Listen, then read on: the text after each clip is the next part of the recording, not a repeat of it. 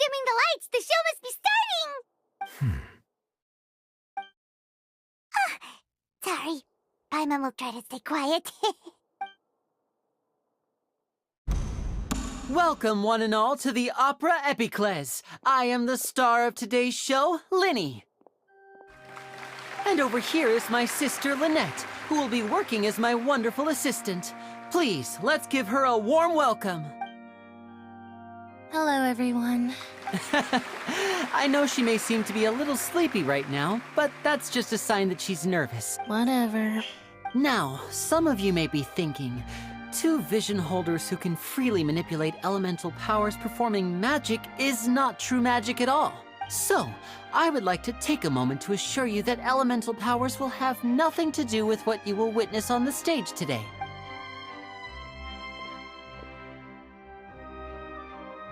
Both Lynette and myself have removed our visions for the show. That way, even the gods won't be able to help us. Oh, good point. That's what makes the show real magic. Now, without further ado, let the show begin. Lynette will now exit the stage to make some preparations. I know you might miss her, but don't worry. She'll be coming right back on stage momentarily. Perhaps in an unexpected way. I'm sure she'll be stealing the spotlight soon enough. Oh, and before I forget, there's one more thing I should say. You never know what can happen in the blink of an eye. A magician's greatest skill is making things disappear or appear. The possibilities are endless.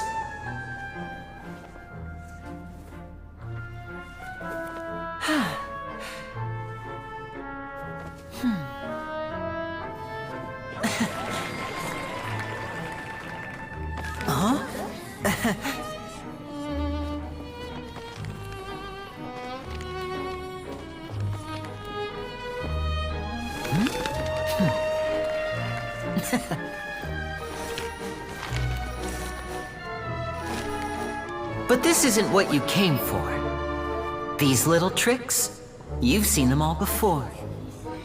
So it's time for something truly extraordinary, don't you think? This one's a little tricky.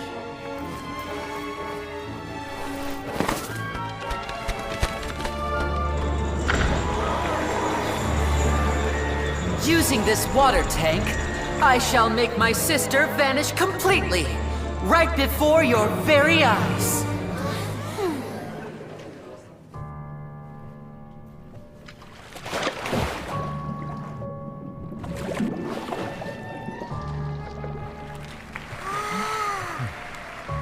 It's actually quite simple.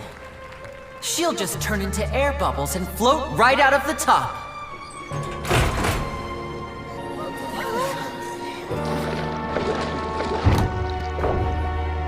Oh no! I told them to check all the props carefully. With the lid on, even air can't escape. An amateur magician would be getting very nervous right around now. Luckily, it's me on stage, so let me show you what a true virtuoso can do.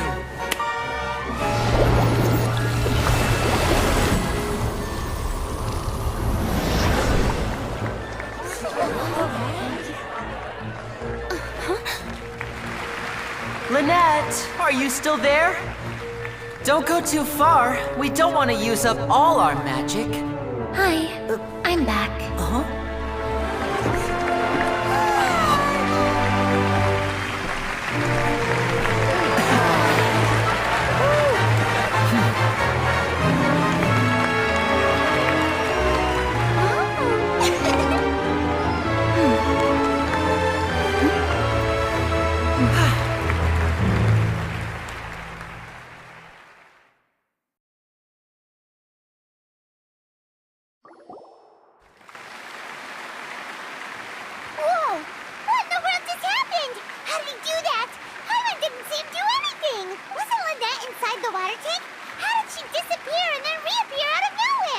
If we could see easily through his tricks, then that would mean that his skills are still lacking. To appreciate magic, you should focus on the show happening on stage, rather than getting caught up in trying to see that which has been intentionally hidden. Guess you're right. Paimon couldn't couldn't believe her eyes when Lynette reappeared. Amazing! Thank you, everyone. I'm glad you enjoyed that performance. But our magical journey has only just begun. I've prepared even more astonishing surprises for everyone here. The magic of transformation and disappearance can go far beyond what you've just seen. I'm sure many of you are thinking that escaping the water tank was impressive enough. But Lynette is still my assistant after all. In which case, I have ample time to make all necessary preparations. So, for my next trick, I will require the participation of one lucky audience member. Please, if my assistants could bring out the magical boxes now. There are 2 boxes and only 2 boxes. One is here, and one is there in the aisle among the audience. I'm sure many of our clever audience members have already guessed our next magic trick. A swap! Our lucky audience member and I will each enter a magic box. After 1 minute, we will each emerge from the opposite box. Now please, everyone pay very close attention to the box you see here. Don't give me any chance to make a move. Wow! How's he gonna do this? Hey, do you think this is all magic tricks, or does Lenny have actual superpowers? The lucky audience member will be generated by this random number selector. It selects numbers entirely at random. Even I don't know who will be chosen to participate. Now then, let's begin.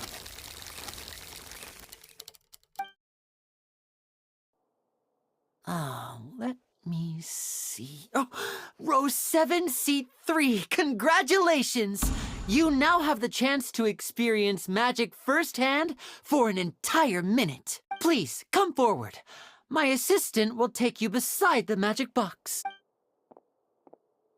I'm sorry, it might be a little cramped inside, but no need to feel nervous. We've carefully arranged everything for you to be as comfortable as possible.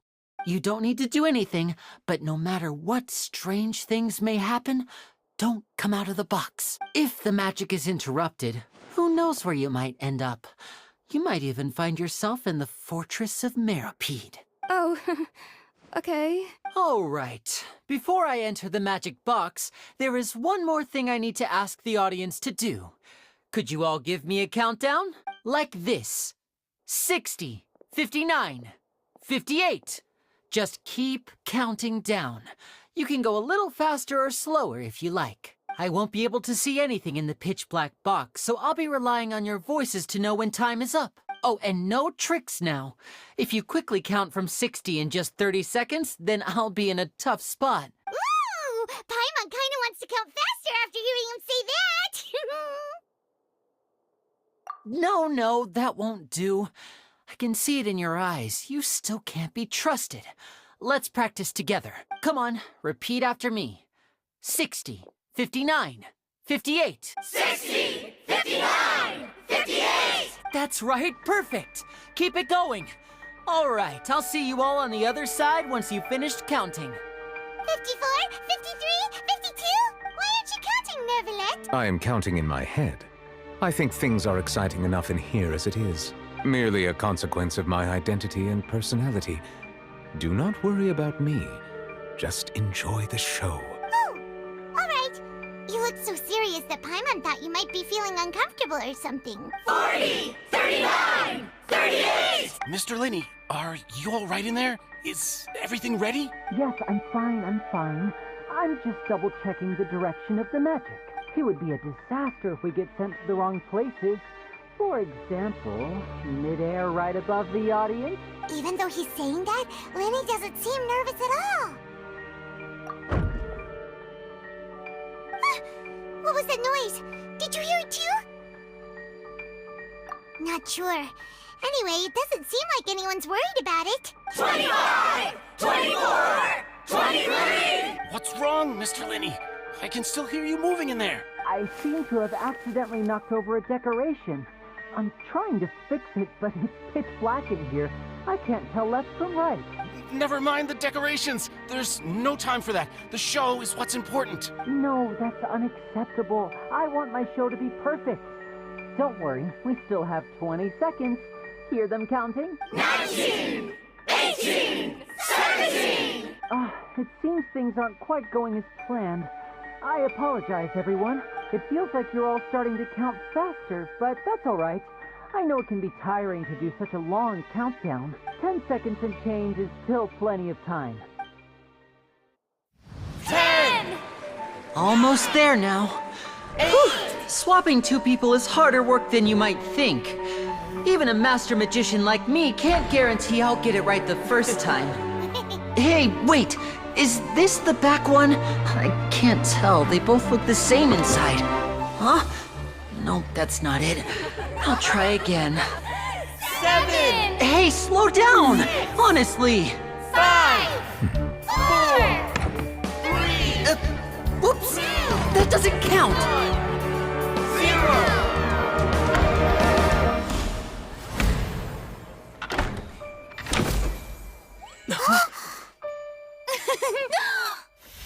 Ta-da!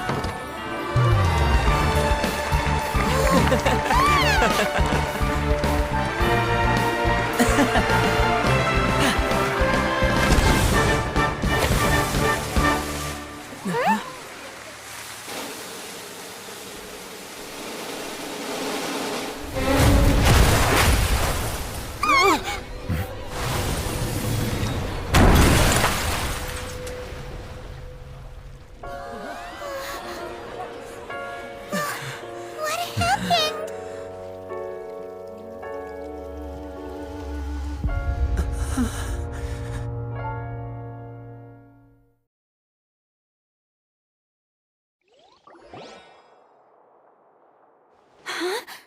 Is this part of the show? Mr. Lenny, you're going to use magic to fix the stage now, right?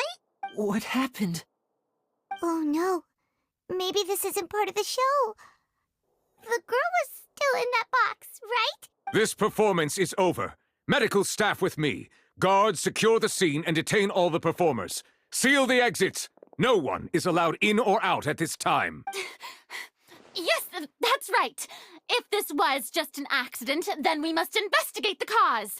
But if this was all part of some scheme, then those accountable will not escape the judgment of the God of Justice. No need to be alarmed, you two. We'll get to the bottom of this soon enough. Back when our parents first died, Lynette and I were left wandering the streets. To survive, I took to surreptitiously observing an older street performer who did magic. It took me several days to figure out how he pulled off his amazing tricks. I took my sister through several streets until we found a crowded corner, and we began to perform magic tricks there. To my surprise, we proved to be pretty popular, and we could at least stop worrying about where our next meal would come from for a time. But I didn't want my sister to remain a street rat together with me forever. Before long, an aristocrat came to me and claimed that he wished to take us in after watching my performances. So you went from orphans to nobility just like that? That was how we felt at first, too. As if fate was on our side and we could say goodbye to those painful days. But I gradually discovered that while we were called foster children, he was really after my talent for magic tricks. He would constantly take me to all sorts of banquets to garner attention, which he would then use to expand his social circles. That doesn't seem too bad either. Better than roaming the streets at any rate. It took a while for me to realize just how dark his heart really was. After one particular performance at a banquet, I discovered that Lynette was not on the same return vehicle as me. I waited a long time after we returned home, but she did not come back.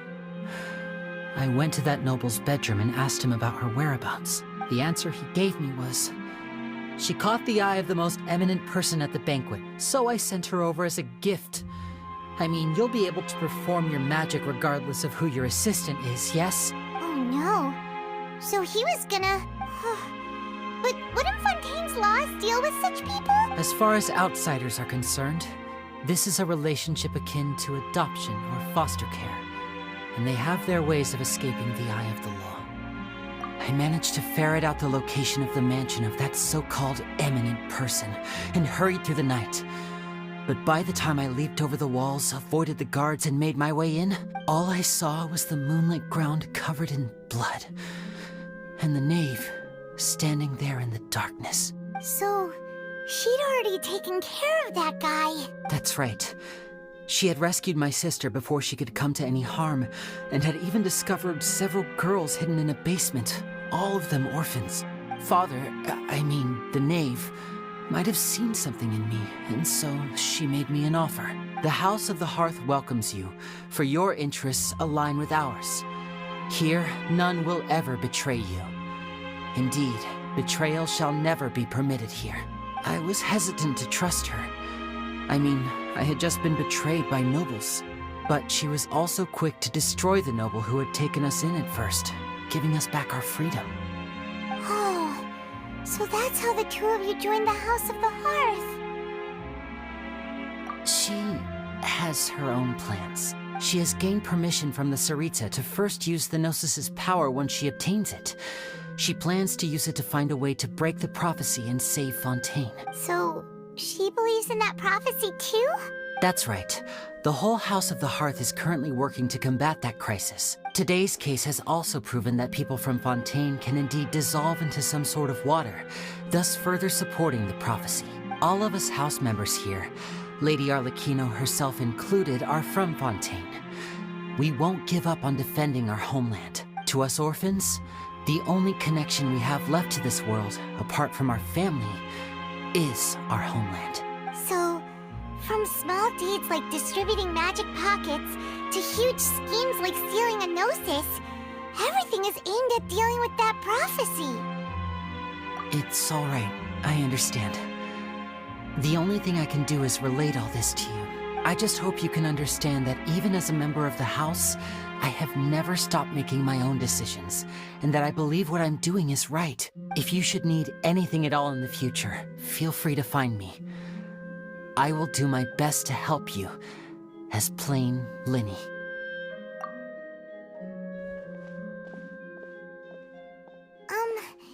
Bye, Linny! I simply cannot allow Lynette to be abducted again. I have to go. I'll find a way to get them back! He's rushed out the door! After him!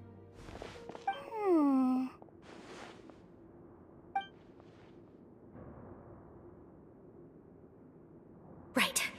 I feel like we still have some room to make changes on these details. It's not impossible, but it'll require extensive testing. Is that so? Very well. Then please be mindful of the time. Huh? Is someone? Pack everything up. Whoever's outside is eavesdropping. They'll probably come in once we stop talking.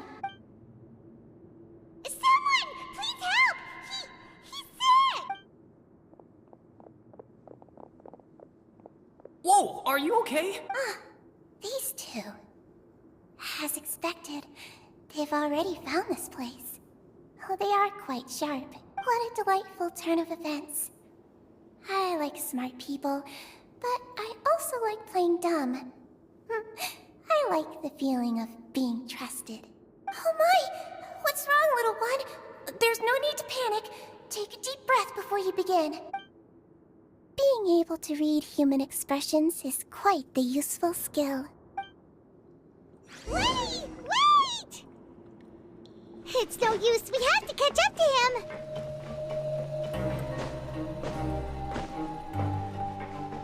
He's already out of sight. How is he so fast? Let's go head him off at Wriothesley's office.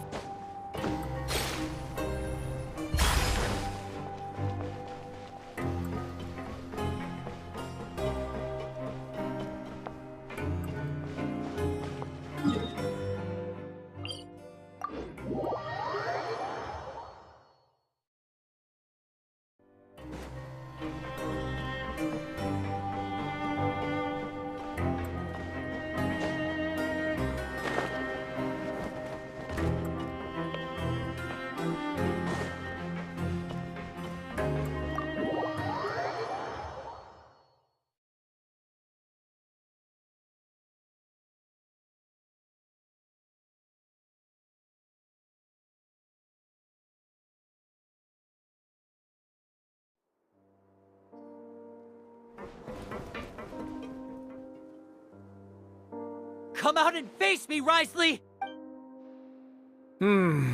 Aren't we at an administrative office space? Why don't you at least try to follow even a couple rules from the fortress's indoor management regulations? What did you do to my sister? I ran into the young miss at the infirmary. I'd heard that she was suffering from quite the migraine, so I decided to invite her over for a cup of tea. I do have some teas in my collection that can work wonders against such an illness. Stop joking around! Where did you take my siblings? I have also heard that your performances are quite the spectacle. Miss Lynette would sometimes enter a box filled with water, only to emerge the next second from another place altogether. Maybe she'll appear behind you right now if you were to turn your head. Is he trying to trick me into turning my head? No, he's probably not looking to attack me right now. All of the hostages are in his hands, and he's even in the mood for small talk. That means Lynette is probably still alive. You knew we were investigating the infirmary from the start, so you deliberately aroused the Traveler's suspicions and baited us into continuing our investigation, just so that you'd be able to kidnap Lynette. As for Fremine, no, you probably didn't even interfere with Child's escape. You let him go, so you could purge the Fatui members that we had planted into your ranks. There was no need to do so. The Fortress of Meripede is a pretty pleasant place. Most people enjoy their lives here. The only ones who act differently are those with personal agendas. It was quite easy to identify your colleagues. You removed our original members and spread the news of Child's escape so Father would assign our team to come down and investigate. Fremine has also fallen into your hands, right? If you're oh so omnipotent and so in control, why would you need hostages? One correction. Lynette is in my hands right now, but Fremine is not. He's not. What do you really want? Lenny! Oh, wonderful. Everyone is here, so I'll only need to say this once. Thank you so much for cooperating with me. Eager and to the point, I see. Alas, only Miss Lynette is currently having a cup of the fortress's finest tea. Although, as per your original plan, Mr. Fremine should also have returned to the fortress by now. But he has neither shown up within my gates, nor has he been taken into any kind of custody. So where do you think he may be right now? Wait, you can't mean you locked him outside in the sea? I closed the fortress's gate to the outside world. That's all. Fremine's a star diver, so he should be fine, right? No, we're still here, so he definitely tried to find a way to come back for us. So we can't assume he might have made a break for the surface. But why would I do this, you may be asking? To have an audience with you, of course. My intel tells me that Mr. Linney is a great magician, so it's only natural for me to want to have some cards of my own when it comes to negotiating. Besides, I do recall you mentioning to Miss Lynette that you've always wanted to have a face-to-face meeting with the Lord of the Fortress of Meripede, regardless of whether it was in a personal or a professional capacity. Well, you got your wish. So, you've been keeping tabs on us before we even set foot in the fortress. Some of my folks just happened to hear a thing or two, that's all. In any case, I will be straight with you. I was willing to play dumb and turn a blind eye, so we had a pleasant few days playing games together here. But once you started focusing on the Forbidden Zone, all of that changed. Mr. Linney, the cards are stacked against you right now. Miss Lynette is in my hands, and Mr. Fremine is still slowly being pickled out there in the brine. You know just as well as I that he cannot last out there forever. You need do but one thing to guarantee their safety. I would like you to contact your superior, and ideally invite her over for a cup of tea with me. You want to see Father? But why should she bother giving you an audience? Well, if she cares for the well-being of her dearest children, she should have plenty of motivation to join me for a parents' evening. I've heard that the bonds between the members of the House of the Hearth are like the bonds of family. I don't see why she would refuse. Why did you think Father sent us to handle the Fortress of Meripede? This place is basically a no-man's land. It wouldn't be fitting for anyone as important as a harbinger like Father to come here in person. Oh, I see. So it's because she doesn't care for my place here. That's such a shame. After all, I've amassed quite the tea collection. I was looking forward to sharing it with her. Both Monsieur Neuvillette and Lady Furina have already received many samples as gifts. Was this the extent of your master plan to get to Father? No matter how much pressure you may put on me, I won't allow you to use us to blackmail her. You people really are difficult to get along with. All I'm asking for is a face-to-face conversation. Does she truly have no interest in the fortress's secret? Mr. Linney, you have one last chance to invite your father here. If you refuse... Linny! Instead of asking why I'm doing this, why don't you try to see things from my perspective for a second? From the very beginning, the Fatui has been actively infiltrating my fortress. I gave you a warning by cutting off the first few operatives I found, but that only caused you to double down. Had you given up on the fortress then and there, I'd have no reason to want to talk. Mr. Fremenet left the fortress on his own, and Miss Lynette tried to pry out my secrets right in front of me. No matter how you look at it, the responsibility for this falls on you. I shouldn't ask Father to do anything because of us. 6, 5... Wait, 2, 1. Time's up. It really is a shame, Mr. Linney. Wriothesley! Negotiations have broken down. Please leave, ladies and gentlemen. It's time for my afternoon tea. Yeah, listen to the Traveler. If you can't talk to Linny, can you at least talk to us? You do realize that I'm only letting you go because of Neuvillette, yes? You're here helping him out, and I've already done my best to stay out of your way. But that doesn't mean you can just do whatever you want. The fortress may be small and remote, but it still has its own set of laws. Then how about this? Those who are capable deserve respect. You've spent quite some time investigating my home turf by now, so why don't you tell me a thing or two about what you found? I'll ask you 3 questions. Answer all of them correctly, and I'll agree to your request. Question 1. Regarding the hidden rules of the production zone, what is the truth behind the one about not being allowed to work for 3 days in a row?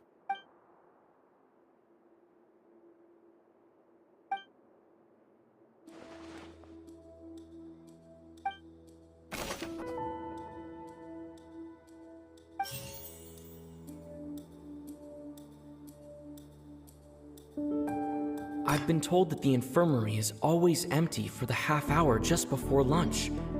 But what could Sigewinne be doing during that time? The Fonta promoter has been struggling because he doesn't recognize the real value of coupons. Meanwhile, the Duke believes that only idiots who don't understand the value of coupons will spend them on Fonta. We often see Miss Sigewinne observing the prisoners at work near the production zone. It seems like she can perceive the general state of a person's health just by looking at them. Fonta's internal report suggests that they're starting a new trial of an unnamed and unpackaged product. But the product has to undergo a trial because even Fonta's own employees have a lot of reservations about it. The research notes said that the Melusine race perceives the world very differently from humans. As a result, the Melusines have also developed a sense of aesthetics that appears rather strange and alien to humans. According to Collins, the Pancration tournament only took place because the Fonta company sponsored it. The company must want a return on their investment as well. We often see Miss Sigewinne. I've been told that the infirmary is... The research notes said that the Fonta promoter has... I've been told that the infirmary is always The research notes said that the Melusine race perceives... According to Collins, the Pancration tournament... Fonta's internal report suggests that the... I've been told that the infirmary is always empty for the half hour just before lunch. But what could According to Collins, the Fonta promoter has been struggling because he doesn't recognize... The research notes said that the Melusine race perceive...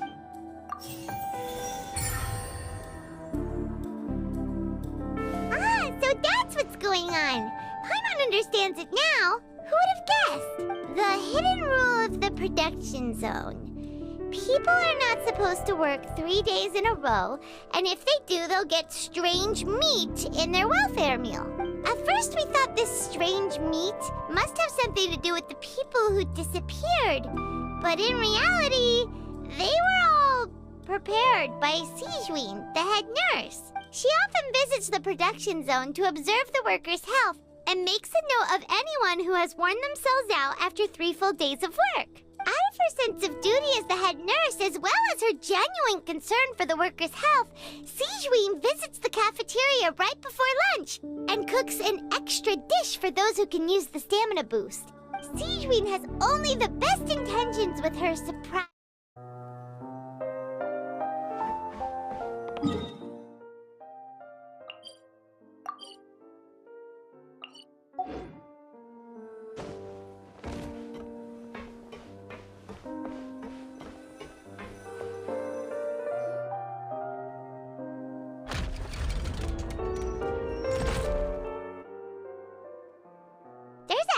Door here?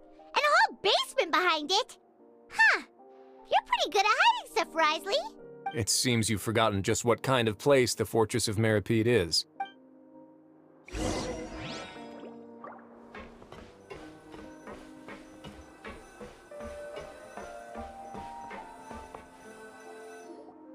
Stand on the central plate. Wait, is there a secret mechanism or... Whoa!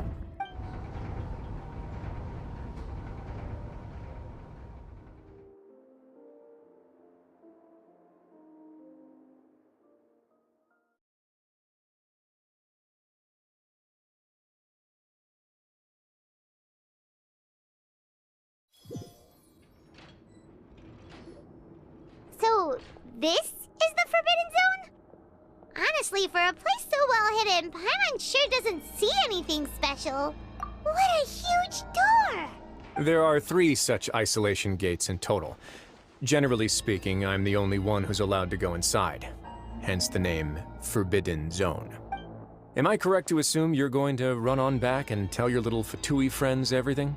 Well, Paimon wasn't thinking of keeping anything from them. Well, I'd advise you wait until you've seen the whole truth of this place for yourself before deciding whether or not to tell them.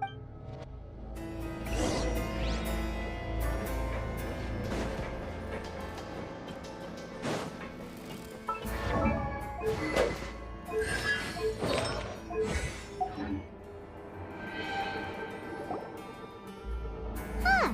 So there's a switch on the side. Stand back.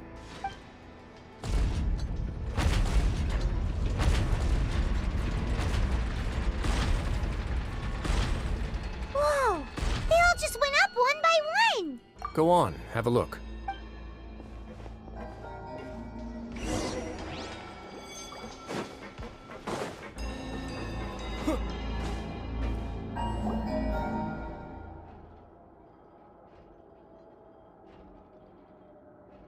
I've been interested in what lies beyond that gate ever since I assumed leadership of the Fortress of Meripede. Of course, it would be unwise to recklessly open it, but it'd also be risky and negligent to simply ignore any potential danger that could be behind it. The readings on that dashboard have not budged since the day when I first laid eyes on this place. But over the past year, the needle has crept upwards from its original position, likely because some parameter it's been tracking has changed, if only infinitesimally. Normally, I would have ignored it, but I happened to have some free time when I noticed it, so I investigated. Any guesses what the reading could be tracking? Very reasonable guesses. I've considered both of those as well. Unfortunately, our dashboard is tracking something less ordinary. The temperature should vary with weather and climate changes, so for something that rarely shifts, the water pressure is more likely. We ran a few tests to increase the pressure from the outside, but the readings didn't change at all. Later on, a few more possibilities occurred to me, such as a potential connection with the primordial sea. I began to make a few preparations based on that hypothesis. Over the past few days, the needle has moved again. With that, and the symptoms that Fremine displayed after leaving the fortress, I can now confidently conclude that the readings represent the concentration of primordial seawater in the seawater nearby. The concentration of primordial seawater? But we're already under the sea! And that is precisely the problem. We're at the bottom of the sea, and now we're surrounded by toxic seawater. Somehow, primordial seawater got mixed in, and the concentration is steadily rising. Yes, that's very likely. But forget about the two of us. Not even Neuvillette knows where the primordial sea could be, much less where we could find and plug a leak. Oh. Oh! Seems like you've figured it out. I believe the primordial sea lies directly beneath this sluice gate. For some reason, the primordial seawater levels have risen significantly, and it's now very close to us. The indicators are now red.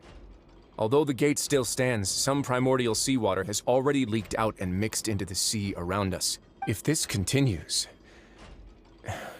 soon it will no longer be able to hold back the primordial sea at all.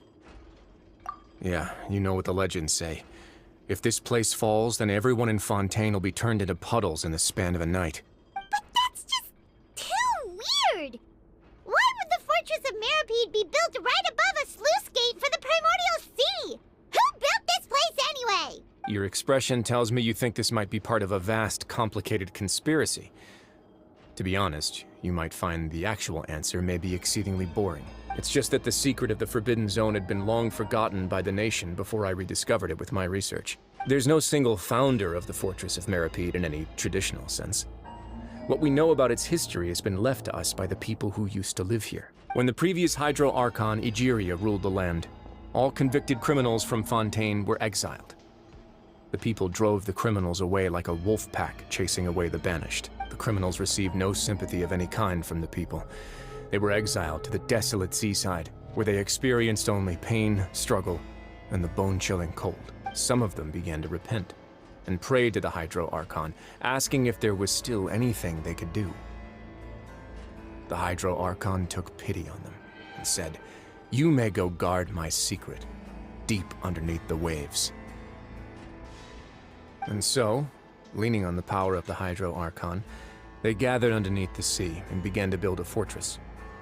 They became a community down there in the deeps, and over the years helped it to grow. As the number of exiles increased, more and more people joined the community. When the first group of exiles died, they left the yet unfinished fortress to their successors. The Hydro Archon continued to lend her support, allowing the fortress and what it stood for to continue growing ever larger. Before long, this dark underwater fortress became the sinner's only home. And with that, the people here stopped referring to the fortress as a prison. They saw themselves as repenting sinners who would regain their freedom once they had sufficiently redeemed themselves. But as time went on, people also realized that the fortress was a lonely place. Once they had gotten used to life here, they could no longer feel comfortable living in the overworld. Once they had finished serving their sentences, some people left and some others chose to stay. They'd find some idle position and let their withered souls fade away with the ancient secrets of the past. After many, many centuries, few people still remember the reason for the fortress's founding. Now they just see it as an integral pillar of Fontainian society, as the place where criminals deserve to be sent. Now and again, researchers manage to break one law or another and live out their days in the fortress. I learned all this from an elderly historian. Everyone else just thought he'd made it all up. But now you know every part of that history is true. Indeed. It's just as the prophecy says. If this gate fails, then everyone will be dissolved into the sea. To be frank, not really. But sadly, that hasn't stopped this prophecy from proving all too accurate. Prophecies are troublesome things. Just hearing one will create the first wave of panic. Seeing signs of it will bring about the second, and actually witnessing it in real time, the third. Let's go somewhere else. I want to show you something.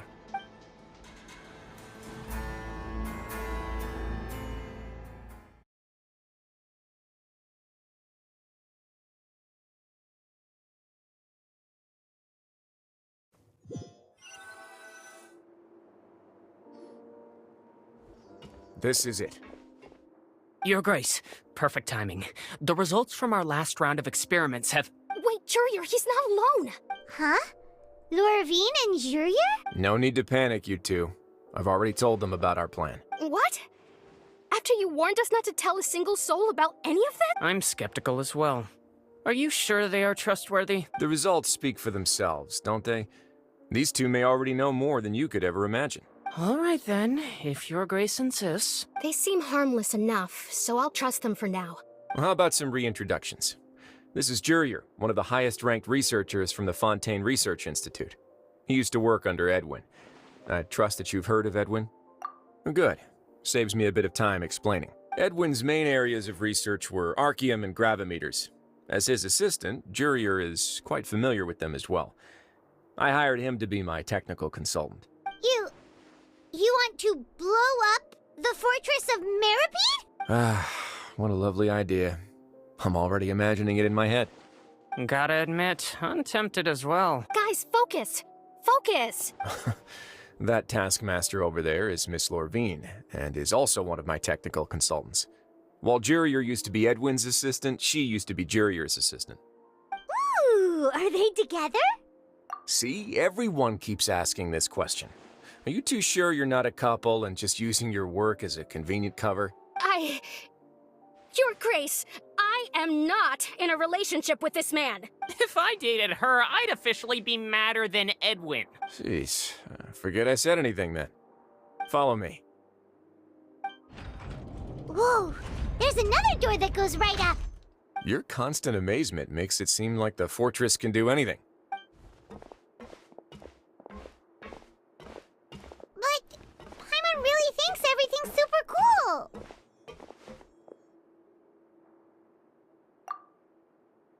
Well, let's spice it up a bit. And here you go. What a huge ship! This is also a production zone that Paimon's never seen before. What's going on? How much do you know about Fontainian history? Not much at all. Well, then maybe you haven't heard the story of ancient Lemuria. To give you a quick rundown, Fontaine used to be ruled by the Lemurian dynasty. According to legend, the Lemurian king Remus came to this land after being inspired by divine revelation and found the seer Sibila, who had taken on the form of a golden bee. Taking the golden bee with him and riding on a huge ship, the Fortuna, he created his nation above the surging waves. He called his nation Lemuria and used the Fortuna to incessantly search for new tribes and islands, calling on them to join his empire. There's a ship in this story too? Where there's water, there'll be ships. People believe that hope can always be found at the end of a voyage. Do you believe that too? To a point, I think. As you've already seen, I have a whole factory's worth of labor, materials, and technology at my disposal. Certainly can't hurt to give it a try. So the moment I began to speculate that the primordial sea might lie underneath the gate, I also began this project. Were you inspired by the legendary Fortuna? Maybe. Fontainians need something to hold on to cope with the impending disaster. Were the workers to find out the truth behind this ship, riots would destroy the fortress faster than any catastrophe. As the fortress's administrator, I'd never make such a reckless call. All right, that's enough talking for now. I'll need another 3 cups of tea to soothe my throat. Do you have any other questions? Seems like you're good. Come on, I'll take you back.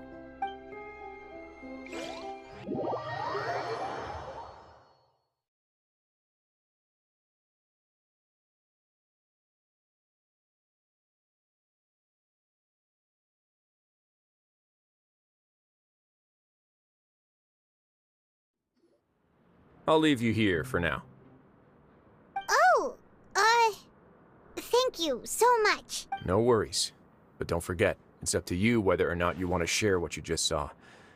What you do from here on out will likely affect those 3 as well.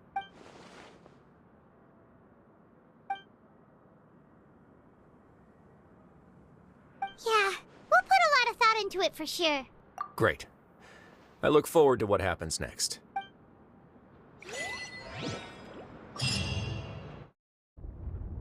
What happened? Why is everyone running? No idea, but something must have happened. Stop asking! Who's yelling? Paimon still wants to sleep.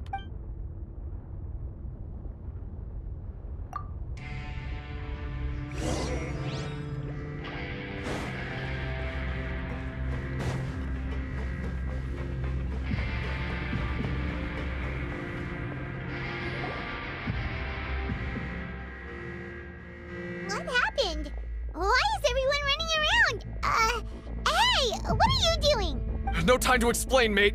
Goodbye! Hey, wait! What's wrong with these people? They won't even talk to us. They're here! There you are! Oh, thank goodness! Quisto and Laveroon, do you know what happened here? We came here especially to inform you. Something seems to have gone terribly wrong just now. His Grace is telling everyone to evacuate and get out of here. Laveroon was saying you two are new here and you don't have many friends, so you might slip through the cracks. Haven't you heard all the stories like that? An evacuation is successfully completed, yet you only find out once you do a head count that 1 or 2 people are missing. Wait, weren't you the one who brought that up? Why is it suddenly my idea? Hey, shut up! Okay, whatever. The point is, you should come with us. Yeah, he said to get as far away as possible, upwards and outward. Oh no, it can't be that thing! Whoa, wait, what? What? Hey, where are you going? We have to go find the Duke! You two just go and get out! Go on without him! Hey! Be careful! Attention! Please evacuate upwards and outwards, upwards and outwards. If you're already at the topmost layer, then try to move as far outwards as possible.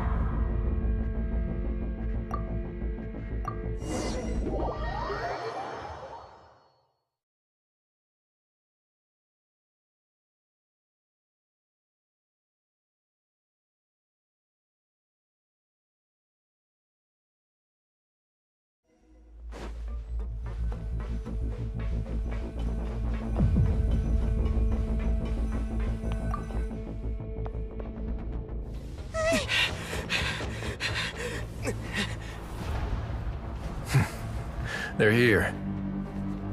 Just like I said. We have it! Huh.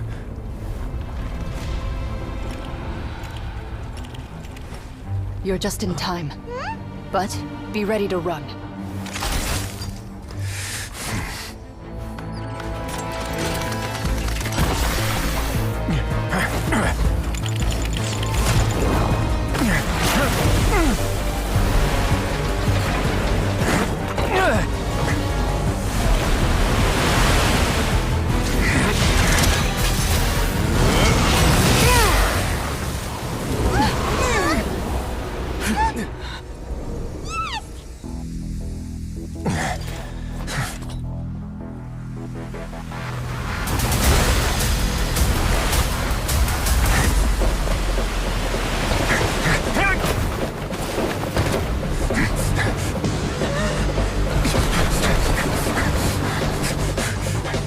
Three, 2, 1.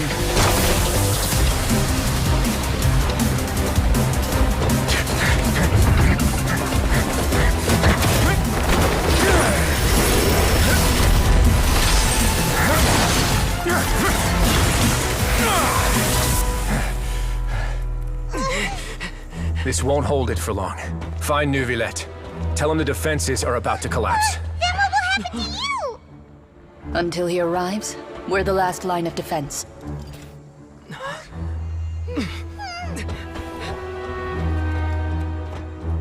The gate.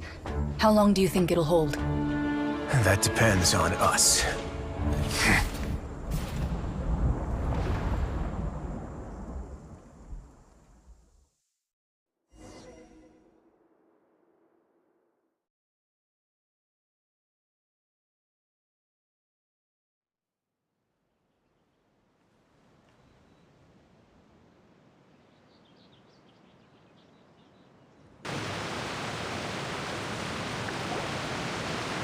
Neuvillette? Why are you here? Traveler, I need you to head to the Opera House immediately. Furina will soon be meeting with the Knave there. You must protect Furina, and make sure she doesn't spend too much time alone with her. Will do. You have my sincerest gratitude.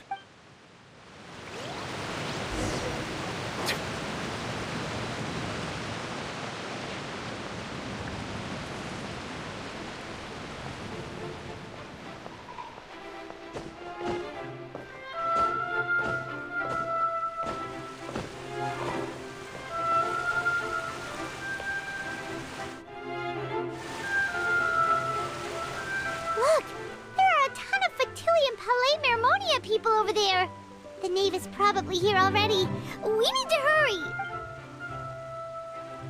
Are you two the Traveler in Paimon? Monsieur Neuvillette has left instructions. Please follow me.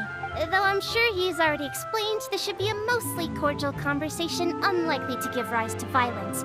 But it would be most appreciated if you could protect Lady Furina to the best of your abilities.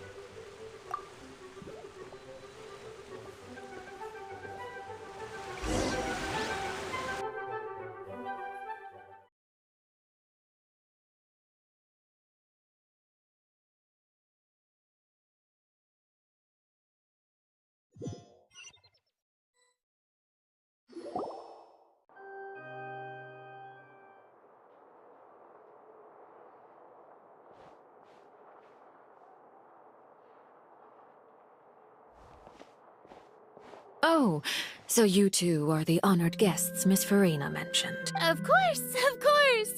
How could they not attend a meeting such as this? I must always have 2 or more guests at my dessert table.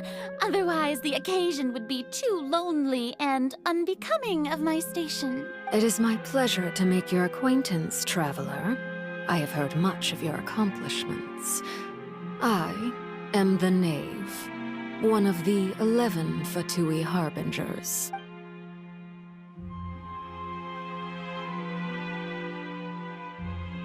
I've already prepared seats for you. Come, sit beside me. Perhaps you two are unaware of how Miss Furina and I do things. You see, we actually recently agreed to get together for tea when we had the time. See this? This is a limited type of confectionery that Miss Furina simply adores. There are only 16 slices sold every day. Here, why don't you and Paimon have a taste?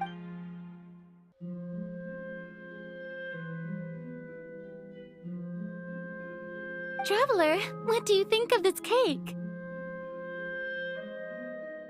That's good to hear. So what Child said was on the mark after all. You do share a taste in desserts with Furina and I. I wonder how he's doing nowadays. You must have heard, right? He's suddenly gone missing. I'm really worried about his safety, you know. Here's to hoping that he's an excellent swimmer. Since we're talking about him, I feel like I should add something. His martial prowess really looked certainly pretty impressive, yeah. Oh, so you're also familiar with his aptitude for fighting, Miss Furina. Oh, right. I almost forgot. Child was subdued by Eudex's Neuvillette right in front of you. Against ordinary people, my colleague would never be on the back foot. But alas, he just never imagined he'd run into such a person. I must express my admiration for Monsieur Neuvillette. Coming from you, that's not surprising at all. But I thought you would be happier to hear the news. Of course, but it's still a bit of a shame. You see, I would have been far happier had I received this news somewhat earlier. As you well know, a long time has passed since Child disappeared. Well, in any case, there's no need to worry. We know for sure that Child is still alive. Oh, and just how do you know that?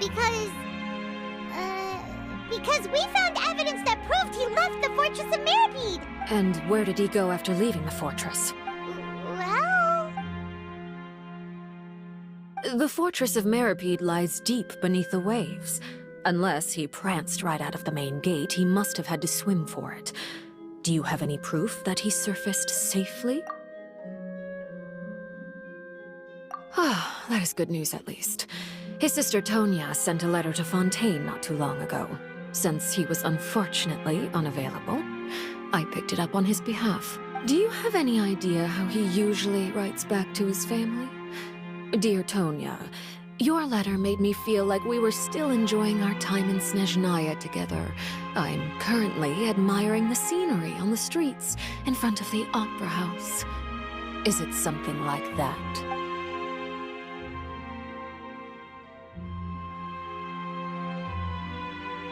All letters tend to follow the same few formats anyway, right? As long as the contents are accurate, it doesn't matter so much how it's written or how it's worded. Hold on. The water in the teacup is shaking. I suppose this is also a sign of things to come, Miss Furina. Huh? I don't quite understand what you're trying to say. Have we entered into the next stage of the prophecy?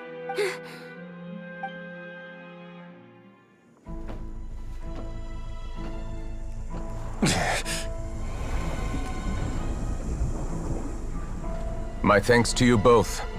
I will take it from here.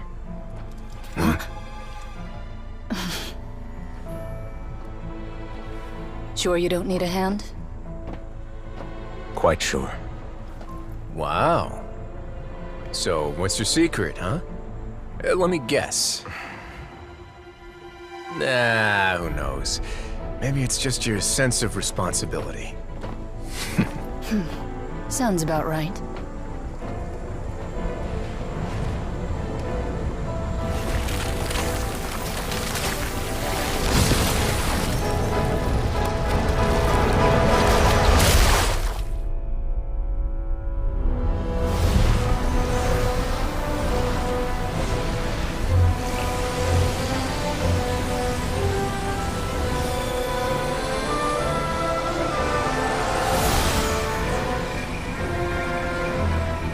Day may come when the prophecy is fulfilled, and the waters burst forth. But it is not this day! This ancient power could easily obliterate an entire race. A tsunami of fury would unleash endless catastrophe.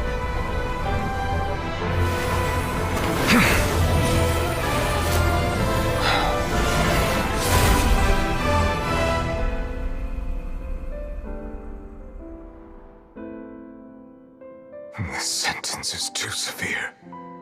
Forgive me for overruling it.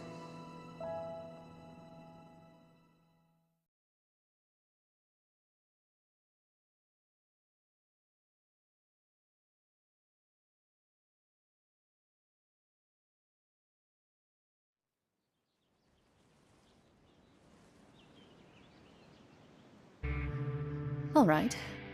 Seems like the problem inside has been suppressed. Let me guess, we're safe for now. Indeed. But only for now.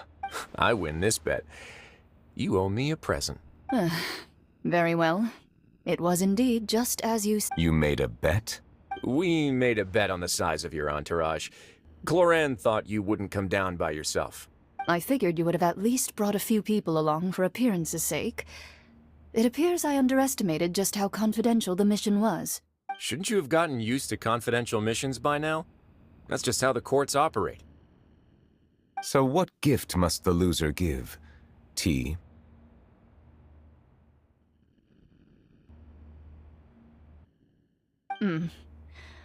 He already has tons of tea in his office. I'm thinking about a set of legal codices. That wouldn't happen to be a dig at my lack of legal awareness, would it? Well, I'm sure His Grace doesn't consider the fortress to be outside the law.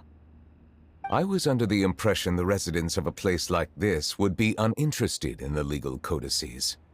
That was obviously a joke. Anyway, you've still got some unfinished business to attend to in the overworld, correct? No need to stay here if you have a pressing matter. We all know you can't leave Palais Mermonia for long. Thank you. I hope everything went smoothly with the Fatui Harbinger.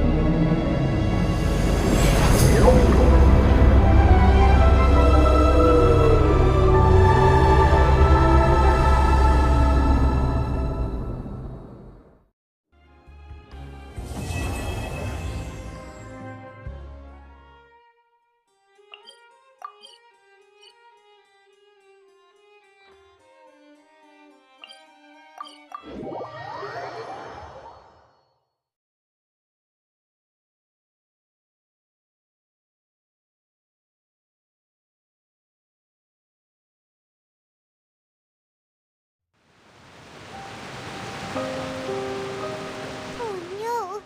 What happened here?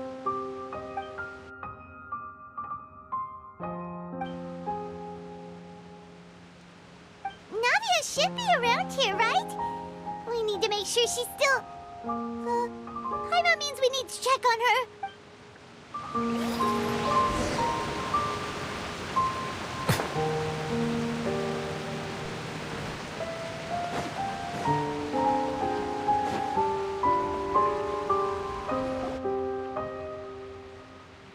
We haven't seen a single soul all the way here. Oh, this is getting scary. What will I ever do now? Look! There's someone on the roof over there! Just stay put! We're coming up! Watch your balance! All right!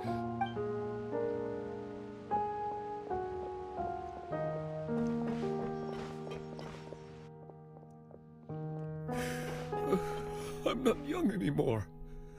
How will I survive on my own? My Desiree! Oh, he looks pretty sad. My leg! My leg! How could this have happened? It hurts! Just hang in there. Help is on the way. You can hold my hand if it makes you feel better.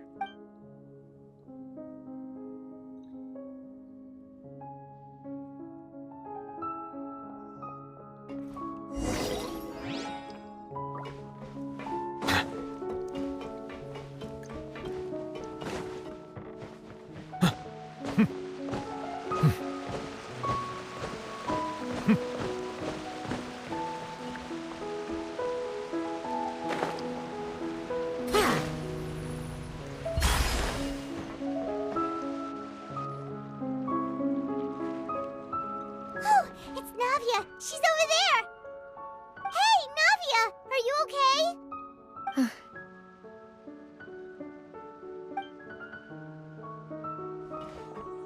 You're here.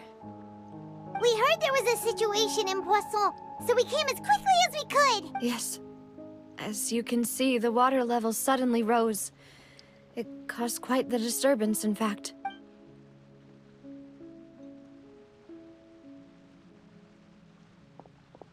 Demoiselle! There was a wounded resident next to a building southeast of here. We've already transported him to safety, but we've run out of medical supplies. He's wounded?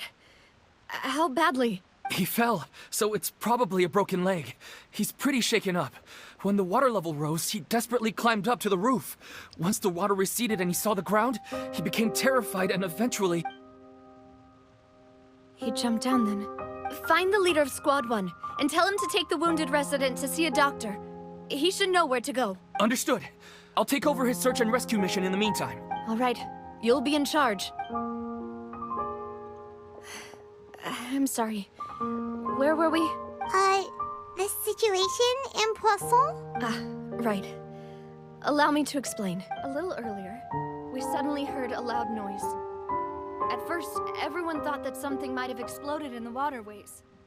But before we knew it, water started pouring out from everywhere. The rushing water seemed a little odd, almost like the unique color of primordial seawater. Some people didn't realize the danger and thought it was just ordinary water, leaking from somewhere. Everyone on the street who happened to be close to the water didn't have a chance to escape. As the water levels rose, they suddenly disappeared. They were all dissolved. Those who realized what was happening started to flee in a panic, desperately trying to get to higher ground.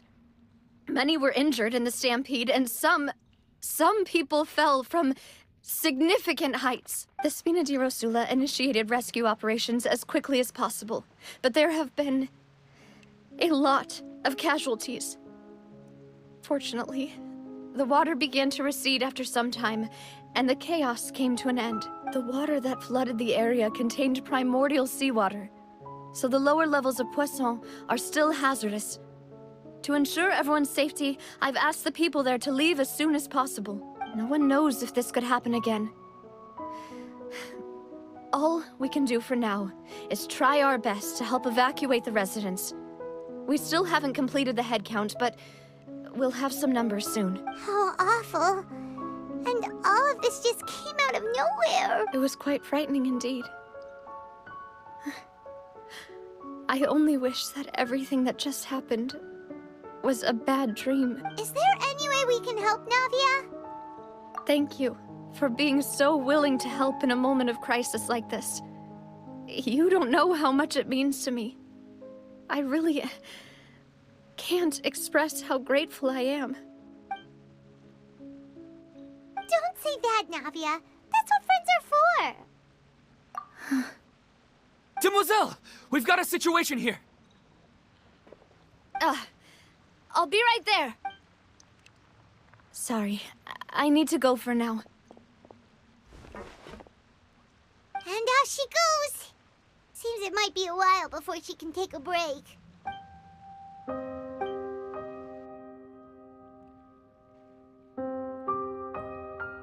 Okay, the wounded are being tended to, and we finished a preliminary head count.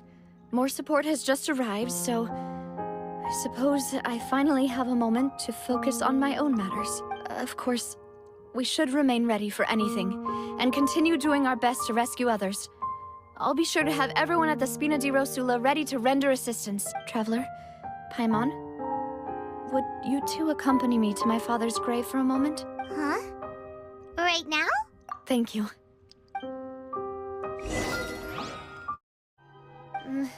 The water levels here are unstable, and there's a chance the water will rise. So staying here wouldn't be safe either. I'll go together with you. Perhaps we'll find the exit just up ahead. All right. Come with us for now then, but please be careful.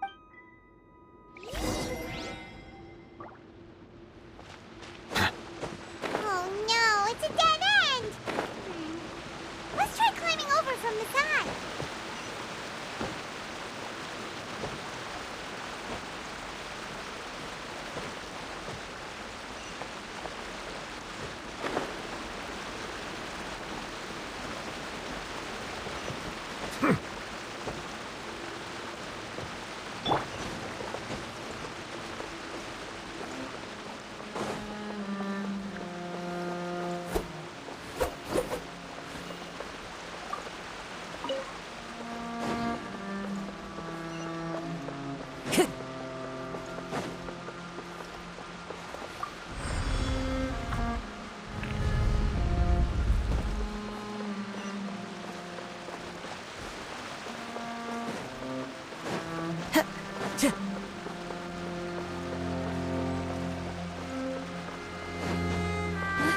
Wait, there's something wrong with this bridge!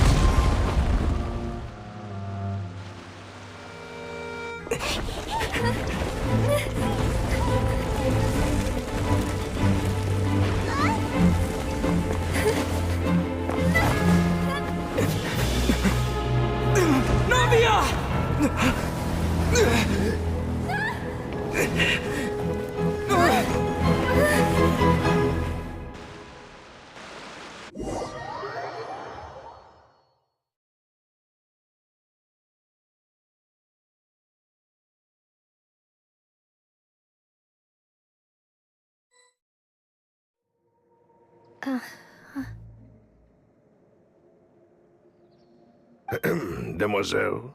Huh? Demoiselle, what are you doing here by yourself? Would you be standing here till dark if I hadn't come to get you? Maybe she just wants some time to herself, Malus. Hmm? Oh, was I sleeping? Yes, it would appear so. I must be tired. That's quite possible. However, you were the one that suggested we go out for a walk. Oh, right. I nearly forgot. It must have slipped my mind when I dozed off. I haven't had a nap today yet. Have I? This is a familiar feeling, yet something's a little strange. Is something the matter, Demoiselle? Oh, no. No, I'm fine. I was just trying to recall why we came out for a walk.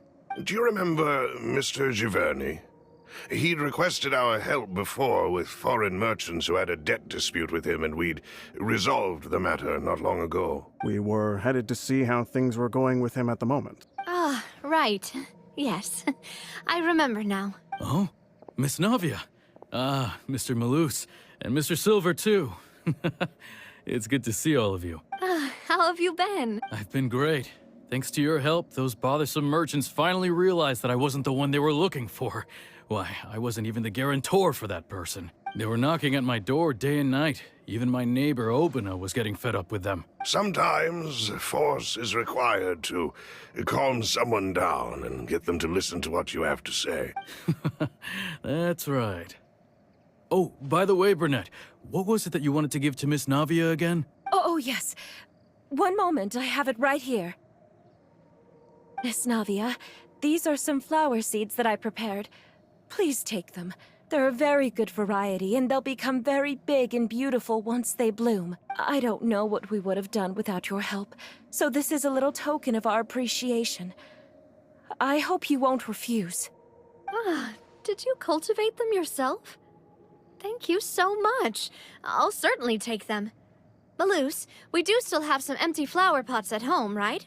Why, we can have as many pots as you'd like, demoiselle.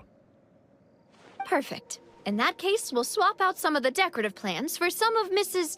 Burnett's flowers. Very well. Wait. Something seems to be off here.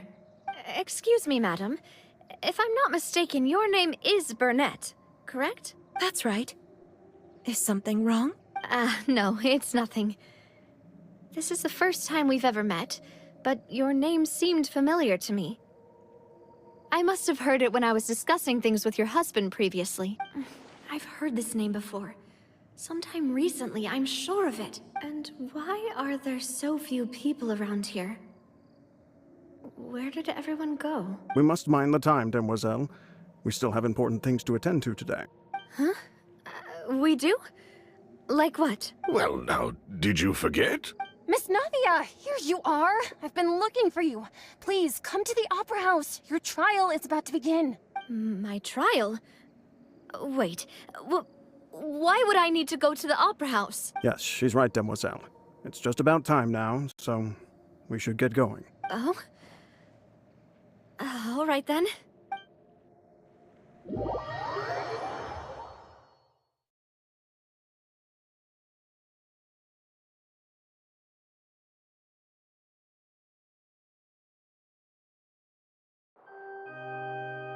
Look, it's Navia!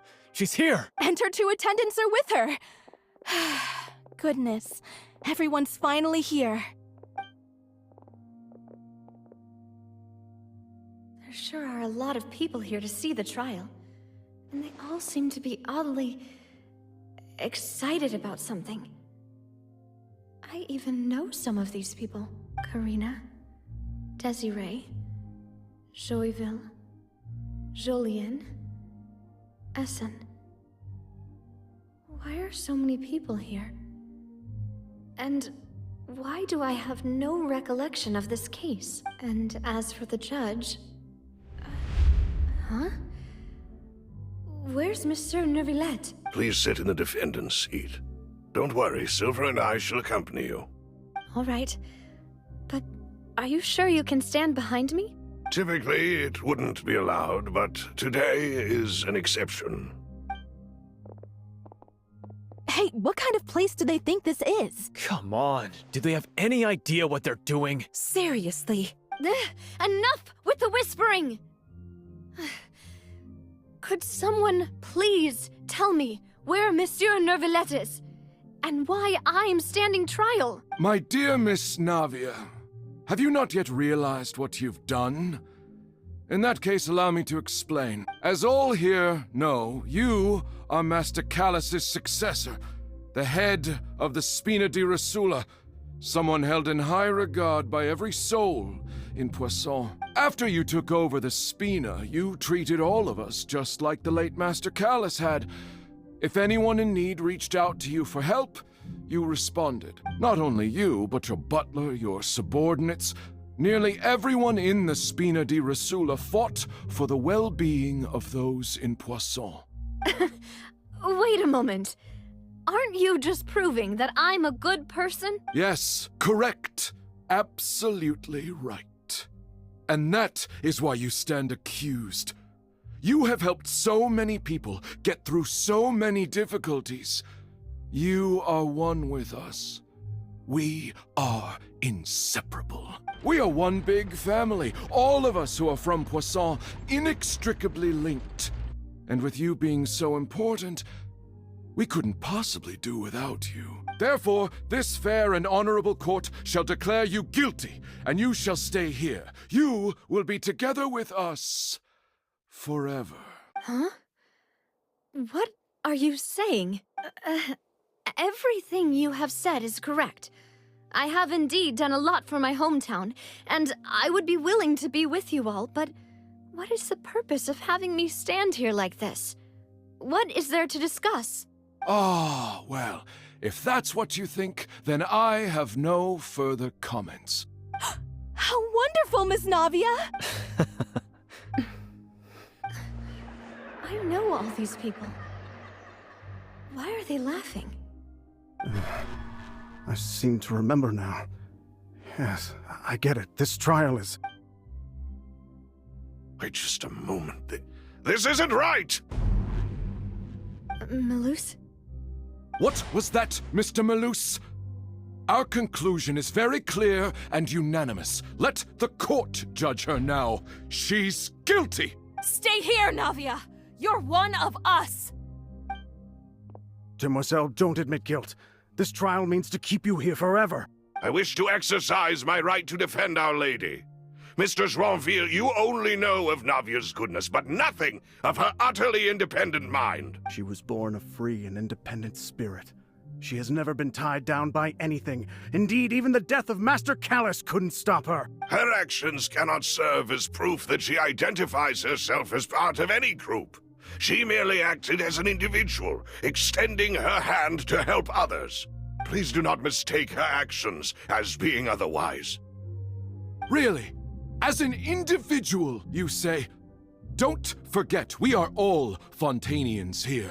This is the nation of justice, the nation of Hydro.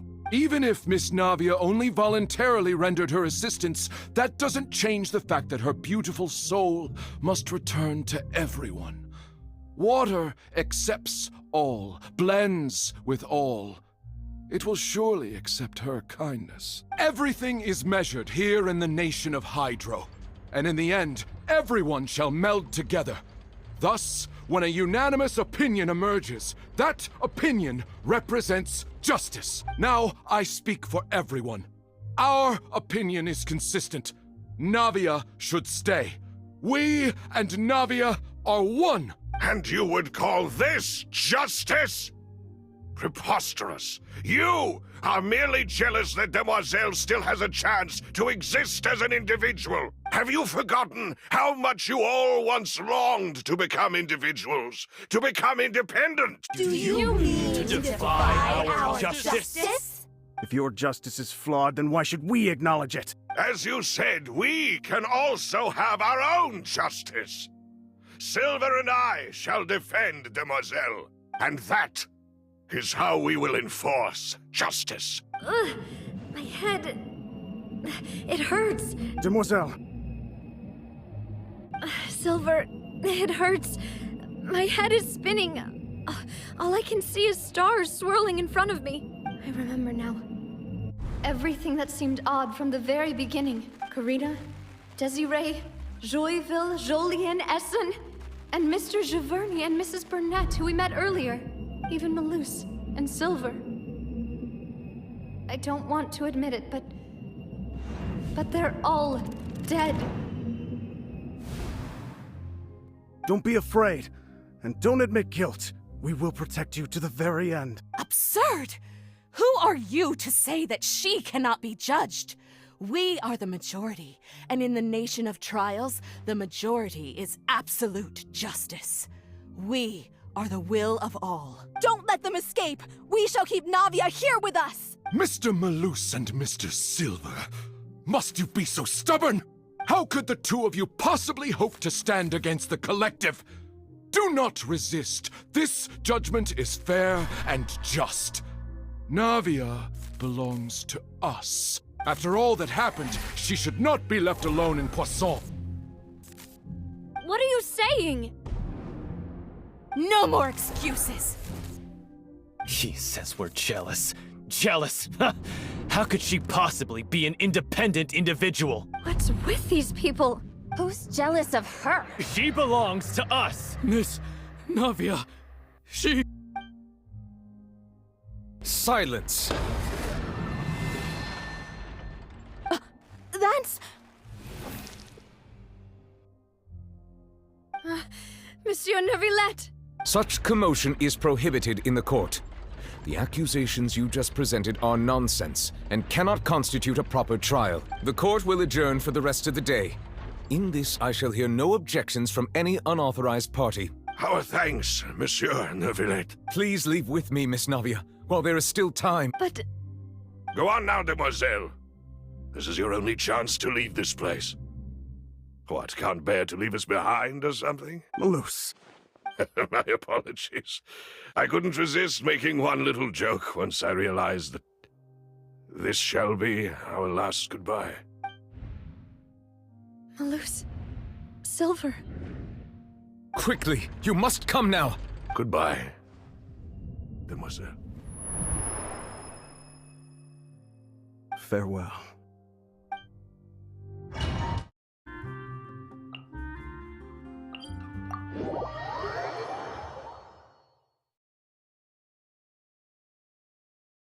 This place looks deserted. Guess all the survivors must have evacuated already. All that's left here are signs of devastation. Could Furina really be here? Let's try to find her as soon as possible.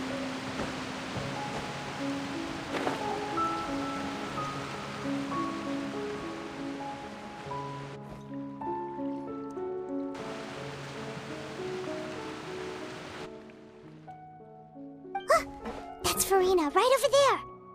She really is here all on her own. Should I just give up?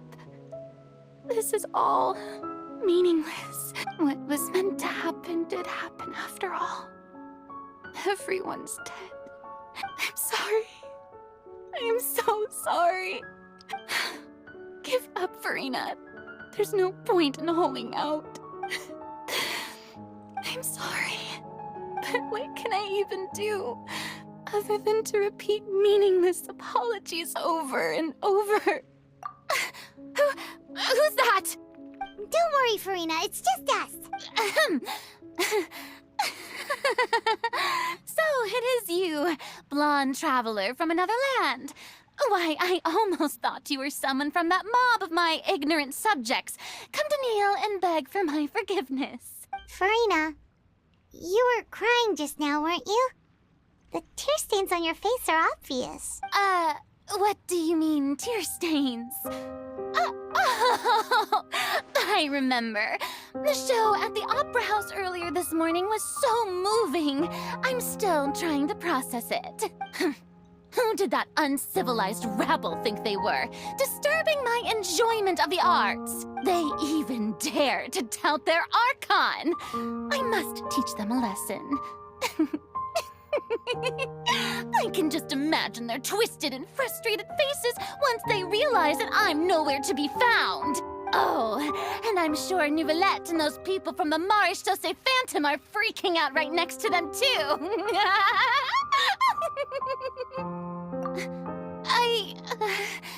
Of course not. Hey, there she is! The Hydro Archon's over there! Quick, after her! Furina, those people seem to be after you. They are? They're just some rabid fans who want to cut the line because they haven't been able to meet me in person, aren't they? That's against the rules. I can't let them get their way. Furina just ran off!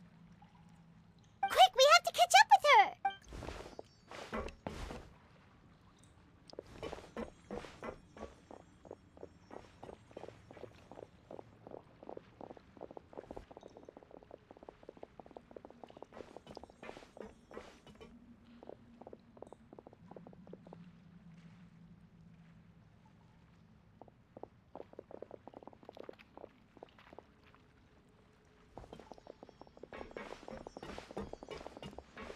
This should be the place, right? Hey, Furina! There's a good hiding spot over here. Quick, come to Paimon before the rest of them catch up to you. What is this place? Hurry, they're almost here. Fine. I suppose haste is warranted. Lead the way.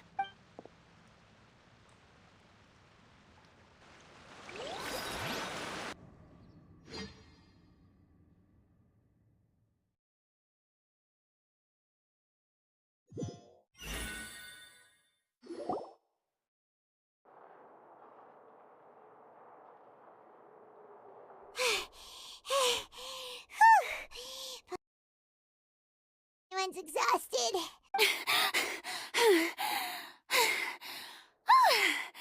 I'm so tired.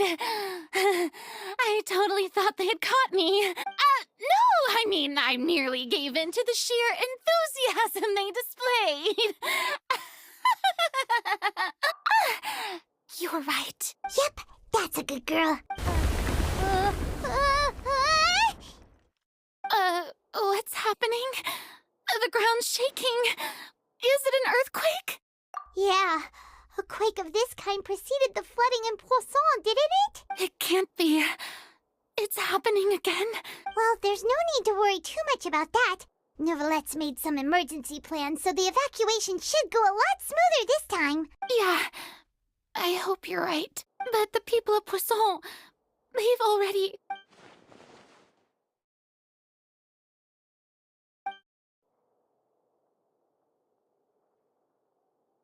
It's true. I've been investigating the prophecy for hundreds of years. I once had informants all over Tevat, searching for clues and feeding information back to me. I've tried all kinds of ways, too, to hold back the sea. Anything to keep the coastline from advancing. But all my efforts proved to be futile in the end. Really, the truth has been clear to me for a very long time. We cannot make an enemy of the divine.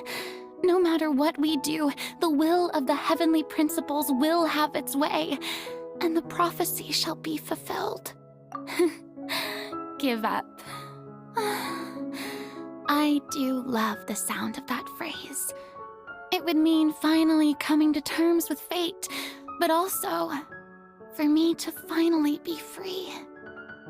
Indeed, I've thought about giving up so many times. Especially after we almost lost Poisson. Fate is really unreasonable, isn't it? It has no heart and obeys no rules. The prophecy has only just started to come true, and so many people have already lost their lives. But just now, it all became clear to me. I still don't have the right to come to terms with fate on behalf of everyone else. As long as the final moment hasn't come, it's still not too late. Don't worry. I will keep hope alive for everyone until the very end. Well, that's enough for now. I got the impulse to play the stricken maiden, but honestly, considering my rank and station, that wasn't a good fit at all. Don't take any of what I just said seriously. How could I possibly let Fontaine fall to the whims of trivial prophecy? Come on! Paimon could have sworn you were actually being honest just now.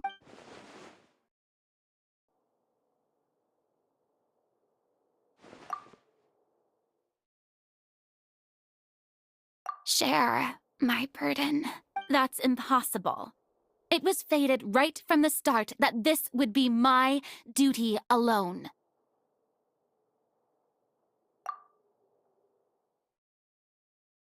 A witness.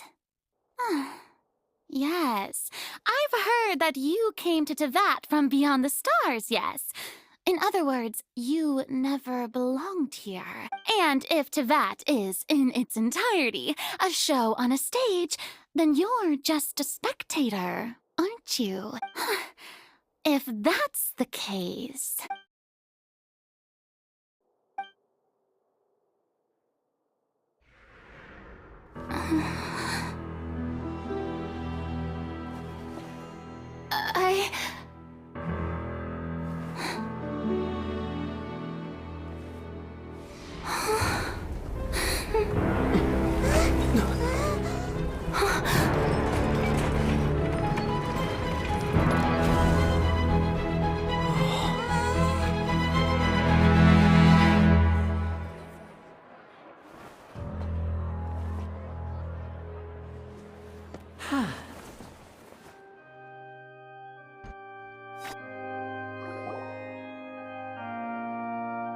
Ladies and gentlemen, this concludes my opening performance. Now, without further ado, we may proceed to the trial of our god. So this is what it is. Yes, you deserve praise for the effort you took to raise the dramatic stakes. Do not forget, however, that I am Focalor, the god of justice, the embodiment of justice itself. Does it not strike you as even the least bit absurd to bring the very concept of justice to trial? May I interpret these words as your refusal to stand trial? In that case, you will have the opportunity to defend your honor through a duel. You would draw your blade against a god?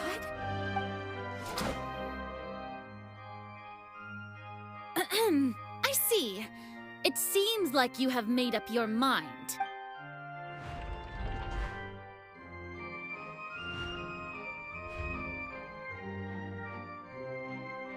Paimon can't believe it. She just surrendered. What the heck is going on? Did I just see an Archon surrender to a human? Wow, how utterly humiliating. Lady Furina, what is the meaning of this? It would seem that there has been a misunderstanding. To be clear, the raising of both hands is not always an indication of surrender. Looking for excuses again, huh? I raised my hands just now to indicate my acceptance of the trial. No duel shall be necessary. I will admit that I've been running away for a long time. I'm sorry, everyone. I was unable to protect the people of Poisson. It is my duty to stand trial for my crimes. You are not the only ones to be disappointed in me. I, too, am exceedingly disappointed in myself. But now, it is time for the Hydro Archon to show you her courage and resolve. I, Furina, will use this trial to show the world the true meaning of justice! This time, I will protect you. Applaud and rejoice! One of the most outrageous and fantastical arcs known to the opera epiclese is now unfolding before your eyes. Mark my words, this shall be one of the most exhilarating and brilliant shows ever to grace the stage of Fontaine! The trial of the Hydro Archon, Focalor, will now begin! Woohoo! Now we're making history! Why does it feel like Furina just took over the whole thing? Like, come on! Didn't she just get forced to stand trial for her crimes? Also, even though she's still acting super dramatic, she is taking this seriously this time, right? All right, then. Who will be my opponent in this trial? The court asks the prosecutor to please take the stand. Is that so? Very well. Then please speak, witness of Tivat, my accuser and fated opponent.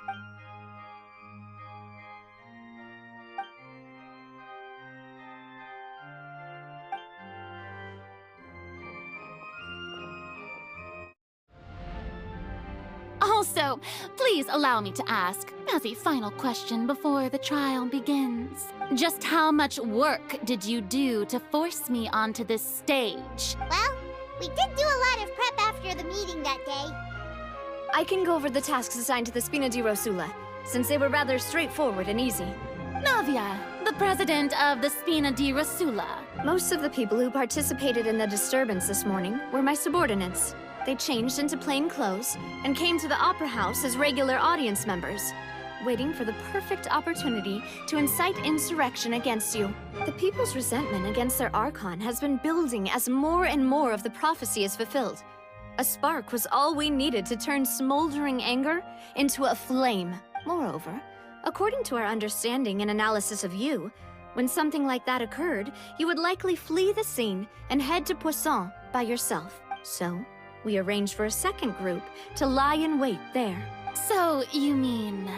the ones who scoured the settlement for me were also from the Spina? And their goal was to force you to step into the giant magic box so you may personally participate in the greatest magic performance in all of Fontainian history. That's right. That house was a magic box, rather than someone's residence. As the super ultimate version of the setup that I used when I first performed at the Opera Epiclese, the volume of the box was increased by a whole order of magnitude, and the distance it traversed was the entire gap between Poisson and Araneas. Its cargo, of course, was an Archon instead of a human. My thanks, Furina. Without your help, we could never have pulled off such an extraordinary performance. You're welcome?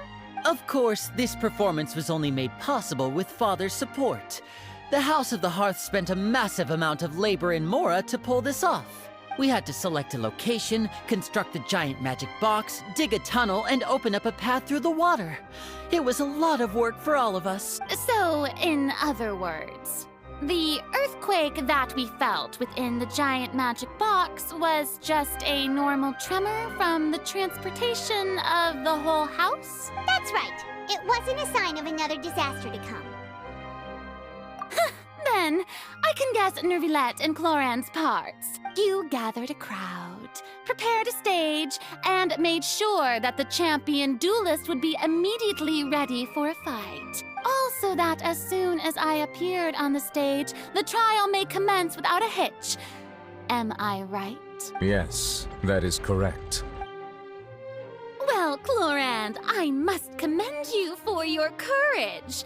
Only the most outstanding champion duelist in all of Fontaine would accept a duel with an Archon without flinching. Thank you. As for you, Traveler, I suppose your role was to keep me distracted with conversation once you found me in Poisson. You'd make sure that I didn't notice anything amiss before revealing yourself as my prosecutor once we'd arrived onto the stage. Oh?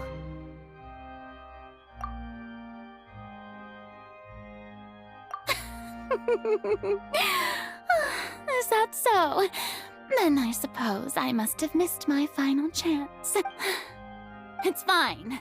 It matters not. What's done is done. The stage is already set, so there's no reason to disappoint the audience. Let's see this trial through to the very end.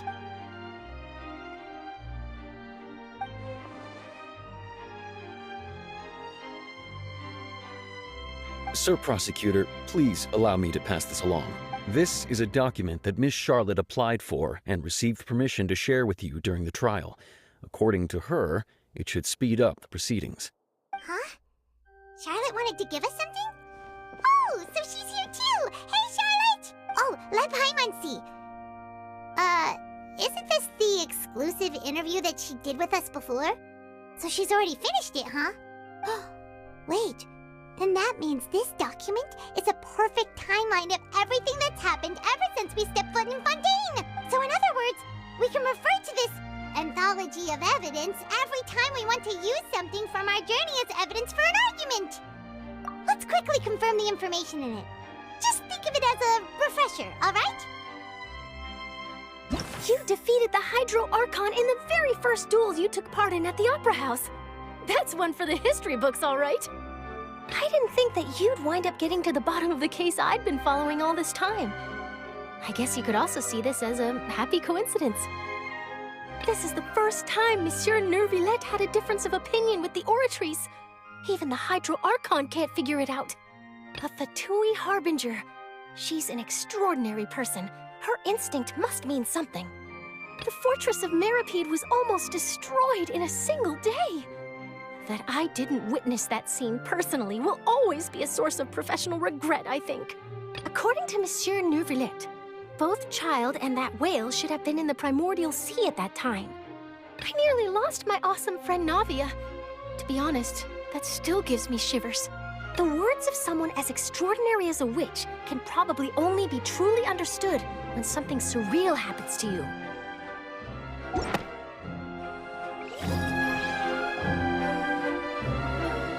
The prosecution and the defense are both in position.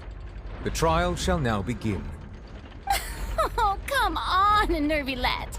There's no need to repeat all the unimportant legalese. Just fast forward to the part where the prosecution lays out my offenses. As the defendant and the lead actress of this performance, I still haven't even been informed of my supposed guilt in all of this. Of course, it is only natural for humans to struggle to understand the actions of a god. However, you will need more than that to convict me of a crime. That's true. But my charge here is unrelated to your conduct as an Archon. Instead, I would like to charge you as a fraud who's never been the Archon in the first place. Wait, what was that? Lady Furina's a fraud? Hey, I came here thinking that we were going to try the Hydro Archon for forsaking her duty, but did I hear that right? She's not our Archon at all? Charge accepted. Lady Furina, do you plead guilty to the charge? Lady Furina. I plead not guilty. How can I be guilty? There is no way that I, Focalor, otherwise known as Furina de Fontaine, a member of the Seven and the Regina of all waters, kindreds, peoples, and laws of Fontaine, could be anything other than your true Archon. Yeah, even though Lady Furina can be rather eccentric, isn't it going too far to doubt her very identity? Yeah, I've never questioned her identity either. Sure, Lady Furina can be super irresponsible, but what grounds does that prosecutor have to make such a huge claim? I have cause to believe that common sense will prevail in this case. Many of the members of the audience have known me as the Hydro Archon ever since they were born. There would be no fooling their memory. See? Even the Oratrice has decided to show me its favor. Are you sure you want to commit to a charge that will never be upheld? If you wish to drop the case, I can promise you as the God of Justice that you will not have to face trial for making a false accusation. We will treat everything that's happened as a dramatic spectacle and move on with our lives. What do you say to that? Huh. An argument with near impossible odds, huh? We have to not only refute Furina's claims, but also overturn the long-held beliefs of the people. Well, I tried to give you the chance to surrender. If you must persist, then let me ask. If you believe I'm not the Archon, then what manner of being do you think I am? And if I was not the Archon, then how did I manage to live for over 500 years?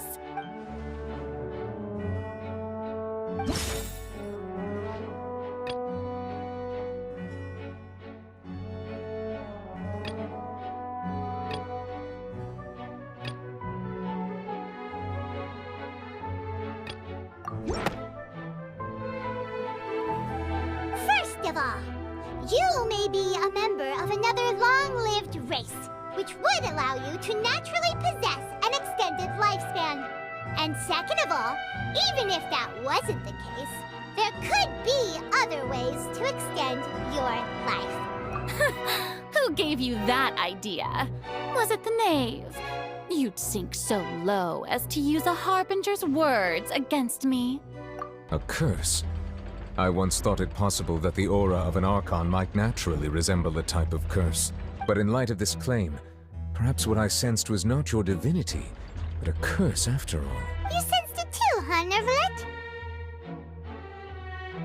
Lady Furina is actually a human? Well, it is true that it's extremely difficult to tell humans and gods apart just by looking at them. It's not impossible.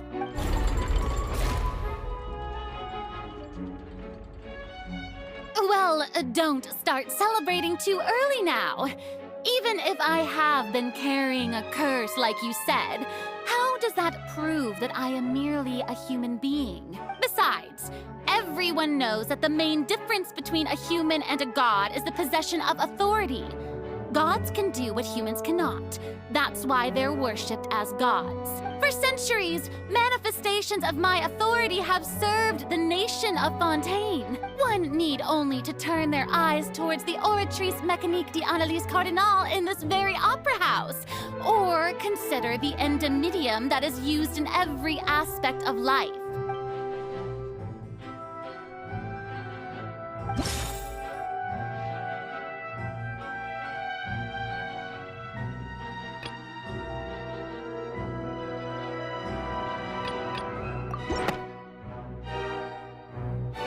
You tried to reference the Oratrice, but weren't you as confused as all the rest of us when the Oratrice declared Child to be guilty without any proof?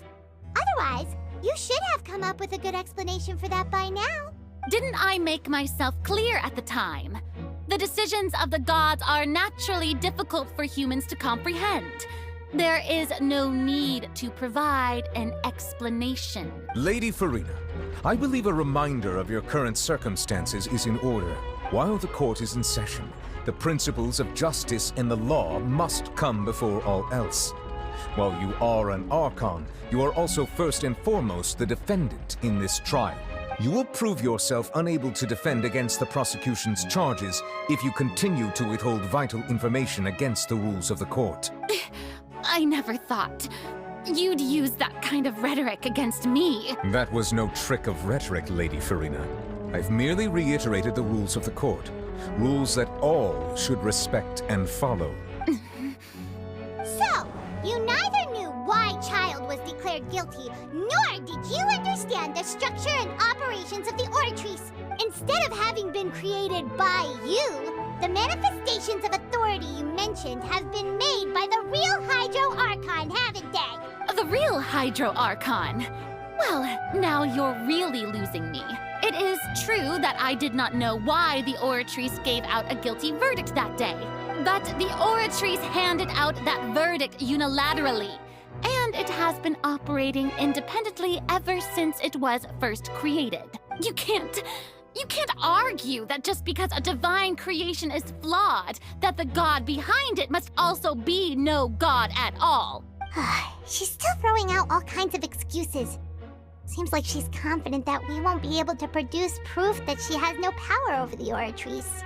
My power as an Archon. There are many ordinary citizens in the audience. How can I just carelessly demonstrate the formidable power of an Archon? If that poses a concern, I'm prepared to extend my protection to the audience. You don't need to go that far. Aren't you the Hydro Archon? Or is it that you can't even wield the power of Hydro, much less the authority of a god? Indemnitium! Yes! It's all because of Indemnitium! All Archons derive their power from the faith of the people, and I've converted the people's faith in justice into Indemnitium. Thus did I give up all of my divine power to provide everyone with energy for their daily lives. Have you ever seen a more magnanimous god? Isn't that a huge stretch? Yeah, no matter how generous an Archon can be, how could they give up all their power? Can a god with no power even still be called a god? It seems like nobody's buying Furina's excuse. Hey, come now, everyone. Please don't stare at me as if I was a liar. I'm still the same Furina you knew, right? The one that you loved. Shouldn't you want to believe in me? Please? You've got to believe me. If what the prosecutor said is true, she really has committed a grave offense. Did she deceive all of us? And all of our parents and grandparents too? And all of our ancestors? Ever since they were born? Enough! That's enough. Tell me then, if I'm not the real Hydro Archon, then who is? If you have no evidence of another Hydro Archon's existence, nor can you find anyone who can back up their claim to be such, then what grounds have you to say that I'm not actually the real deal? Wow, she came up with yet another argument. How can we refute her now? Seems like she really doesn't want to give up.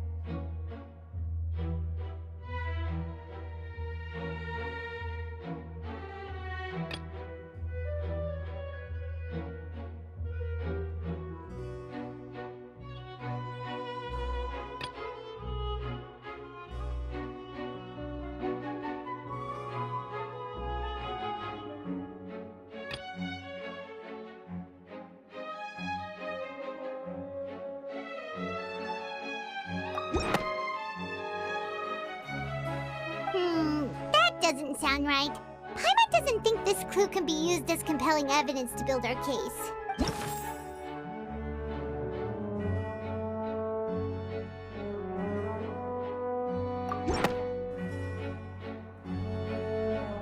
It has been established that all Fontainians can dissolve in water from the primordial sea. And that means... Since you insist on claiming to be a god and not a human, then there's a method that you can use right here and now to eliminate all suspicions of you being the latter. Miss Navia, please apply to serve as a temporary attorney for the prosecution before addressing the court. Though you act in partnership with the prosecutor, you must still adhere to proper procedure. Super sorry, Monsieur Chief Justice. I swear this really will be the last time that I'll speak out of turn. Now, I've brought some seawater from Poisson. As everyone knows, a massive flood struck the area not long ago, taking many lives, including those of some of my closest friends. So, Miss Furina, would you dare to touch some of the seawater? If we are to believe that you are indeed the real Hydro Archon, touching the seawater would have no effect on you. All it should do is strengthen your case. But if you don't dare to touch it, then we would have basically proved the reverse. Oh, and I must remind you that after the disaster at Poisson, nobody wants to see any more people dissolve. I do hope you'll act prudently and choose the simpler path of admitting guilt. Navia from the Spina di Rasula. The Spina has governed Poisson for many years. I guess her suggestion is valid. If Lady Furina is indeed just a human, she's probably Fontainian like all the rest of us. Would she really dare to try?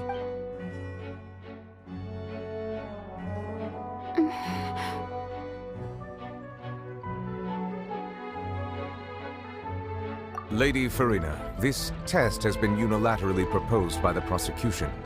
As it falls outside the realm of standard court proceedings, you possess the right to decline participation. Well, of course he had to tell her that. But refusing to participate is basically the same as a confession of guilt. She's just staring at the water without saying a single word. It really does seem like she's quite terrified of it. That could only mean... What's going on? Is she really planning to... that's not what we thought she would... Due to the inherent risk of the test, Lady Furina, you may... What? Hey!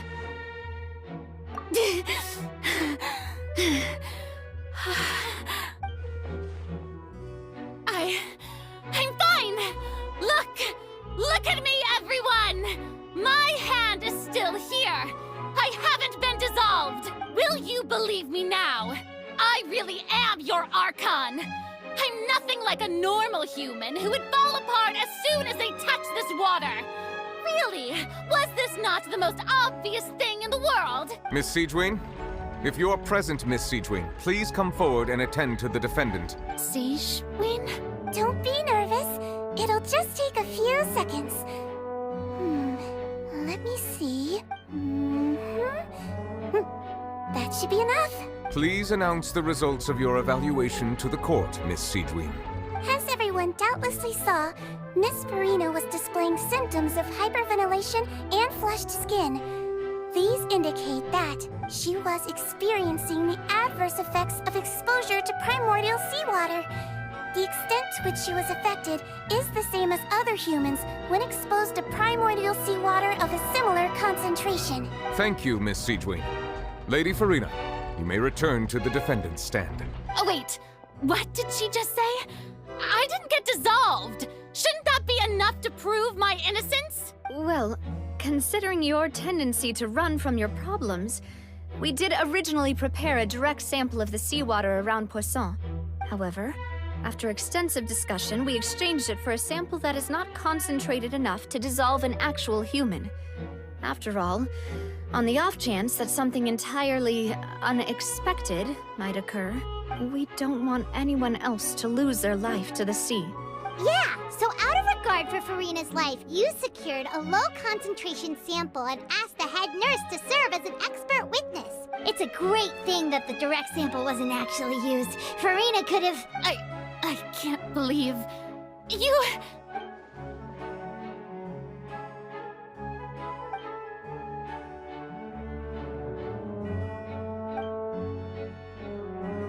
Listen to me, everyone. Please don't give me such cold and disdainful looks. What happened just now didn't prove a single thing. Think about it. How can you conclusively prove that an Archon can't also be affected by the primordial seawater? Also, if I was really just a human, why would I dare to just put my hand in that kind of water?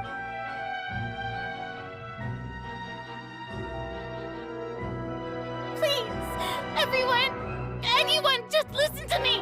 I swear, I really am your Archon!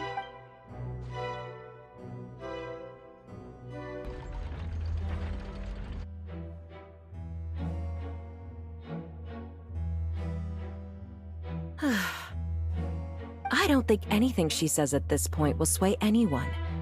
The odds are just too stacked against her now. With all the things that have been said, Paimon doesn't think there's any way left for Furina to win. I believe the time for arguments and presentation of evidence has come to an end. If there are no objections, we will move on to the final judgment.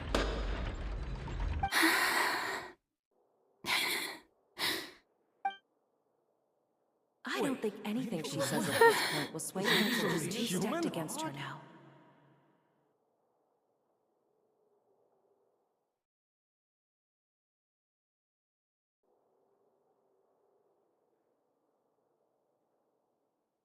In my capacity as Chief Justice, I shall now render judgment on Furina's misrepresentation of herself as the Archon of Fontaine.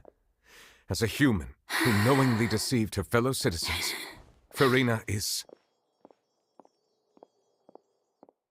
guilty.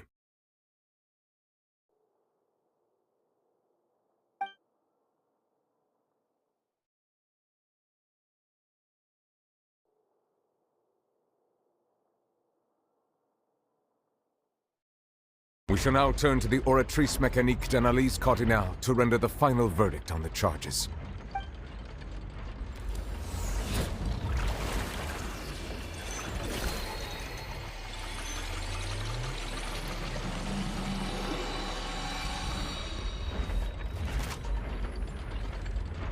According to the judgment of the Oratrice Mécanique d'Analyse Cardinale, Furina is...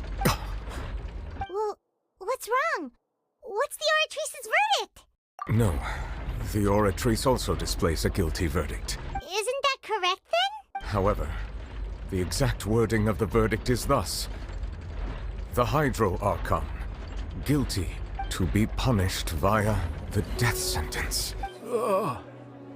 The death sentence? That's actually one of the available sentences? I've always thought that it was just a myth. The one and only time the death sentence has been handed out at the court, and it's been given to the very person we've worshipped as the god of justice? What an unexpected twist. Furina's been sentenced to death by the Oratrice? We just wanted to use the trial to show her the seriousness of things so she'd tell us the truth. How did things escalate this quickly? This outcome is indeed quite strange. According to Fontaine's current definitions of justice, as well as its recommendations for criminal sentences, is this sentence really appropriate for the crimes that have been committed? Yeah! Even Fauché wasn't sentenced to death by the Oratrice.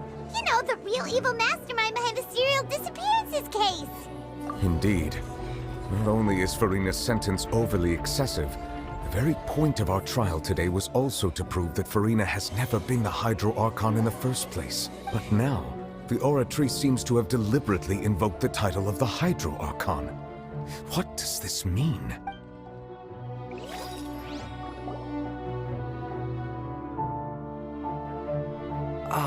Excuse me, if I may interrupt. Is the trial still going? Fremine! Oh, you finally made it. I assume this means you've completed your mission? Mm-hmm. Any mission Father assigns to me will always be top priority. Is that the first prophecy slate? Huh. So the knave privately arranged for Fremine to try and find the missing slate. I looked everywhere and finally found it at the bottom of the sea. It took me a long time to get around some dangerous stretches of water. But has the trial already concluded? Then doesn't that mean I've come too late? Oh no. Father will be disappointed in me. Thank you for your hard work, Mr. Fremine. Please allow me to review the record left on the slate.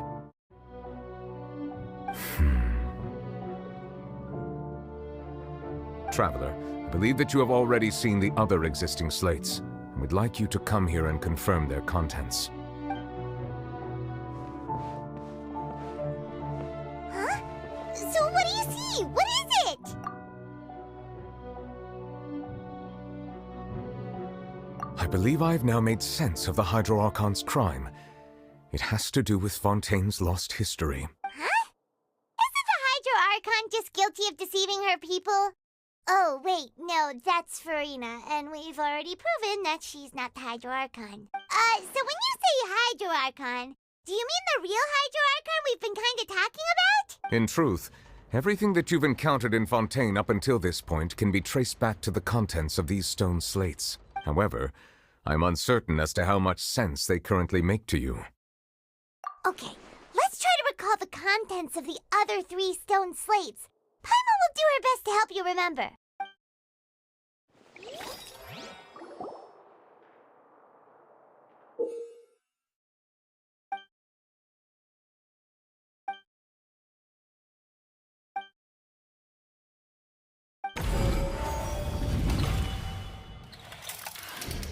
The first stone slate describes what you just said. It seems to show the previous Hydro Archon using her divine power, and then the Oceanids turn into humans. Does that mean that Fontainians are transformed Oceanids? Oh, Paimon wasn't expecting that. But if Oceanids can turn into humans, then perhaps this process can be reversed as well. The second stone slate shows Celestia floating in the sky, and the Hydro Archon and her people worshipping it together. But the heavens still brought judgment down upon them. This must be the point when the Hydro Archon and the Fontainians were branded with their original sin. Does this mean that the original sin and the Hydro Archon sin are the same thing? The third slate shows the Hydro Archon sinking into the sea surrounded by many people. That reminds Paimon, didn't we also watch that happen to someone else? Well, the fourth slate is the prophecy the Fontainians have been talking about. People dissolving into the sea, the Hydro Archon crying on her throne, and so on. We didn't believe that such a crazy disaster could happen at first, did we? But after that incident, it was just a question of when and not if.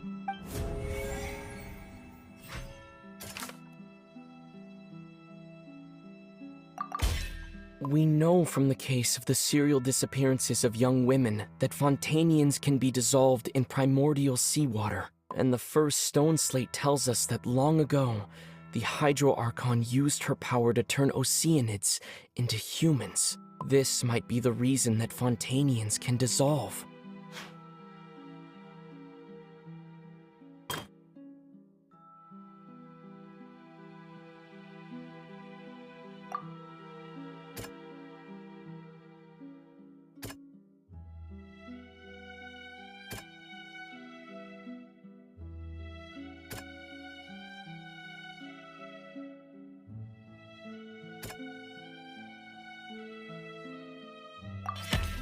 Perhaps what is about to take place has all happened before, and the original sin cast down on the people of Fontaine by Celestia, as recorded on the stone slates.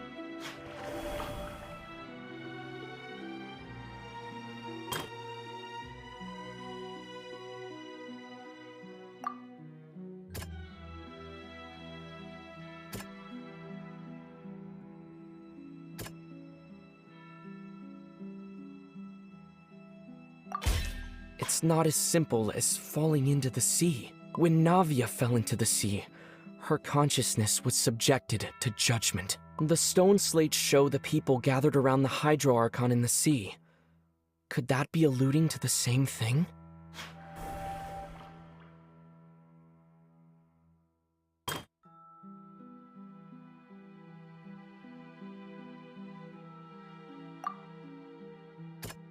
That doesn't sound quite right.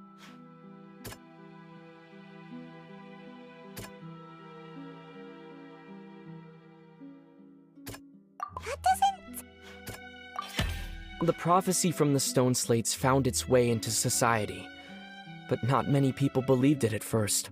If we hadn't dealt with it in time, things could have gone very badly. They'll dissolve into the primordial sea but won't cease to exist. Their essence will flow in the seawater, converge, and take the form of an Oceanid. The Hydro Archon was sentenced to death in court, shocking everyone present. Perhaps this means that her sin was actually Fontaine's original sin. Navia fell into the water inside those ruins, and she nearly dissolved. She was surrounded by the people of Poisson in a court within her consciousness, and was forced to take part in a trial meant to make her stay. The eruption of the primordial sea at the fortress of Meripede was the surest sign that the prophecy was about to come to pass no matter what. The prophecy's contents can all be verified by recent events. If we combine what we know together, loads of truths should come to light.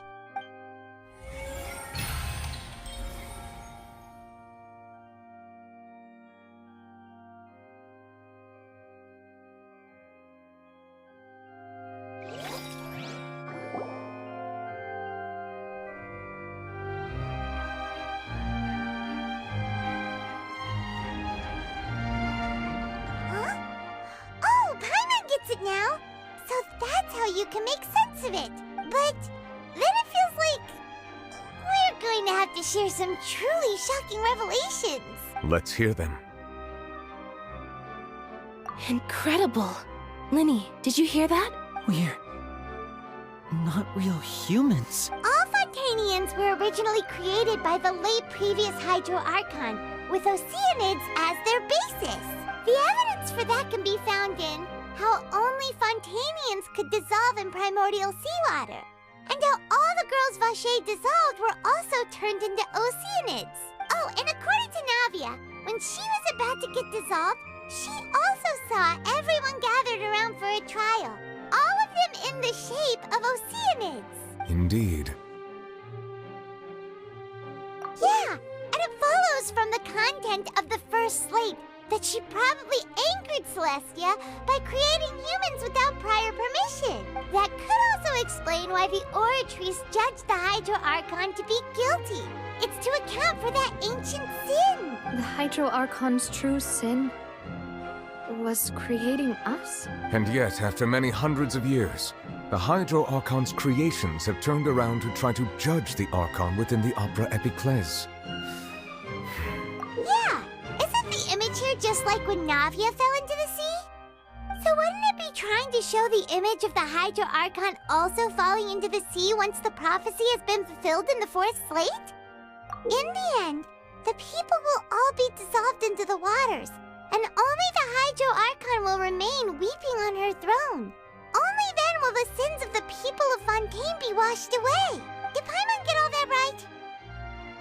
You've made some keen deductions.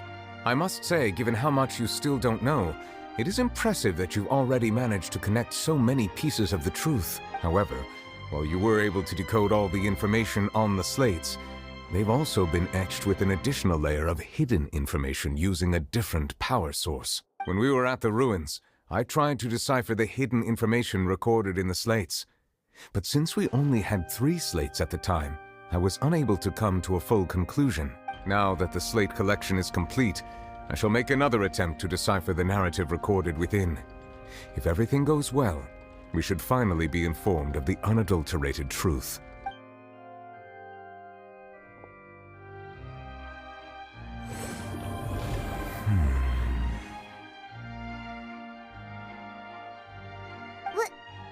Well? Did you get it? I believe I should share this truth not only with you, but with all the people of Fontaine as well. I will try to briefly summarize it for you. Your hypotheses regarding the origin of Fontainians and the sin of the Hydro-Archon were both correct. In the Fontaine of old, the previous Hydro-Archon sensed the yearning of her Oceanid familiars for life on land.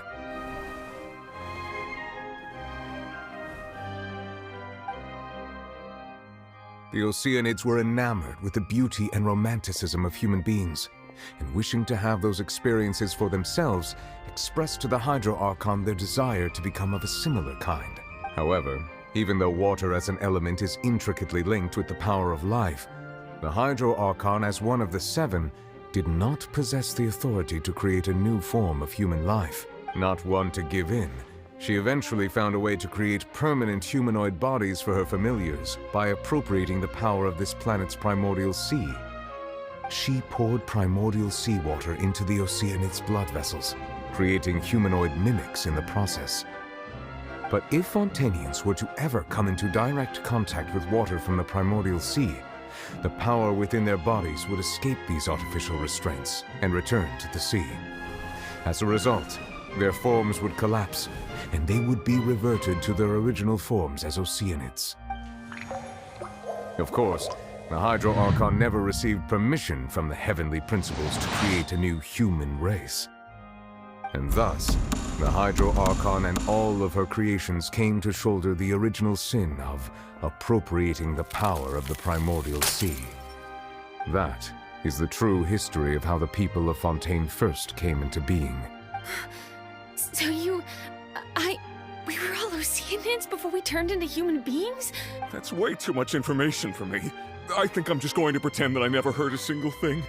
Wait, but if that's the truth, we can't let the Hydro-Archon be sentenced to death. After all, her only sin was creating us. This really might be too much information for your regular Fontainian, but it does answer a lot of our questions. Alas, your hypothesis regarding the 3rd and 4th stone slates was inaccurate. The slates' respective positions are, in fact, correct. A key point of the visual on the 3rd slate is how all the individuals depicted in the water are humans rather than Oceanids. They have not been dissolved, which implies that the water depicted in this slate is not water from the primordial sea. The nation of Fontaine is the nation of Hydro, as well as the nation of trials and justice. Instead of being the literal element, the water in the scene symbolizes judgment and justice. You may also recall Navia's experience.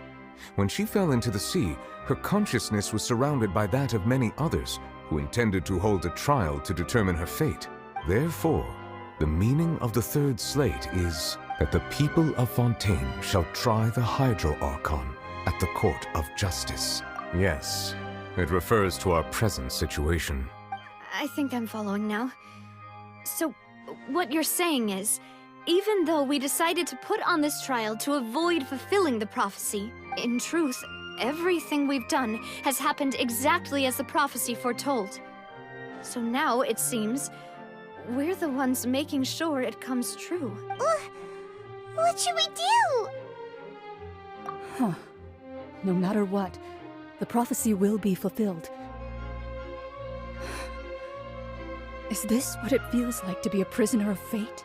If that's the case, does that mean the scene in the 4th slate will also be fulfilled soon? Traveler, I would like to point out another small fallacy in your deductions. About the 4th slate, you probably thought that the eruption of primordial seawater beneath the fortress of Meripede served as the surest sign that the prophecy was about to come to pass, yes? However, I believe that rather than being a sure sign, that eruption could in fact only be a small warning of something far worse to come. As for the root cause of the catastrophe, I believe you've already encountered it once before.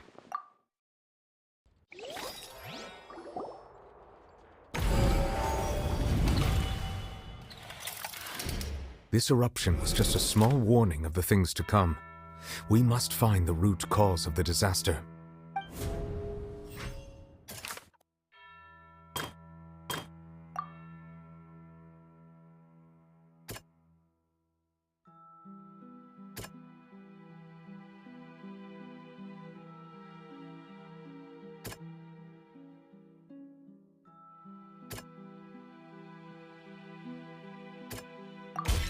It was both dream and reality. If we're talking about a true culprit, that could only be that thing inside the primordial sea, right? The truth, the original sin, the trial, and the root cause of the disaster.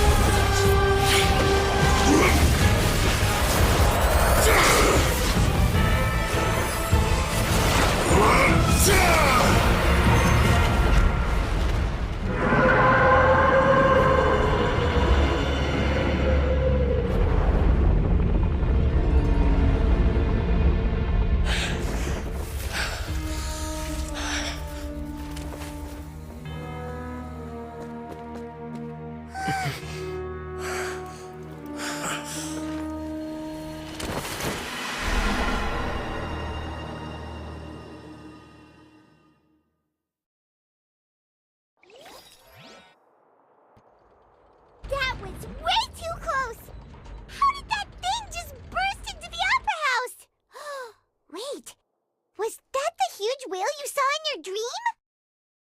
So we've met it at last. I understand very well why it has chosen to make an appearance here. That whale does not belong to Tevat. It is a monster that has traversed the stars, weeping all the while. It has been greedily consuming the energy from the planet's primordial sea, using it to grow. That is the main cause for the rising sea levels. And once it has finished consuming all of the energy contained within the sea, its next step will be... You said that when the Hydro-Archon first created Fontainians out of Oceanids, she filled their blood vessels with primordial seawater. Precisely. That whale finds the blood of Fontainians nigh impossible to resist. Therefore, when it left the primordial sea, it decided to make its next stop a packed opera house full of food. Food in the form of Fontainians. We just barely managed to push it back, right? In that case, won't it come back to target the people again once it's managed to recover its strength? That is correct. Indeed, it is more accurate to say that we should thank that Harbinger for buying us some time. Without him, the whale would have likely come onto land far sooner. From the way he looked, he must have been fighting the creature for quite a long time. That battle maniac. We've always known that he had a special connection with that whale, but we definitely didn't expect it to help us out like this. Anyway, now that we know that this whale is the actual cause of the disaster recorded in the prophecy, all we need to do to stop the prophecy would be to find a way to beat it up, right? It is too late. It had already absorbed too much of the primordial sea's energy before we could notice it. At this point, it has become practically integrated with the sea itself. Even if the entirety of Tevat were to be destroyed, it could still survive. and swim off towards some other world. That's not something I will accept. We've already done everything we can, and we even found the true culprit. We've come so far. You can't just tell me that the last hurdle is some impossible foe. That's just not fair. Indeed. That's not how a grand performance should end. I'll fight it to the end. No matter what. So the prophecy will be fulfilled no matter what, huh?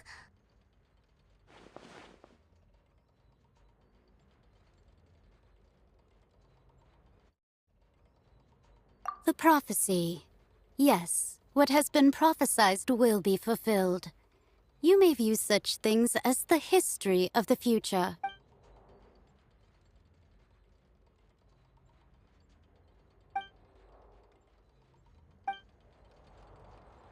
Just as prophecies are usually only the future as seen from the perspectives of the gods, could things be happening in hidden corners where the gods' gaze does not fall?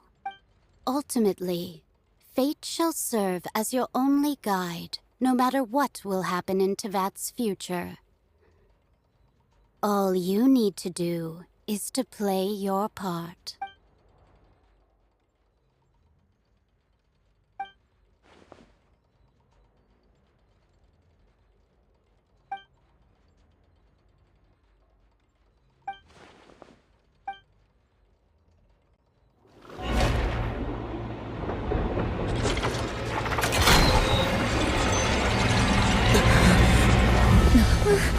What's happening with the oratories? I believe it is preparing to carry out the death sentence.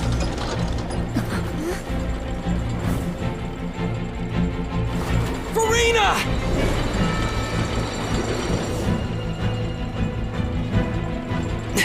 No, I still need answers.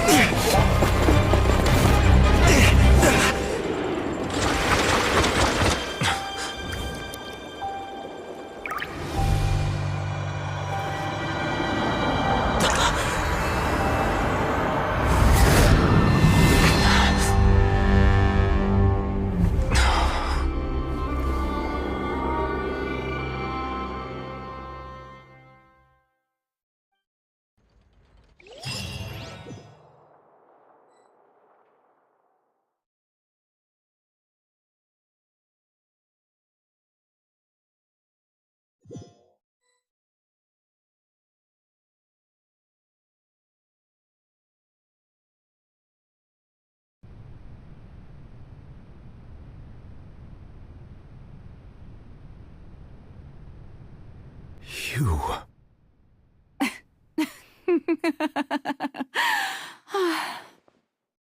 Sorry. That shocked expression on your face is just too amusing. I couldn't help myself. You are not Furina. Who are you? The sweet sound of bewilderment. Marvelous. A sure sign that my attempt to deceive everyone was a resounding success. But to answer your question, I am Focalor. You know, the god. Focalor? Why did you deceive us? Oh, that wasn't my goal, of course. Goodness, no. But I had to fool everyone else too, if I was to stand any chance of deceiving the heavenly principles. Deceiving the heavenly principles? It's all because of that pernicious prophecy. Dreadful, wasn't it? Everyone doomed to dissolve. Fontaine condemned to be flooded. One was not amused. In fact, one was positively bemused when that problem was thrust upon me by my dearest predecessor. That's the former Hydro-Archon Egeria, for the uninitiated. It hardly gets more disastrous than a preordained national catastrophe, now does it? She knew full well that the prophecy would surely come to pass. And as one of the seven, she also knew full well that one defies the heavenly principles at one's peril. So yes, as you have no doubt surmised, it was a rather impossible situation that I found myself in. I spent a terribly long time mulling it over, alone on the ocean floor. And I was almost growing barnacles by the time I finally realized There was only one possible solution to this confounding conundrum. I had to outwit the heavenly principles, allow the prophecy to be fulfilled, ostensibly at least, while saving everyone at the same time. I'm a genius, I know. I can only assume that's why Egeria chose me as her successor. Although, looking back now, it was hardly the inheritance one dreams of. Between the task of saving the nation, the quotidian duties of the Hydro Archon, and not to mention the original sin of creating a new race of humans, I dare say she left me quite a colossal mess to clean up. But one can only play the hand one is dealt.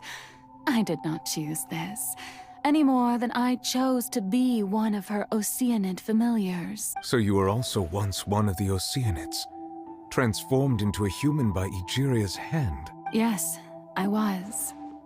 I always dreamed of becoming human. And I still do, even now. In my eyes, to be human is to be part of the greatest opera ever known. After becoming a god, I separated my divinity from my body and spirit, leaving behind only a self that was as naive and bewildered as my past self on her first day as a human being. The me you see before you now is that divinity. And the human counterpart I left behind, I named Furina. She could feel joy, sorrow, and everything in between. She could be as vain and conceited, or as meek and vulnerable as she wished. Her strengths were of a kind only a human could possess, as were her shortcomings. But in my eyes, Furina's humanity was what made her perfect. She was perfectly human in every way. The person I always wanted to be. Anyway, so then I cursed her. All part of the plan, of course. The plan to deceive the heavenly principles. Do you still remember the final scene of the prophecy? The Hydra Archon alone, weeping on her throne. In order that the prophecy might appear fulfilled, I invited Furina to be an actress, to play the part of the Hydro Archon in the prophecy. Under the curse I placed on her, so long as I, Focalor's divinity, continued to exist, she could not die. But nor was she free to live her life in the pursuit of happiness. Instead, she was forced to take the stage in the opera house, to embrace the role of leading lady, to forever play the part of the god from the prophecy, all to create a deceitful appearance of that prophecy coming to pass. I suppose now you probably understand why your court is called the Opera Epiclese. But Furina is only human, isn't she? Even though she has had a long life, her mind is no stronger than that of any other ordinary human being. I cannot begin to fathom what she has had to endure. It must have been torture for her. It has indeed. And although she is, in a sense, me in human form, I most definitely owe her an apology for it. It's been 500 years, and all along, she's been playing her part in the most unimaginably long, unbearably lonely, and agonizingly painful opera of all time.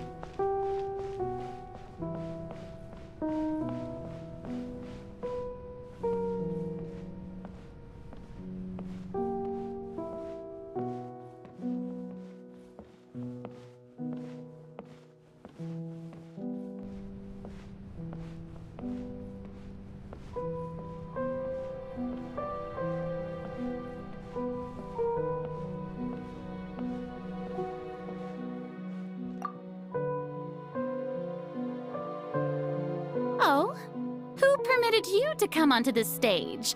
Now, I understand your admiration for my august self, but I must ask you to keep to the rules. All right. It is not my intent to reprimand you. There is no need to state your name. Just be off with you. Do not distract me from my performance. Oh, do not jest. Can you not feel it? I am Focalor. The eyes of countless Fontainians are upon me. I must, at all times, display the utmost elegance and nobility.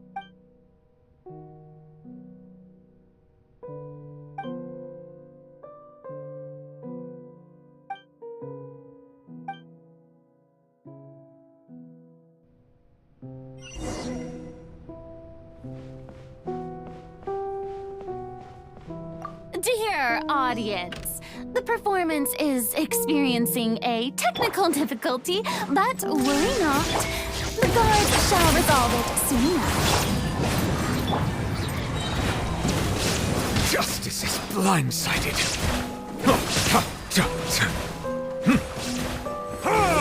Settle down.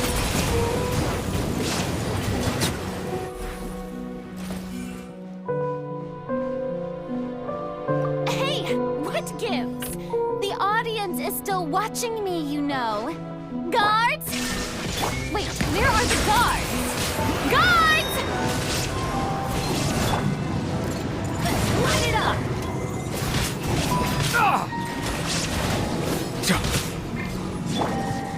Inazuma shines eternal!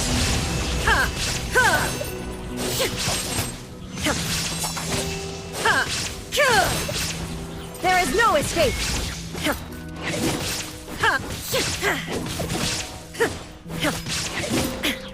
Bow your head. Ha! Ha! Illusion shattered!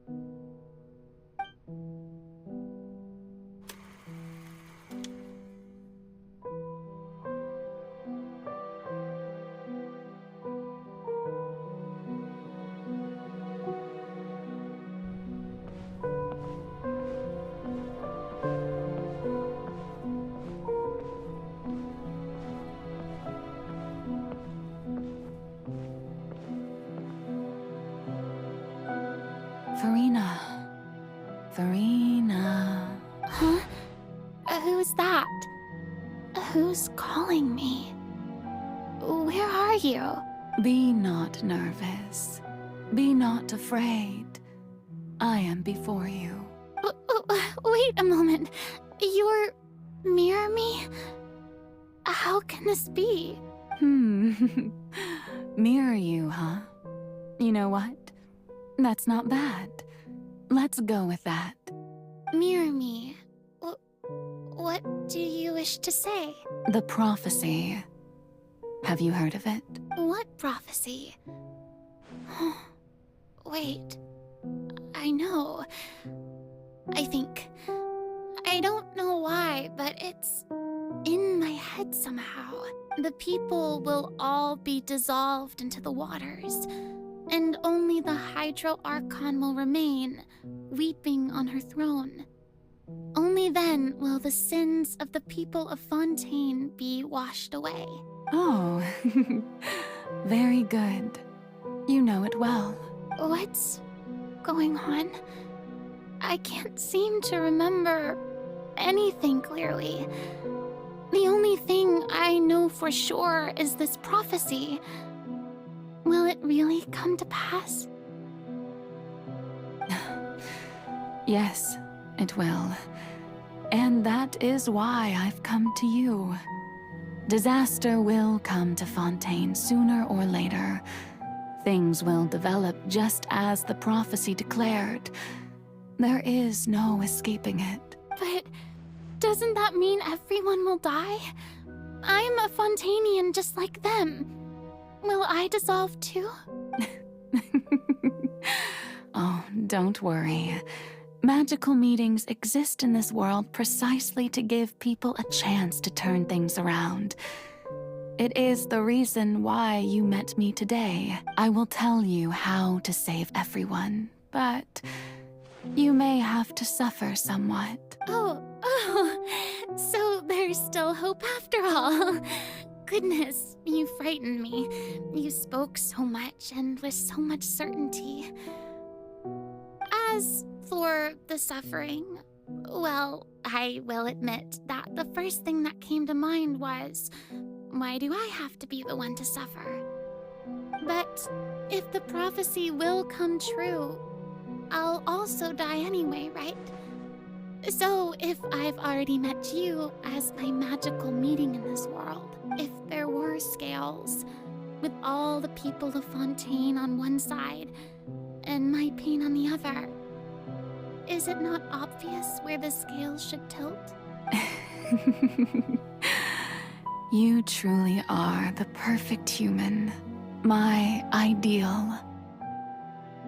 I suppose this would also be the justice that belongs to you. Huh? Don't worry, it's nothing. Listen well. Fontaine has just lost its Hydro Archon. I need you to play a role, that of the new Archon. Play as a god? That's right. You must begin a never-ending masquerade. You must never let anyone suspect your identity. If you can keep it up, then I shall have my way of defying this prophecy. But should your identity be revealed, then all hope will be lost. But how will I do this? A human assuming the role of a god without being exposed. Don't worry. What you must do is not to turn yourself into a real god. You simply need to play the role of a god as humans imagine them to be. Being a human yourself, I'm sure you already know what such an entity would be like. Remember, your true challenge will not be pursuing divinity, but contending against humanity. I'm still not sure I understand, but I'll try. I'll try to do this. So, how long am I going to have to play this role? To accomplish this mission, you will have to stay on the stage for many, many years. You will endure and not grow old until your task ends. But I promise you, all will eventually end in a magnificent and dramatic trial, and everyone will be saved. A trial, huh? How exciting. I'll be looking forward to it.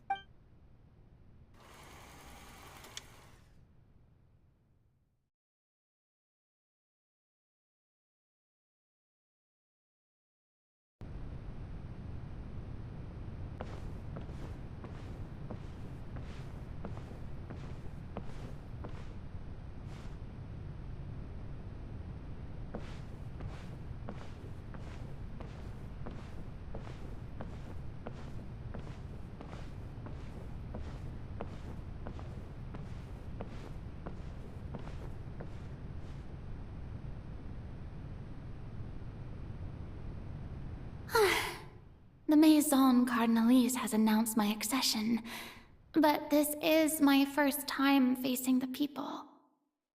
What should I say to most appear like a god? To be honest, I still don't know. Perhaps I should first try to act natural. Ladies and gentlemen, good evening, and welcome to the Opera Epiclese. I'm sure you've all heard about how I have taken on the role of Hydro Archon. Indeed, I am Furina de Fontaine, your new Archon.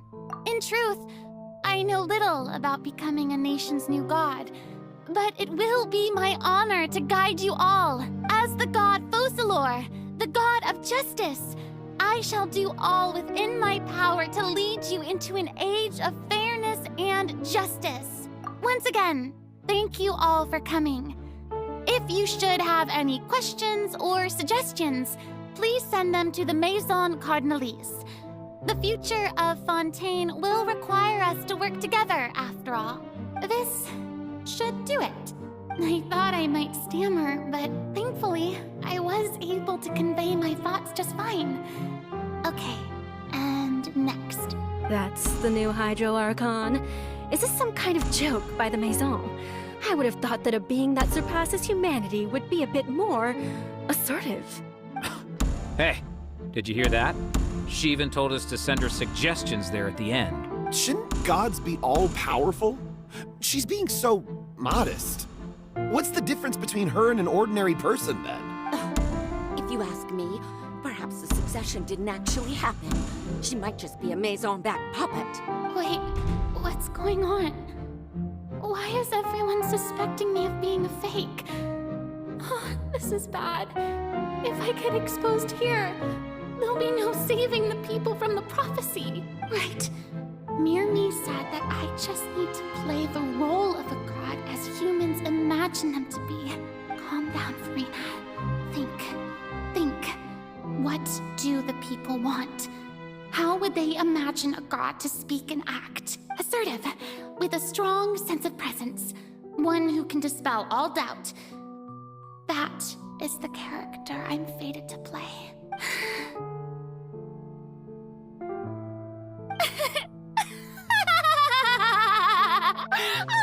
Oh, very good, my people. Only ones such as you are deserving of my rule. Now, I was wondering if some weak puppet were to one day come onto the stage and claim ownership of this opera house, would the children of Fontaine follow them? Well, it seems that you would all see right through them. Having passed my test, you are qualified to witness wondrous trials alongside my august self, here in this opera house. You may consider my previous act a door gift of sorts. I thought it was a debut that suited the atmosphere. Now then, let us be reintroduced. Ah, so that was just a performance. How could I have forgotten that we were inside an opera house? Her personality? It's quite shocking, to be honest, but I suppose it's a better look than before. Such a fascinating and bold deity. How wonderful! Our future may yet be bright after all. It seems I've turned them around. Best follow this flow and restart my accession speech. My dear people, whether you acknowledge me or not, whether you trust me or nay, I say to you, keep faith in your ardor for justice. We have heard it said that this nation's sins can no longer be washed away. Well, I say that justice is most fragrant when it blooms amid sin. The scales of justice should not weigh heavy in the hands of its God. On one side, it must carry fairness and justice. And on the other, praise and applause. May law be the prayer on our lips. May judgment be our worship. Let us light the fires and drink to the future of Fontaine. There is no trouble in this world that justice cannot solve. All that is needed is for you, my people, to believe in it, heart and soul. So long as I, the Archon Focalor, stand within the Opera Epiclese, so long as I stand before the Oratrice, I shall even judge the gods of this world!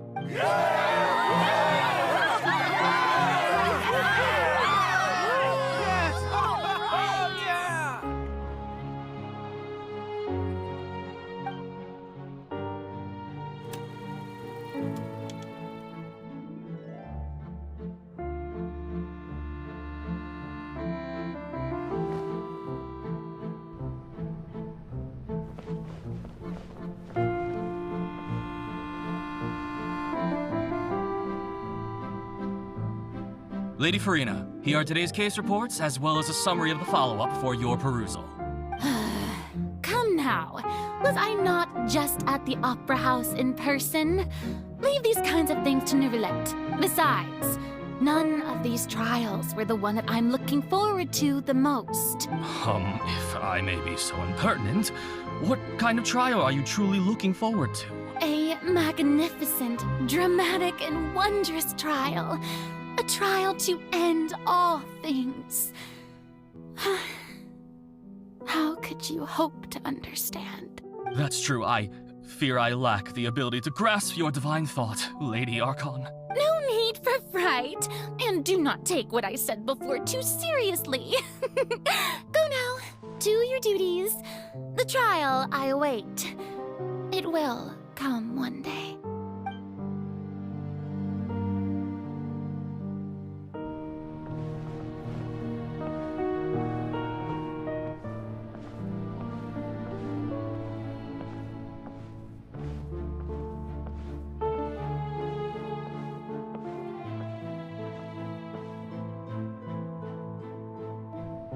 Lady Furina, I don't know what to say. Thank you for agreeing to see me. No need to thank me. Or rather, thank your own sense of perseverance instead. Long have you stood in line to meet me, have you not? Oh, I'm afraid that's just an inevitable consequence of my divine charm. All right, Deoteria, is it? How is your son's illness? You remembered me, and you knew of my family, too. He is doing much better now. In fact, he is far more of an ardent believer than I. He was the one who forced me to seek an audience with you, and to bring your words back to him. Oh, good. Very good.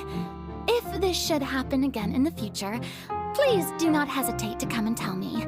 Going down to citizens' homes every so often, while not usual practice, should serve as a fine change of pace. You're such a gentle and wise god. Thank you once again, on behalf of my son.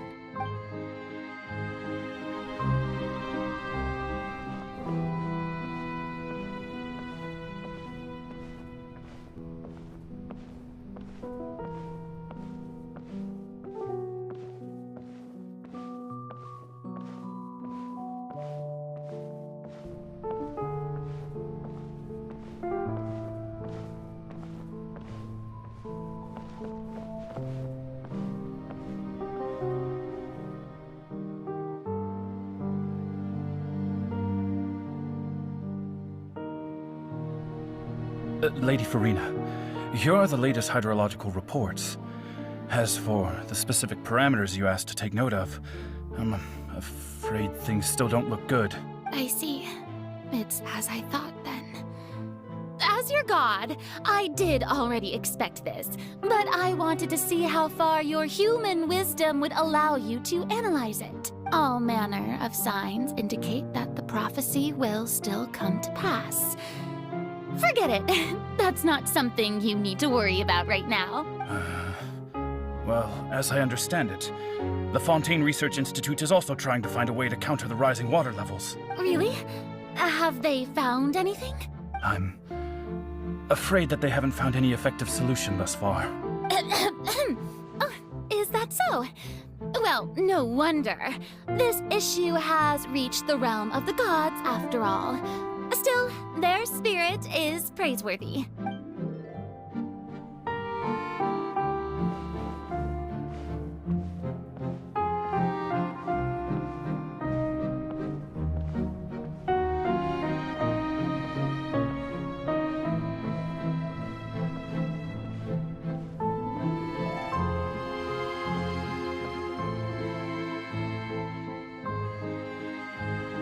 The day is finally over.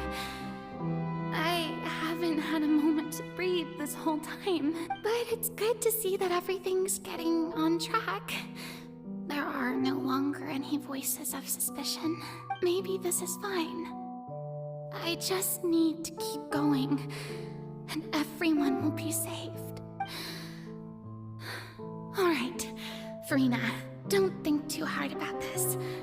You need rest. Tomorrow's a new day.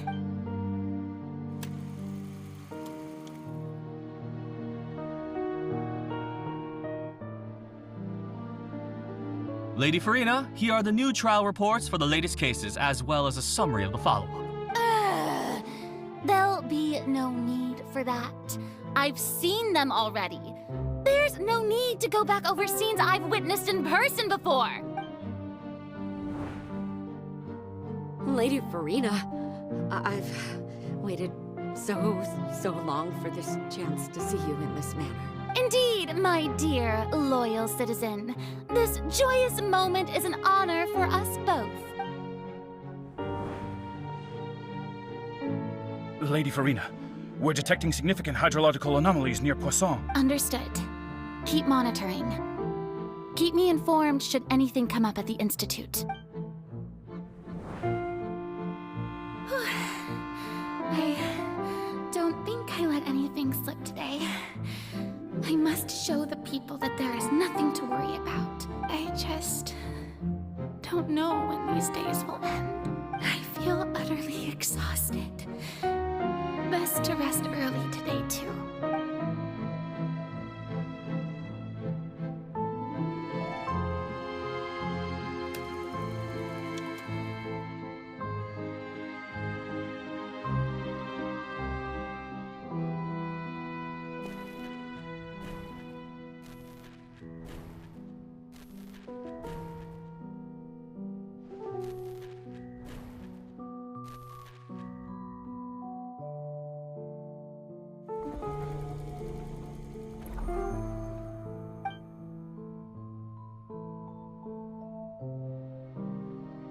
Lady Furina, it's like a dream being able to speak with you up close like this. I've heard that the first member of our family who was honored to receive an audience with you was Madame Dioteria, almost 20 generations ago.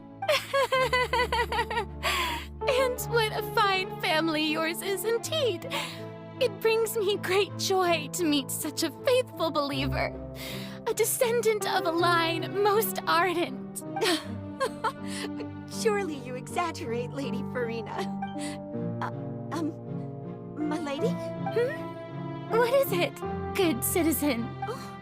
Are you crying?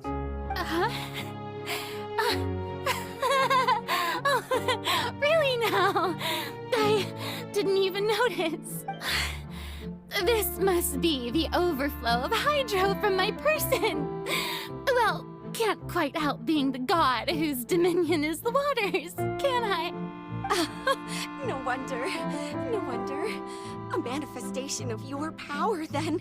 Oh, Archon, I am honored to have witnessed it. Honored indeed.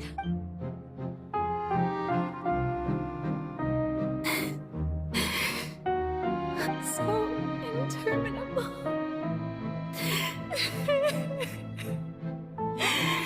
So lonely.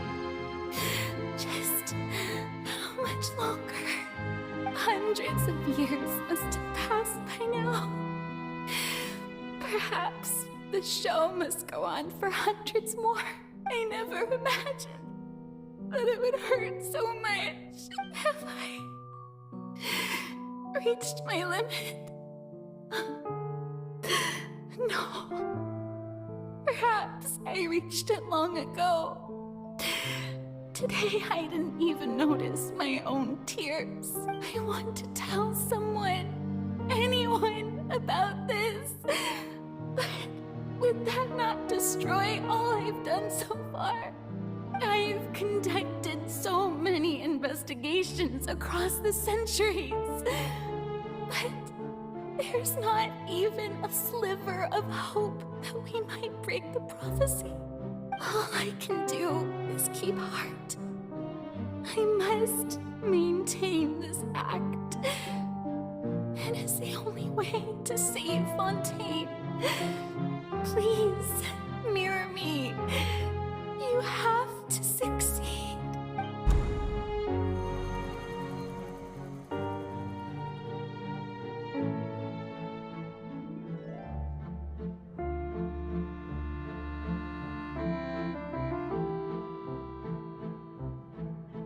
Furina, you don't have to shoulder this burden alone, although I don't know what you might be keeping from everyone. Your people are more than willing to share your burden with you.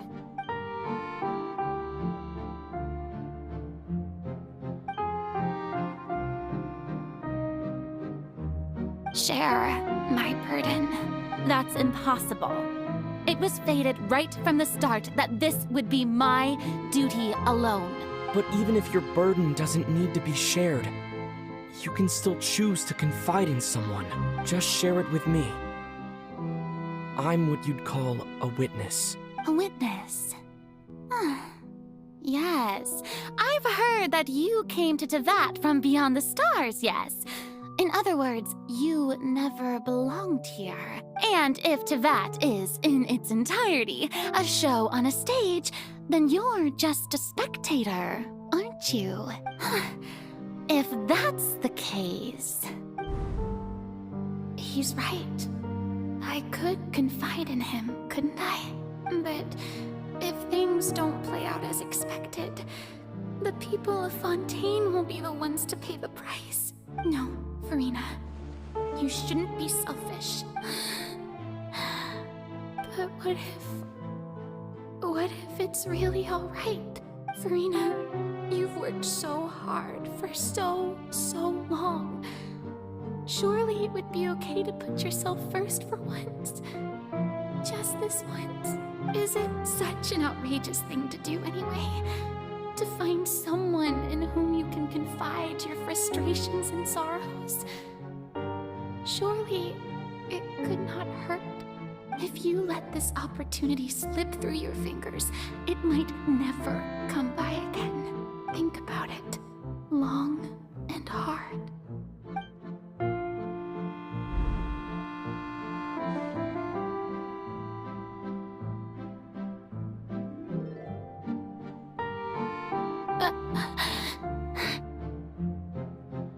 No, I have nothing to say.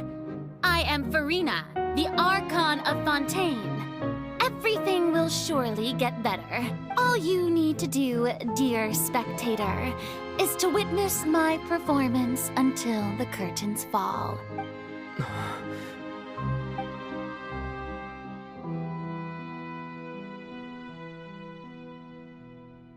Fine.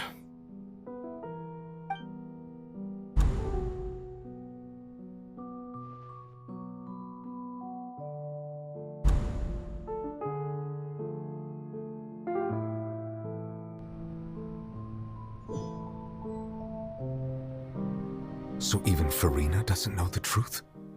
You've never once let her in on the full plan? Yes, it had to be done. To deceive the heavenly principles, you must first deceive yourself. She did very well. If she had let her resolve falter even once in these 5 centuries, Fontaine would have been doomed to the most tragic fate. It seems that trusting humanity was the right decision after all. I believe that I understand how your deception works, but that is only half the truth, is it not? How would you build on this foundation to save the people of Fontaine? That is the most important thing. Ah, good. Of course, the Iudex of Fontaine has pinpointed the crux of the issue. I'm sure you've long sensed that the Oratrice is no simple machine, yes? I've always suspected that it had its own consciousness. And Lenny did mention that he heard a human voice within the core chamber. It now seems that that person was you, hidden within the machine all along. Am I right? And then I became one with the Oratrice, taking Fontaine's gnosis with me. Yes, it would seem so, wouldn't it? Alas, your understanding of this device still lacks sufficient depth. In truth, it is no enactor of justice. It is, in fact, a device created to kill the god of justice. I beg your pardon? Oh, you have it. And to be more precise, not only will the Oratrice take down the god of justice, it will also take down the divine throne upon which she has been placed. I mean, did you think I would be the sort to enjoy peaceful repose while Furina suffered?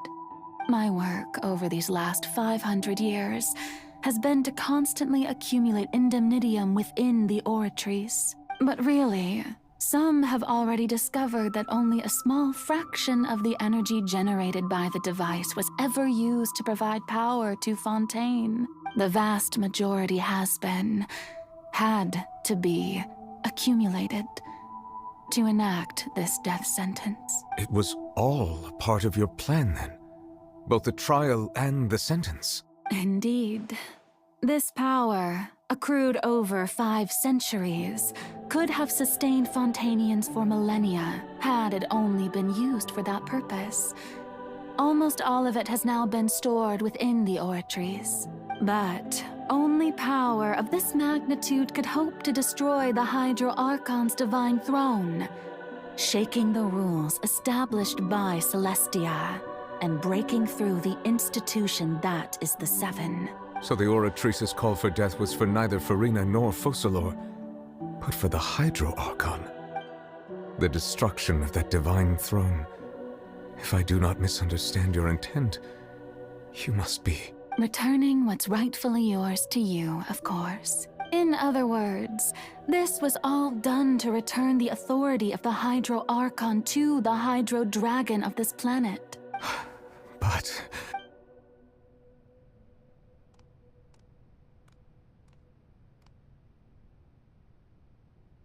Oh, what? Getting sad again, are we? The authority of the ancient dragons shall soon be yours once more, O Hydro-Dragon Sovereign. And this is the face you make. All you've done throughout the years is just so you can sacrifice yourself at the very end. I've never quite seen it that way, you know. Even now, I'm quite pleased at how well my deception worked.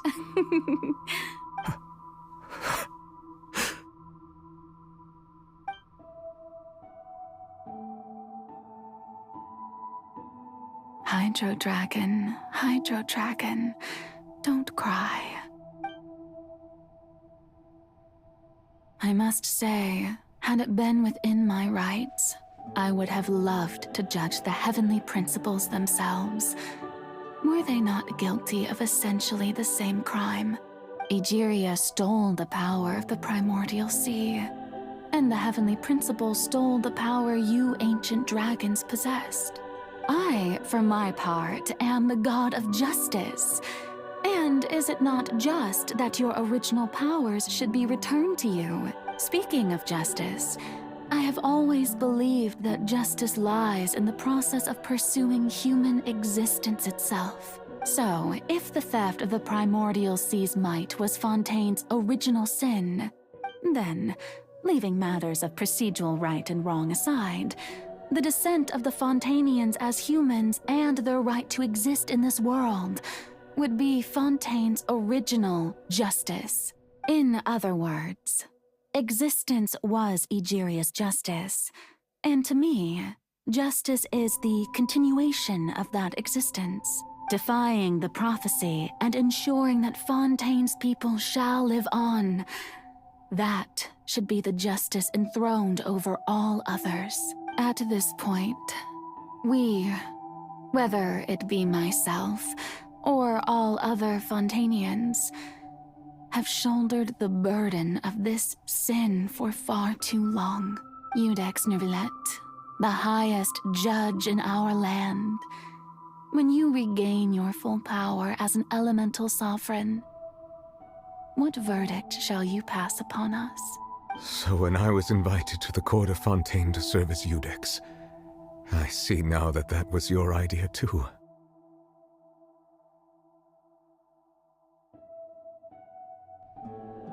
At last, I now understand the true purpose behind this position. In the beginning, I was uninterested in human existence. But these 5 centuries of living alongside them have gradually brought about mutual understanding between us. And I have even attempted to feel as they feel. You are a devious one, Focalor. Things being as they are, surely you know that I could never declare them to be guilty.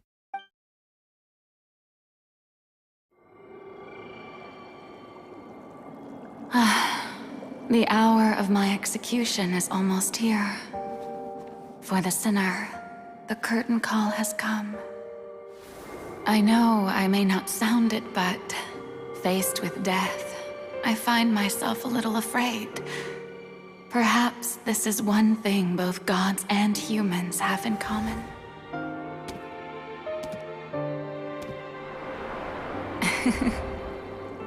Farewell, Neuvillette. I hope you've enjoyed the part you played these 500 years.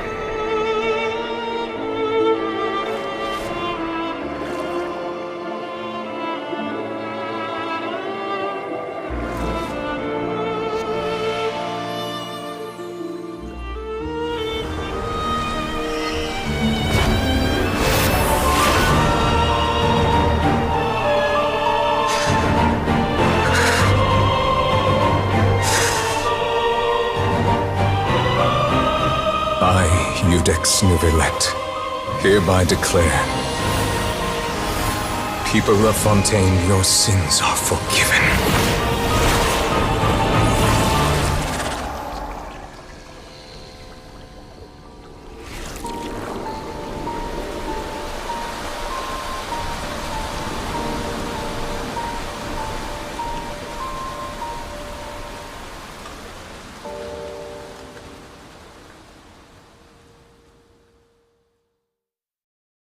No one's joined me on an adventure.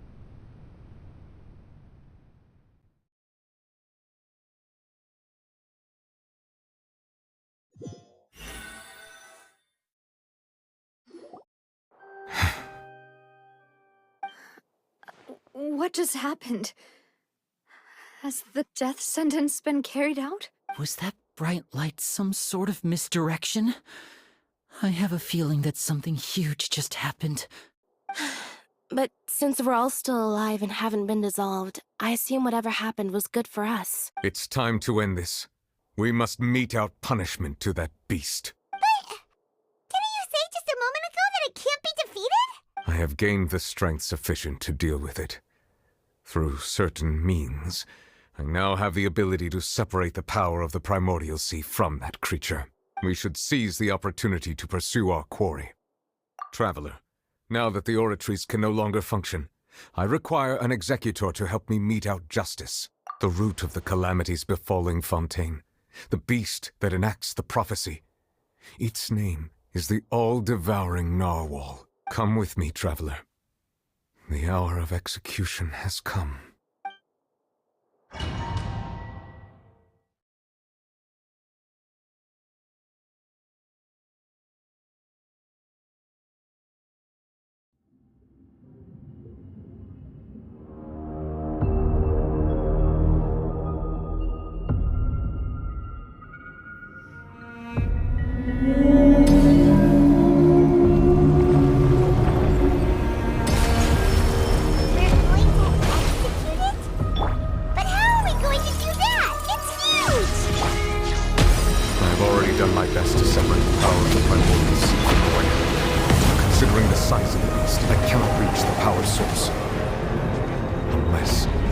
find a way to attack it from within. I shall share a part of the ancient dragon's power with you.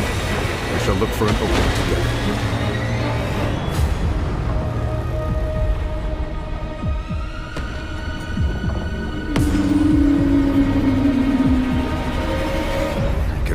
Sorrow turning into hostility.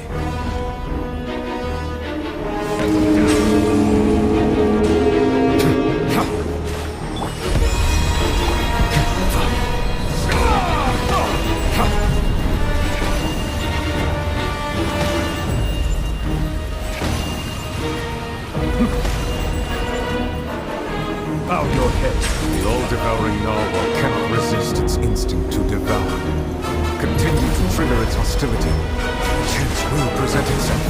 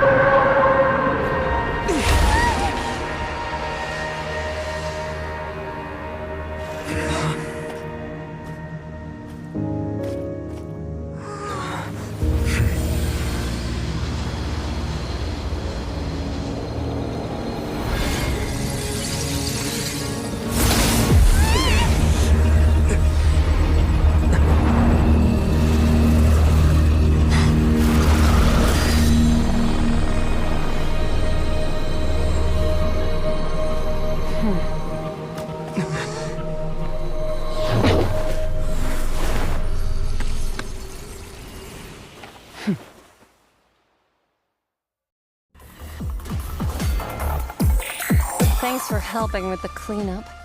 It should have been my job, but... oh well. It was just supposed to be a short private training session for me. I didn't think that my disciple and my master's pet would start brawling in the meantime. Well, actually, I had a feeling that it would happen at some point, but they bumped into one another earlier than I thought. What a blunder. I suppose I'll have to swing my sword 3 million times as penance. That power... Who are you exactly? Paimon has an idea. From what she said earlier, she must be Child's master. Skirk, right? It's just that he gave us the impression that she was the less talkative person. I simply did not have anything to say to the weak. But you, on the other hand, Managed to defeat the all-devouring Narwhal without using power from beyond this world, so you may speak to me as equals. I have to agree.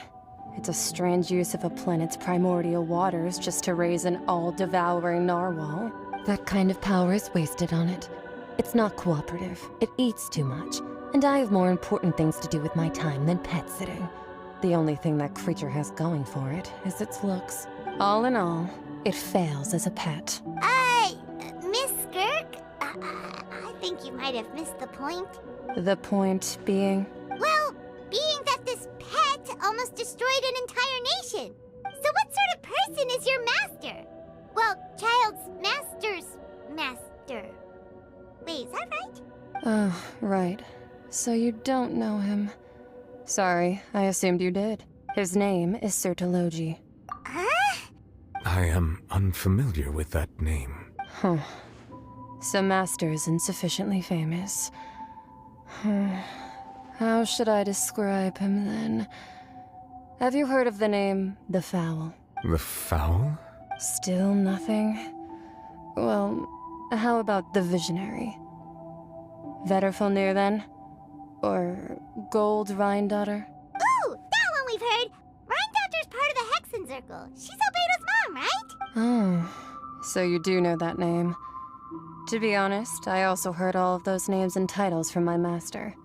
I don't actually know them either, but I suppose you understand now, yes? My master is likely a similar sort to Rhindaughter. They are both pursuing some form of perfection. Wait! Didn't you also mention a visionary person?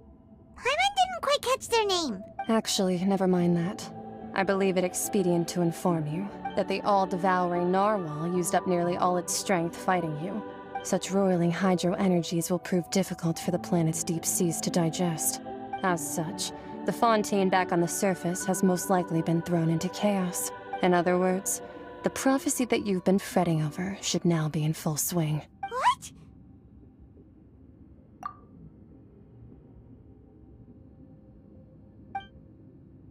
Not to worry. Focalor has already managed to deceive the heavenly principles. In the end, the people will all be dissolved into the waters, and only Furina will remain, weeping on her throne.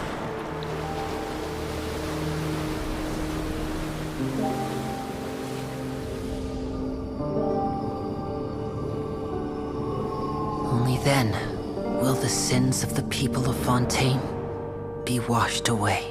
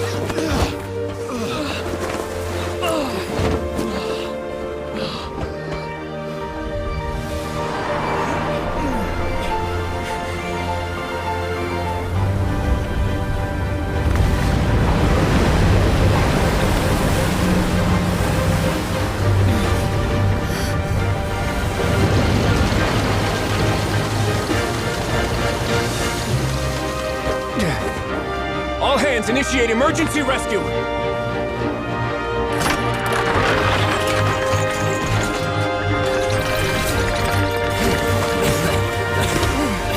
Hurry!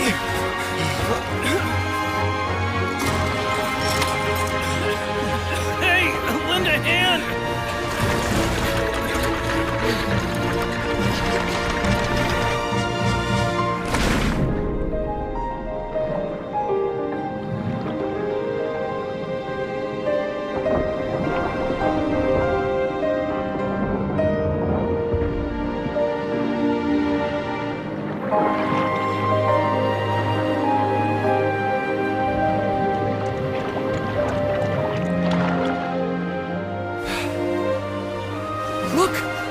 Receding!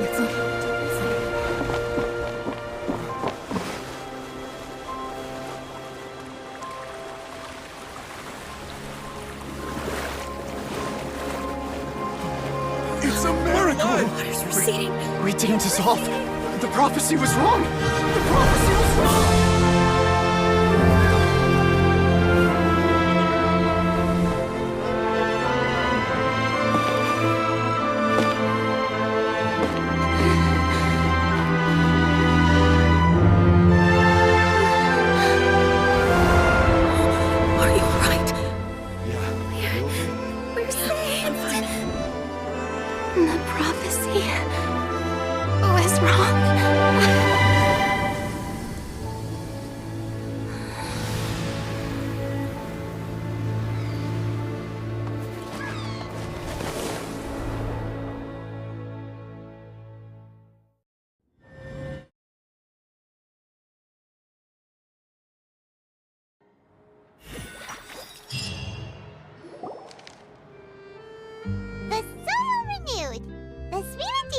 Attacks post-disaster rebuilding. I recently visited Poisson to meet with Miss Navia, spokesperson of the Spina di Rosula, and we spoke about Poisson's present and future. Old soil can still give birth to new bloom, Miss Navia stated. Hope is like seeing a small cookie when you're starving late at night. You just need a little of it. Skyship Winglet, lunar brain of the Fontaine Research Institute.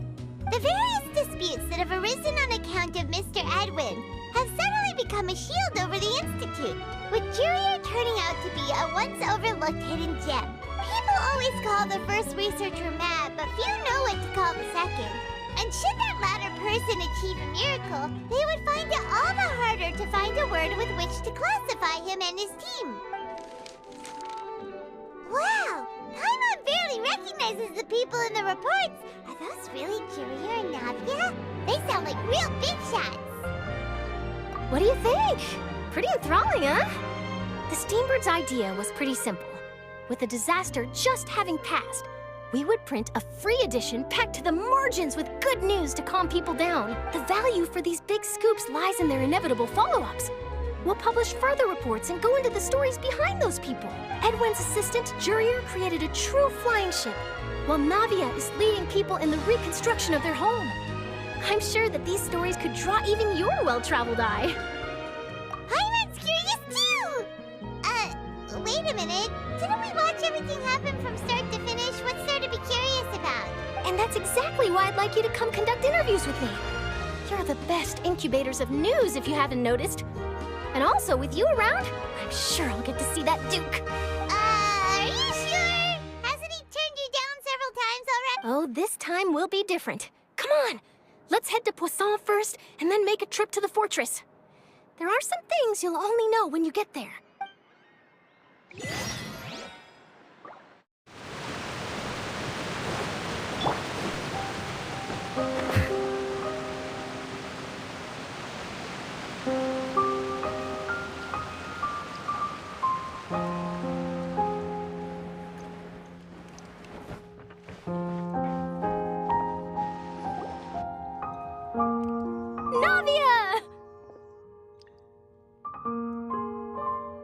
Oh, it's you. What brings you all here? Hey, we're just having a look around. I'm here to update myself on how things are going here. Oh, the Fatui are here too. Let me introduce you. This is Mr. Garunt Snežević. He represented the Knave in sending us a large amount of supplies, and is helping with our work. Our residents are hard at work as well. Thanks to everyone, work is progressing nicely. We've lost a lot of people, but we're moving forward. That will have to be enough. Hello, Miss Charlotte. I'm a big fan of yours. I especially like that article you wrote last year about Fontaine's stray cats. But if you don't mind, could you not emphasize our role too much in your report? It's not charity we're doing here. We just happen to share the same interests as the Spina. I get where you're coming from. I'll keep it as simple as possible. Or would you be willing to feature as friendly neighbors? That would be fine. Thanks. Oh, you're back too. How are things? We finished laying down the construction materials. It'll be another hour before the workers are able to go over there. Huh? You're here too, Clorinde? Well, her reputation's greatly risen after that whole duel business with Miss Furina. So she's here in Poisson to wait out the heat. All right. She really came here to help me out. There's too much to consider in the reconstruction of Poisson. The Spina has need of more decision-makers. And, well, I do already happen to be connected to Mr. Callis. Oh, wait just a moment. Do you mind me asking a few questions? You know, about how you felt before the duel, about what it was like facing down a god. There's lots of exciting material there, I bet. Forget it. I'm sure you can find a better theme than that, Miss Charlotte. I see you're the same as always. Couldn't you do me a favor, for Navia's sake? Well, if we're talking about doing things for my sake, you might as well just take a few more photos of me. Or of the Traveler. It's better than wasting time persuading Clorinde, at any rate. Of course I will. I'm not gonna let him off that easy. All right, then everyone who wants to be in the photo, gather up. And smile.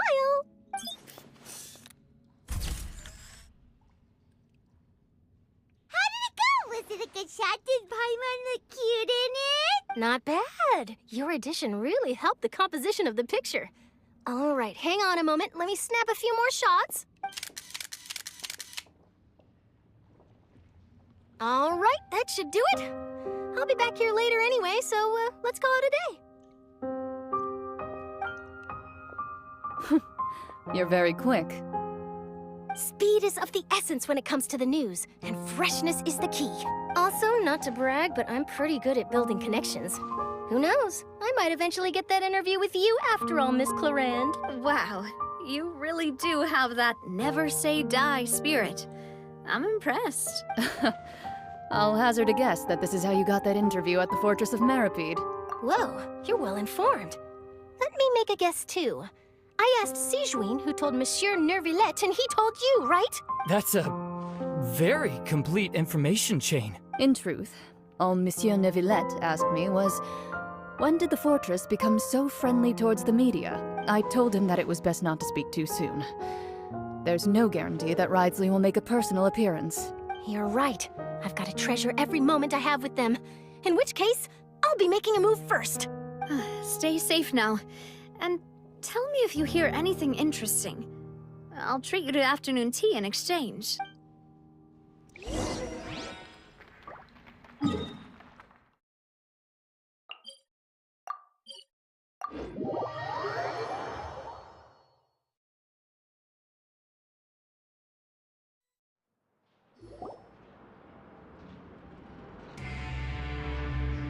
Wow, guess we're here again, huh?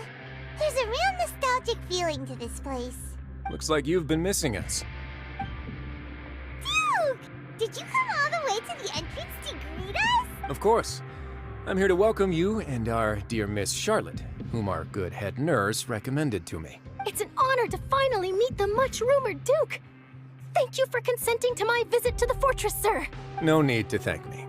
But that said, I shouldn't be the focus of your interview. I trust you recall our agreement? Of course, of course. All right then, this way.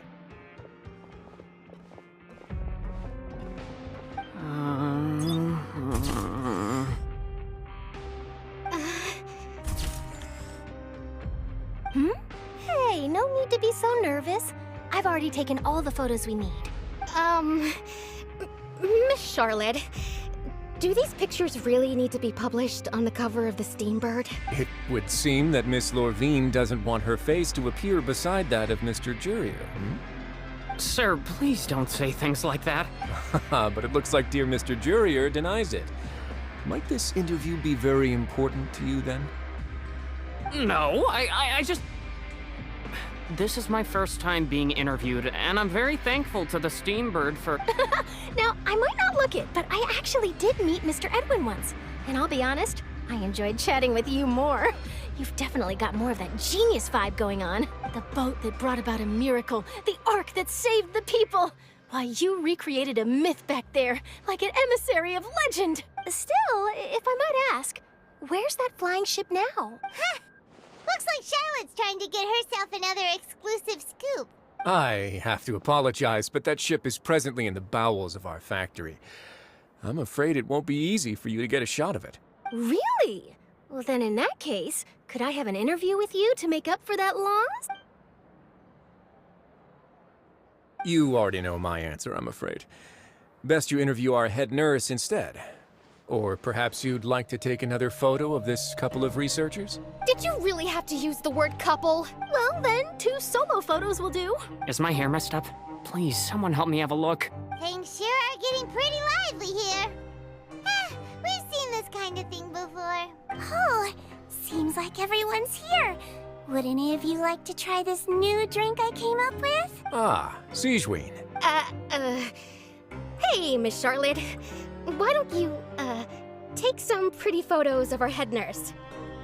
Sure. Come on, Miss Sigewinne. Over this way. Let's find a brighter spot. Huh? Sure. Do I have to smile?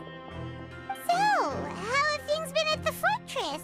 Same old, as you can see. Fontaine's undergone some changes, but this place is still more or less the same. Other than that flying ship, it got a tad too much attention, I think. That's why I decided to let the interview go through. We should direct more public opinions toward the behind-the-scenes heroes. Am I right, Mr. Jurier? Miss Lurvine? You're too kind, sir. I believe that you too should have your day in the sun. Not that you would want that, which is a pity. I'll just leave the spotlight to you two. I see. Lots of things happened that day, huh? Anyway, regarding that Harbinger, I'm not sure you remember, but his 3 young followers are still waiting for his return. He sure did win them over, huh? I'll tell them that there's good news and bad news. The good being that their boss seems fine, and the bad being that they must face extended sentences for abetting his escape. Oh, actually, what about you? Are things gonna change for you too? What change can there be? The fortress will keep chugging along, and so will my duties. As to what Miss Furina's departure will mean for the nation, and if our laws and governance will be transformed, we'll leave those to the folks in the overworld. Hey everyone, the photo shoot's done. Good. In that case, let's call it a day here. Thanks for your cooperation. Come on, Traveler, let's go. Till next time, everyone. There'll be a next time? Maybe. Who knows? I might write a story about the underwater factory next time. Until then. All right, last stop, the docks.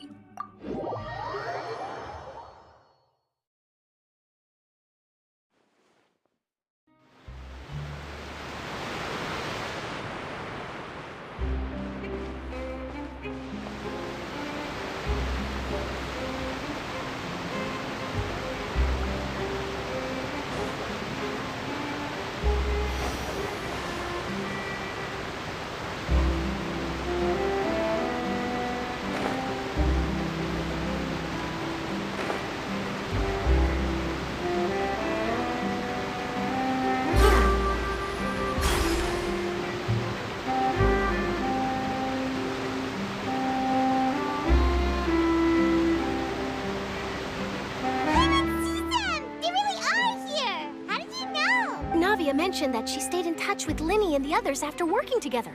Apparently, they've been at the docks distributing these strange pockets the whole time since. Traveler, Paimon. Ah, and Miss Charlotte, too. Would you like a magic pocket? What sort of gadget is it? It's a wondrous bag that can be used to carry many things. The water level has returned to normal, but if you see any of your things floating around, you can use this to carry them. Or you could trick a friend into doing it for you. Trick a friend? I wonder which of my friends would fall for that. You could just make a friend like Fremine here. Isn't that right, Fremine? Is this what you meant by, I'll help you make some more friends? To be honest, that sounds pretty sweet. Could I have your contact, please? Sure. Please, write down my address. You sure are working hard to help Fremine socialize. He was the one who proposed doing this. He even wants to assist in our magic shows. Yes, I was planning to first introduce Pear as an assistant, and later Fremine himself. In the future, I think we can leave underwater escape magic to him too. That said, would anyone want to see a diver escape underwater? Oh, it'll work out. Every journey begins with the first step. He'll become a part of our show eventually. Lynette, could you come over? Miss Charlotte says she wants to take a picture of us. Got it. My, that Charlotte is rather perceptive. She got rid of everyone the moment she realized I had something to say to you. So, how have things been, Traveler? Father says that you did a great deal during the latest events. She's very grateful for your contributions to Fontaine. That's all right. We were more than happy to help. So, what's she doing now? Oh, I guess you haven't heard.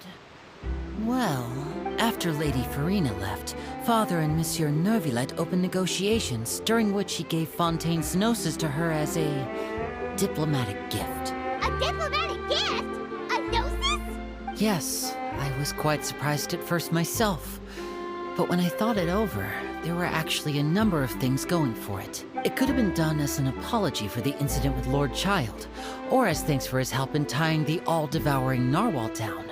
Furthermore, Father did also lend significant aid to Fontaine and Poisson. Well, that's true, but this is a gnosis we're talking about. Doesn't this seem a bit irresponsible? I would agree, but I've also heard that it seems that Monsieur Neuvillette has had a significant change of heart regarding the matter. So there's some reason for this that only Neuvillette knows about? I suspect you'll have to ask him about that yourself.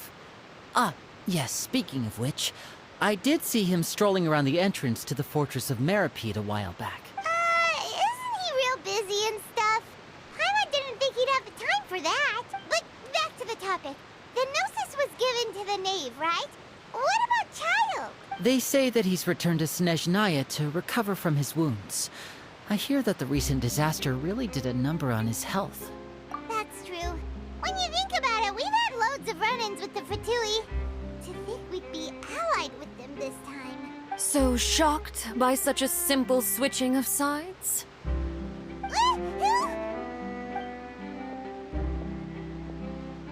Father! Well, what do you know? Come to the docks to see how my children are doing and meet the Traveler by chance. Please do not pay my accomplishments in Fontaine too much mind. I would have done them regardless. Are you going to take the gnosis back to Snezhnaya? That is our duty as harbingers, yes. Don't be too preoccupied with sides. The goal of the Fatui concerns not a single place or person, but the entire world. With such a grand goal in mind, it is inevitable that we must wear many masks. Switching my masks is something I've always done. Well, that depends on many things. No one truly knows what the future holds. What good is honesty if you can't rely on it forever? As for you, I very much look forward to our next collaboration. Good things cannot be achieved alone, and you've proved yourselves to be great partners. A vision? All right. I'll remember to return it. Thank you for keeping it safe for him this entire time. And that's a wrap for me. Huh? You're... Greetings, Miss Journalist. Hello. If I'm not mistaken, there are diplomatic channels I'll need to report to take a photo of you. That is correct. So forgive me, but I will not be able to serve as a subject in your article. However, feel free to write as much as you'd like about our dear magicians and our upcoming rookie talent.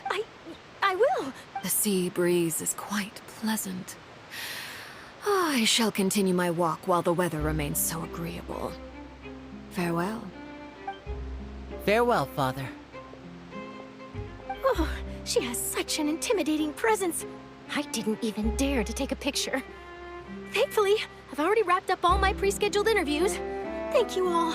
This'll be more than enough for me to write about, I'm sure. Don't be too nervous. Why don't you take a magic pocket before you go?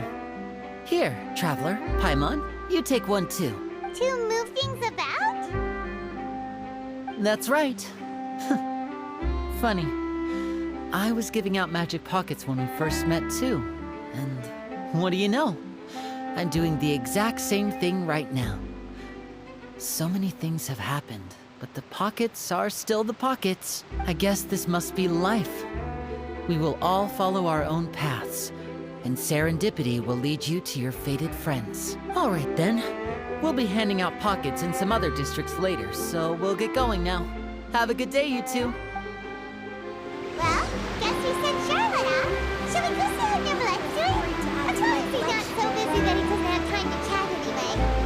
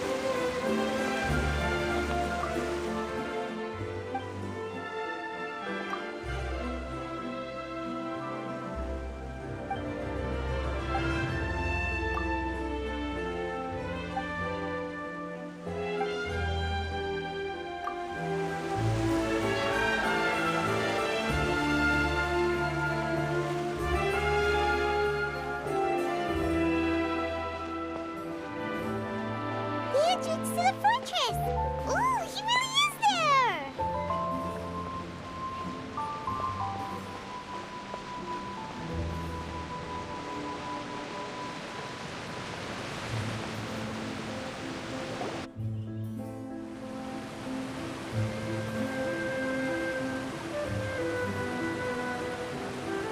So, you really are here, Neuvillette! I didn't think you were going to have free time this hour of the day. Really? Oh, I suppose you must have met Mr. Linney. He took the time to greet me earlier when he passed this way. In any case, you came at a good time. I was just considering reaching out to you to set up a meeting, so I may explain some things that I haven't had the time to before. Aw, Paimon's glad that you remembered. Thank you for keeping us on your mind, what with you being busy and all. Alright, let's have it then. How was Fontaine actually saved? The whole business is still quite the mystery to us. It is strange how words can often leave a bitter taste in the mouth when it finally comes time to say them out loud.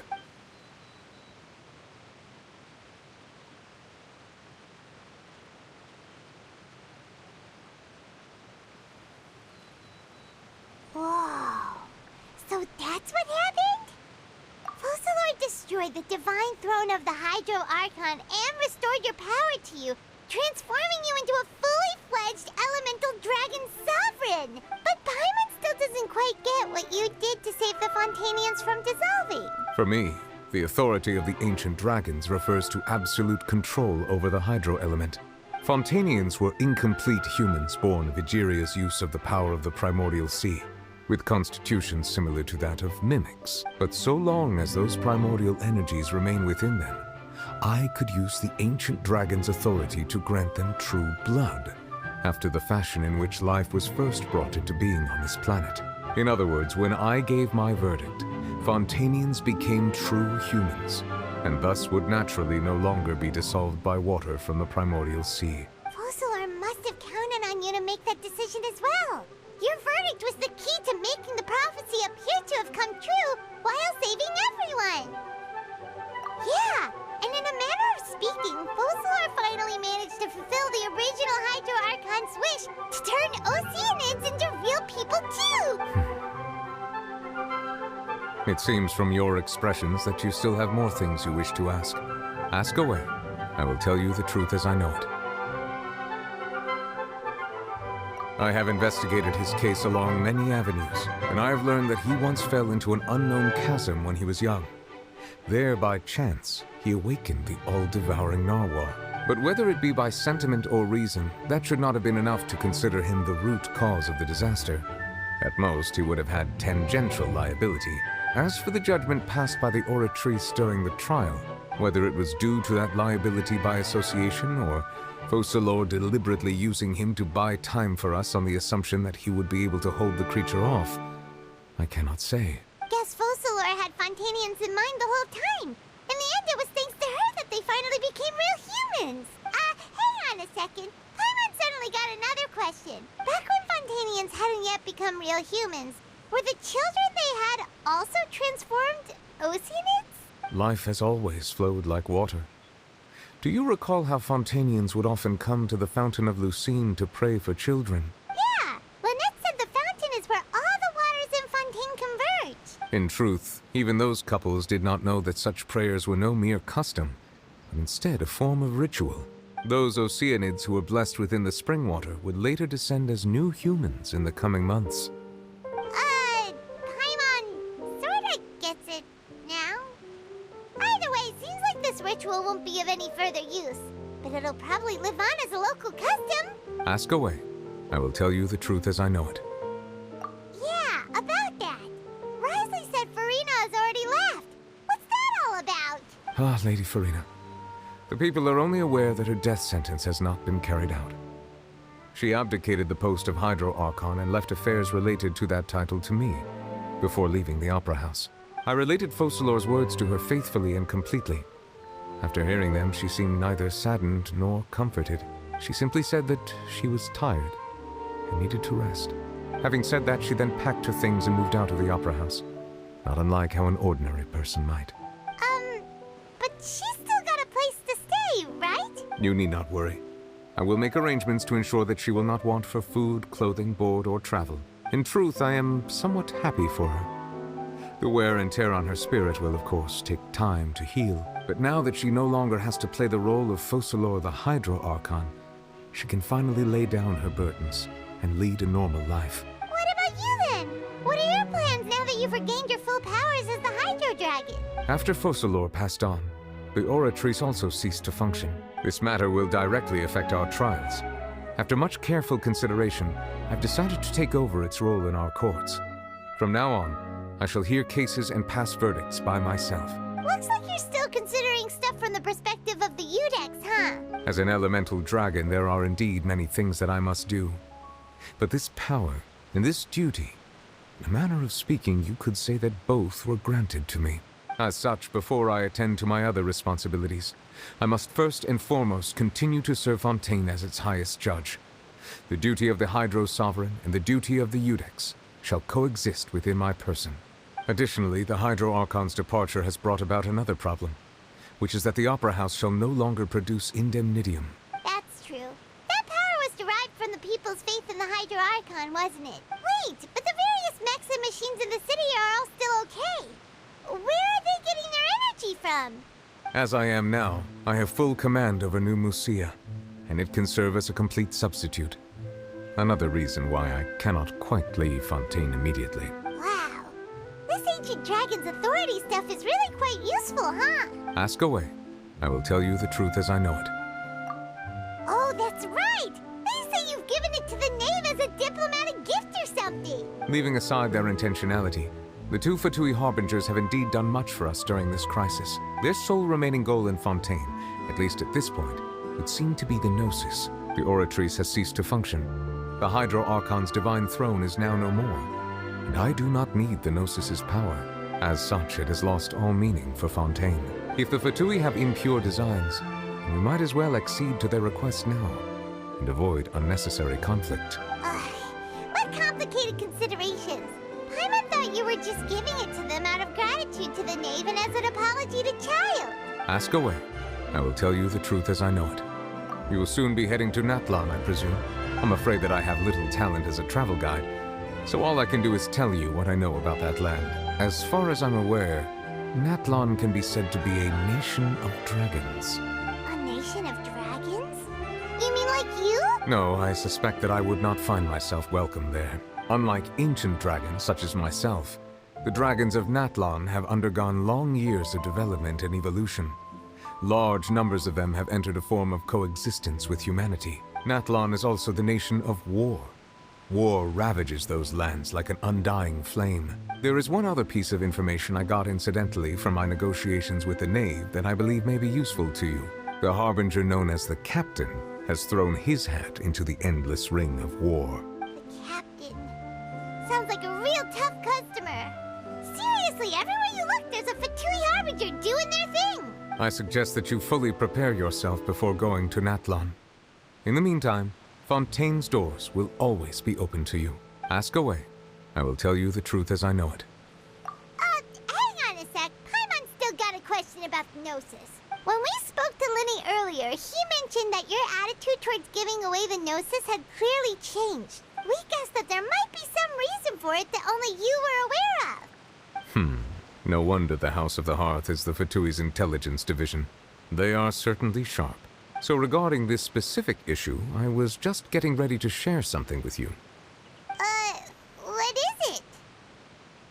In truth, I exchanged some further words with that lady named Skirk after sending you two back to the surface. It went something like this.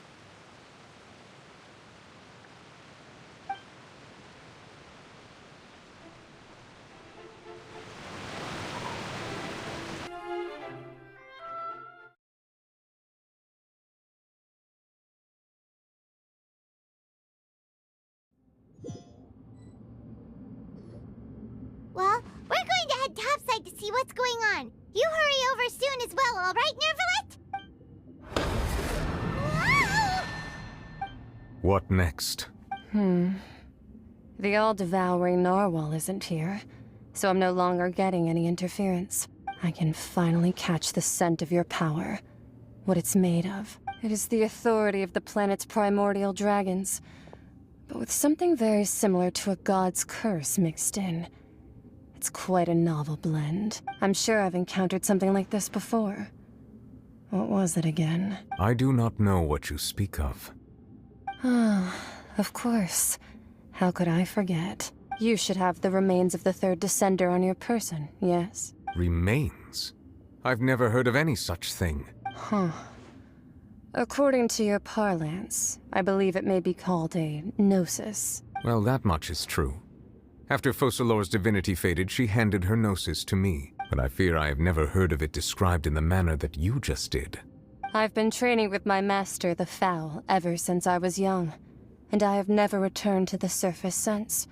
So most of the information I possess, I got from him. It is only natural for those who are greater than humanity to possess a different sort of common sense, which is why there are so many problems in our attempts to communicate with humans. Regardless, you should probably get rid of objects of misfortune to prevent any disasters from befalling you. To live in itself is a blessing. But once a person dies, the bonds he once had with this world shall all turn to curse. What do you mean by that? No need to fret. These are just my personal thoughts, and my reason for no longer wishing to return to the surface. This third descender you refer to, who are they? And when did they die? Master never mentioned them to me. Perhaps it just wasn't that important for me to know. If you're interested, though, I could ask him. I'll be sure to pass the answer on to you next time. Next time? You believe we will meet again? I do. Wait. I have a disciple of my own, don't I? He can be the messenger, then.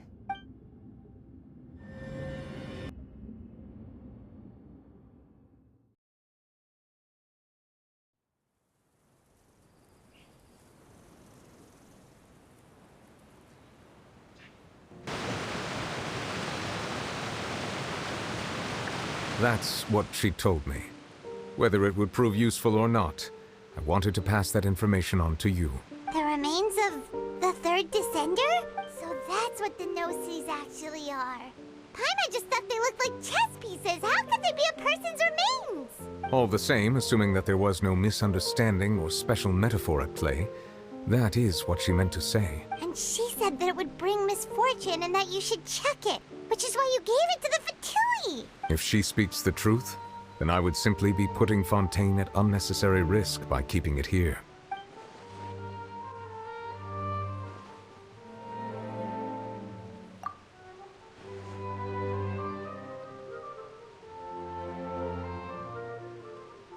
I had guessed that you might already be familiar with this concept, but I did not expect you to be one of them.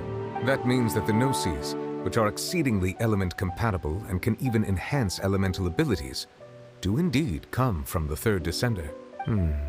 I wonder, does your body also possess similar properties? Like being able to use elemental powers without a vision! That does sort of count as special compatibility, right? No, let's not think about this stuff right now. It just feels creepy, comparing the Traveler to the dead third descender and all. That's what you say, but this topic still feels like bad luck. Once Child recovers, let's get some more answers out of him. Or go look for his master and get the answers that way.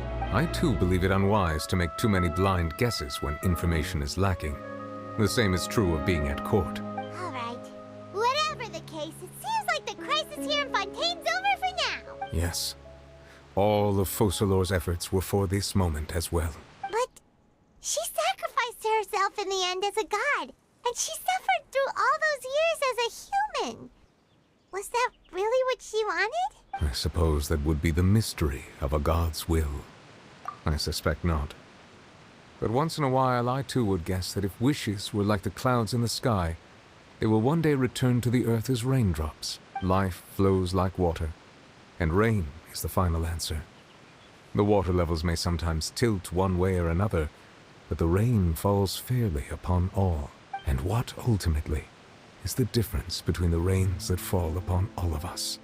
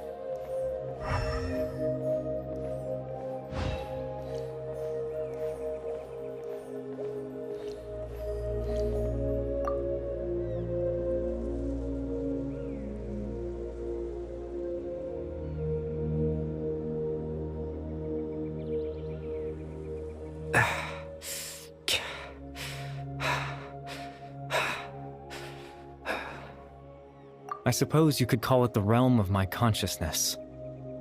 I'm someone who no longer exists in the real world, after all. As you well know.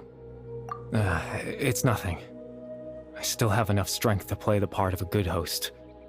I've always hoped that I'd get the chance to talk to you like this, and now, the time has finally arrived.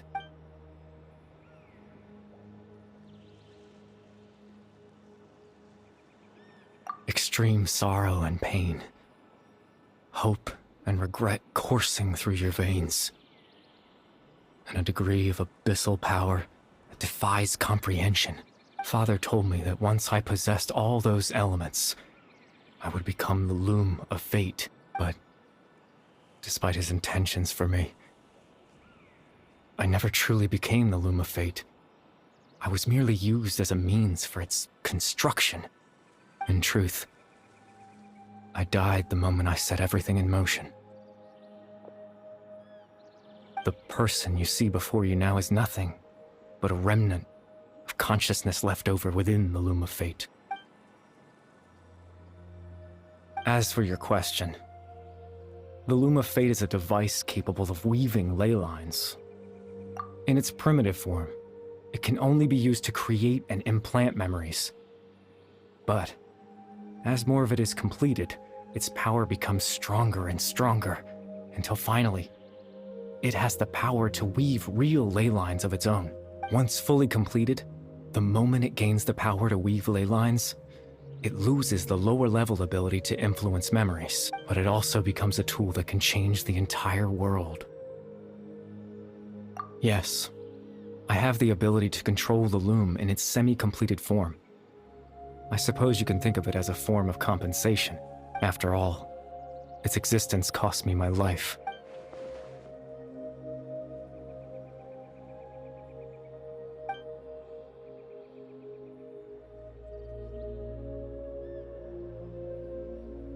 Ah, that. I was wrong to implant those memories. I'm sorry I caused so much trouble. Not only for everyone in the village, but for you as well. I just wanted them to feel like I once existed in this world. As if I had a chance at life.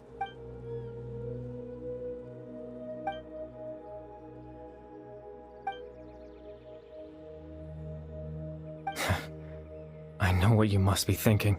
Why would I do something so meaningless? But I just couldn't accept it. I had to know what it would be like if I had my own life. What kind of person I would be. What other people would think of me. Chief Amadia, Baram, Granny Jahiyat, Atosa.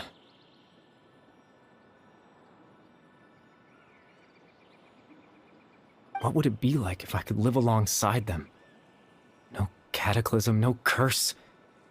Just a quiet life in a peaceful village. I was curious, so I selfishly tried to have my own life. Even if that meant piecing together the version of myself that could have been. One memory at a time. I know it sounds stupid. After all, my life ended a long time ago.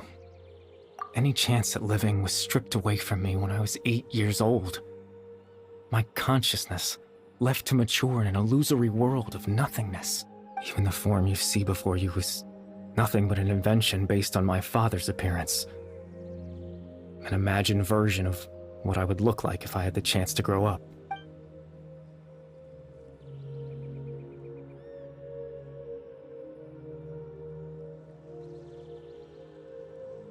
I know. But there's nothing I can do to make them find me. If I could exist in the real world, I would return without a second thought and surprise them with the suddenness of it all. But, well, that's not possible for me.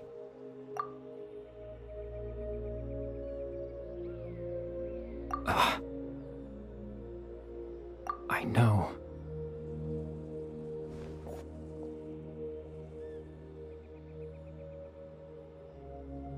Captain Dainsleif.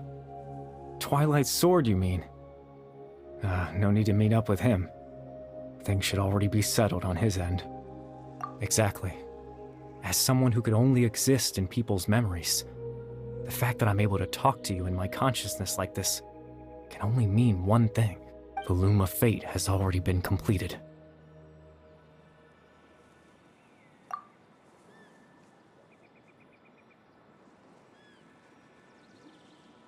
No need to worry about Captain Dainsleif. He's absolutely fine. The only reason he lost the eye was because I happened to guess exactly what he was planning. Captain Dainsleif has had the eye inside his body this whole time, hasn't he? His plan was to lure the Abyss Order to a false location, capitalizing on their pursuit of the eye in order to have the chance to confront the princess. He would then hand the eye to you and tell you to take it away from that location. That way, Captain Dainsleif could accomplish his own goal and ensure the safety of the eye all at once. A very thorough plan. That's right. Because in his mind, he had given it to you already.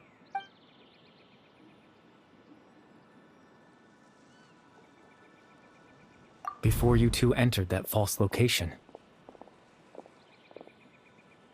Traveler, wait.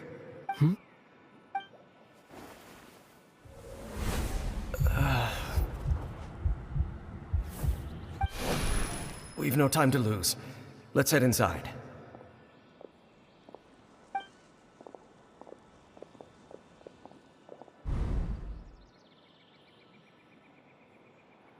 That was when I implanted the memory of him handing you the eye. Given the tense situation at that time, Captain Dainsleif failed to notice anything out of the ordinary, and took that memory to be real. I'm sorry, Traveler, but I needed the Loom of Fate to be completed. And to do that, we had to retrieve the eye.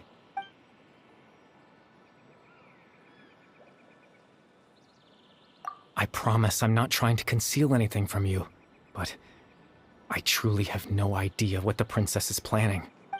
Tevat's ley line system is deeply entrenched in the planet. Creating new ley lines can neither replace nor extend the ones that already exist. In the face of everything they could be planning, I fear I'm too insignificant to even get a glimpse of the bigger picture. In any case, I had my own use for the Loom of Fate, and my goal, at least, has been achieved. You remember my father, don't you? Clotar Alberic.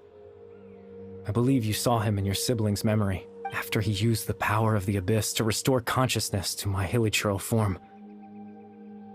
I suffered from an indescribable level of mental anguish. To comfort me, my father told me a story, that this was a fairy tale world where I had to take on the form of a little monster. That story managed to dispel my fears, even if just for a moment.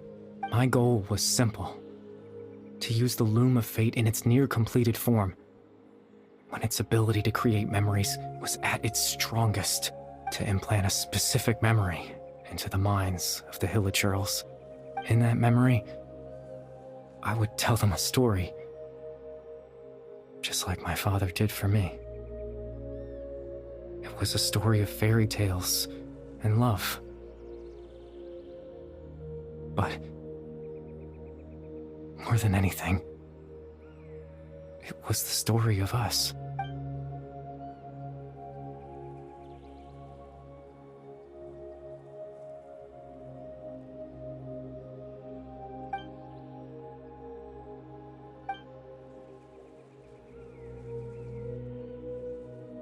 I can't change the world. Not when I lost the very right to exist within it. Implanting those memories, that was the most worthwhile thing I could offer. All that's left of my existence is a wisp of residual consciousness tied to the Loom of Fate. In truth, that trace of my consciousness should have dissipated long ago. My goal was the one thing that allowed me to hold on all this time. But now, the bedtime story is finished. And it's finally time to rest.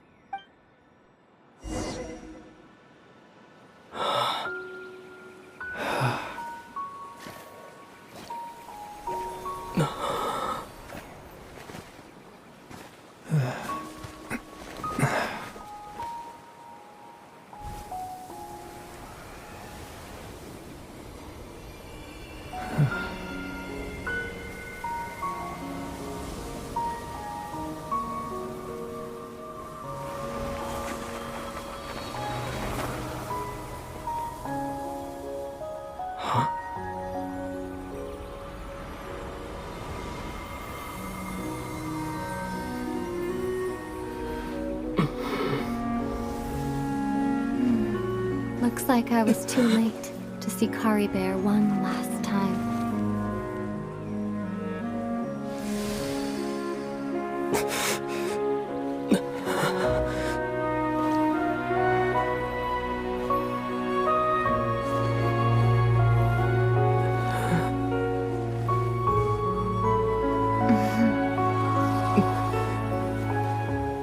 Kari Bear's consciousness is gone.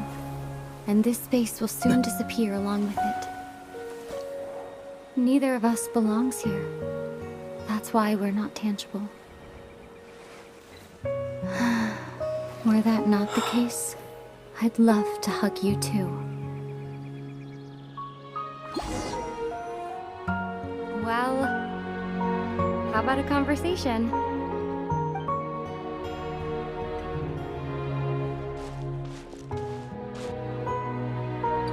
The chance to just stop and talk like this is certainly not easy to come by. Wouldn't you agree? That battle earlier was tough. The one against Dane, I mean. I didn't expect that after everything, he would still hesitate to raise his sword against me. Were it not for that, perhaps I'd still be no match for the Twilight Sword. Even after 500 years. The loom of fate, huh? I still haven't found a way to utilize it to its full potential. But there's still time, before the heavenly principles awaken. Yes, for 500 years now, ever since the Cataclysm in Conria, there's been no sign of activity. Not long ago, you witnessed the Hydro Archon destroy her divine throne. Yes, such a flagrant disregard for the rules, and still Celestia took no action. I suppose that's proof enough of the heavenly principles situation. However, the heavenly principles will awaken. We just don't know when that will be, or what might trigger it. You could say that. Just look at Caribert. He was so pure and single-minded. The space we now find ourselves is a perfect representation of who he was. Quiet and peaceful. Even as a hilly churl, seeing the terrible sight within the mirror wasn't enough to taint his spirit. He brought comfort to the people of this world, even though he was denied the very right to be a part of it. So ask yourself this. Who was it that deprived him of that right to exist? Of course, that's only one example. My feelings about the heavenly principles are too complicated to explain in just a few words.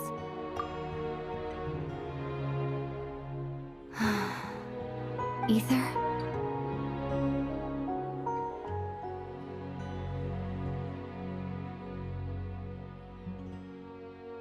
You're the only one in this world who calls me that.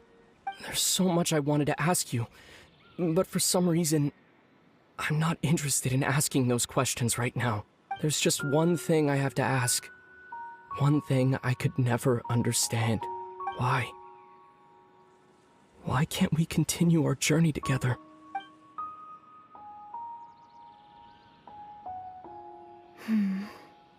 At the end of my journey, I arrived at a place known as the Sea of Flowers at the end. Do you remember? A long time ago, when we traveled between worlds together, you told me you wanted to find a place in the universe where that one flower was in full bloom. To have a place like that suddenly appear before me, well, would you think of that as a coincidence? You mean... I miss you too, Ether.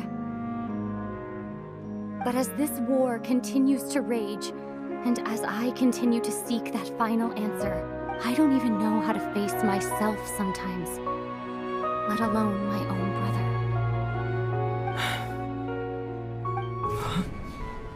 What's going on? This space has lost its tether. I doubt it'll be able to exist much longer. In fact, aside from our inability to physically interact with each other, there's something else you should know about this space.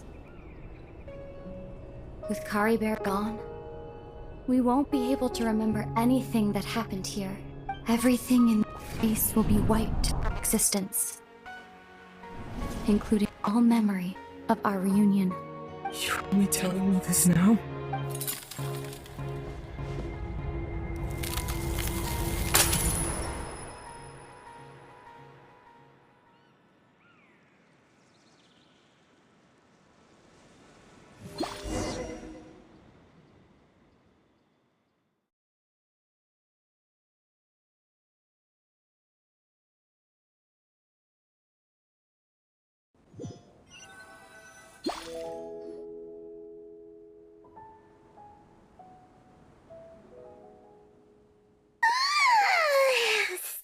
so sleepy.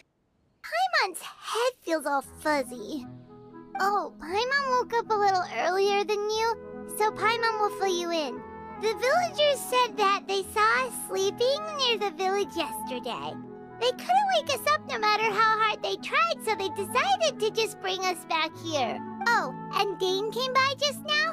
It looked like he was injured. He didn't say anything, though. Just made sure that you were all right and left. Kinda seemed like he had a lot on his mind, but that's Dane for ya. Let's think for a second. We were in that memory, and we saw that guy you called Kari Bear. He was the missing villager that we've been trying to find, right? And after that, Paimon doesn't remember what happened. Wait, really? What a score!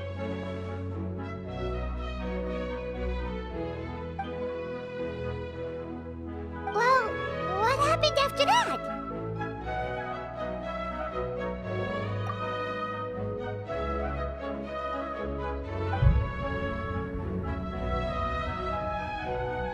Ah, there you are.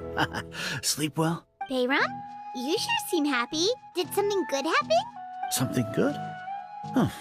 Wasn't anything good or bad, I'd say. It's just that, well, the village organized another search party yesterday. It didn't feel right to leave all the searching to the adventurers. So there we were, searching away, when suddenly this one guy said it all came back to him. According to him, one day around dusk he was passing by this one tree outside the village, and he saw our missing villager. There he was, sleeping under that tree all by himself. His parents came a little later to wake him up, and they all left together. It looked like quite a happy family, apparently. And after that, well, we all started to feel like that really is what happened.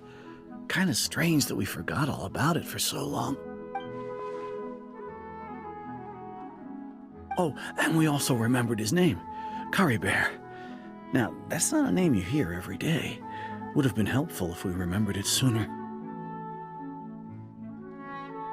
Well, I hope he's happy wherever he is, and we're all relieved now that we know what happened.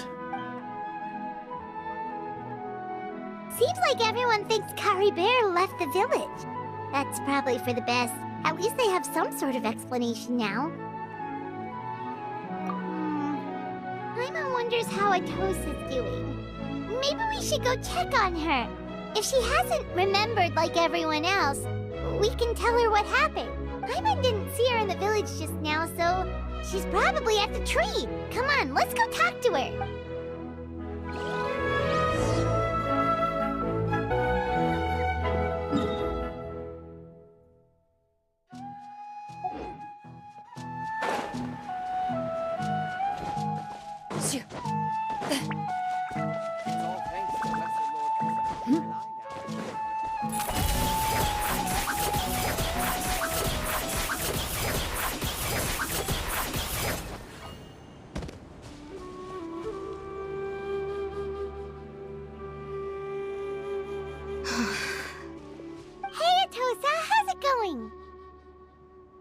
Oh, it's you two. I was just about to go looking for you. I wanted to thank you. I was part of the search party, so I remember what happened to Kari Bear now. Honestly, I just can't believe I forgot something so important. It's funny, but I have this feeling he told me the same thing. I just can't seem to remember when. I guess it doesn't really matter anyway. Life is made up of a series of memories. As long as I hold on to our time together, he'll always be a part of my life. I'm just happy I got to meet him. So, who cares what happens in the future, right?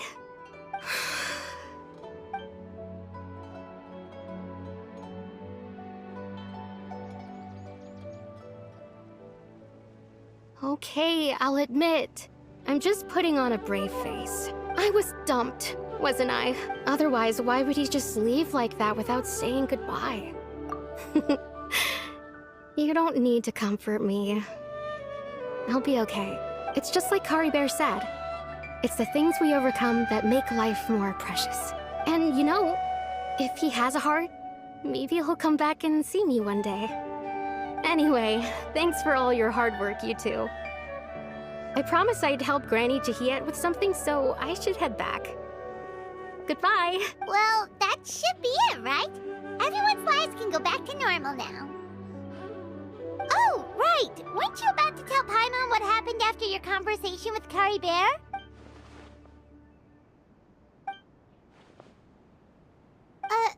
A picture? Where'd that come from? Let Paimon see!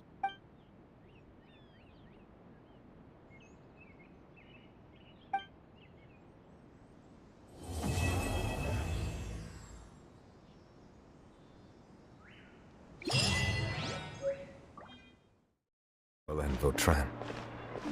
The words he spoke in court often replay in my mind, as if urging me on to do something. But Wriothesley said he never resented you, right? Isn't that a good thing? I believe I now understand what he wanted to tell me. I feel conflicted about those words. How should I describe it? Surprise, relief, fear, and regret. But this blend of emotions has led me to finally understand some things. I would like to hear your thoughts, too. What do you think of me? Paimon agrees with everything Wriothesley said. As Chief Justice, every single one of your trials makes an impact on Fontaine. What do you think, Traveler? Hey, any comments? What I really think is, every trial you've ever judged has left its impression on you. And that's what makes you who you are today.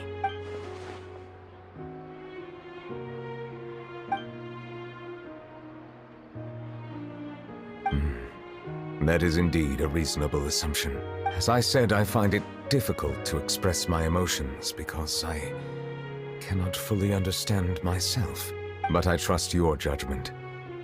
Since some time ago, I have begun to notice the changes that have occurred upon my person. These changes were not due to any specific occurrence, but emerged as a result of time itself. I will try to contemplate this further. Thank you both. Oh, huh? It's raining! Oh no, Paimon forgot to bring an umbrella! Come on, let's hurry before it rains harder!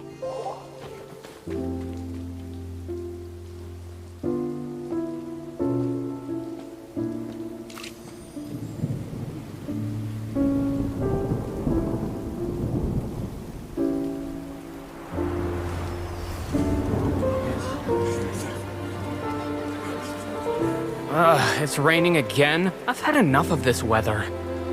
There go my travel plans. Did you read the news this morning? Quick, put away everything on the clothesline. When is this rain going to stop? Hydro Dragon, don't cry!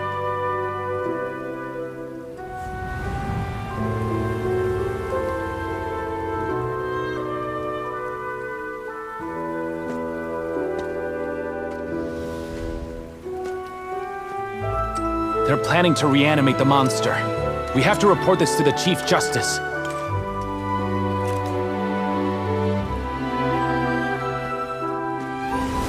The Fortress of Maripede. It's a good place for me.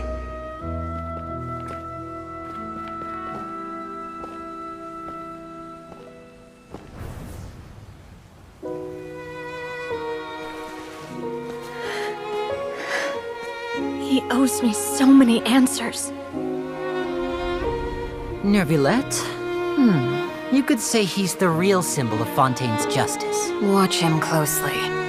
He could be trouble.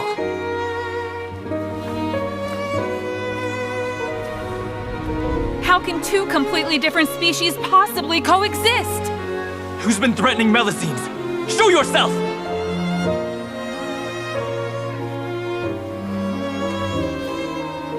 You will see much in the human world, from the delightful to the depressing. And one day, when you have dwelt among humanity long enough, You will be placed to bring judgment over all as a spokesperson for Fontaine's past. Good morning, Monsieur Neuvillette! The rainy season's almost over! The skies are supposed to clear in a few days! I hope you find time to enjoy the sunny days ahead.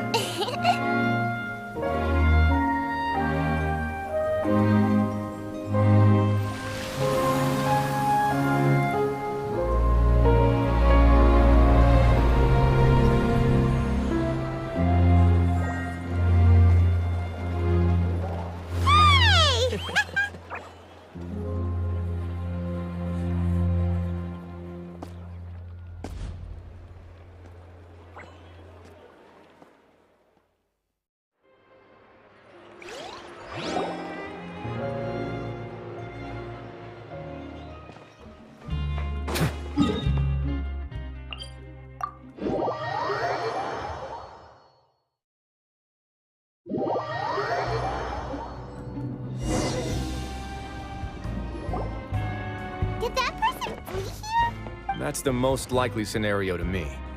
He's probably already caught wind of Dugier's declaration of war against me, and has fled to seek his protection. Let's keep heading down. There are some abandoned areas in there.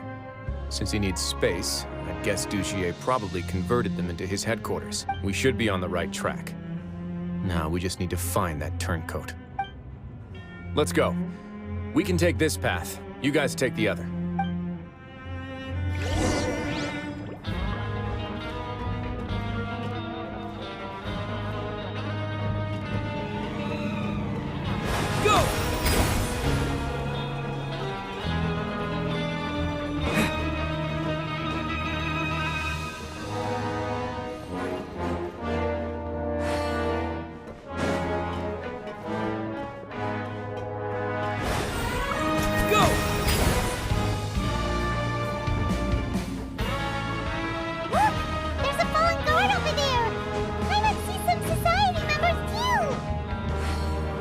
After them!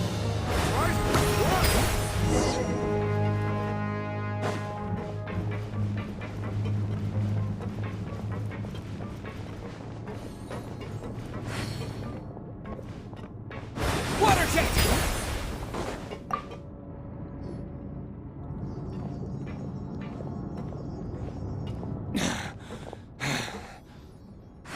Did Dugier send you? Why did you attack that guard?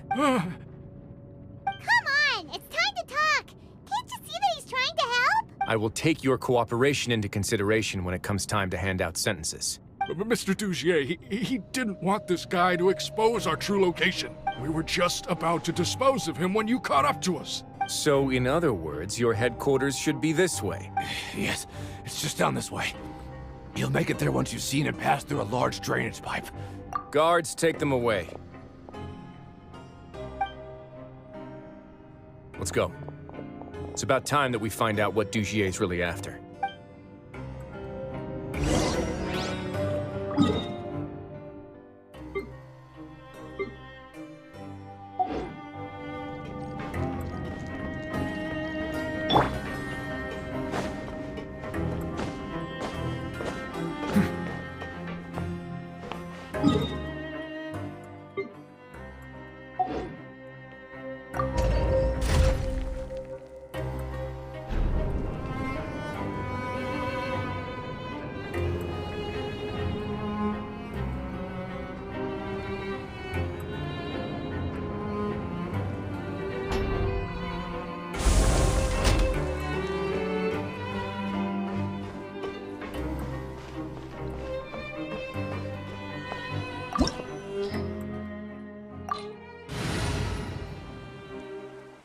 I won't hold you back. Much.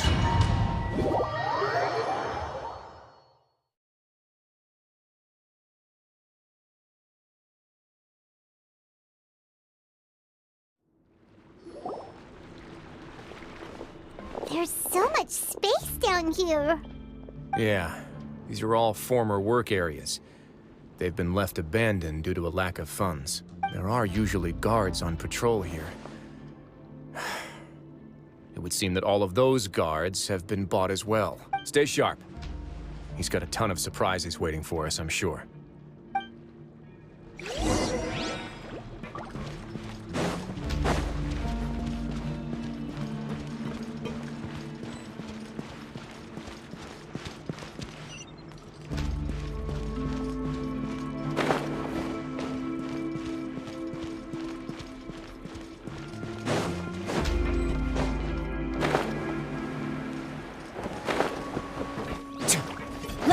your turn. A moment, please.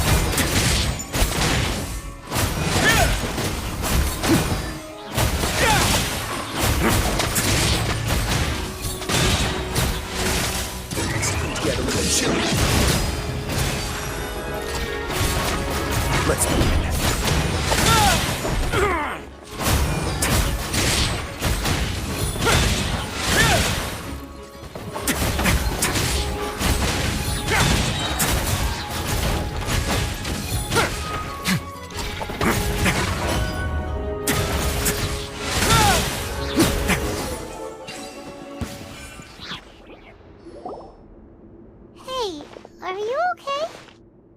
You're safe now. Just follow the guards and leave this place.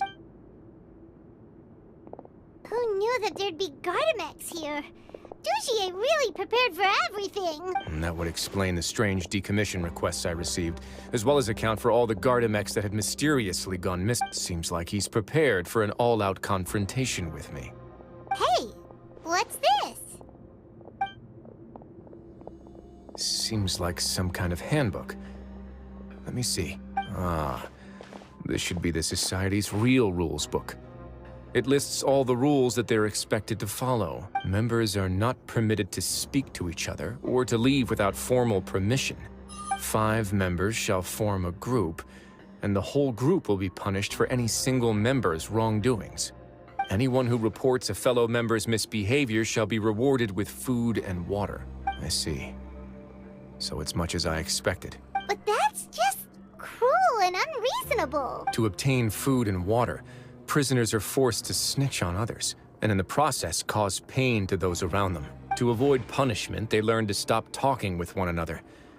This leaves the wounds they've already received to fester, however. And so resentment builds until every prisoner has become an island. Finally, isolated and without hope, they accept their fate as Dougier's slaves. Do you remember what happened to Paimon? She rejected all the snacks in the box once she was spooked by that black gem. She's usually all for tasty snacks, but she chose to go against her instincts after a negative experience. Ugh, is that the best example you could come up with? Anyway, Paimon still thinks she made the right decision. It never hurts to be careful. No, your decision was valid. However, it's also valid to interpret that as a decision that you only made under emotional duress. The human heart is like a raft in a vast and empty ocean. We convince ourselves that we're in control, but in truth, a single wave could sweep us off course and send us crashing into the path of a storm. Those who use fear to lead others astray must pay for that crime.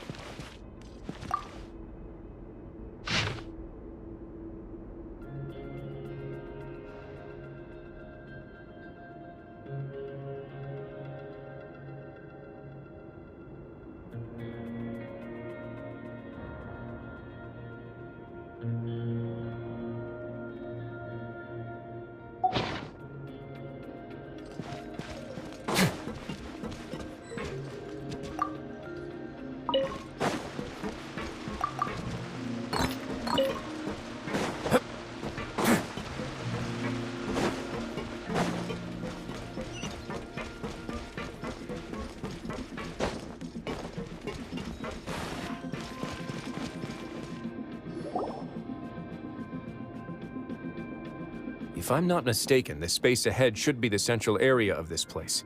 But the door's been locked. Rather than confront Dougier, I think it's more important right now for us to rescue as many Society members as possible. You guys should wait here. We'll try to open the door and check out some other spots.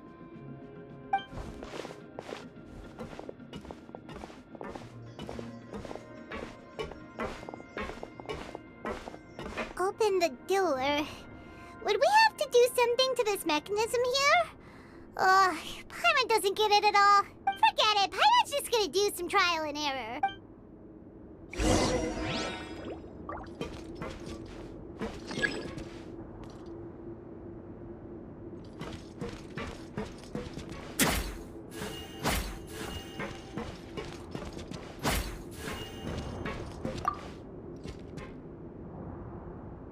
Whoa, it's turning!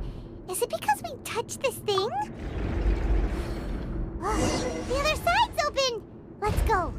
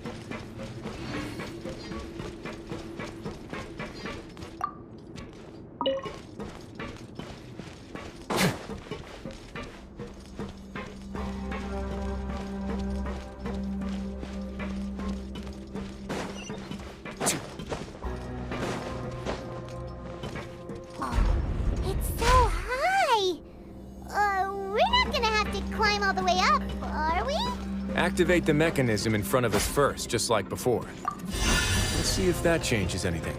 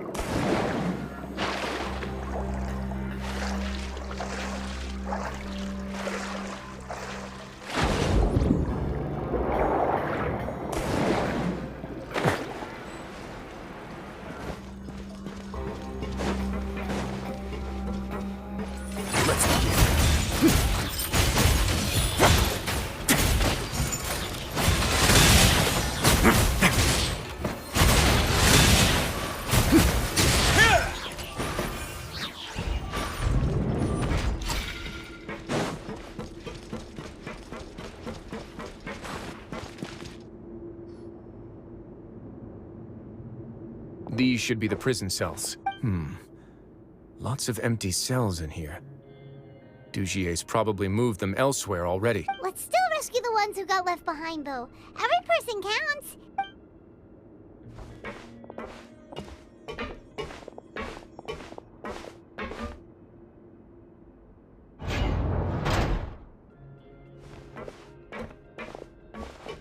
Hey, it's all right now.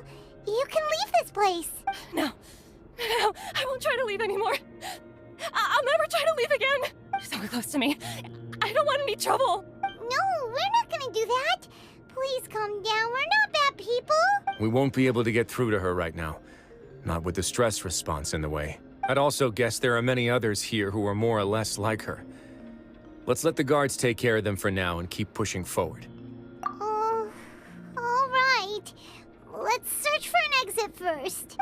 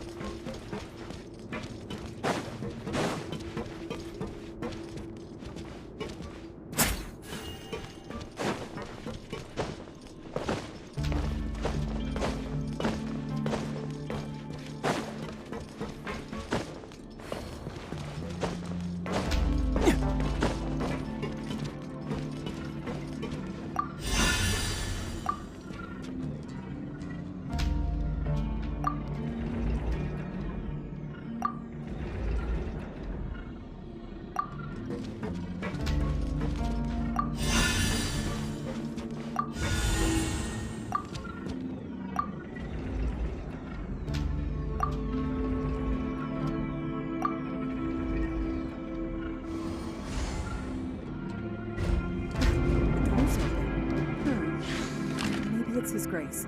I'll go take a look. I leave this area to you. Make sure to bring everyone out safe. Understood. And please take care as well, Your Grace. We'll return here right away and await your orders. Just focus on the tasks you've been given. I already have reliable help over here. Let's go back. We have unfinished business, do we not? That mechanism from the first room. Maybe we'll also need to hold it in place using the same device to open the door that leads to the central area. Don't forget to bring these along.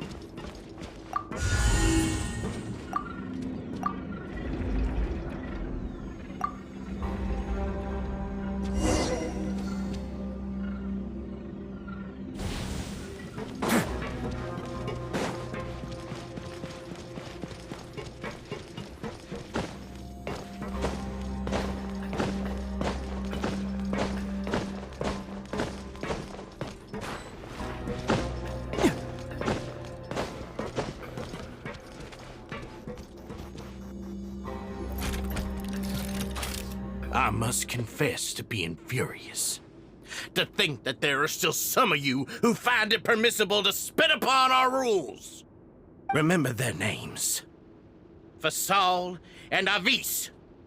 They've betrayed you, betrayed us. And today you will see with your own eyes what'll happen to those who betray our cause. Go on, Avis. Pierce his skull with the thorn in your hands, and then push in the Aqua Dolores. Of course, you will do it one drop at a time. Let it do its magic again, and don't stop until you've pushed all of it in. Thistle, I'm sorry. It's okay. I'll find a way to endure. Oh, shut your wretched mouths! When did I give you permission to speak? My rules are the paramount law of this place. Only more pain will come to those who dare to disobey. That's enough, Dugier. Your rabid screams have been beyond nauseating. Is that His Grace? Oh, Wriothesley. I knew you would come, but I didn't expect you to be so quick. Must you still refuse to let me be? Did I not spell everything out for you already? What's so blasphemous about sharing a slice of the cake with me when you've already got the entire fortress at your feet? It would seem that you can't see the difference between sharing and looting. And on top of that, look at your people. Are they not starving as you wolf down your cake? You stop acting all high and mighty like some hero of justice! Have you forgotten? Nobody in this blasted fortress is innocent. We are all irredeemable monsters who have destroyed something that others held dear. What's so wrong about punishing those who deserve to be punished? It's what they've always deserved. And please, are you really gonna tell me that you care about their lives and well-being when you just need a supply of labor to keep this place running? Is it that all you need to keep your cushy life? Sadly, you're wrong on both counts. Unlike you, I've never seen them as currency. The fortress is not only a place for confinement, but also a place for rebirth. Just as people are free to give in to the darkness within their hearts, they are also free to seek redemption and a new beginning. Our bodies have limits, but our spirits will always remain free. They may have made mistakes, but they are still human beings with people and things that they cherish. And most importantly, they should always retain the freedom to choose their own path once they've reflected on their past misdeeds. But you're destroying their spirits with fear, taking their freedom away so that they'll become slaves who will never again feel or think. And you say that's what they've always deserved? You are nothing compared to them. He's really mad. You think me arrogant, Wriothesley. Well, I think you're too young and naive. You understand nothing of this world. Nobody actually sees this fortress as any kind of just a wonderful place. See it for what it is. A dumping ground of pain and misery, irredeemable now and irredeemable forever. No prisoner will listen to you out of gratitude of their hearts. The whip is the only way to make them obey. Had you been just one step slower, I would have already taken control of all the garden mechs in this place. Your vision gives you strength. But how long will it hold against these powerful constructs? You talk big, but in the end, you know nothing outside of power and control. In that case, let me give you a small taste of what real power looks like. Teamwork is dreamwork! Ring cutter! A moment, please. Face your gift!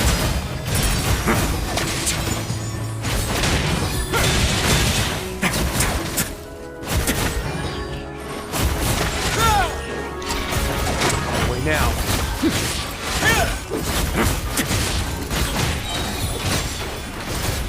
I'm going in!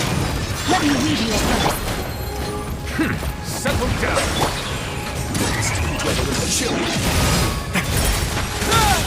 Let's begin.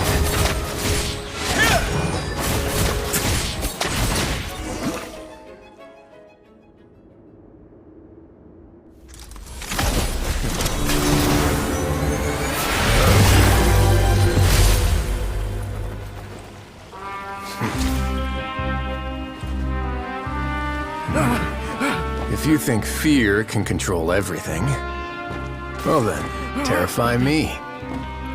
Don't high road me. You're just another crook. And it's time you got treated like one.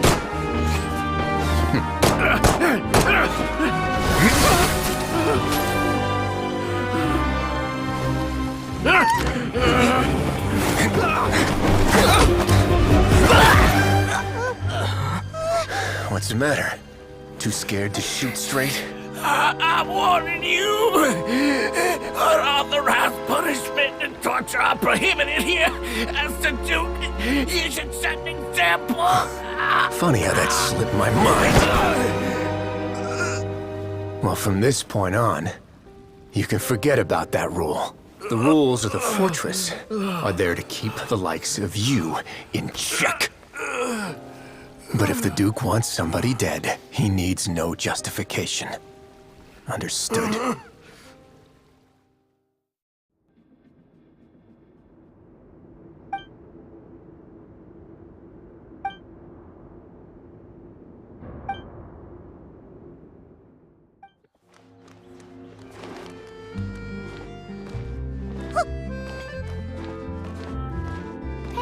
Look at that! Looks like I guessed right. You were just guessing?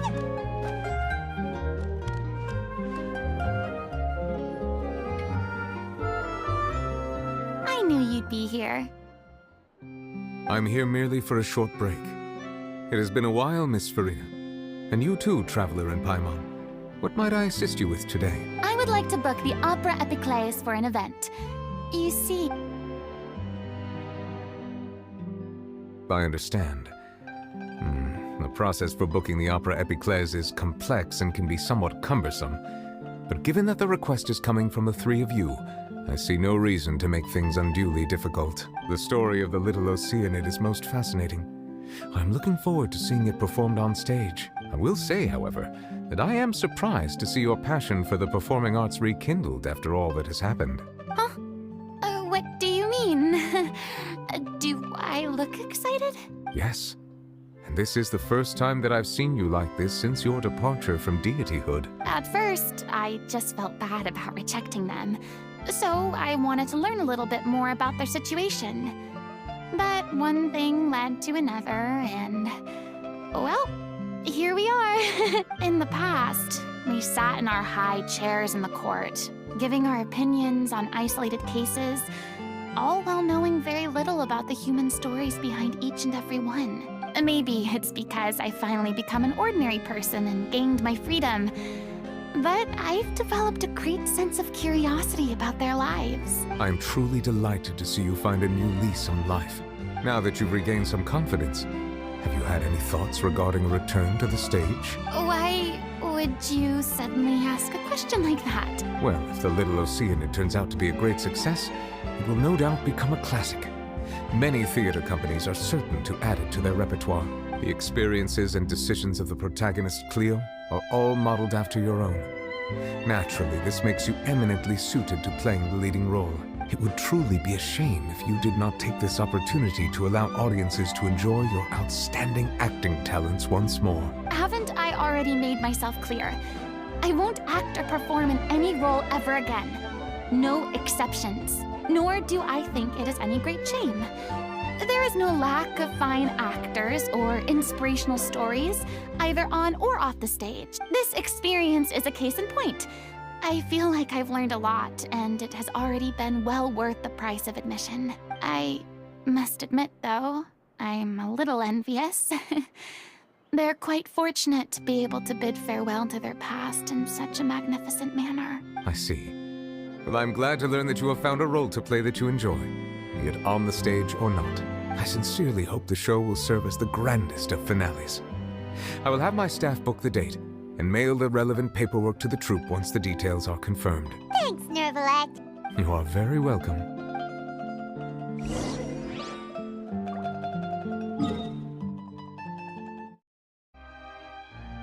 This has nothing to do with her.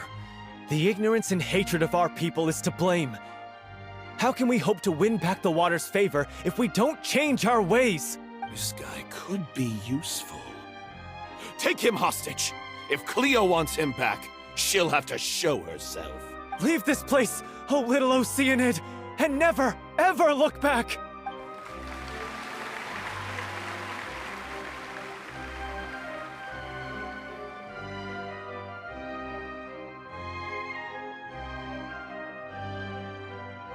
Everyone's really throwing themselves into their roles.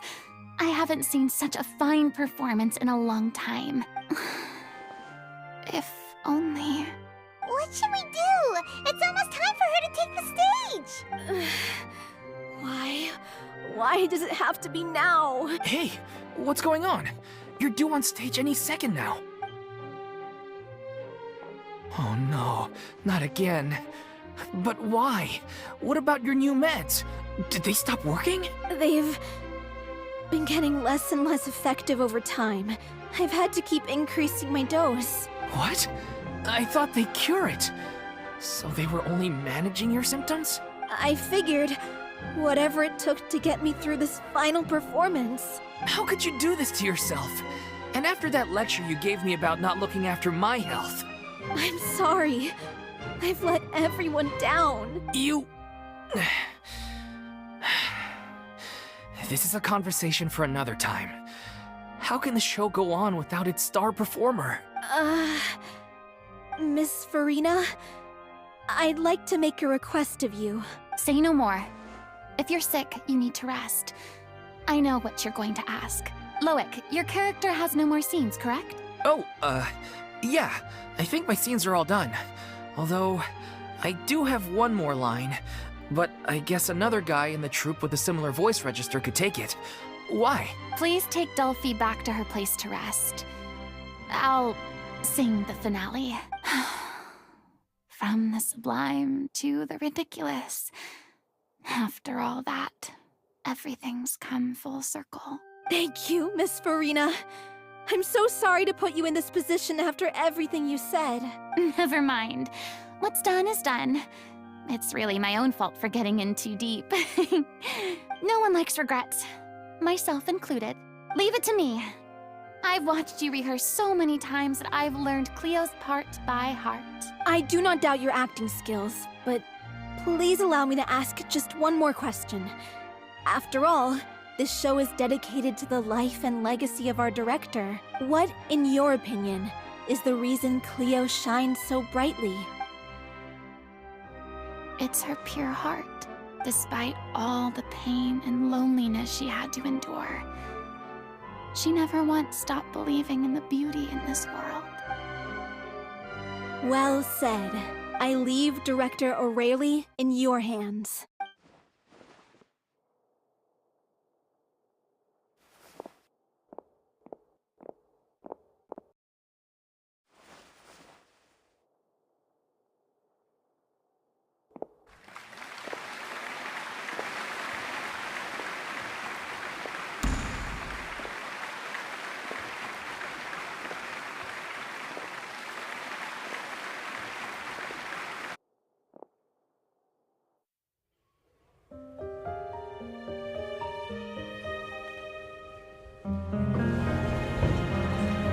Here yet?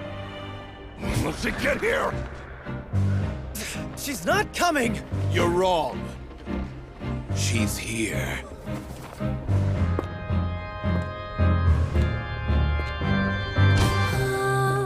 Si je pouvais vivre dans l'eau, le monde serait-il plus beau?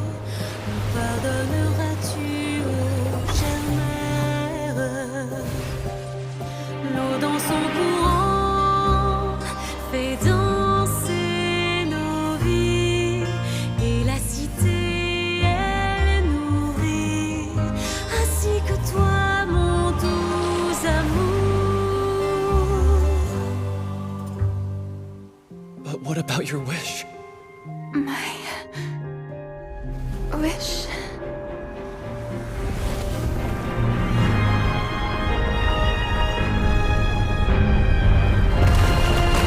If you become human, you can reveal your secret to no one.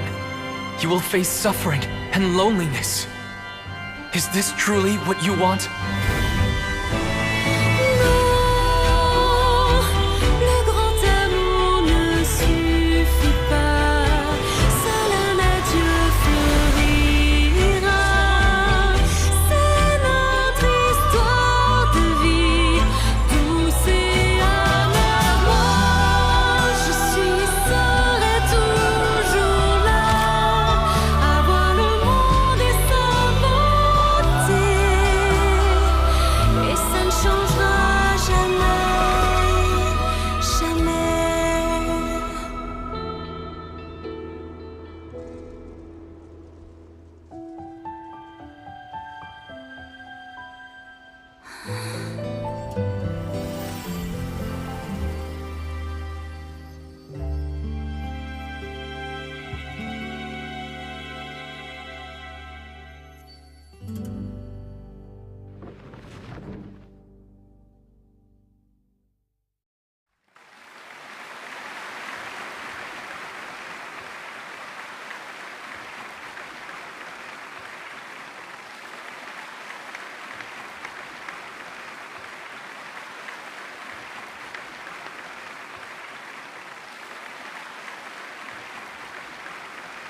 Is it just me?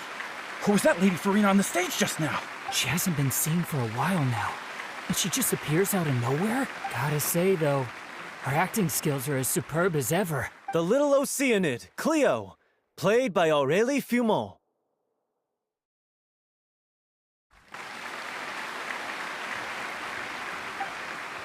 Wait, that's not her name.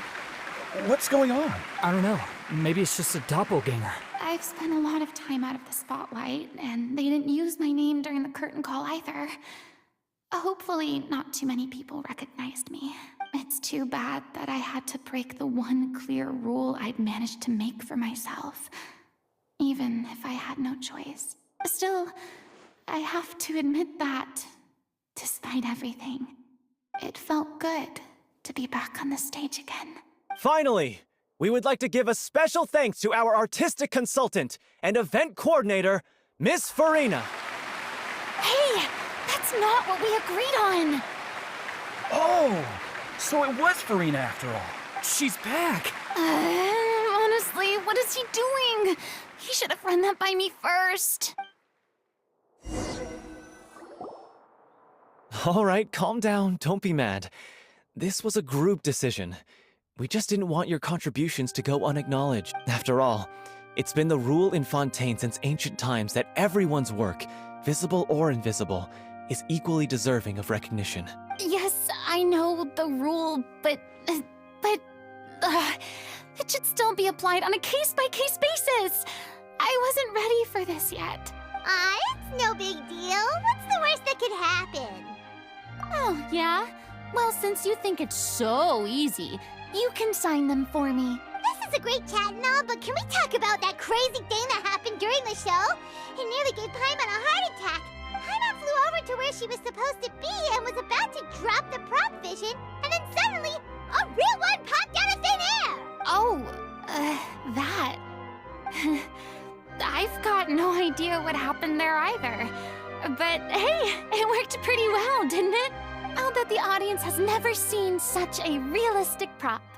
Wait, what about Dulphy? I wonder how she's doing. Oh, let's go check on her as soon as we finish clearing the stage. Yes. Plus, she'll definitely want to hear how the end of the show went. If nothing else, we can safely say that we accomplished what we set out to do.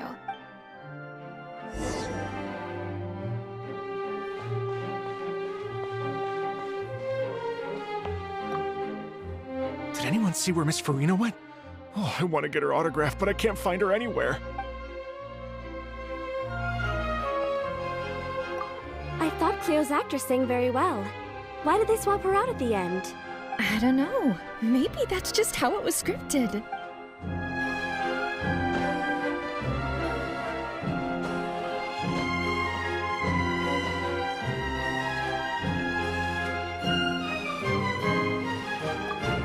What a surprise! Seeing Miss Furina on the stage? This ticket was money well spent. Yeah, I agree. Say what you want about her, but she's flawless when she's on stage.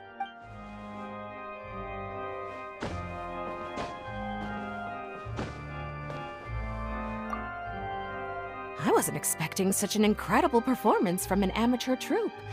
They didn't seem out of place on the big stage at all. Yeah, their technique could use some polish, but the performance in general felt very believable. Hit all the right emotional notes. I think it'll stay with me for a while.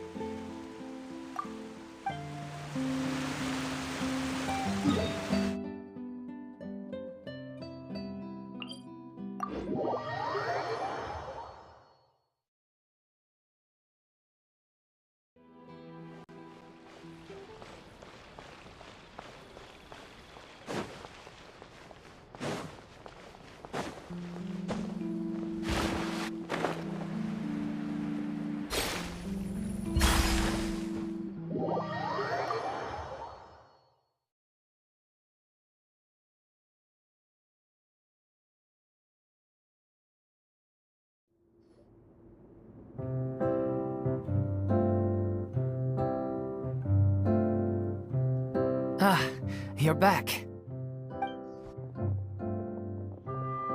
She's doing okay. Her condition stabilized after taking some of her original medication. From experience, though, I'd say she still needs a few more days of rest. How did the performance go? Was it a success? Did the audience like it? You'll be glad to know it was fantastic! Also, you're not gonna believe what happened while Furina was on the stage. You'll probably be able to read all about it in the Steambird first thing tomorrow morning. That's wonderful. I'm so sorry I failed to see it through to the end. I guess I was wrong to try and tough it out to begin with. No, don't worry about it. Like they told me after announcing my name during the curtain call, everyone's work deserves recognition. Even though you couldn't see it through to the final scene, the audience was very impressed by your performance. It's safe to say that you made your mark on this memorial show. Well, one way or another, we did it. I've had bad luck ever since I was born, so I never expect things to go smoothly in life. I'm just happy to know that we went out on a high note. That's all that matters. Blaming your bad luck again, are we? Maybe if you didn't push yourself past your limits so much, your illness wouldn't be flaring up all the time. Oh, don't you start. I don't have the energy to argue with you right now. Aw, you two clearly care a lot about each other. I don't know what you're talking about. You mean we never stop arguing with each other?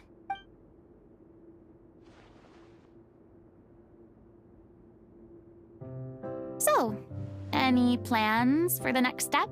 After the brilliant performance you put on, the reputation of your troupe is sure to spread through Fontaine like wildfire. You won't have to disband if you don't want to.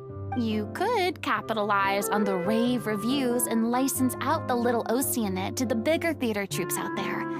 That would do wonders for your financial situation. No, we should still disband. Yeah, it's what we all agreed to. After all that's happened, I should give you guys some space. But maybe our paths will cross again one day. Hey, don't just walk off! I still want to keep performing, so I might join another troupe. After watching Miss Furina's performance, I think I'm starting to understand our director's infatuation with musicals. You should do it. It suits you. I'd originally hoped to keep performing too, but I don't know if my health will allow me to. Oh, so now you finally got your priorities in order. I guess I'll hold off until you've properly recovered as well. What about you, Miss Furina? Any future plans? Well, frankly, I think a return to obscurity is no longer an option for me. I'm sure a slew of consultancy requests will hound me wherever I go, until I finally acquiesce. You rather sealed my fate there with your special thanks at the end of the show. Sorry. It's quite all right. No need to apologize. What I meant to say is that this whole experience has shown me that perhaps I'm not as averse to a return to the stage as I'd previously imagined. Maybe Neuvillette was right. Maybe Cleo is the right role for me. I still don't wish to pretend to be someone else, but I do have a desire to express myself. So, maybe the show will go on for me after all. Yeah. There was once a time when I was an actress in a masquerade, seeking only to hide the truth. But from now on, I want to spend my time learning real stories about real people and how they touch the lives of others around them. I want to watch them blossom and wither, see them refined on the page, retold on the stage, and remembered long into the future. I'm sure this is what captivated Director O'Reilly as well. Sounds like you're ready to stop running from your true calling. The more you get out into the world, the more you'll discover what a fascinating place it is. Then it's a deal. If a vision is a gift from the gods, then I should do my best to honor it.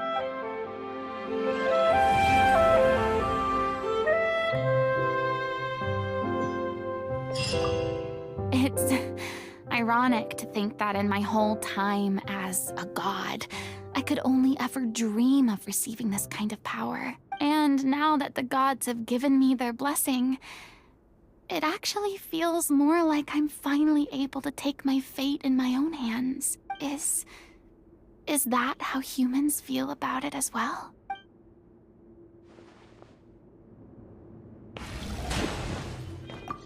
I'm just finishing packing up. As soon as I'm done, I've got an interview with the Steambird to get to. Thanks to all your help, this show was more perfect than we ever could have hoped for. But most of all, I want to thank you for giving me the chance to finally say farewell to Aurelie.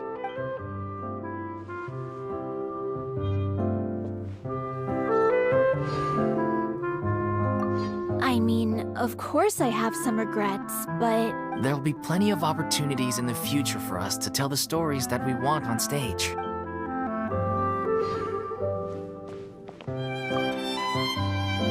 Now that the buzz is worn off, I feel ready to pass out.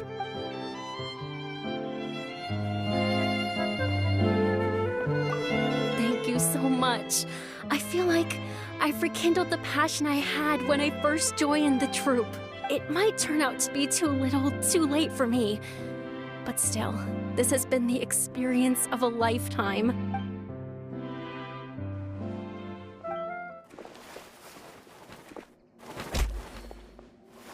Watch out, boss!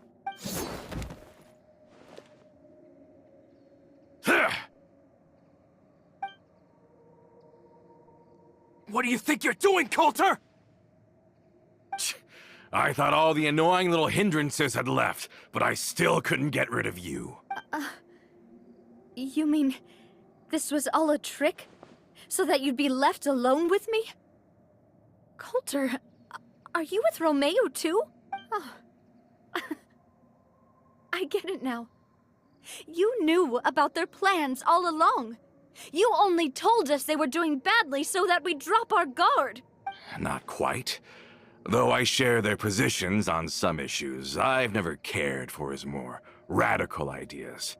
And that's because, out of the entire Spina di Rosula, I only hate you.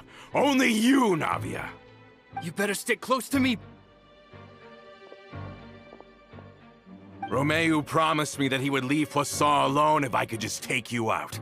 But it was like you were glued at the hip to that pesky traveler. You never gave me a chance to make my move. Romeo has lost his patience. I didn't have to be here today, you know. But I swore that I'd kill you, even if it meant being buried with you in the rubble. Why? Only someone as clueless about the past as you would ask such a foolish question. You never saw the heyday of Spina di Rosula, nor did you ever live through the golden age of Poisson. But I saw it all with my own eyes, and then I had to watch it all die, little by little. And it was all because of you, Navia. Clementine died because of you. Callus died because of you. Melus and Silver died because of you. And so many more dead. Everyone dead. All because of you. So the shock and grief you showed us before, that was in Act 2? Now you're catching on. I heard Melus was dead the moment I got out. Did you know? Down there in that blasted fortress, I spent a long time thinking about what happened, and resolving to apologize to Melus as soon as I got out. Back then, because of that aquabus, we had a huge fallout. I was convinced that all he cared about was loyalty, and that he had completely lost his capacity for critical thinking. The years passed by in a blur after that. I thought I had finally begun to understand him, and that he could help me relive the good old days again. But then he died, and it was because of you again, Navia. It's always because of you. I once loved the Spina and Poisson more than anyone else. But what is left now of either besides death and ruin? You've single-handedly destroyed everything that was beautiful. Everything I've ever loved. Don't listen to him, boss. He's just spouting nonsense. Have you ever considered that maybe the people around you don't actually care about you at all? Have you ever considered that maybe you only get respect because you're Callus and Clementine's child? That you've never done anything worthy? That you're just a big nothing? Have you ever considered that maybe people don't stay in Poisson because of you, but only because they have such beautiful memories of the past before you came? Because if you do falter, there'll inevitably come a time when you'll have to face the consequences. And when that time comes, those most precious to you really will throw themselves in front of you and pay the price for your mistakes.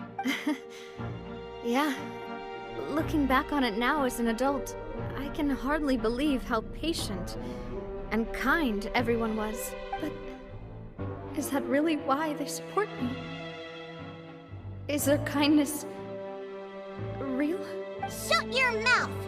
I, for one, really like Miss Navia, and my mom loves her too! I don't know how to explain it, but I like her, and that's that!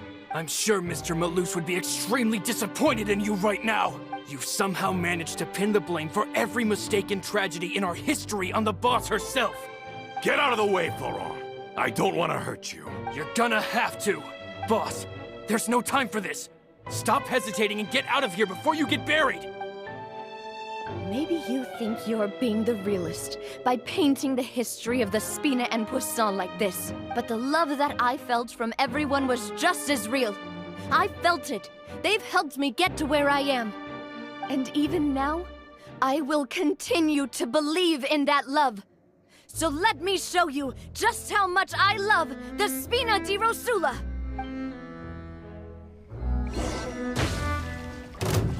Feeling lucky? Haha! This one's got your name on it!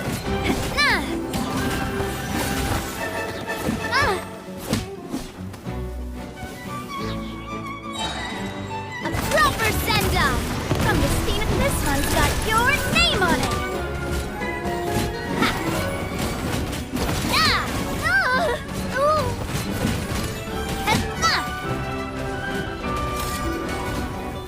Umbrella warfare, I guess!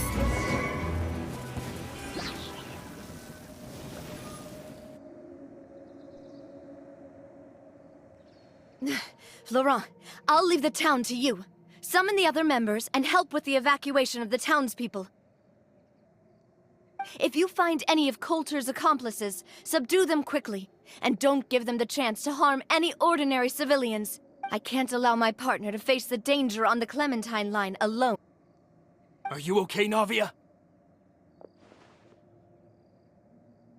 I don't know, but I have to go.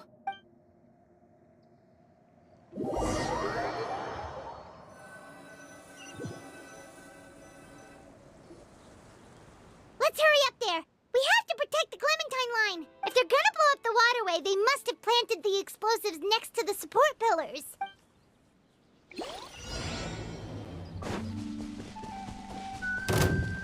Loaded.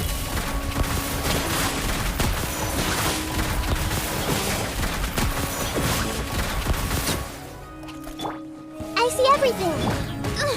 This by Royal...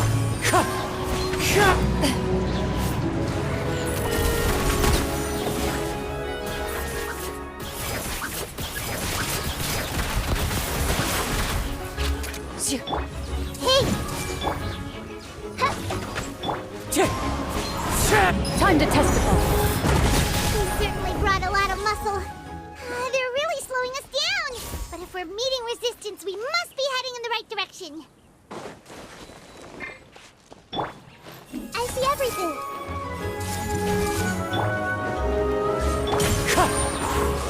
Ready.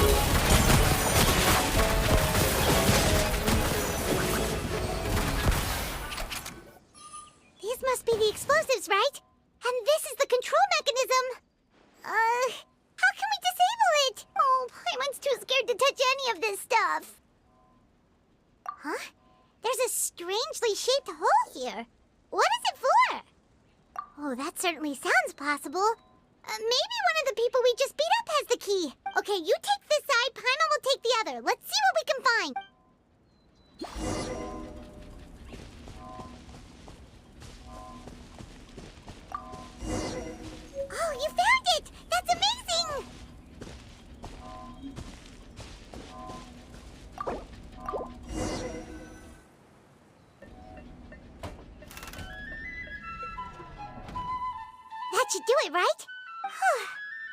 and Floral should be able to relax now.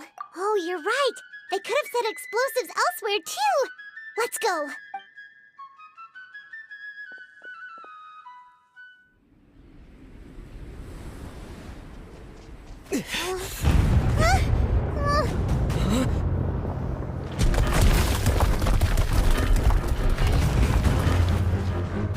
They're gonna bury Poisson!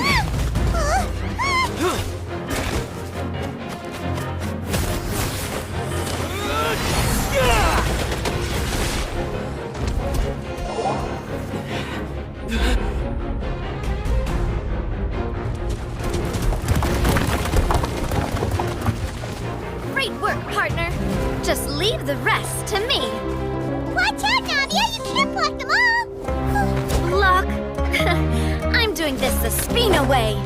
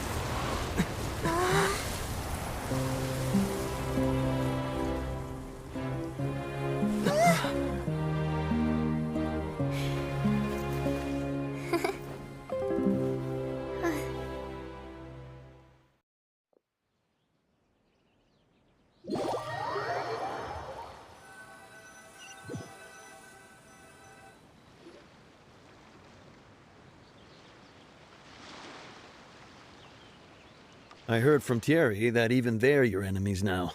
They were once a part of Spina di Rosula. Do you plan to settle this privately with them? I have nothing more to say to them, regardless of whether their hatred and anger towards me or the Spina was justified. Anyone who's willing to endanger innocent civilians is no longer sane enough to even be worth trying to talk to. Please prosecute them in accordance to the law. Spina di Rosula will not raise any objections. Sounds good. We're very appreciative of your help. Without it, the consequences would have been far worse. All right, this operation is a wrap. Take him away. We won, Navia! We saved everyone! And you were so cool! Yeah.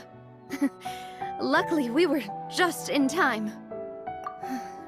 It's probably because I expended too much elemental energy at once. I'll be fine. Don't worry about me. But you usually glow up whenever other people compliment you. Paimon's not used to seeing you like this.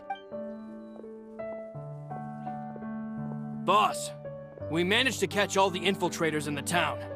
The Maison Gardiennage is taking them away as well. Seems like Romeu really went all in on this mission. If he sent literally everyone he had, though, that also means we've caught them all, too. We won't have to worry about them from now on. Got it. That's good, at least. Coulter, I can understand how you feel. The things that we lost, they're forever beyond our grasp now. And that makes them appear even more precious. I am not callous, and I will also never become him. The Spina and the Poisson that you loved are both gone, but I will not change how I feel about our future. I still believe that this is a great opportunity to start anew. I will spend more of what the Spina earns on the betterment of Poisson. What's more, I'd also like to propose some changes to the Aquabus routes, so that one day, the people of Poisson will enjoy the boons it brings as well. I know what you're trying to say. Mr. Callus would never have said anything like that. There are too many things in life that are just beyond our control. In that, we are the same. Henceforth, you are no longer a member of Spina di Rosula, but once you're discharged from the fortress again, you're welcome to pay another visit to Poisson. Thank you, Navia.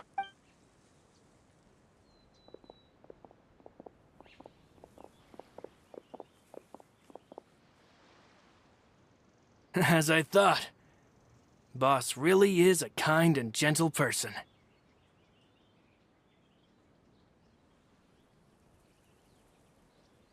She is also, I must say, a truly unlucky person. Thank you for protecting the Clementine line. I was actually really scared, you know. I mean, even the Callus line won't be getting rebuilt anytime soon. If I'd lost the Clementine line too, I wouldn't know how to live with myself. A name is a way to etch a memory onto the world. Losing the line that bears her name, that I can see every day, would be like losing my mother all over again. Seeing it still standing there, tall and proud, it makes me really happy. What happened while we were gone? Honestly, you look more upset than tired or anything. Just give her some time. Thank you so much. Can you give me a hand? I really don't have much strength left. Traveler, I want to ask you something.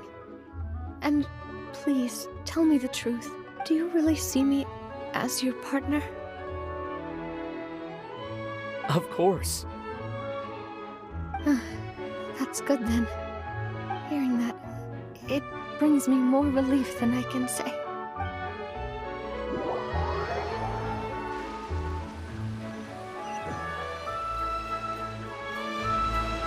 How do you feel, Navia? Any better after taking a break? I feel quite a bit better. But I should probably still rest for a few more days. Sorry, partner. I said some weird things earlier. Feel free to just ignore me. I used to think that I'd never doubt myself. But you could say I've discovered that I'm not as strong as I thought I was. Coulter mentioned my parents, as well as Malus and Silver. It's all thanks to them that I've made it this far in life. Do you think they ever regretted the choices they made? Has my existence made this world a better place? Don't think like that, Navia. You've already done more than enough. No matter what others think, we'll always support you to the end of the world. Well, since it's ended up like this, I suppose it's time for me to make a confession as well. There's something that I've been keeping from you as well, boss. Please, follow me. Everything is already prepared. Floral, I hope you can understand that I can't deal with any more shocking revelations right now. Don't worry. This surprise will be a pleasant one.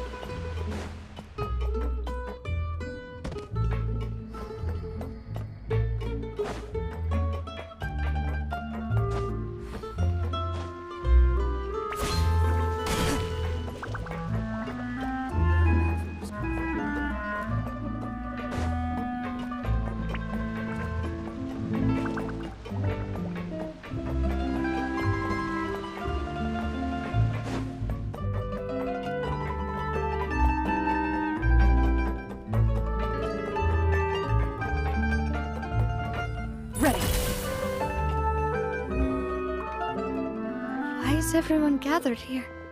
And what's this? This was supposed to be a gift to you from everyone in the town. We were originally planning to show it to you once it was finished, but special times call for special measures. I've never seen you look so defeated before, so I've decided to show you the designs before the final product was done. Do I really look that bad? Well, if you're ready, I'll unveil the present.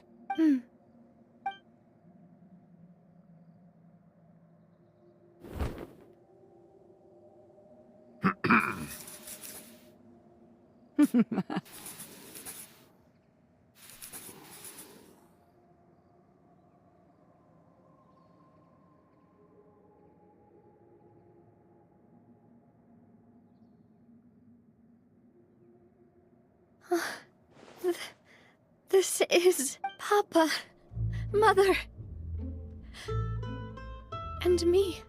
We designed the look for Miss Clementine based on old camera records, as well as personal recollections from members of the Spina. Wow! This is the statue you mentioned before? It is indeed. To be honest, we decided on the design a long time ago, and gave the sculptor permission to begin working.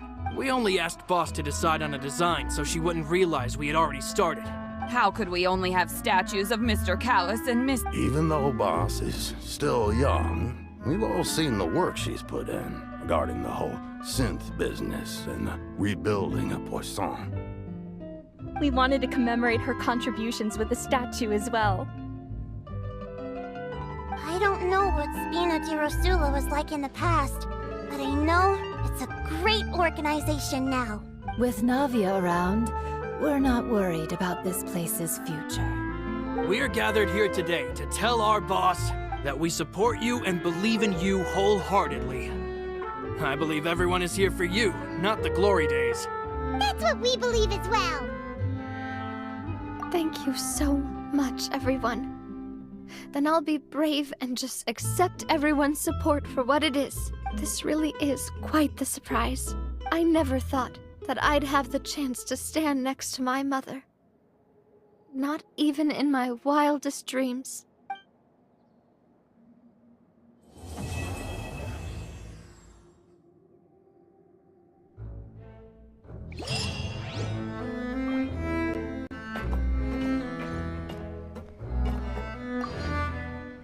It seems like I started to question myself a bit too much. I'll pick myself up again and become a more reliable president for all of you. Looking back on it, I'm honestly embarrassed by how I acted earlier. I'm sure everyone longs for that one thing in life that seems trivial to others, but they themselves can never obtain. To me, that would be a family portrait. I've always been super jealous of other people's family photos. I've never thought I'd receive a family portrait of my own. Especially not like this. It seems like I'm not such an unlucky person after all. It seems like looking back on it, whoa. Why'd you have to remind me? Please don't say that again. It's super embarrassing for me. Oh, forget it now. Please forget that I ever said anything. Oh, wait. But it'd also be bad if you were to forget it. Okay, but please keep it a secret between us from now on. Please don't ever mention it again.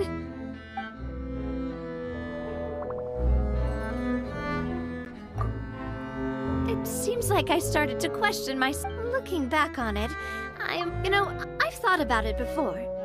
Though my mother only wanted me to live a happy life, that's actually a tall order as well.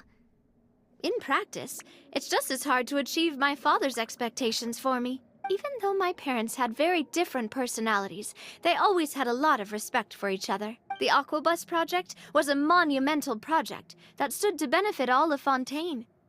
It would have been a little closed-minded to assess or evaluate it only from the perspective of the clan. I think that's probably why she didn't step in to mediate or oppose the building of the lines. Please, Granny, don't force yourself. What happened in the past doesn't matter. I love you more than anything. Nothing you say can change that. I know, dear child. My feelings for you are exactly the same. It is for this reason that you deserve to know the truth. Some time ago, I made a terrible mistake. One for which I could never atone. Is this the sin that you mentioned in Xianyun Karst? What happened? I am, in truth, not a human being. My real form, one that I held for centuries, was that of a wild crane. I spent many, many years living on Mount Outsong, bathing in the soft breeze and drinking the sweet dew of the mountains. At some point, I somehow gained wisdom and sentience. The Lord of the Mountain, Cloud Retainer, became aware of my existence and began to share many stories with me. She even passed on the secret of cultivation to me. Though she never took me on as a formal disciple, I always saw her as my master. Whenever she took out her tools to work on mechanisms or new inventions, I would also stand next to her and watch. I even contemplated completing my training and becoming an adeptus in my own right. I followed her teachings, and time gradually passed us by. Until that fateful day 50 years ago. 50 years ago? That's right. Master regaled me with many stories of her past deeds. From them, I learned how she had saved people from a similar crisis in the past. She was the one I looked up to the most. More than anything, I dreamt of becoming an adeptus like her. I wanted to travel the land like she had, relieving suffering wherever I went. But I was still far from being a real adeptus. I possessed no ability to take on human form and fit in with the crowd. Once she learned of my desires, Master prepared a special dose of human mimicry potion for me. She warned me that the potion's effects would only last 10 years, and if I were to fail to return to my original form at the end of that time, I would forever forget my past as a crane and become something neither human, beast, nor adeptus. Oh no. So that was the source of your dementia all along. Was it because of Grandpa? Indeed, I fell in love. Though he was human, he had spent his entire life training on Mount Tianheng. When we met, it was not only my first foray into the world below, but his as well. Although clumsy and impulsive as he was, you'd think he was the real strange bird among the two of us. But still, just like me, he cared deeply about the world and wanted, more than anything, to cleanse it of all pain and suffering. I could not help but fall for him. But my time continued to tick away. Those 10 years passed by in a flash. Yet I did not want to leave his side, so I... Oh no, what happened next? I committed an offense. I wanted to stay with him, even if it meant living a life full of pain and suffering, even if it meant that I would eventually turn into a monstrosity. I knew I had betrayed Master's hopes, but I was too ashamed to face her. So I wrote her a long letter instead and asked someone to leave it outside her abode. I was convinced that she would not support my decision, and I lacked the courage to speak to her face to face. In my shame, I fled and tried to hide from the world, such that no one would be able to find me again. But that was only the beginning of my troubles. I began to suffer from a strange illness. My memories became hazy and confused, and I could no longer keep myself awake.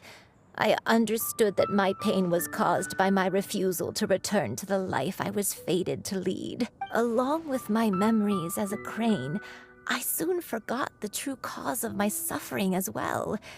I knew only that I had committed a sin. All I could do was pray for forgiveness, even if I had long forgotten what needed to be forgiven. Looking back, I was beyond lucky to have come across that traveling merchant at Wangshu Inn. It was such a fortunate coincidence that we were there at the same time. If it weren't for those soul-revitalizing tea pills, I probably would have... Granny! What's wrong? Coincidence? Why did I ever think it was a coincidence? Tea pills concocted using the blood of an adeptus? No, it couldn't be. Master, don't tell me. Back then, that merchant was actually... Human custom would dictate the conferral of gifts to be in order when one's progeny is wedded, would it not? Consider the pills a symbol of one's best wishes. So when I tried to conceal my name and mistakes from the world and hide myself away in perpetuity, the only person I managed to deceive was myself.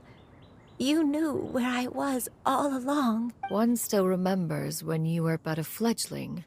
You possessed a certain fondness for a particular game. You would hide yourself among a group of wild cranes and ask one to pick you out from among the flock. One found you with such ease every time. 'Tis a truth most evident. One always recognizes one's own, no matter what form they may take. Wait! Paimon's confused! So, Cloud Retainer, you found Yuendai again? But how? When? And what happened after that? Perhaps it is now time for one to recount the rest of the tale.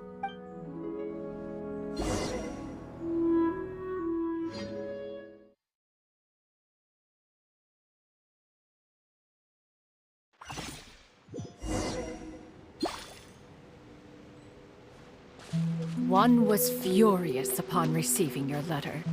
Seized with anger, one set out to bring you to your senses.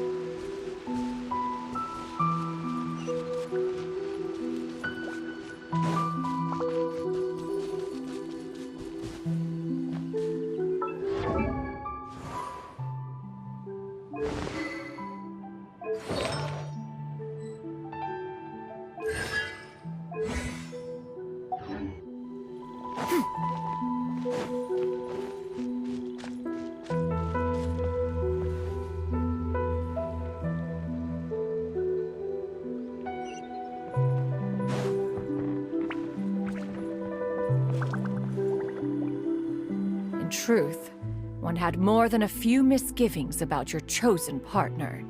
As an exorcist, his talent was lacking. One could hardly say his skill with sigils was any better. But soon, one came to appreciate the devotion he bestowed upon you during your illness. He never uttered a complaint and rarely left your side. Unwilling to begrudge someone of such character, one decided to overlook his aforementioned deficiencies.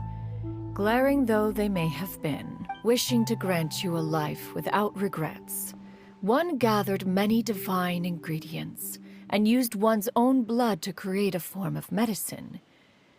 Though imperfect, it managed to suppress the more dire effects of your illness. As for how to deliver the medicine, after much contemplation, one eventually decided to perform the deed oneself. One took great care to alter one's features and select the appropriate attire. Only after meticulous scrutiny did one finally set out for Wangshu Inn. As one expected, you were most ignorant of one's true identity. You showed not even the slightest inkling of recognition. One was quite torn. Should one have celebrated the success of one's disguise, or mourn the loss of your acquaintance?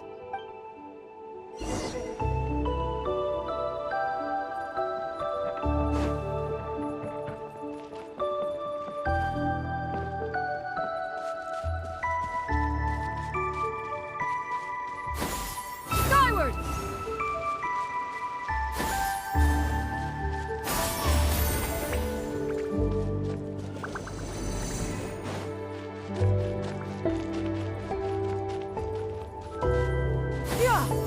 Nevertheless, one would speak to you about another matter, if you are amenable, even considering your loss of memory. One was simply flabbergasted that you could so easily forget the consequences of consuming medicine infused with Adeptal blood. Its proclivity to attract monsters is hardly that complicated of a concept to remember. To think that you tried to travel while weak from sickness and heavy with child. Had one not intervened to clear the fog, all of you would have been lost during the night.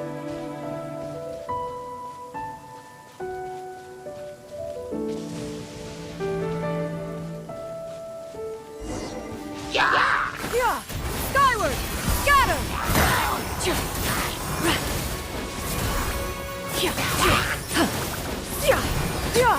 Scatter!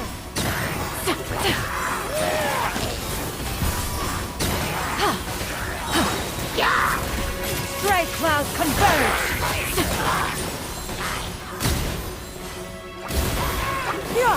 Scatter!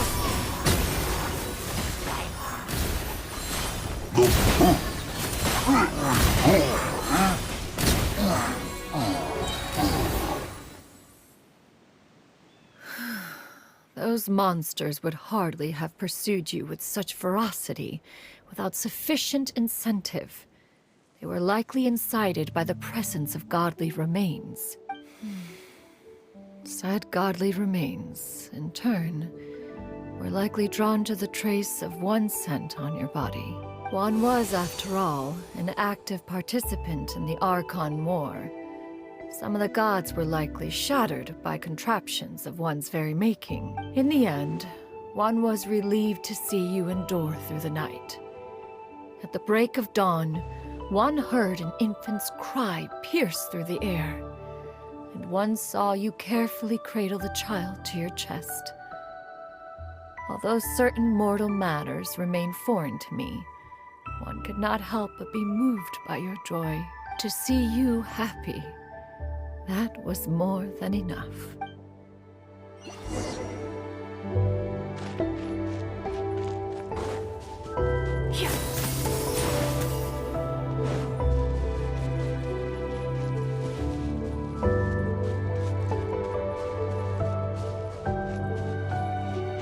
Now you should have a complete understanding of the events. Wait! But if that's true, then the crane who took care of me when I was sick must also be... Ah, one had almost neglected to recount the absurdities of that tale.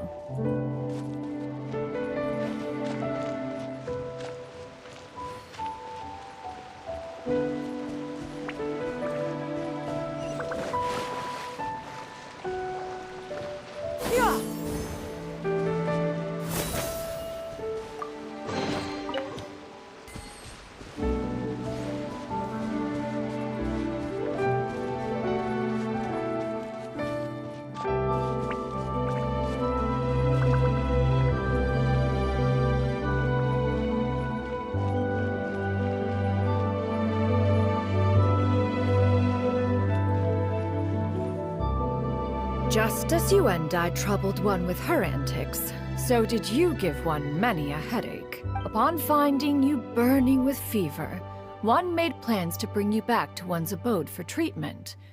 However, upon seeing one's form, you began to cry, refusing to get on one's back. When one asked you why, apparently you believed that one could not possibly be a true Adeptus, because all illuminated cranes are white from tip to toe. One had no choice but to apply powder to one's body to conceal the variegated nature of one's appearance. You became more than amenable enough when one stood before you devoid of any other coloring. It bears mentioning, however, that as a crane, Yuendai was nearly entirely pure white in color. Though you had never encountered her in that form, you still recognize the essence of her being. Perhaps fate brought you two together in more ways than one.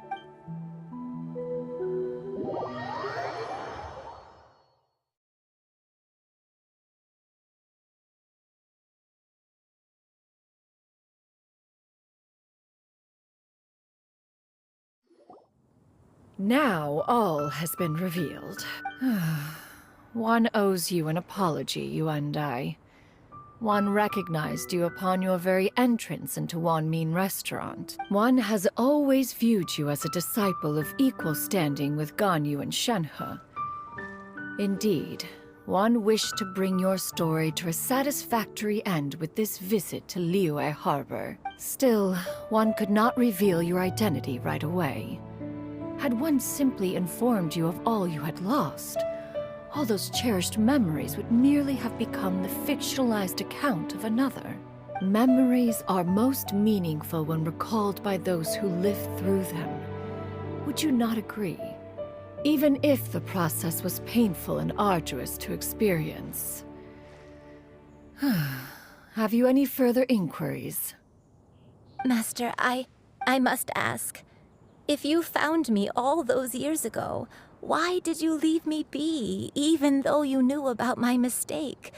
Why did you not bring me back to Mount Outsong by force? One has never regarded your action as a mistake. It was a simple choice, nothing more. When it is time for one's progeny to leave the nest, it is the responsibility of an elder to let them fly free. Yet, when your wings grow weary and the night grows dark, just know that you always have a place to which to return. 'Tis a refuge referred to by many a name in mortal writing. Home, nest, haven. Whatever its denomination may be, its essence remains quite unchanged. One speaks, of course, of a place not unlike one's own abode. One's disciples are free to come and go as they wish, yet the door remains forever open to those who wish to return. One rather hopes you count yourself among them. Thank you. Thank you so much. You and I. One expects you too have sensed the rapid deterioration of your condition as of late. Have you not? 40 years ago, you chose a path without a future. Though one used one's own blood to provide you with a few decades of extra time, it merely delayed the inevitable. One may have extended the path, yet one was unable to alter its final destination. Even the power of an Adeptus has its limits. Had your condition continued to deteriorate, you would have forgotten your life as a human entirely. In the end, you would have turned into a creature lacking in the ability to even comprehend its own monstrousness. Fortunately, you were able to avoid that scenario by reclaiming your memories. Though one sped the process along by providing some guidance, the result is entirely a reflection of your own effort. So, what's gonna happen to Granny? One will help her reclaim her original form as a wild crane.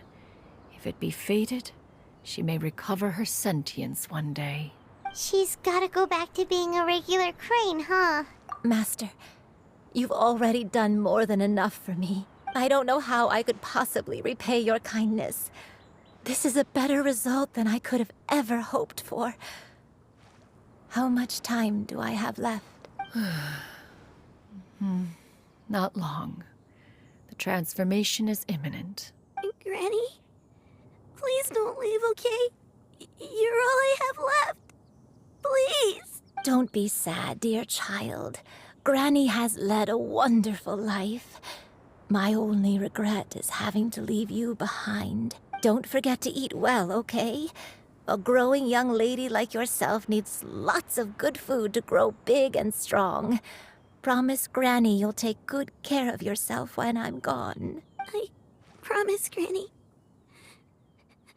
I'll do whatever you say. Good girl. Good girl. Don't worry. It's not goodbye forever. Granny's gonna become the most formidable crane in all of Mount Outsong. Granny will train day and night. I won't stop until I can turn into a human without having to rely on anything but my own power. When that day comes, we'll be able to live together again. You and I. How's that sound? Good. That's a good girl. Even though we won't see each other for a little while, As long as we both work hard, we're sure to meet again someday. I'll eat well, Granny. I promise. And I'll wait for you, no matter how long it takes. I'll wait for you to come back. That's a good girl. Then Granny really has no more regrets. I'm so sorry, Master. Thank you for everything.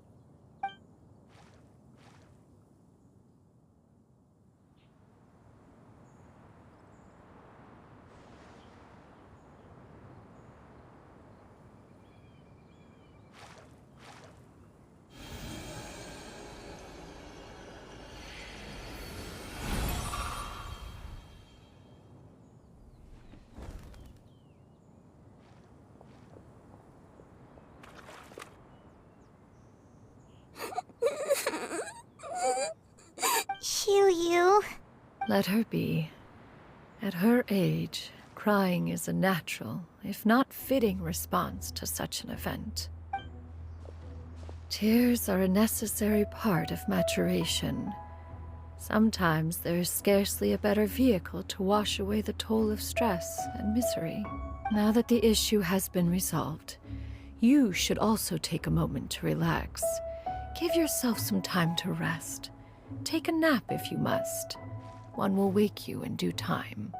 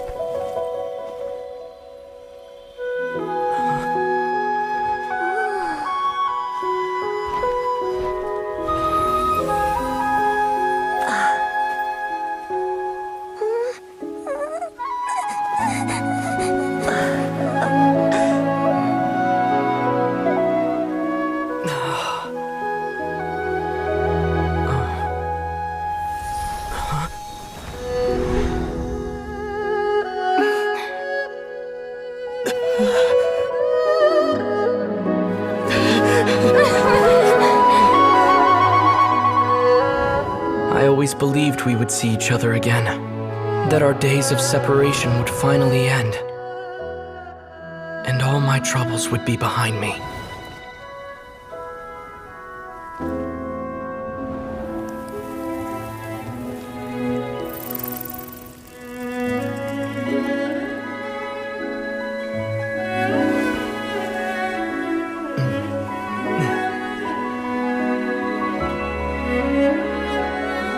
If only things could stay this way forever.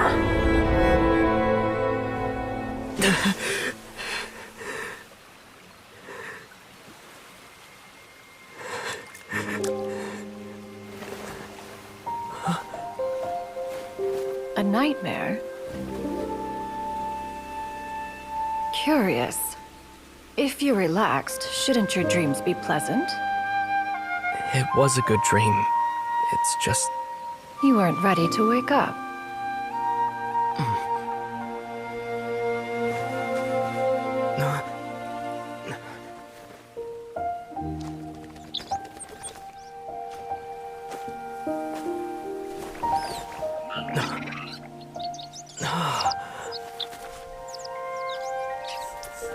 Eloquent as one may be, words of comfort are not one's strong suit. You are doing all you can. One can see your strength of will, your fearlessness in the face of danger. And so, whatever your dream may be, one believes that you shall achieve it. Of course, whenever the perils you face overwhelm you, or you become weary, one is always here for you. After all, as an elder, It is only right to look out for the young ones.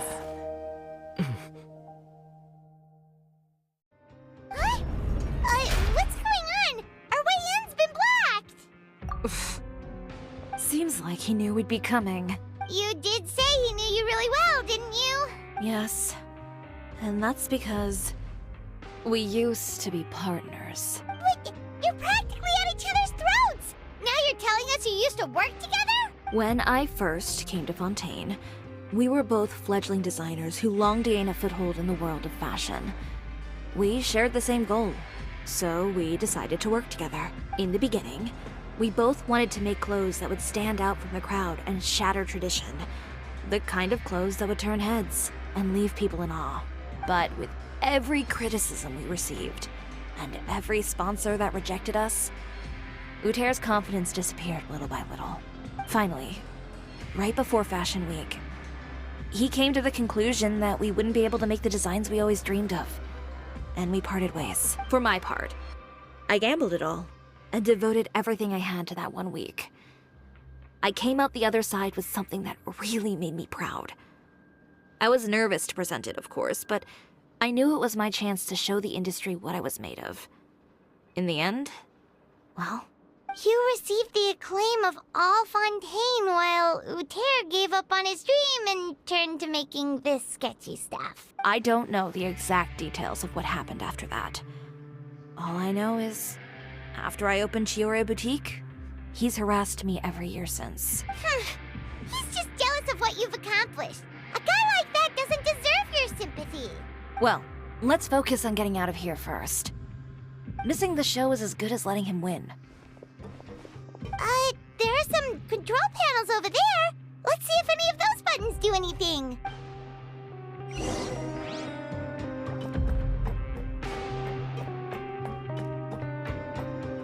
Oh, that doesn't seem to have done anything. Maybe try the next one? That didn't do anything either.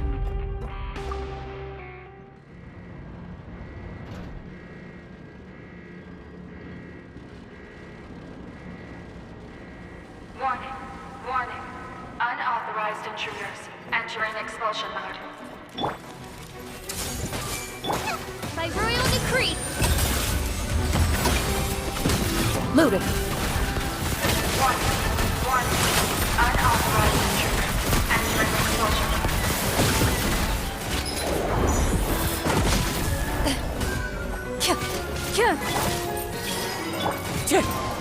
Warning.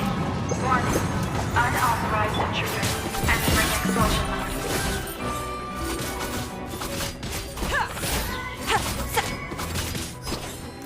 Look over there. Seems like there's a... Warning. Warning. Unauthorized intruders. Entering expulsion mode.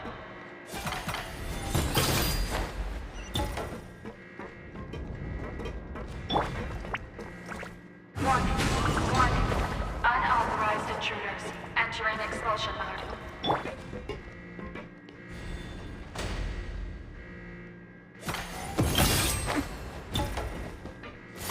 Warning. Warning. Unauthorized intruders. Entering expulsion mode.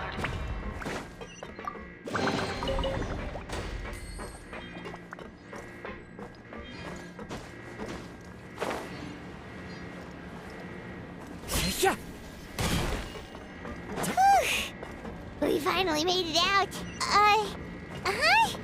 Why does it feel like the movement patterns of those mechs have changed? Warning. Warning. Unauthorized intruders. Initiating shutdown procedure.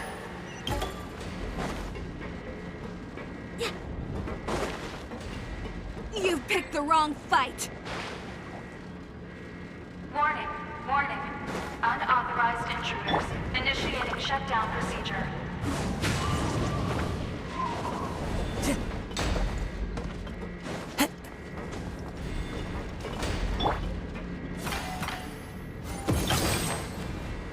Warning. Warning. Unauthorized intruders. Initiating shutdown procedure.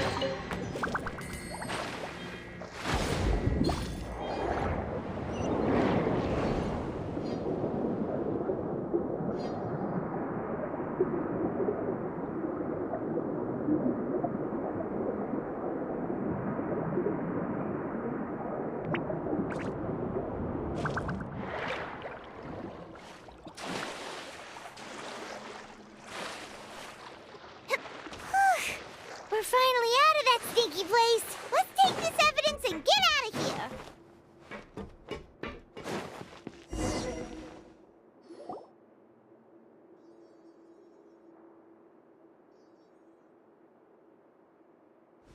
Finally, the entrance! At last!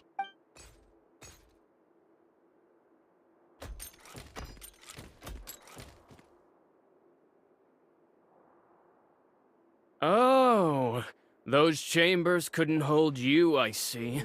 What a surprise. We've collected a bunch of evidence on all the nasty stuff happening at your factory. You're not getting away this time, Uter. The evidence on your person, you mean? What makes you think I have any intention of letting it get past these walls?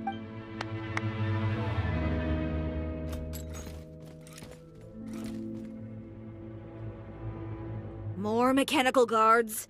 Really? Ever thought about using these funds for a legitimate purpose? Oh, but this is a legitimate purpose. What? Destroying Chiori Boutique? Or continuing to make your rotten rags? Proving that fashion is merely a laughable farce. A carnival of ignorance! You know what your problem is, Uter? You've become so obsessed with the concept of fashion itself that you let it paralyze you. Stop trying to cater to it. Focus on your own work, and you get to decide what fashion means. Spare me the lecture, why don't you? Sooner or later, you'll cater to all the voices too, you know. After all, what is fashion but another form of public opinion? Fashion is about aspiring towards a certain ideal, but it's up to you to decide what it is. My brand caters to no one but myself and my vision. That's my ideal, and it's not going to change. Well, once the people witness their former darling's spectacular fall, they'll understand how laughable that ideal truly is. That's what you've been trying to prove all this time? Your jaded understanding of the industry is the reason you've had it out for my brand for so long? You weren't like this before, Uter. What happened to the man who wanted to make something that would bring the entire world to its knees? He realized long ago how utterly naive and ridiculous that dream was. You gave up on your dream, but that wasn't enough, was it? You had to find a way to prove to yourself that it could never have been possible at all. You think you understand, but you're just a bitter man who let his regrets dictate his choices. You regret giving up on your dream. So you stopped at nothing to prove to yourself that it wasn't the wrong choice. This whole thing, Uter. It's pathetic. Pathetic? Why don't you take a look in the mirror? You're a fool daydreaming about taking all of Tibet by storm. Well, good luck doing that when even Fontaine doesn't have a place for you anymore. You're right. Maybe all those who pursue their dreams are fools. But more pitiful still are cowards who are too afraid to even attempt what the fool is brave enough to try. You... Yeah, just leave this guy to us! No, you go instead. But he has a gun! It'll be fine. Just go to the venue and tell everyone to proceed with the plan. I'll deal with him. Some lessons are best delivered in person. Catch up with us soon! Trying to leave, are we?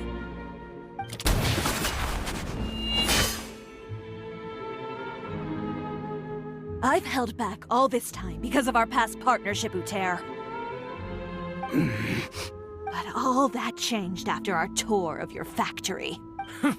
Still trying to talk tough, I see. No matter what you've been through, no matter why you've become like this, if I may borrow the words of a friend, a guy like you doesn't deserve my sympathy.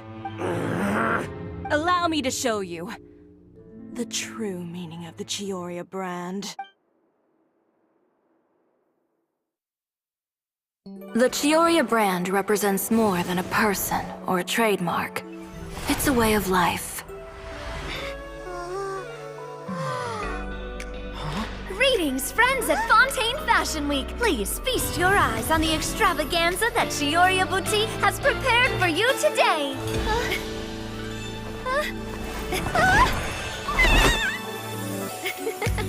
brilliant, dazzling, and wholly unique. And most importantly, An enduring, never-say-die spirit. That's the true meaning of the Chiori brand. And now, let's welcome the thundering seamstress, Miss Chiori herself! Did Chiori not...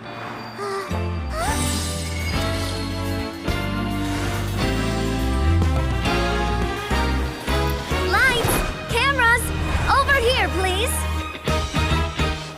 Let the show begin! The world may change, fashion along with it, but Chiori will remain the same. No challenge is too great. Chiori caters to no one. Not even the times. Rather, Chiori will always lead the fashion of our time. Finally, let's not forget.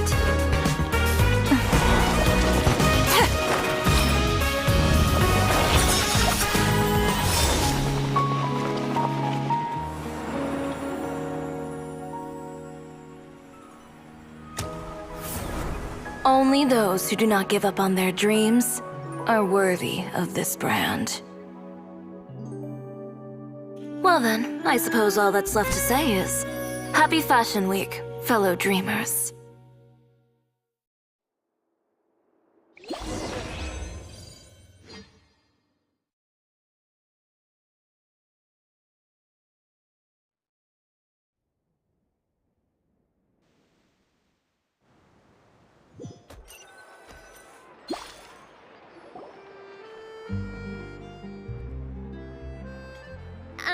How about this?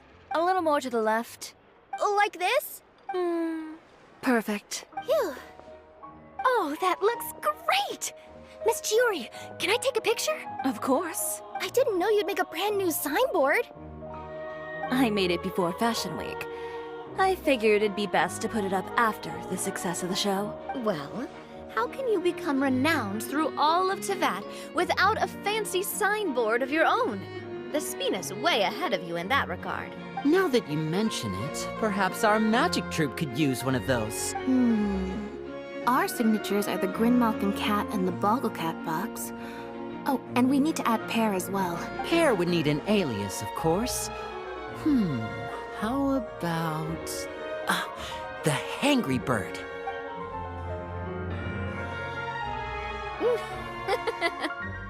So, does that mean your signboard is going to be 2 cats and a penguin stuffed into a single hat? Ooh, that sounds super snuggly and warm. And a bit cramped. Miss Chiori, I'm done taking pictures. You can expect the article in tomorrow's Steambird, along with the evidence the Traveler gathered. Thank you, Charlotte. It's my pleasure. Bringing the truth to light is a journalist's duty. Going forward, feel free to custom order any accessories you need for Monsieur Verite. It's on the house. Huh? You really mean it? Of course. The same goes for you too, Linny and Lynette. If you have need of any costumes in the future, just drop me a note. What about something other than a costume? Thank you, Chiori. It's much appreciated. Well, I don't really need anything. Just don't be a stranger, all right? I don't need anything either. So long as you continue to request my international courier services from Komania Express, we're golden. Actually, that reminds me. When will you be leaving, Kirara? Huh? About that.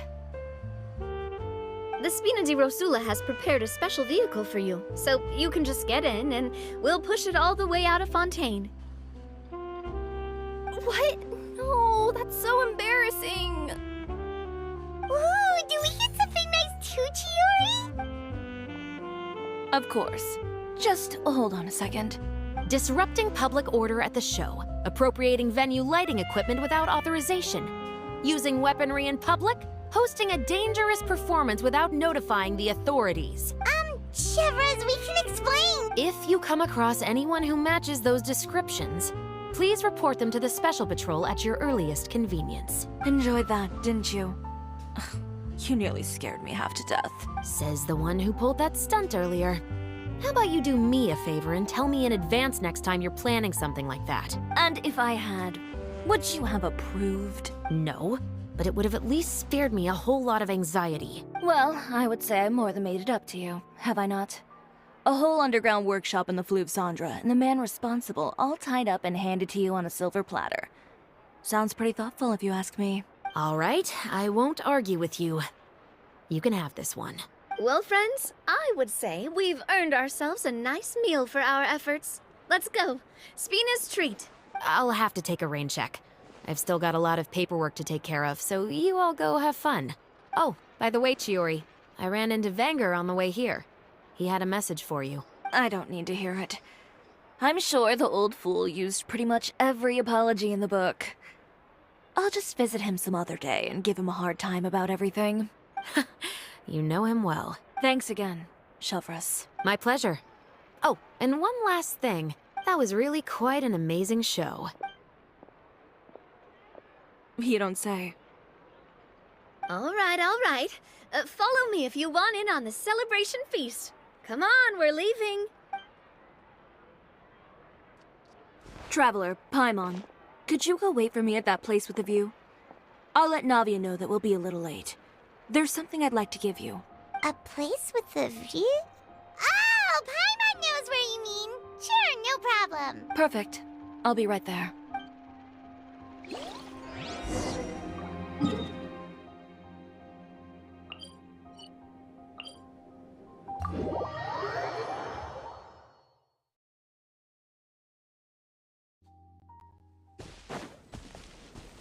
Into the shadows.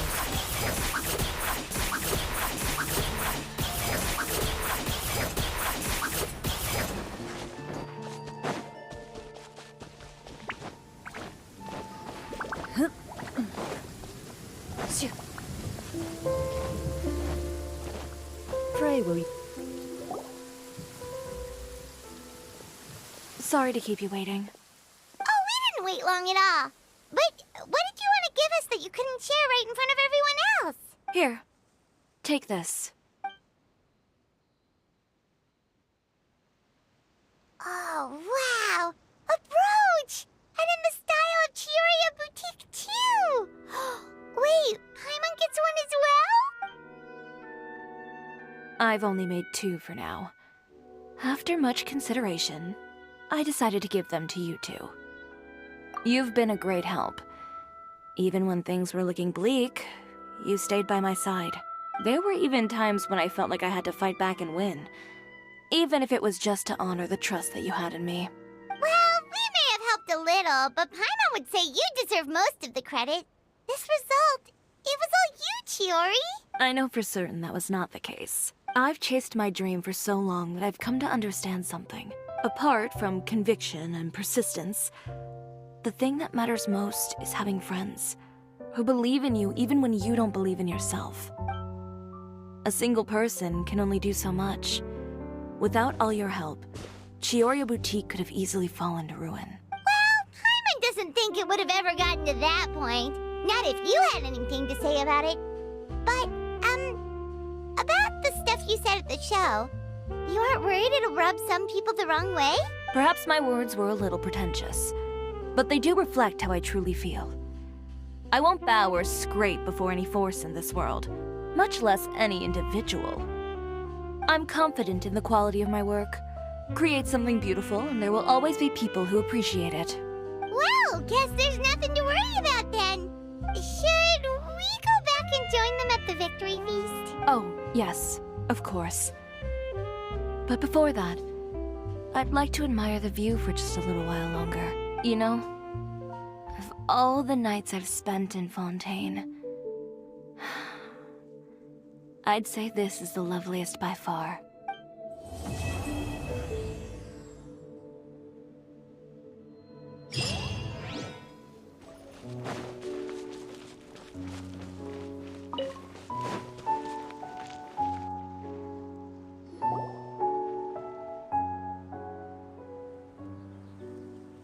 What is this place? Somewhere long forgotten by everyone. It used to be a grand building. Now it's nothing more than a pile of rubble. No one comes here anymore, nor does anyone care about what once happened here. Although, this place does have something to do with the story I'm about to tell you. It was before I became a Harbinger, and before Linny and the others joined the House of the Hearth. Due to certain events, I first killed Clairvy and then her mother. And this is where it all happened. You were the one that killed Clairvy? Patience now. Allow me to explain Clairvy's side of the story first. I'll start from the beginning. Clairvy was 6 years old when she was brought by her mother, Crucibina, to live in the House of the Hearth. From the outside, it seemed like a fairy tale. A thriving family made up of kind adults and friendly children. Crucibina was the knave at that time, and the House of the Hearth was under her control. She was Clairvy's mother by blood, but she was also the mother to all the children in the house. Clairvy was happy here, for a time. But she quickly realized that being part of this family wasn't a fairy tale at all. It was a kind of purgatory. Purgatory? Exactly. The House of the Hearth takes in war orphans from all over Tevat. But as for how to raise them, that depends entirely on the person in charge. Crucibina came up with a novel idea. She would teach the children to fight, force them to duel each other, and then crown as the king of the house the child who proved themselves most worthy of inheriting her title. It's difficult to estimate the number of children who died or were maimed in the process. There's little I can say about the ones who died. The ones that emerged with permanent injuries, on the other hand, well, they still served a purpose. They would be handed over to the doctor to be experimented on, or sent away on dangerous missions. Nothing more than tools to be used and then discarded. So those were the experiments Clairvy was talking about. But what actually happened to her? You said that Clairvy was Crucibina's daughter, so if Clairvy tried to convince her to stop what she was doing, Crucibina probably would have listened, right? Despite being Clairvy's mother, Crucibina cared little for her daughter. She forced Clairvy to join the House of the Hearth only as a means to demonstrate her own impartiality as a mother, to prove that she treated all her children equally. Clairvy did try to convince her mother to change her ways, but it was to no avail. After her efforts failed, the only other option was to rise up and try to fight back. Unfortunately, the other children had already been thoroughly indoctrinated into the illusion of happiness Crucibina had created. Of course, there was one exception. Someone Clairvy's age who knew the truth about the House of the Hearth. Her name was Peruere. Wait, the friend that Clairvy mentioned? Friend, huh? I suppose we can call her that for now. Clairvy was a cheerful and passionate person with a tenacious spirit. Peruere, on the other hand, was rather cold-blooded. Her cold-blooded nature allowed her to see through Crucibina's facade. Yet, it was also this cold-bloodedness that prevented her from acting against it. At least at first. While Clairvy longed for freedom, Peruere was convinced that, amid all the fighting and violence, she would make it until the end. Despite their differences, the two became fast friends, united by their knowledge of the truth. Clairvy told Peruere that she hoped to create a real family, where no one would be killed or sacrificed. There may have been a certain naivete to her ideas, but Clairvy proved her determination many times over. She tried countless times to run away, ask for help, or expose the truth. But her efforts only earned her beating after beating. The only thing that kept her going was her strength of will. Even with her body racked with pain, she would still stand on her tiptoes and open the window at night. She and Peruere would look out at the moon together, a fierce longing for freedom shining in her eyes. But one day, that light simply vanished. Oh no. What happened? Her hopelessness resulted from a culmination of things. 10 years had passed. 10 years worth of failure after failure. She and Peruere weren't children anymore, but finding any chance to escape still seemed as hopeless as ever. It was during this time that Peruware suggested a new plan. If escaping was out of the question, why not take down the very person sitting on top of this throne of lies? Mother herself. Clairvy rejected that proposal. She claimed that, as a famous harbinger, Crucibina possessed an unimaginable amount of power. Trying to kill her would have an incredibly low chance of success. Clairvy never gave another reason, but Peruware could see it written all over her face. Clairvy still thought of Crucibina as her mother. Killing her own flesh and blood was a line she couldn't bring herself to cross. If she couldn't escape and fight back, then only one option remained. Precisely. Death was the only way that she felt she could be free. It happened during a duel. When she arrived at the dueling ring that day, her partner turned out to be none other than Peruware, the very person that had stood by her side all those years. It was a fierce battle, but ultimately, Clairvy decided to let Peruware end her life. From that moment on, Peruware's journey was one written in flames. When the rain finally came and washed it all away, there she stood, the sole victor in Mother's endless game of slaughter. A trail of corpses strewn across her path to success. It was the very result she had predicted 10 years prior. Even then, she believed she would make it until the end. She wasn't surprised by the fact that she emerged as Mother's undisputed heir. Rather, her success left her with an inexplicable sense of restlessness. She was unsettled. And there was only one thing that could quell that sensation. Perhaps you two would like to take a guess as to what it was? Crucibina, you mean? But... Correct. This is the place where Peruware killed her best friend. A mere year later, this is also the place where she fought tooth and nail to kill the mother they shared. The moment she acted, any conception of what was right or wrong ceased to matter. It's one of the principles of the house.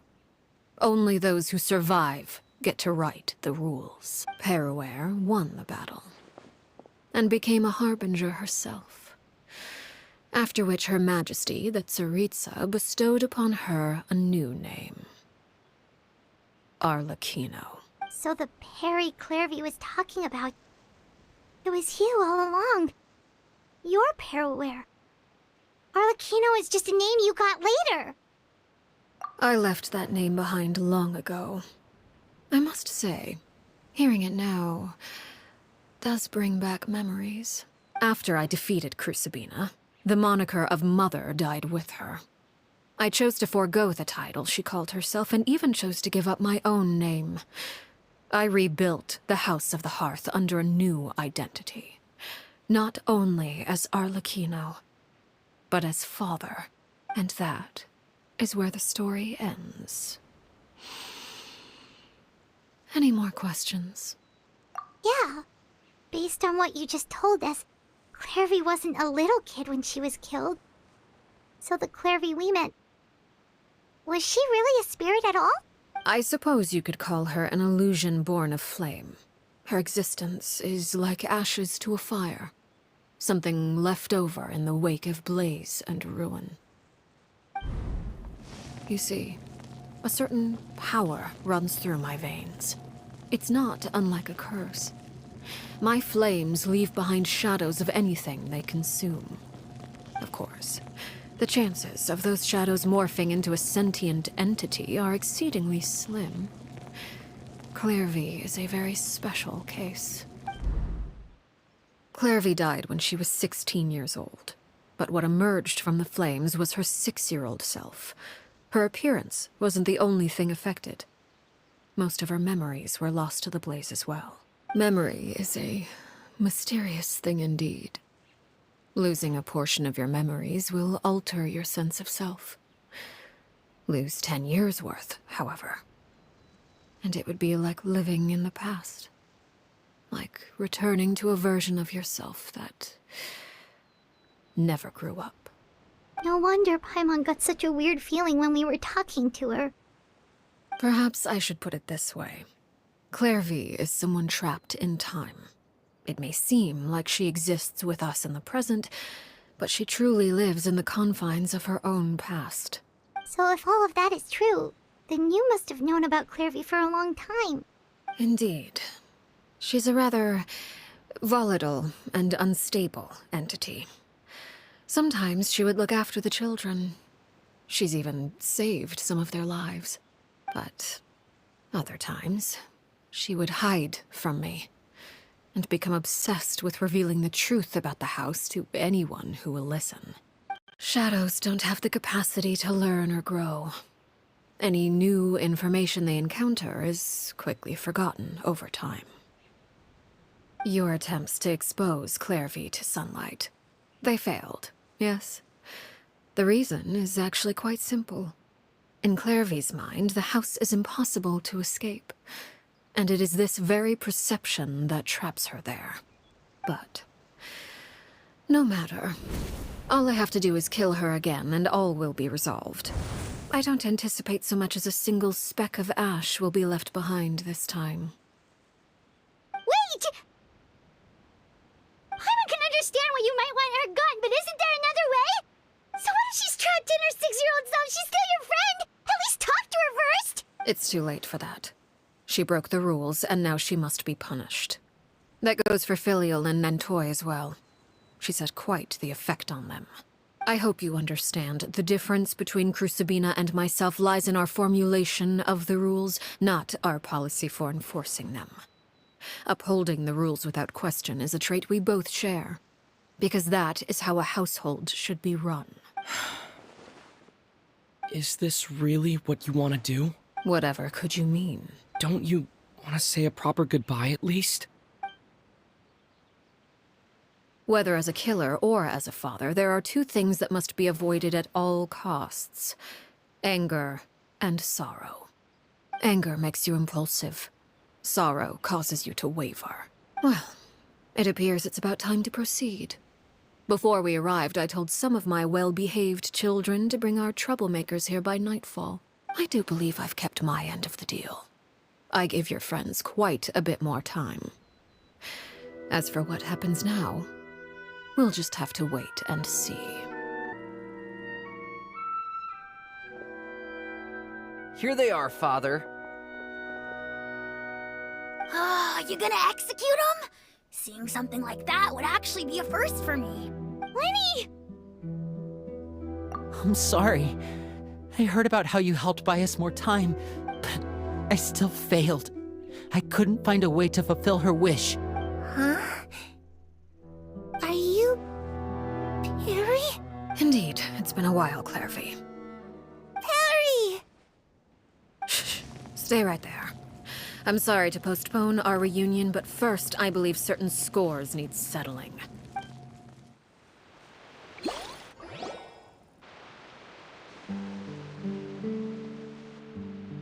Father, let me explain. Out of my way. Father! You chose to conceal a threat to the house, and for that, you must be punished. Overall, however, I suppose your wrongdoing is hardly the most egregious of the bunch, so I'll deal with your punishments later. As for right now, the more pressing concerns are the traitors among us. By traitors? Do you mean us? Father, let me explain. We didn't mean to— Fultz, why don't you share what you heard? Yes, Father. Secret Midnight Meeting number 3. Participants: Filial, Nantoy, Sato, Toddy. Nantoy clearly said, "If only Father wasn't the one who took us in." Sato added, "I'm sick of this life. I just want to live as a normal person." Filial was the worst of them all. She called us crazies and said a bunch of mean things about Father. I did not! You're lying! Fultz is trying to frame us. It's not like I'm the only one who heard those things. After that, you and Toddy and a bunch of other people started talking about Clairvy. You were using all those things Clairvy brought up as an excuse to question Father. We're birds locked in a cage. The only way out is to destroy it. That's what you said, wasn't it? You little. You just want me gone, don't you? What did I ever do to you, huh? And you, Sheplo, have you forgotten who stood by your sickbed, watched over you, and changed your dressings? Come on, let's hear it then. What's your reason for all this? You're wrong, Filial. We don't want you to die. You're our family. Liar. You wouldn't be doing this if that were the case. So why? Why have you backed us into a corner? We all live in the House of the Hearth. You know the type of work we do, Filial. A single betrayal can cost dozens of us our lives. It's not like it's never happened before. That kind of thing is hard to forget. That's why the House of the Hearth cannot tolerate any form of betrayal. Ever since we came to Poisson, you've had 7 secret meetings. A lot of the things you talked about really crossed the line. You've been spying on us for half a month? Wait a second. Now that I think about it, the move to Poisson was just a way to make it easier to spy on us, wasn't it? Because we were all in one place. You've had this planned all along. Filial, Nantoy, I'm sorry. I owe you both my life. I owe Clairvy too. If it weren't for all your help after I got poisoned, I wouldn't be standing here today. If this were any other situation, I would do anything to repay that kindness, even if it cost me my life. But rules are rules. I'm sorry. My hands are tied. Why? Why? That's enough, Filial. We made a mistake, and we should own up to it. We broke the rules, plain and simple.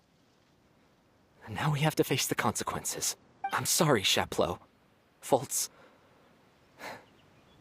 I'm sorry, Father. We accept our punishment.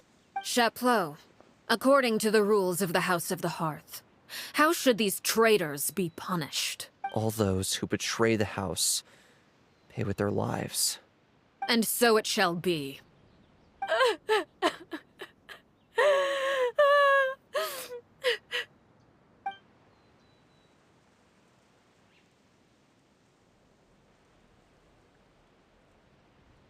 Father, please wait!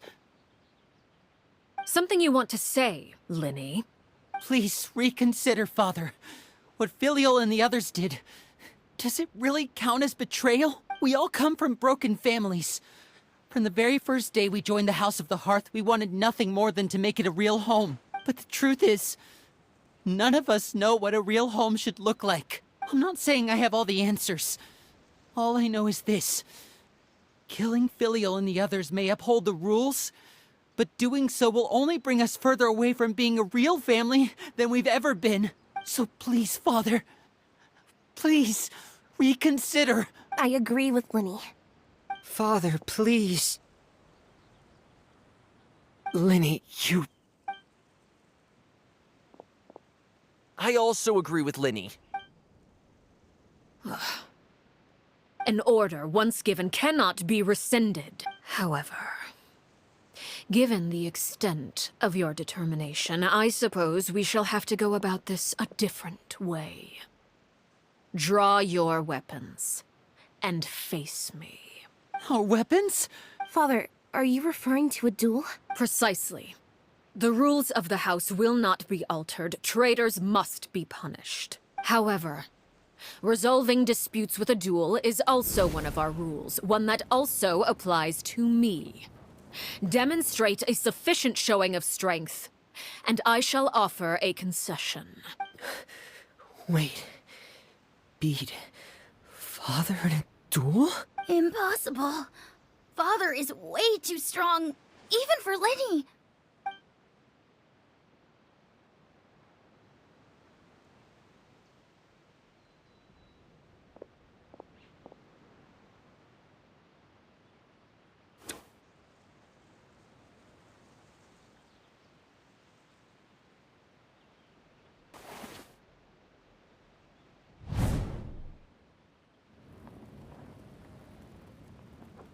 Did you hear that, Traveler? Linny and the others have to duel the knave. What should we do? Can they really win something like that? If they lose, those people from the house are really gonna be executed. Hey, are you listening?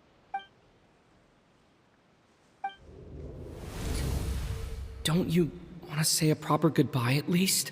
Anger makes you impulsive. Sorrow causes you to waver.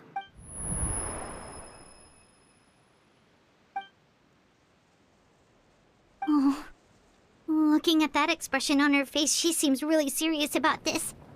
Guess that means there's no chance she's throwing the duel on purpose, huh?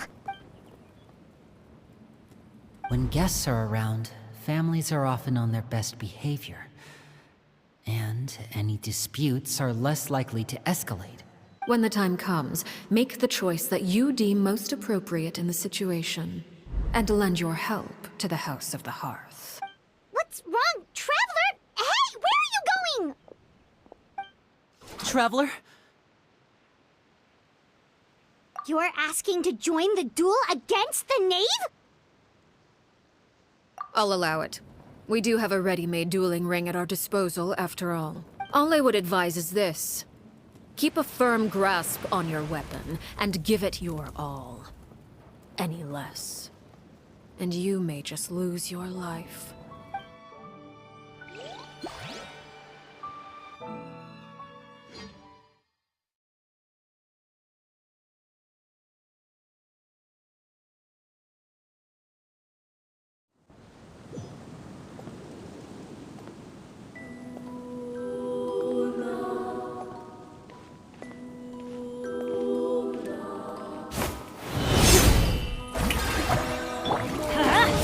Bow your head.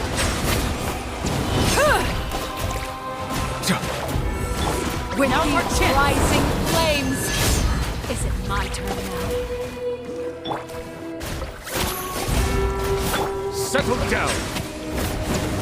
Now that's more like it. Is it my turn now? Get out of here! Hang in there!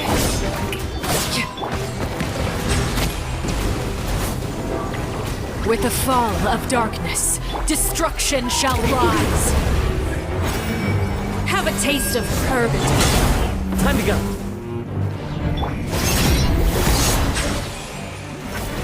Getting here! Spare your energy. Running is of little use.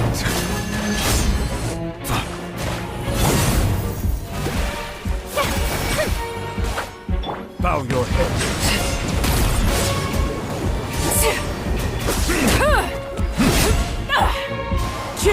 Now's our chance!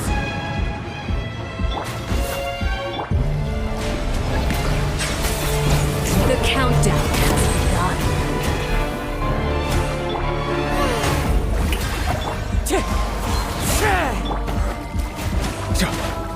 Is it my turn now? Not Over bad. here! You've proven to be a worthy opponent after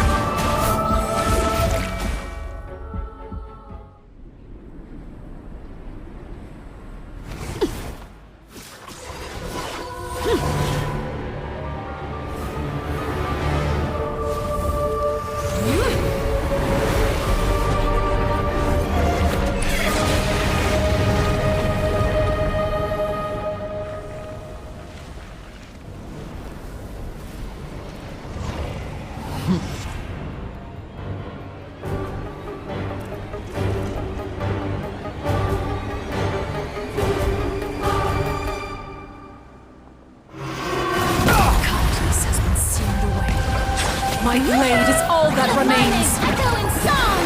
As one with wind and cloud. The orchestra! Why do they never miss? Be sanctified. Silence!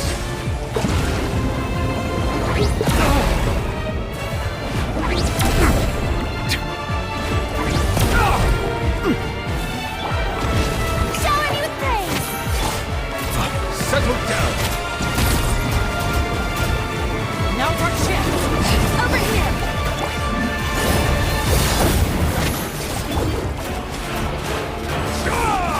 Bow your head.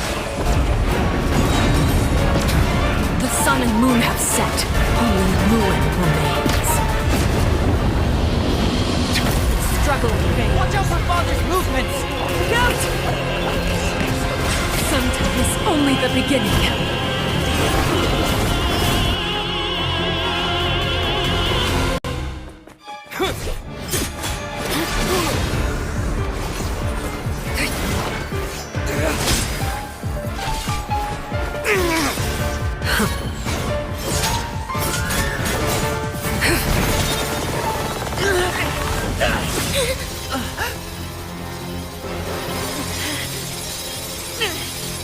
You should know better than to crowd in one place.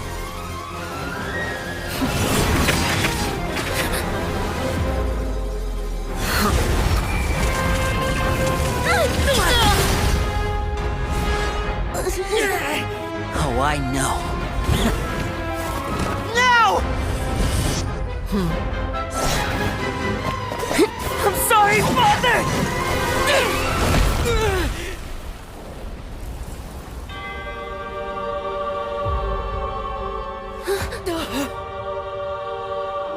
Sorry for what? This pitiful excuse for an attack?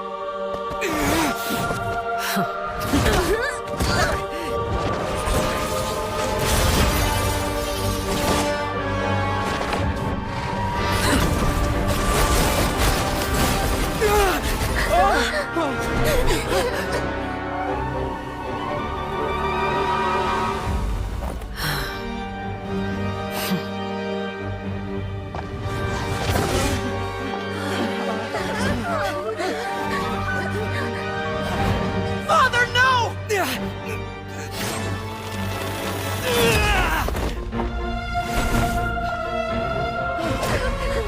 Made it out, did you? You're stronger than I expected.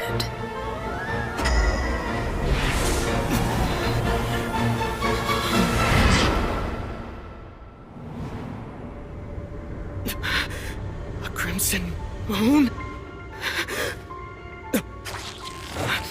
I can't move.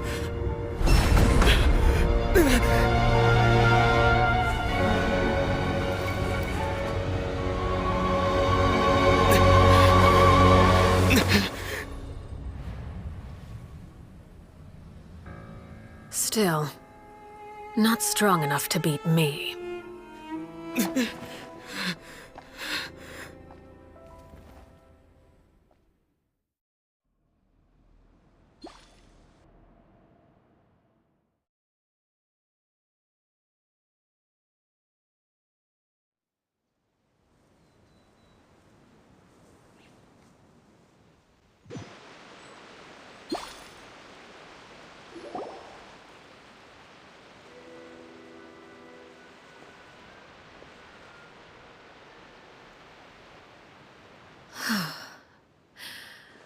I believe we can end things here. It's not often that we get to enjoy the company of guests, after all. We wouldn't want things to get too out of hand. Brother, are you alright? Linny, given that I am the victor of this duel, as agreed, the punishment stands. No! I never thought things would end like this. However, everyone involved in the duel demonstrated a remarkable level of strength and determination. In light of this, I'm prepared to change the method of execution. Elwar, the bottled flames I gave you for safekeeping. Do you still have them? Yes? I wasn't sure what they were for, but I've kept them super safe. I didn't lose a single one. Wonderful. Then, in just a moment, I'll have you administer them. Bottled flames? Indeed. They're the product of a secret experiment. Under certain special circumstances, flames can be extracted from my person and preserved. Once ingested, searing pain will spread across every inch of your body. No harm will come to you physically, but your memories will be burned away, if you can withstand the pain. When you awake, you'll have forgotten everything you know about the House of the Hearth, and will be expelled from the organization. In other words, Administering this concoction will kill the version of you that grew up in the house, and give you a new identity.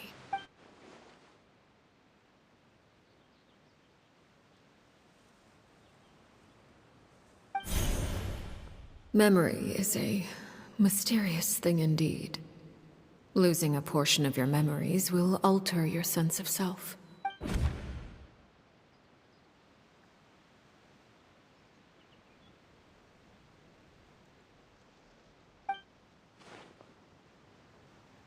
So, you're just letting us go, Father?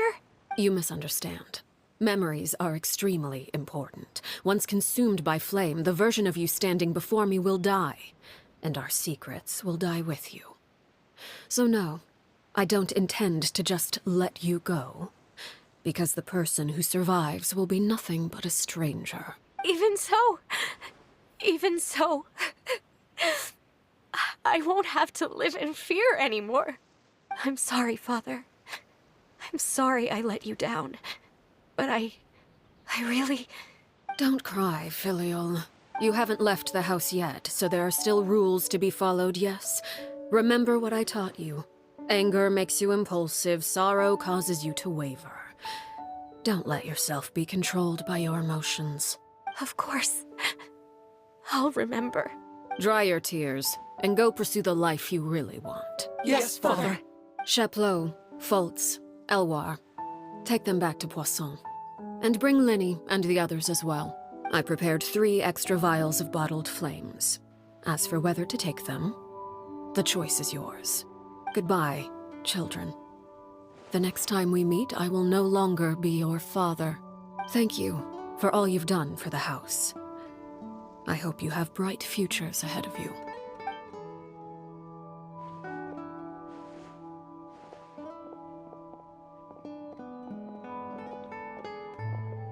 Father.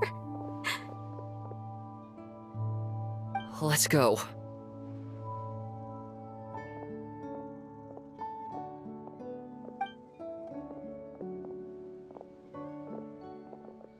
Here, grab my arm, Linny. I'll help you walk back. Thank you.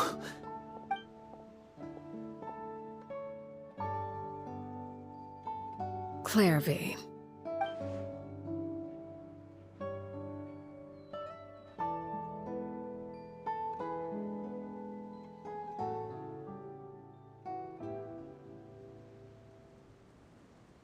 Can we talk now? I've been waiting for a super long time. You really are Perry, aren't you? I haven't seen you in so long. How come you're all grown up? Wait, did I somehow travel to the future on accident? Or am I dreaming? What a long dream. Neither.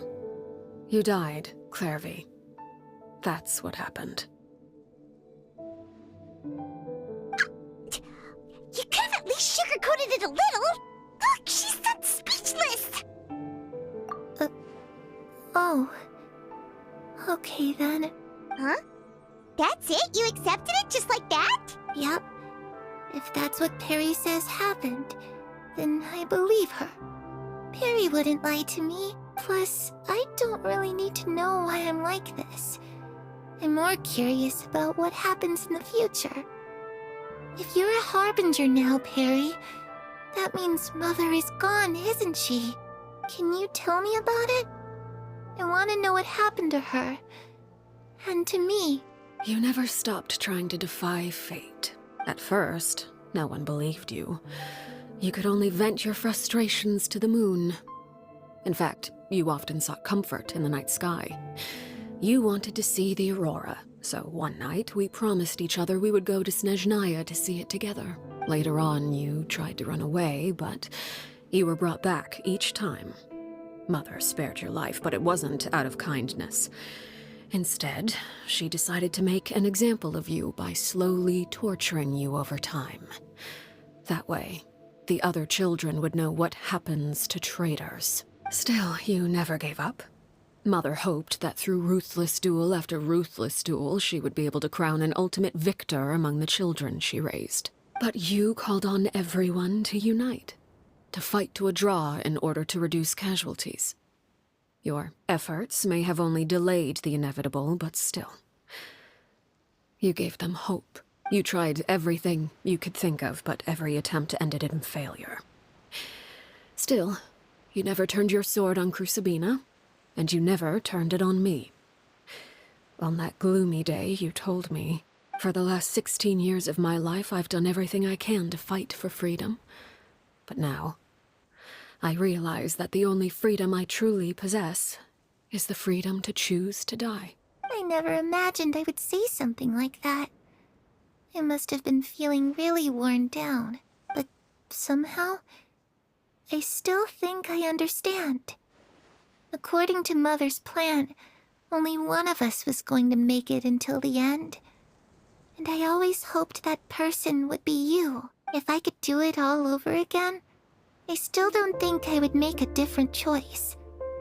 Even when I first met you, I knew you'd be able to do what I couldn't. Is that so? Even now, I'm not sure I truly understand what kind of freedom you were trying to pursue. But as the head of the House of the Hearth, and as the children's father, I've tried to give them the most basic of freedoms. The freedom to choose their own fate. It's something I discussed with the Iudex of Fontaine. The children who want to leave the house will have their memories wiped clean of all secrets pertaining to the organization. In return, they will be allowed to live a normal life in Fontaine without being prosecuted for their past.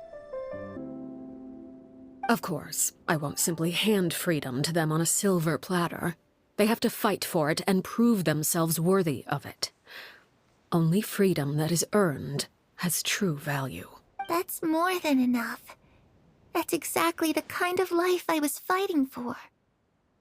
You know, Perry, I think you're a pretty amazing king, and a really great father, too. I'm really happy that you're the one who took over the house. I guess I do have one regret, though. I still haven't seen the outside world. Well, it just so happens that our dear guests over here have been to many nations and traveled to countless places. Perhaps they would be willing to tell you what the outside world is like. Really? Of course! We've traveled all over the place. We've got so many stories, we could probably talk your ears off for 3 days straight! I was always too afraid to skip Mother's fighting lessons. But at the academia, I bet you could do all sorts of secret things in class. Things that have nothing to do with studying. I'm just kidding. Being able to study whatever you want without having to fear for your life actually sounds pretty great.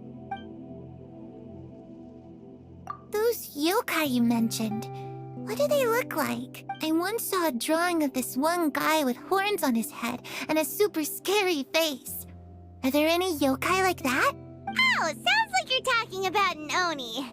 Yep, we've met one, and let Paimon tell you, they're not nearly as scary as they look. Ah, that's where Mora comes from. I never knew that before. If I had some Mora, I would buy 3 new dresses.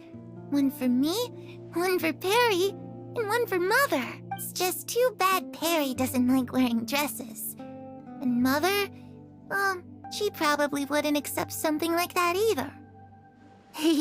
I guess I'd just have to keep them all for me then. I could wear a different one every day.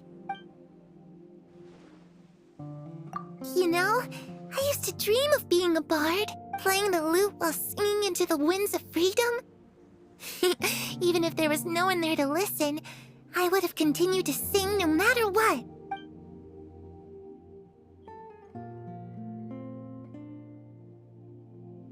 The situation was super dangerous. Lenny and Lynette were accused of committing a crime, and they were going to have to stand trial at the Opera Epicles. Oh no, that must have been hard for all of you.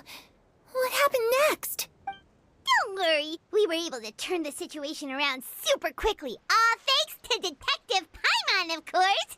How'd you do that? Come on, tell me. Okay, so it was like this. After the failed magic show, we rushed to the scene and...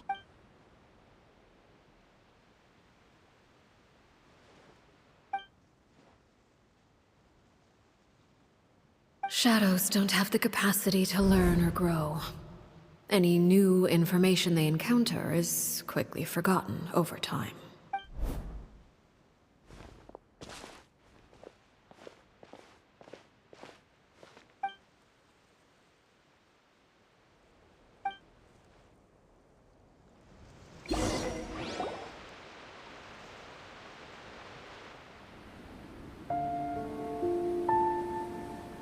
Clairvy, you've worked tirelessly from the shadows to overthrow the House of the Hearth. Now, by my authority as the Knave, I shall announce how this matter ends. You are hereby expelled from the House of the Hearth. You are no longer tied to this place, nor are you bound by its rules. You're saying that I can finally leave? I get to experience the outside world as well?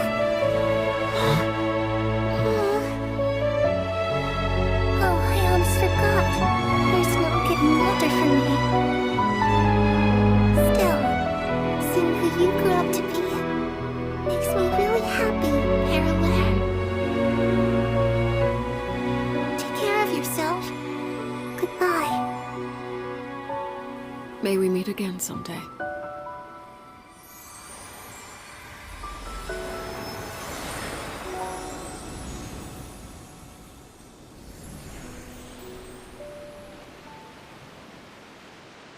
Clairvy.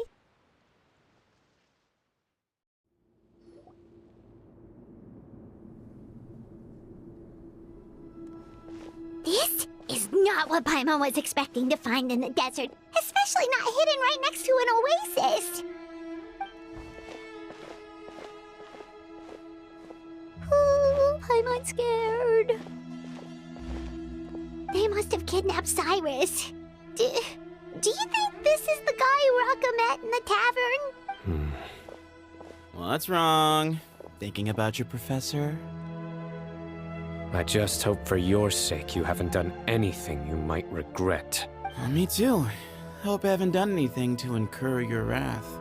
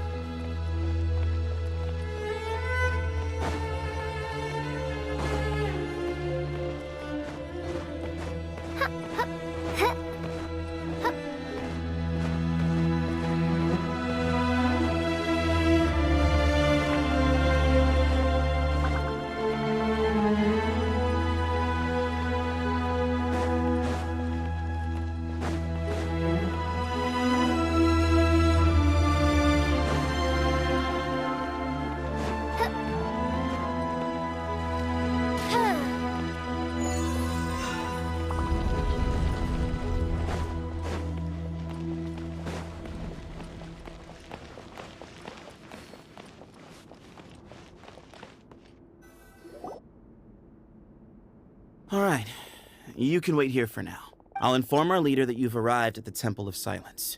Sit tight until he comes to greet you. So he's just gonna leave us here unattended? Maybe we're not being kidnapped after all. They can't have been at the oasis by chance.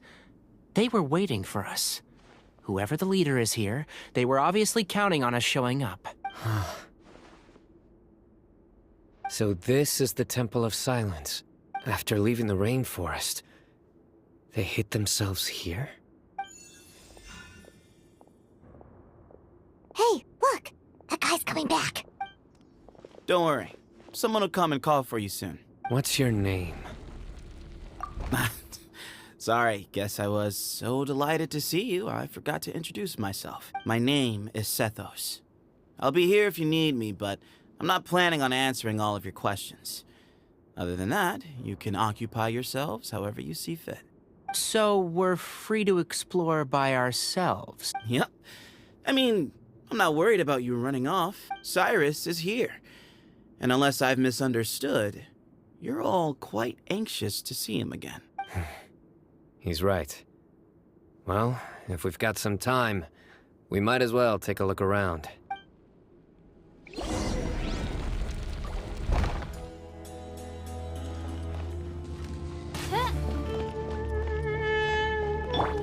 I see everything. These guys clearly care a lot about each other. This is a long way for them all to come. Hey, Sethos! Have you got some time to chat? Sure. Although, I'm assuming by chat, you mean you have questions for me? I don't blame you. Anyone else would. Not often. The Temple of Silence is a place of quiet and solitude. We don't get too many visitors. Yes, that was me. Although, tricked is a stretch. He was asking everyone in the tavern about ways to make some easy money. He insisted that nothing was off the table, even if it broke the law. So, I told him that Cyrus had embezzled a large sum of mora from the desert. So you framed Cyrus for a crime that he did not commit? No. That's not entirely true. Let me jog your memory. The letter just said that he had uncovered Cyrus's secret.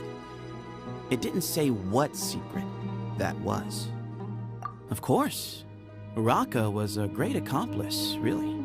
Very cooperative with a little bit of wine in him. Did exactly what he was told. And not much of an original thinker, though. It doesn't surprise me that he struggles academically. Why did Cyrus leave for the desert as soon as he received the letter? You'll have to ask him that one yourself. Certain things I can't answer for him. I'm neither judging nor defending him. All you need to know is that he recognized our emblem, and it was his own choice to take the bait. What kind of question is that? He's the General Mahamatra. Everyone in Sumeru knows who he is. Right, but back at the Oasis, you can't have known who he was for sure, or you wouldn't have asked him. So, what we're really asking is, have you never seen him in person before? I've lived in the desert my whole life. Guess you could say I've never had the pleasure. Ugh, why does Paimon feel like this guy's not being straight with us? Come on, we've only just met. If I give you all the answers up front, you'll have nothing left to look forward to. Nope, not once. Really? I have no need to go there. Not when the taverns are full of the Urakas of this world. Besides, we're well aware of what goes on at that place. Spies? It's not as clandestine as that. The city gates are wide open. Anyone's free to walk in. You can find out all you need to know just by walking around town and hearing the word on the street. Mm-hmm.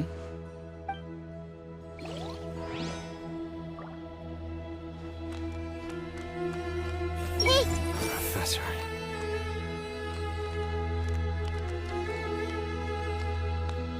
I see everything. The situation's even more complicated than I expected. I should make sure I know the way out before we go any further. I never imagined that the true Temple of Silence would be hidden somewhere like this. We've passed through these parts before, but never noticed anything. That's King Deshret's technology for you, I guess. It borders on the miraculous. Amazing to think that it's been preserved intact all this time. We should be wary of our hosts. Still, at this point, we can be confident that the professor is safe and sound, so that's something.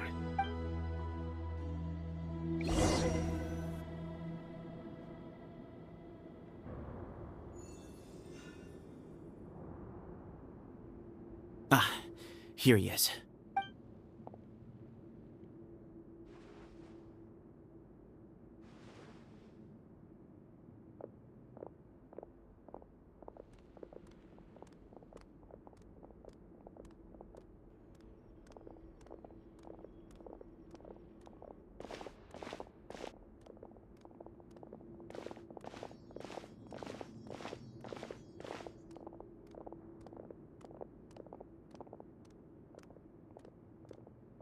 Grandfather, the person you wish to see is here. Well done, Sethos. Greetings, one and all. I am Ba Moon, the current leader of the Temple of Silence. I know why you are here, and I thank you for your patience. Bring him out. Professor! Cyrus, are you okay? Watch what you're doing! Oh, my apologies. We have no intention of causing you distress. But you must understand, Cyrus is of great importance to us. We had to find a way to bring him back to us. Cyrus owes me his life, and to the Temple of Silence, he owes a debt of gratitude. I let him go a long time ago, but now, the time has come to demand payment. I wanted to end my feud with this old bag of bones before you caught up with me. But you got here so quickly. Just leave, Cyno. This is a matter between us two old men. You're all too young to get involved. So that's why you didn't want to report the letter. You'd made up your mind to come here from the beginning. You only left in such a hurry to try and throw us off your trail. Some things in life catch up with you.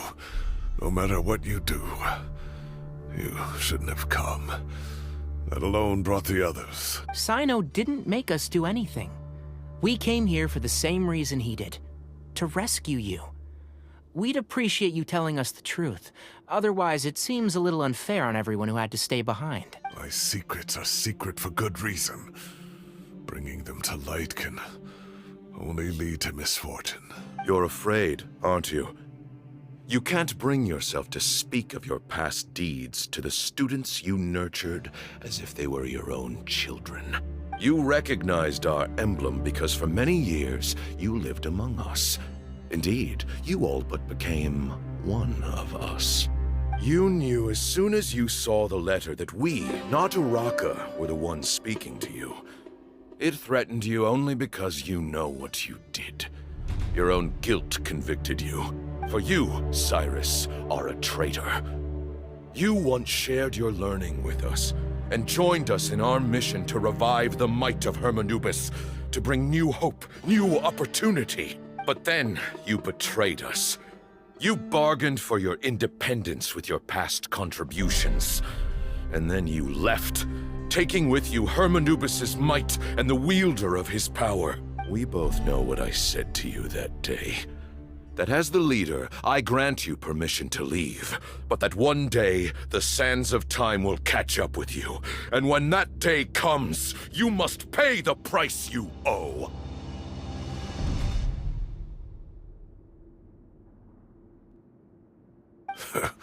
You really know how to hold a grudge. Hermanubis' might? And the wielder of his power? Does he mean you? Professor, anything to say? The moon is right. I came here once before. He rescued me from the brink of death once, many years ago in the desert. When he learned that I was a scholar, he invited me to come here and revive the might of Hermanubis together. It was a great, daring plan, and one shrouded in secrecy. The Temple of Silence had been bereft of Hermanubis for too long. The strength of its faith and its warriors were waning. Bamoon proposed that we implant bar fragments, shards of Hermanubis, into the bodies of suitable vessels. If the experiment was successful, the spirit of Hermanubis would then dwell within the vessel. Many believers volunteered themselves for the experiment. But we soon discovered that the bodies of grown adults could not withstand Hermanubis' power. In the end, Bamoon offered his own adoptive grandson. One other child was identified as a suitable vessel, and his parents agreed to release him into our custody in exchange for a small fortune. These two children were our only hope for hosting Hermanubis' power.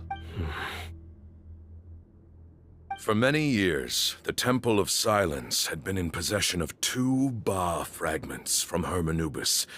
As remnants of his raw power, they were exceedingly rare treasures. The test subjects were sent into a room that had been prepared for the ceremony, and instructed to approach the Ba fragments, whose power had been amplified. If, after some time, this power did not repel them, this would mean that they were suitable vessels. The original plan was for a 3-stage experiment: resonance, implantation, and recovery and observation.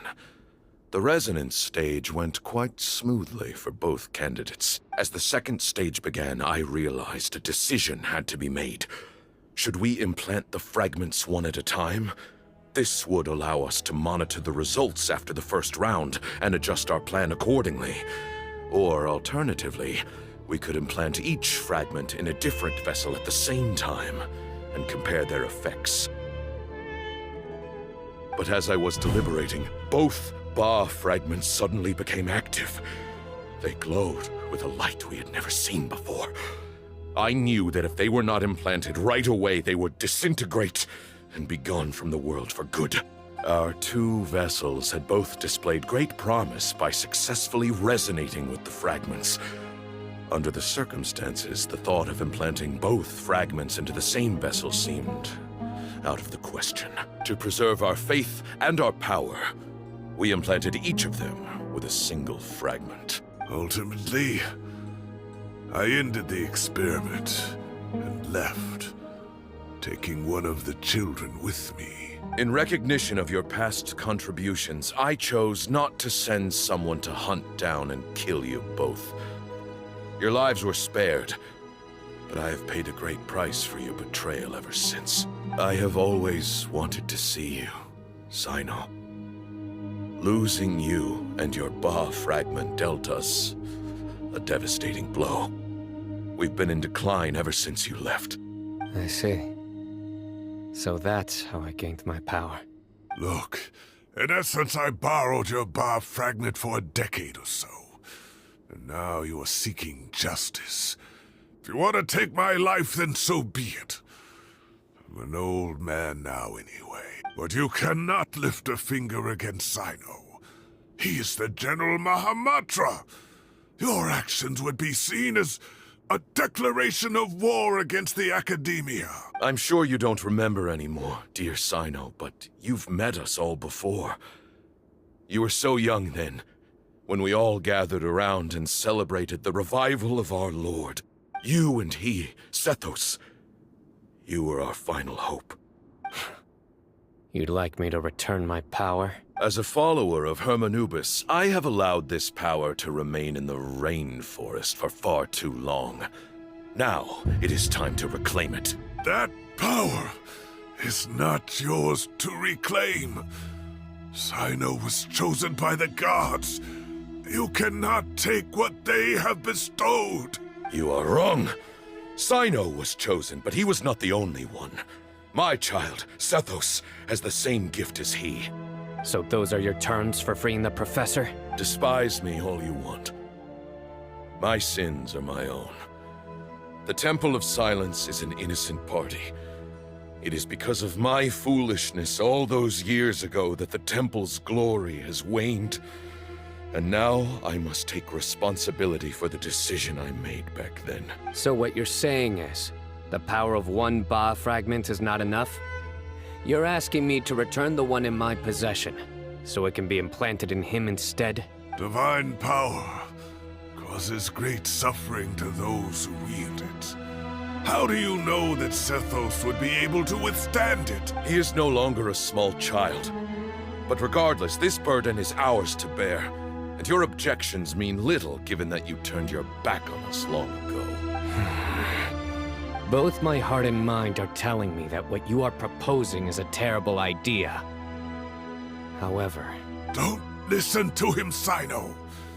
That power is no more yours to give than it is his to take. You have to understand. I know.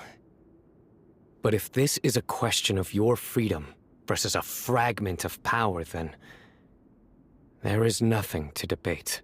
Sorry to interrupt, but in my view, there are a number of contentions here that still need addressing. Say that Cyno refuses to return his power, and you also refuse to release Cyrus. Then, we are at an impasse. I find it hard to believe that you went to all this effort without planning for that possibility. You're trying to gauge where we stand while keeping your remaining cards close to your chest. Well, my stance is, put the rest of your cards on the table. Then we can have a discussion. Wait, those ears. So, we have a descendant of the Valukashuna in our midst. Splendid. Fate smiles upon us after all. Everything we have longed for, Hermanubis will provide. Perhaps this very day we...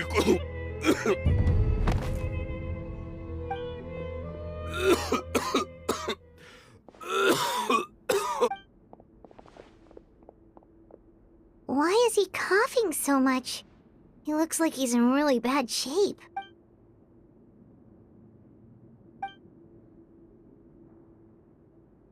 Pamoon, you... Take our leader back to his room. Sethos, you must...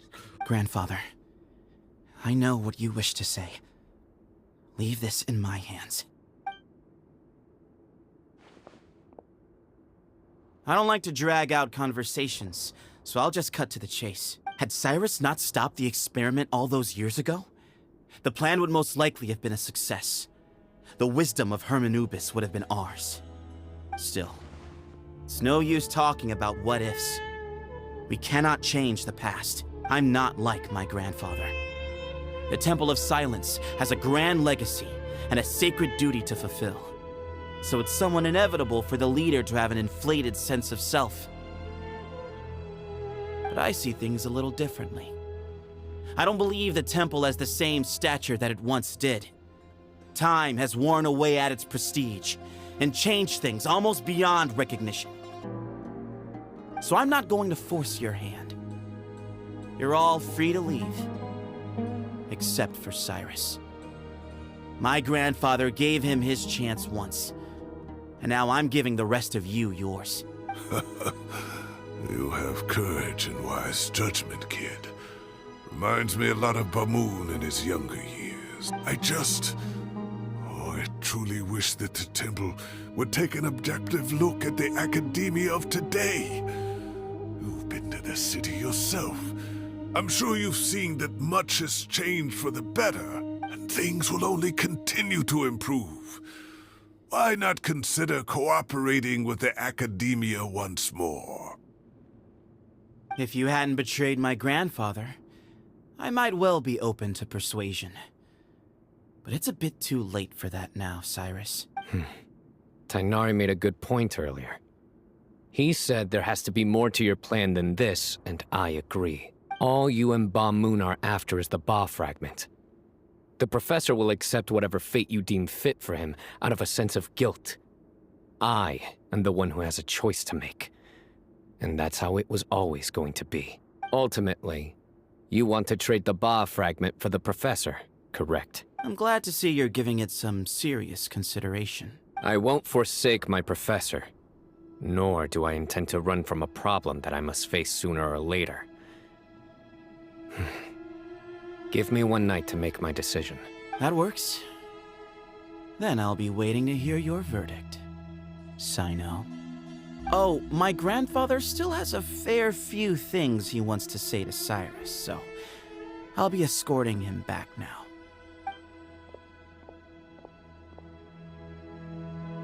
Are you sure about negotiating with him? I need to think this through. Everyone, let's meet again later tonight. Until then, take some time for yourself. Alright, well, don't put too much pressure on yourself, Cyno. If you need any help working things out, just come and find us.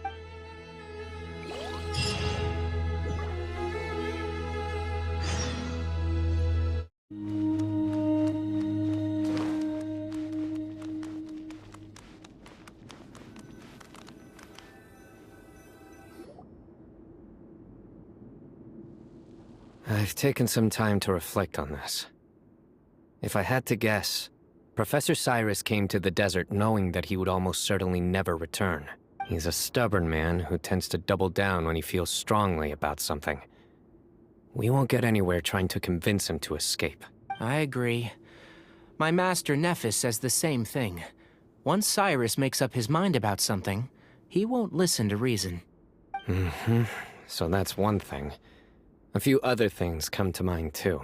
You've heard all you need to hear about the Temple of Silence. So on that, I don't have anything to add. My own memories of this place are hazy though.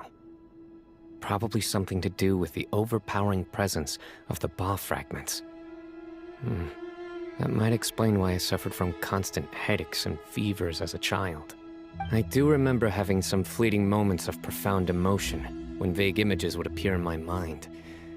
But I don't recall much, only bits and pieces. I was still young then, and all I could understand was that there was a strong will inside my mind. Thinking back on it now, I suppose it was Anubis's way of trying to encourage me, even if we couldn't communicate. The power that came to inhabit my spirit was probably one of the cornerstones of their whole faith. So if the will and might of Anubis is a real, intangible thing, and they are its rightful worshippers, then... You're not gonna give in to their demands, are you? Surely there has to be another way. No. I have no intention of returning it. I need this power to protect Sumeru. But the temple has the right to make the final decision over its fate, since it belongs to one of the 7 pillars of King Deshret. So I will challenge them head-on, and win the right to wield this power for myself, fair and square. This reminds me of something Alhaitham mentioned to me just before we left. He said that the Temple of Silence was originally founded by the ruling elite of the day. Traditionally, such organizations are bound by a strict and ancient code of nobility. Kaveh has made similar observations about the desert tribes from his work trips there. He says many of them have their own internal rules. They talk about the importance of never dishonoring their tribal bonds, or the rules laid down by their ancestors. I think we could turn that to our advantage. Go back to them with a proposal of our own. Wow, and just like that, we've turned the tables on them. Looks like we have the same idea.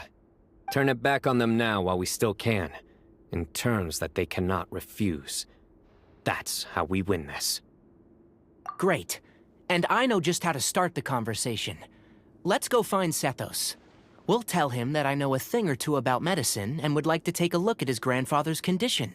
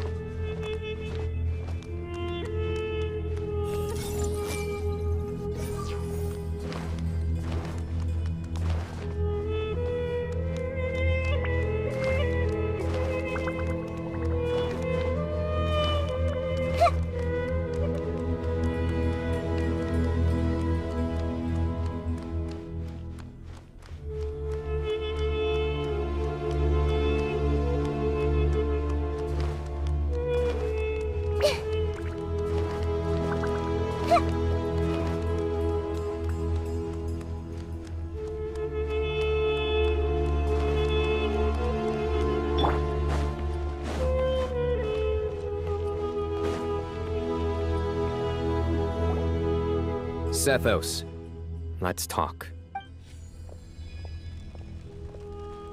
Have you made up your mind? We'll get to that, but first, I have some degree of medical training, so I was wondering if you might let me take a look at your grandfather? I have no objections, although we do have our own doctors here.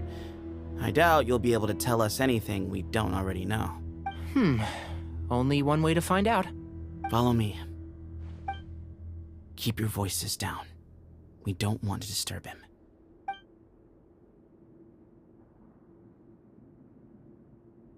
him. Let's talk outside. Bamoon has fallen into a deep coma, and his prognosis is quite grave.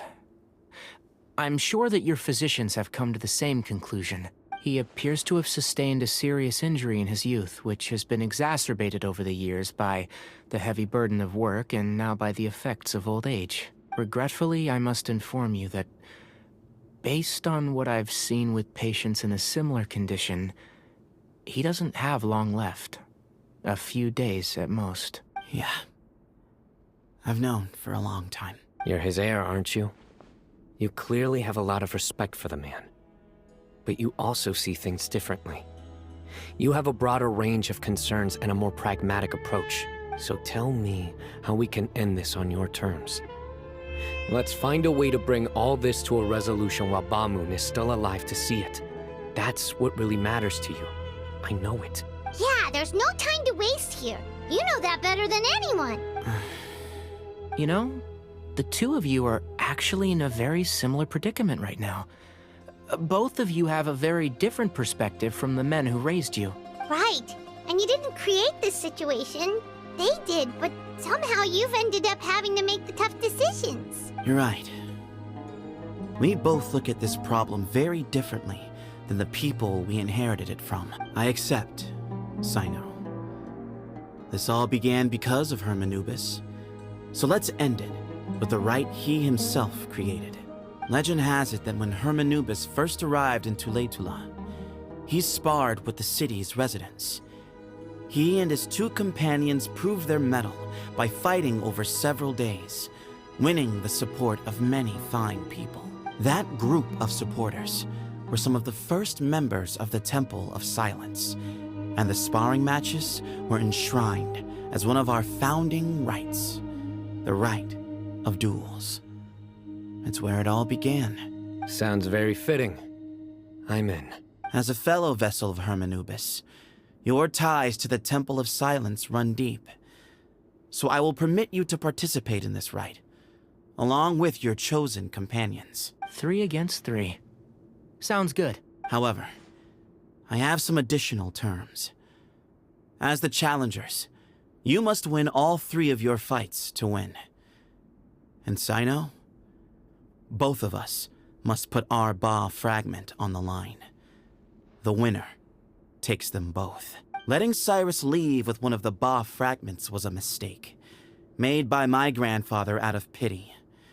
It is a long-standing issue that must be addressed for the Temple of Silence to move forward. I can make no concessions on that front. None needed. We're on the same page. If I win, the Temple of Silence must release Cyrus, and consider this past dispute resolved. If you win, I'll return my power to you. It's a deal. Then let's meet at the ceremonial hall tomorrow evening, 8 o'clock.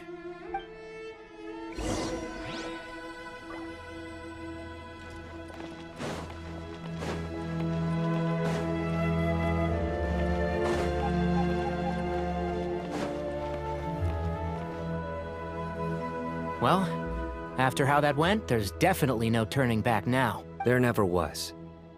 Turning back hasn't been an option for me since the moment the professor slipped away to return to the desert. You have to win. You need this power, both as General Mahamatra and for yourself. Yeah, that's right! Besides, it stayed with you ever since you were a small child. Surely that's a sign it thinks of you as its rightful owner. Both as General Mahamatra and for myself. Yeah, when you put it that way. I've had to overcome a lot to tame this power and claim it for myself. Not everyone could have done that. Exactly! The Traveler and I will never lose. And neither shall I. The desert was home to an ancient and great civilization that, for a variety of reasons, fell out with the civilization of the rainforest. It's just as Dia said. Prejudice has pushed people apart. But there must be personal factors at work here too. I can't shake the feeling that Ba-Moon cares for many more things than he lets on. And I don't think that Sethos is any kind of villain. He's just doing what he thinks is best. Tomorrow, everything will be resolved.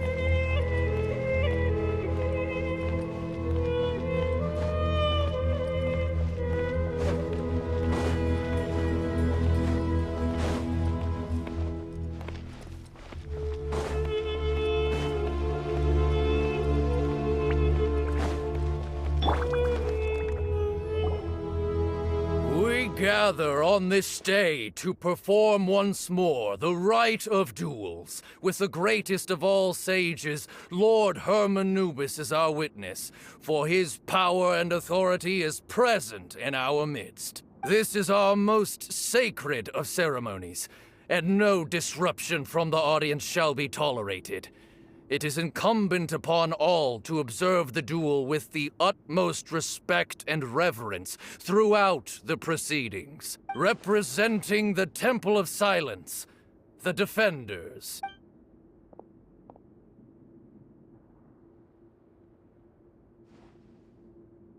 Grandfather, you're here. A rite of duels after all these years. I am surprised by your decision, Sethos. I know what I'm doing, Grandfather. Just leave it to me. Representing the Academia, the Challengers. Ready. We will fight to have our voices heard. Warriors, take your positions and decide on the order of battle. We come not to debate what brings our challengers here, nor what will become of the defeated duelists. Duelists, the might of Hermanubis himself is at stake here. Now, fight. Fight until the rightful victor is proclaimed. Huh? Are you sure? I agree. He's very strong.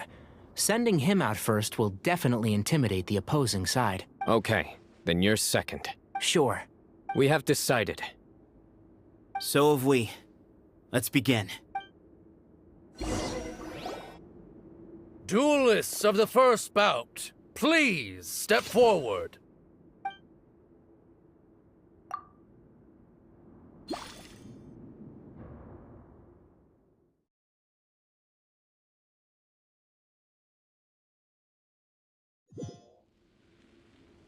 Don't forget, safety first!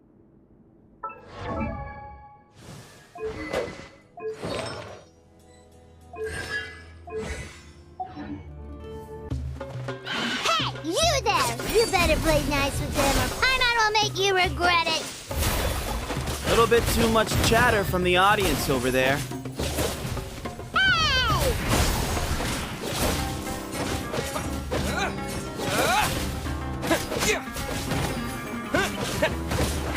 Propagate!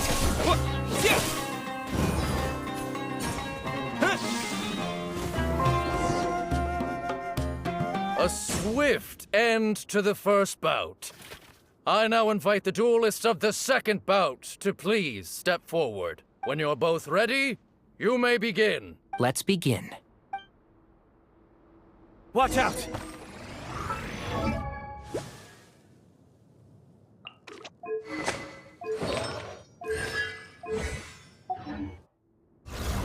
I hear everything! He drank plenty of water before the bout, so he should be fine.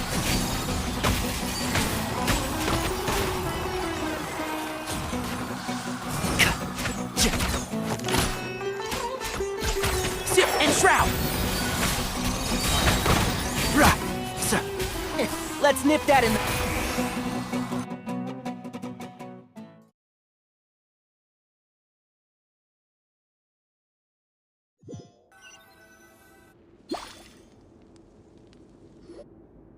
Thus ends the second bout. We will now move to the third bout. Duelists, please step forward. I'm ready. So am I. This is the final stage of the rite. I remind you both that the terms you agreed upon in advance are binding. When you're both ready, you may begin. I am Sethos, vessel of Hermanubis, grandson of Bamoon, the leader of the Temple of Silence. For many years, we have kept our covenant with Lord Hermanubis by guarding the secrets of King Deshret. And even in our darkest hour, when we could not see a way forward, we chose not to abandon hope, but to embark on a brave new experiment so that we might prevail. We earnestly sought Lord Hermanubis' wisdom and power, longing to see his spirit and his light descend upon us. Now, I will fight to become the rightful wielder of that power! I am Cyno, General Mahamatra of the Academia, student and successor of Cyrus, the Sage of Spantamon. I fight in defense of my power, my professor, and my nation. And you. I think you left some things unsaid. This is a sacred duel, and Hermanubis is watching. So bare your soul.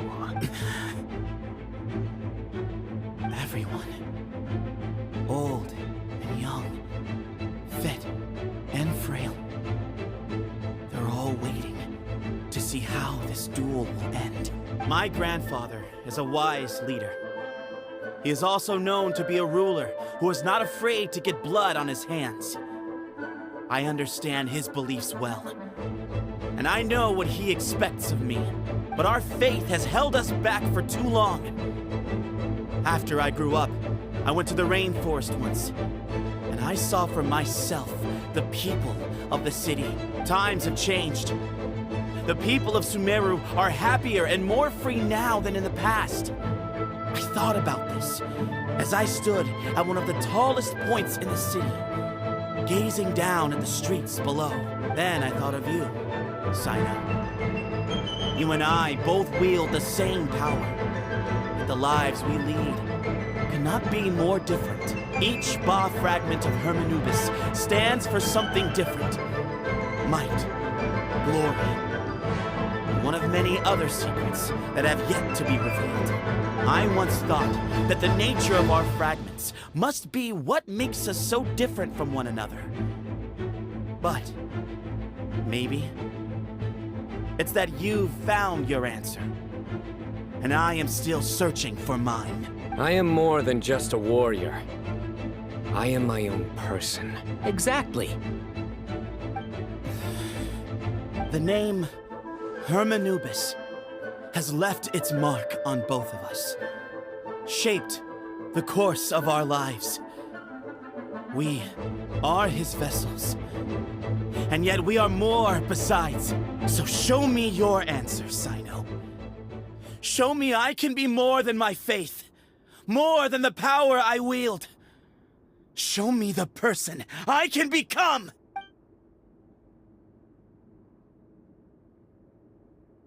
Bring it on!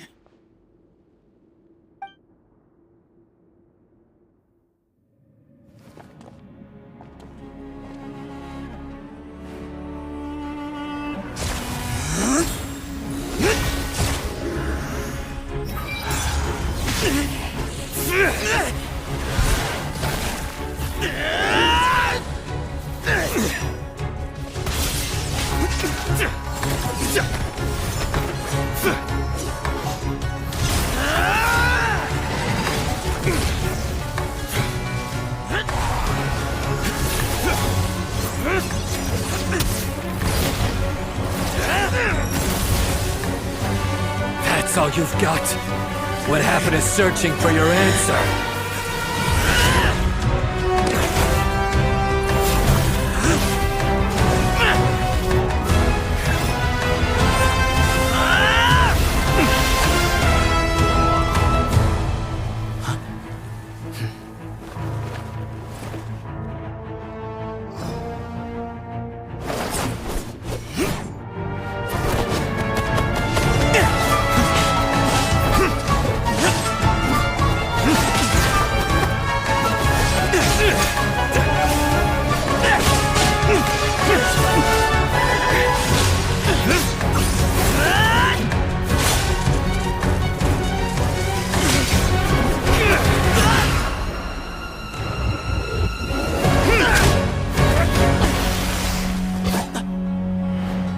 Fight's over.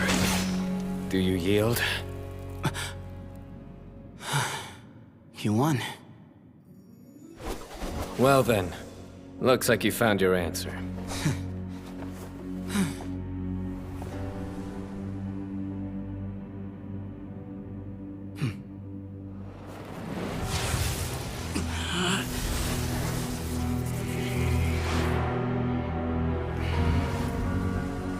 I give his glory to you.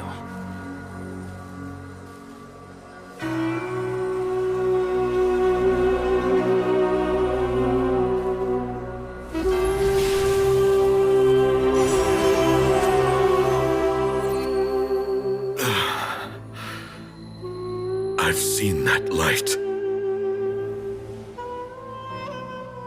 That is the light of our Lord, the great Hermanubis, priest over all other priests. His spirit dwells within that lightning, and his will lives on. Once a warrior of Tynar, he emerged from the barren desert sands to serve the god king Al-Ahmar. After the death of the god king, Hermanubis gathered his followers and the Tynarian priests and led them to the city of Tule-Tula. There, they founded the Temple of Silence, and from that day forth, we became stewards of all knowledge that survived from King Deshret's civilization. Barely a century passed before war ravaged the desert. One by one, Eremite leaders took up arms against each other in battles that would devour what little remained of their civilization. Only the wise city of Tule-Tula was spared under the guiding hand of the Tynarians. But peace did not last. Coveting the knowledge of King Deshret, the beasts set their eyes on Tule-Tula. The king of Gurabad laid siege to the city and ordered the sages to surrender to him the Temple of Silence as proof of his victory. The ruling elite colluded with their oppressors, betraying the temple so as to hold on to their rule over the city. They declared that the knowledge guarded by the temple was the true cause of corruption. These were dark days, and we faced enemies on all sides. Our Lord had long since exhausted his strength, keeping the forbidden knowledge introduced by King Deshret at bay. To ensure the temple's continued survival, he broke his being into many pieces and began the ceremony of Hermanubis' legacy, bestowing his power upon his mortal followers. With this power, the temple was able to defeat the tyrant's army. Yet, we were not hailed as heroes. Strange and unfamiliar as this power was, it struck fear into the people's hearts and drove them to reject us. In the end, the people of the temple and the Tule-Tula Tynarians left the city for good and made their way to the rainforest. What followed next was inevitable. The elite of Tule-Tula fell and were decimated. War engulfed the desert. And we wandered from place to place, always in hiding, all the while keeping close watch over our secrets and staying true to our mission. Betrayal forced us out of the desert and into the forest. Then mistrust drove us from the forest into the desert once more. We have lived in exile for far, far too long. Yet, today, the Temple of Silence has borne witness to the glory of Hermanubis once more. Thank you.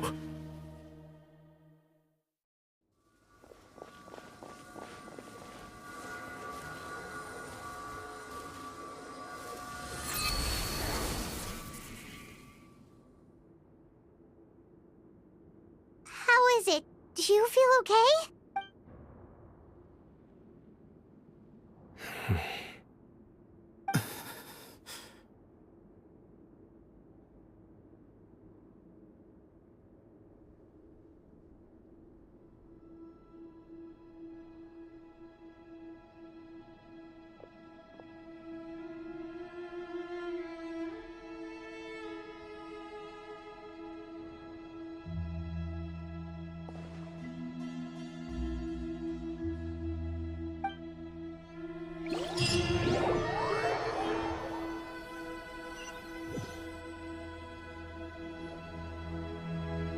Grandfather.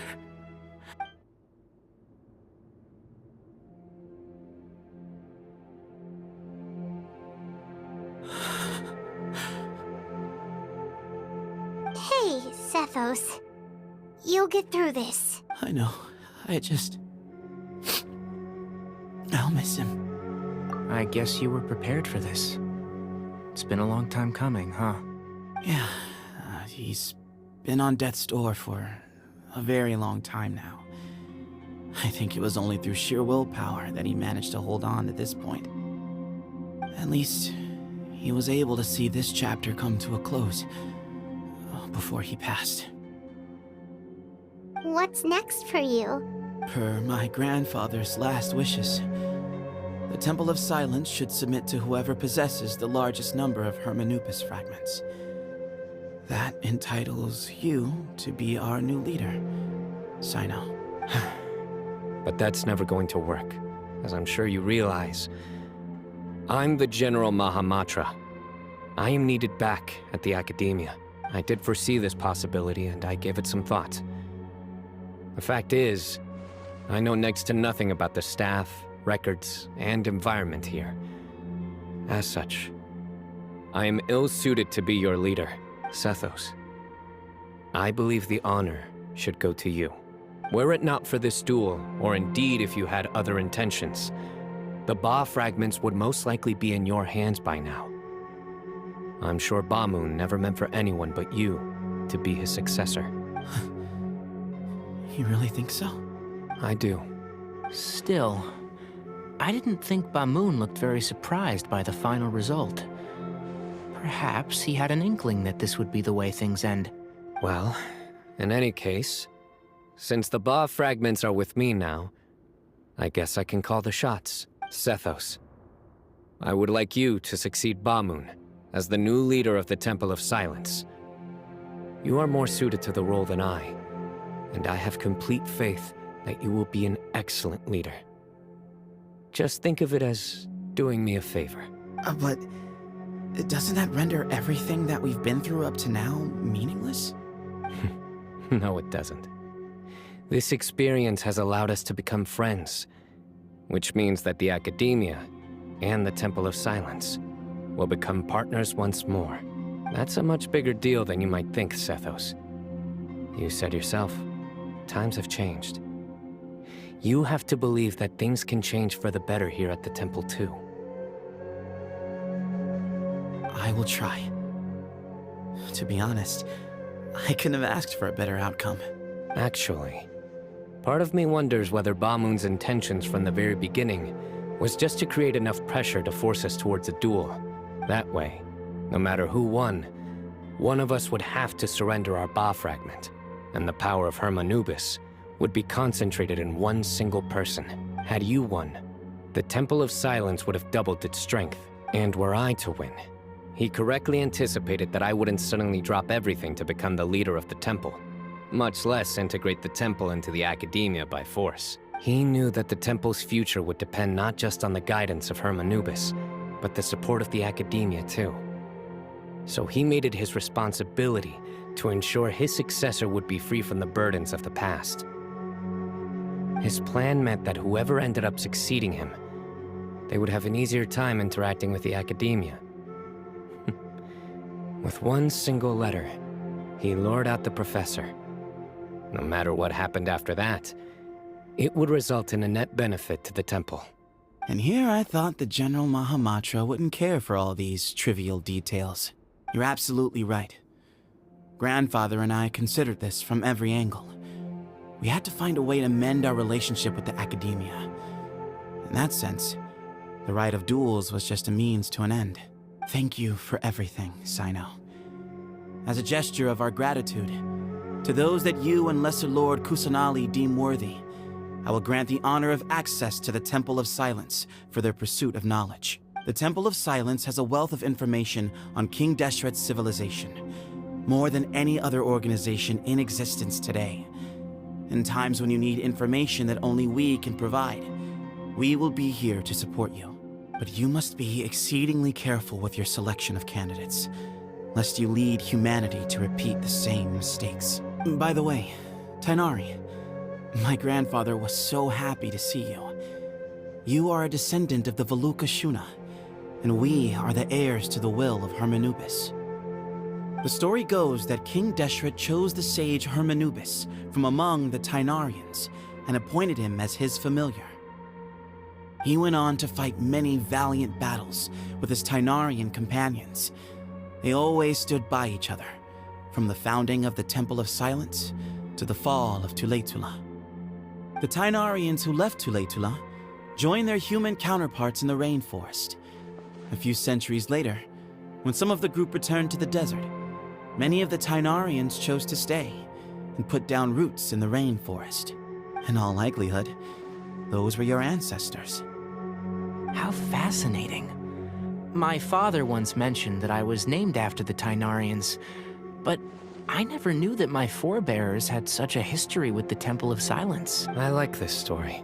By the way, has anyone seen Cyrus? Yes, Cyrus. You'll probably find him in my grandfather's room. He wouldn't show it in front of me, but I think he still has many fond memories of my grandfather. If it's true that you and your grandfather really planned for everything to turn out this way, then I guess he didn't really resent Cyrus as much as he appeared to. Who knows? Perhaps all of us, you, me, and Cyrus, we're all just pawns in my grandfather's plan to set things straight. He was awful like that. Someone's got to make the decisions when history is at a crossroads. I will make a detailed report on all of this to Lesser Lord Kusanali, and arrange for an official delegation from the Academia to come and meet you in the desert. I'm sure you'll have lots to attend to in the days ahead. But once things return to normal, please come and visit the rainforest again. You should stay for a few days this time, and start to build some relationships. If we're going to work together, both sides have to get to know one another better. I will. All right, well, bye for now, everyone. I'll be seeing you. See you soon. Come hang out with us anytime.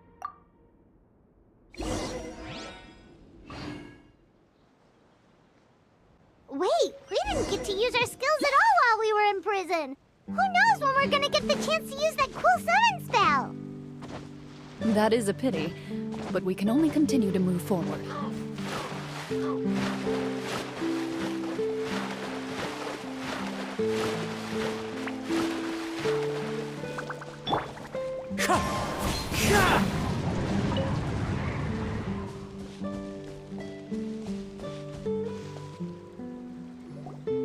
This should be the place marked on the map. This bit of rock certainly looks suspicious. Well, I'd say an investigation's in order then. Plus, if all else fails, we can just blow it up.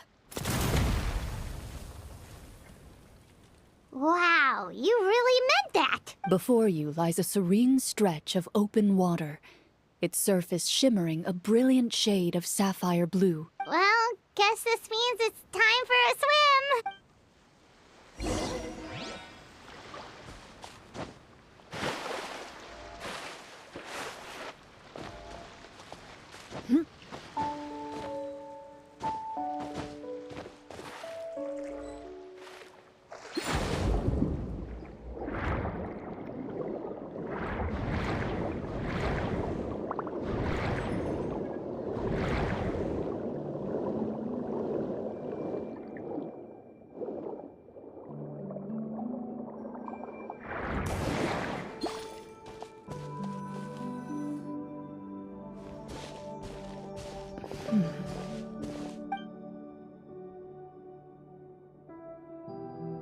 What's the matter?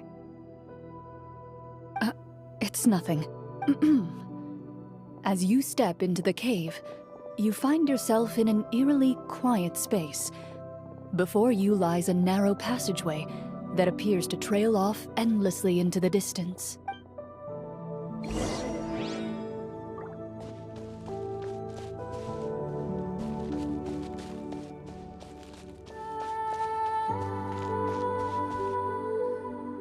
Wow, this must be where the treasure is hidden! But this door is blocking our way in. It almost looks like it's been here for quite some time. I've got to hand it to the tabletop troupe. They really went all out with the props. What have we got down here? A kind of mechanism connected to the door? It looks like we might have to arrange it into a certain pattern. A pattern on a stone door. That's something Master mentioned before. Is something wrong, Clorinde? After a long, difficult journey, you finally arrive at the location indicated by your map. It appears to be an ancient site of some sort, where treasure likely awaits. Your surroundings are exceedingly quiet and serene, as if the secret that slumbers here has never once been disturbed. If you listen closely, you can almost convince yourself you can hear the sound of its calm, gentle breathing. That description makes Paimon feel kinda bad for disturbing this place. We're doing this for the sake of the people, to free them from the evil sorcerer. I say it's time for this treasure to once again see the light of day. Linny's right.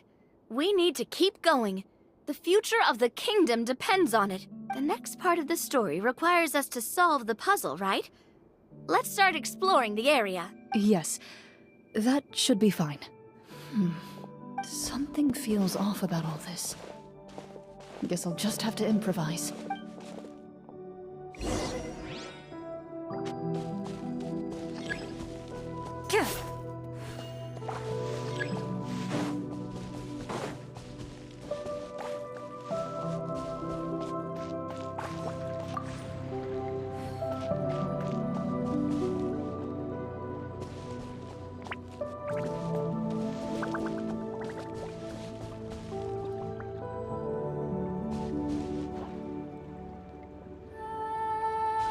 I found something! Found something here, too.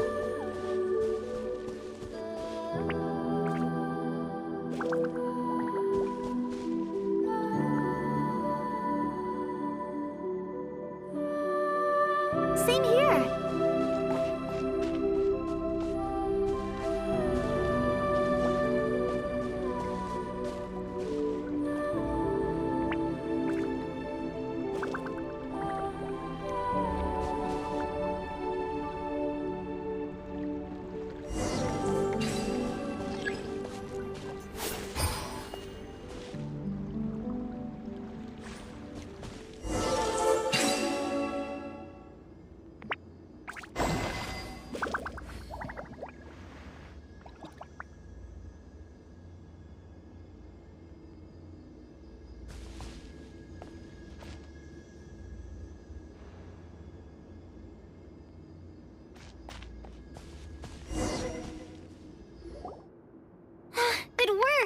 Something just appeared.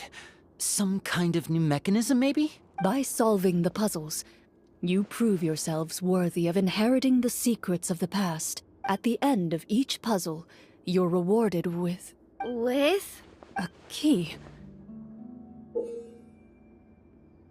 Oh, it must be the key to the big door. Huh?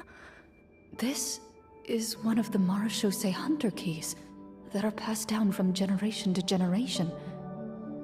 It looks just like the one Master passed down to me. It is said that 4 keys in total are required to form the final, complete key. And it seems like we just collected 3 of them.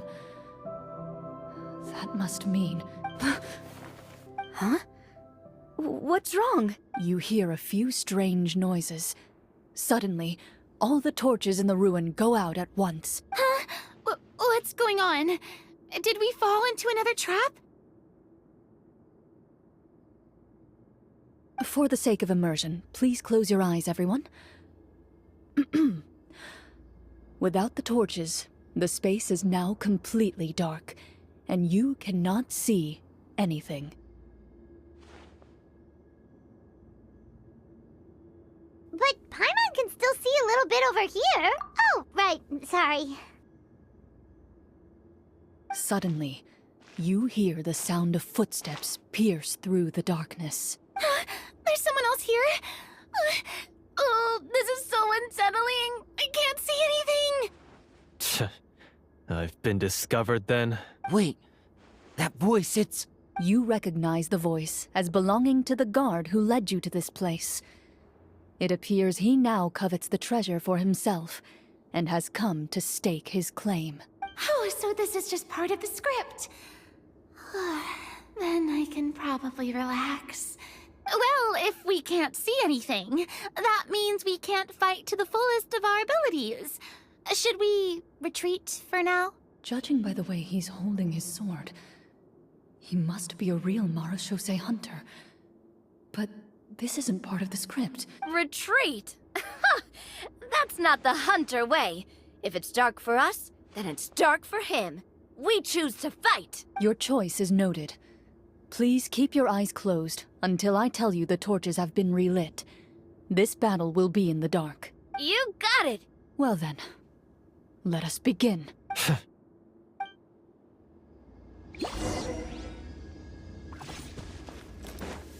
evil looks, shoot on sight! I'd like to try to hit him with my sword.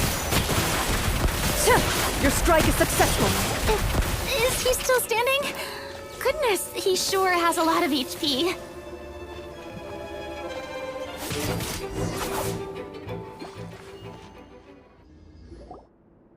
Is it over?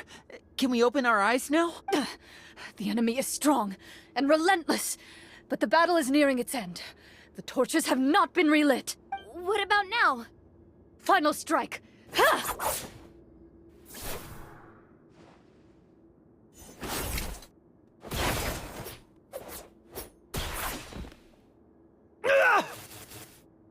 Well, did we get him?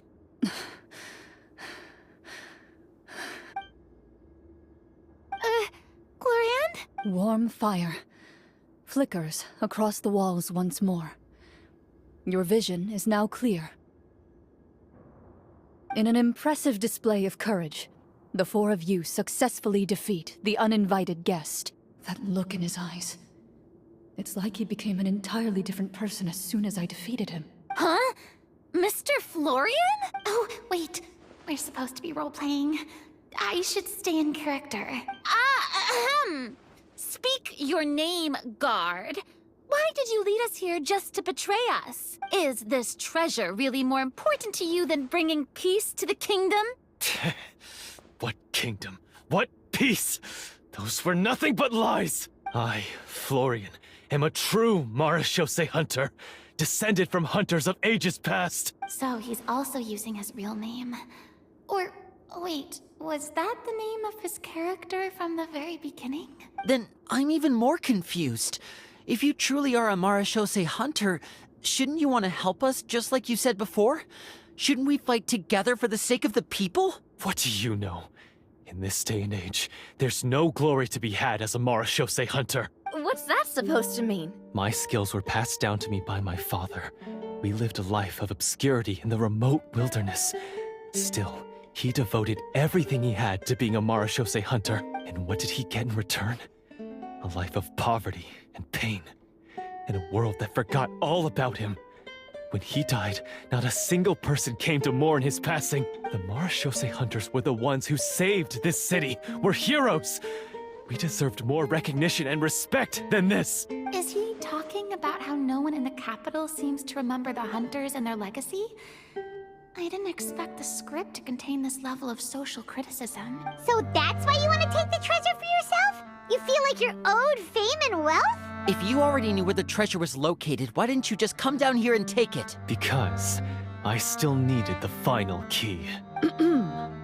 Only a true Marechaussee hunter is capable of passing through this final door. As someone who sought to hurt others for his own gain, Florian lost that right long ago.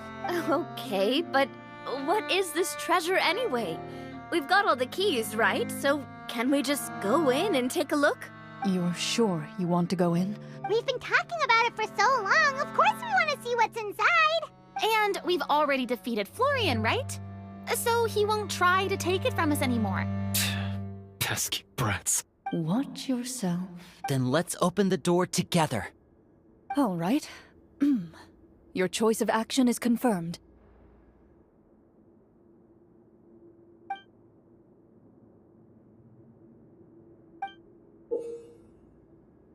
Before you, the door to the treasure, sealed and undisturbed for more than 100 years, finally swings open. You hear the shrill wail of the door hinge as it rotates for the first time after years of disuse, almost like a sleeping giant letting out an extended yawn. You get the impression that the secrets buried behind this door might be just as heavy as the sound you just heard. It's open! Come on, let's go in! Paimon wants to see what's inside! Ooh, me too! Ugh, uncovering hidden treasure is the most exciting part of adventuring. What do we have here? Uh-huh. A stone tablet? And some shabby weapons? You call this a treasure vault? Looks more like an abandoned warehouse! Maybe the troop ran out of budget at the end? They provided a super immersive experience at the beginning only to drop the ball at the most important part? They could have at least filled this place with cardboard mora or something! Wait, I get it now. Paimon, this is the real Marachose Hunter treasure. Huh? This is it? The Marachose Hunter treasure is just a stone slab and some broken swords? I can't believe it. I refuse to believe it!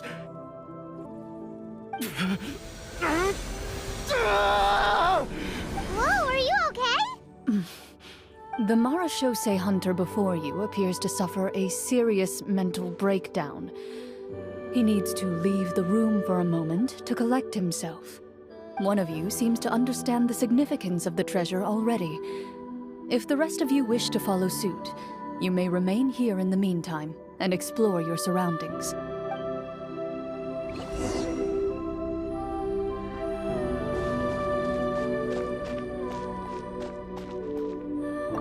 What is the treasure supposed to be? The names on the tablet. The old and broken weapons.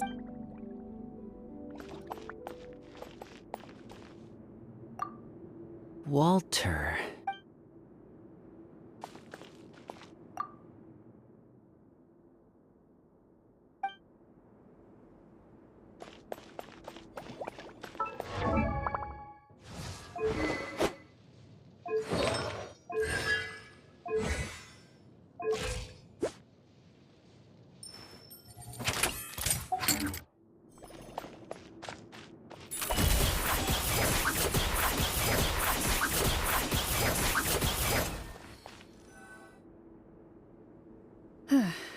So, how are you doing? Feeling any better? What just happened? Do you remember how you got here? Or what happened to your body just now? I remember now. I brought you here because I wanted to... The explosives in the cave! You mean these? Huh? How did you... I could tell something was off the moment I stepped into this cave, so I kept an eye out. I've already dismantled the whole thing. So the strongest champion duelist in all of Fontaine saved the day once again. Guess I shouldn't be surprised. It would seem your skills as a Marachose hunter are as sharp as ever. I deserve some answers, don't you think? Tell me why you wanted to lure me here. Everything you said earlier sounded like the truth. Luckily, your monologue was dramatic enough to convince my friends you were just role-playing. I don't know. I just always felt like there was something in my heart that didn't belong to me. Something agitated and angry. Who knows? Maybe it was my own anger all along. I could never really tell. The feelings about my father and the other Marechaussee hunters are real. It just wasn't fair. I was angry, bitter that no one remembered them or praised their accomplishments. I don't know when it started, but at some point, my anger came to completely consume me. At that point, I remembered the legend my father used to tell me. The one about the treasure. But if the treasure was all you cared about, why plant all those explosives? Wouldn't they just destroy the treasure and bury you along with it? I can't remember. My head is a mess. It felt like there was this voice telling me to eliminate the hunters, but now it's gone. From your description, I suspect you were dealing with a Devorator. Devorator? Oh, your master... your father, I mean, never talked about it? It was a kind of monster that was active several centuries ago. No, I've heard of it. I'm just not sure why you suddenly... Wait, it can't be. The seal! The seal? My family has served as Marechaussee hunters for many generations. But the title and swordsmanship weren't the only things passed down over our line. There was a seal as well. My father instructed me to always watch over that seal and maintain it regularly. He said it had been passed down over a truly ancient age, and protecting it was our clan's most important duty. But I neglected that duty after he died. I finally decided to come down and check on it one day, and that's where my memories become fuzzy. The Devorator would be a formidable adversary for any mortal being, even ones as capable as the Hunters. If you lacked the power to completely destroy it, you could easily fall prey to its influence and corruption. In light of this, some Marechaussee hunters chose to seal the Devorator away, in the hopes that a permanent solution would come with the passage of time. I heard it has the power to amplify the obsessions and desires in people's hearts, to the point where they overtake you entirely. It would seem I'm not just lacking in skill with a blade, but in mental fortitude as well. And yet, you were able to retrieve 3 of the 4 keys. If I remember correctly, each was entrusted to a respected and capable hunter. How did you manage it? One of them belonged to my father. The second I stole from a different hunter. And the third was one that I snatched while the person was on the way home from the tavern. I nearly died in that alley. I know just how strong you are. It's as clear as day to everyone in Fontaine. I observed you from dusk to dawn, but could never find any opportunity to sneak up on you. I never even saw you drink a single glass of liquor. The only way I could think to obtain that last key was to lure you here using your hobby, and then... Oh, I get it now. That monster, it wanted to bury you here alongside the treasure.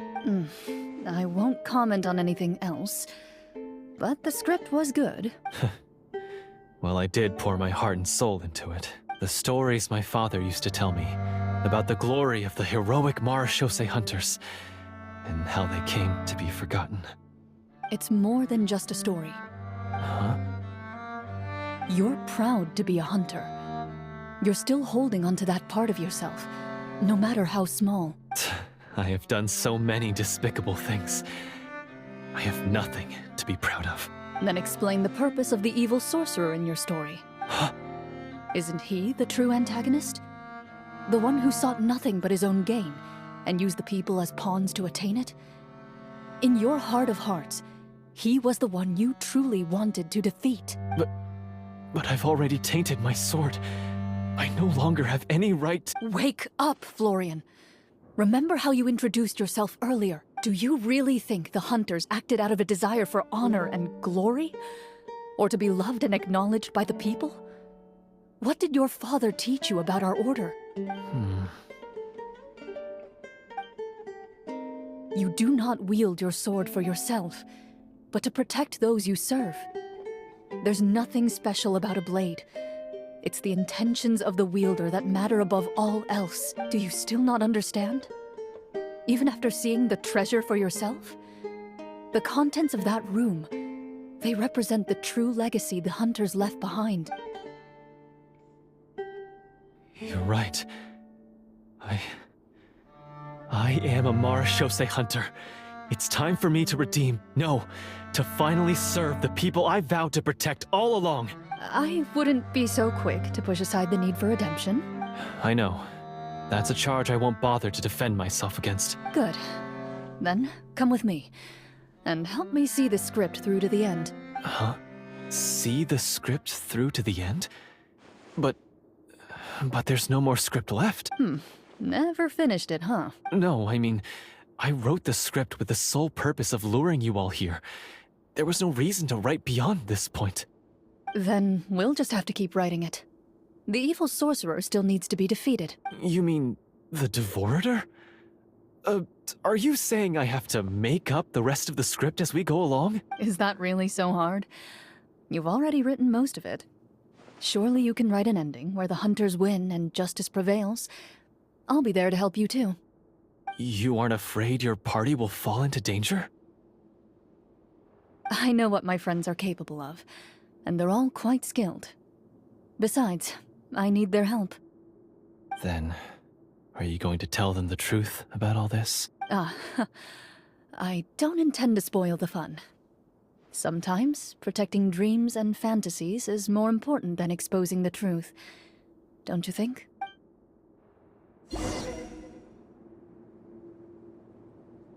Loaded.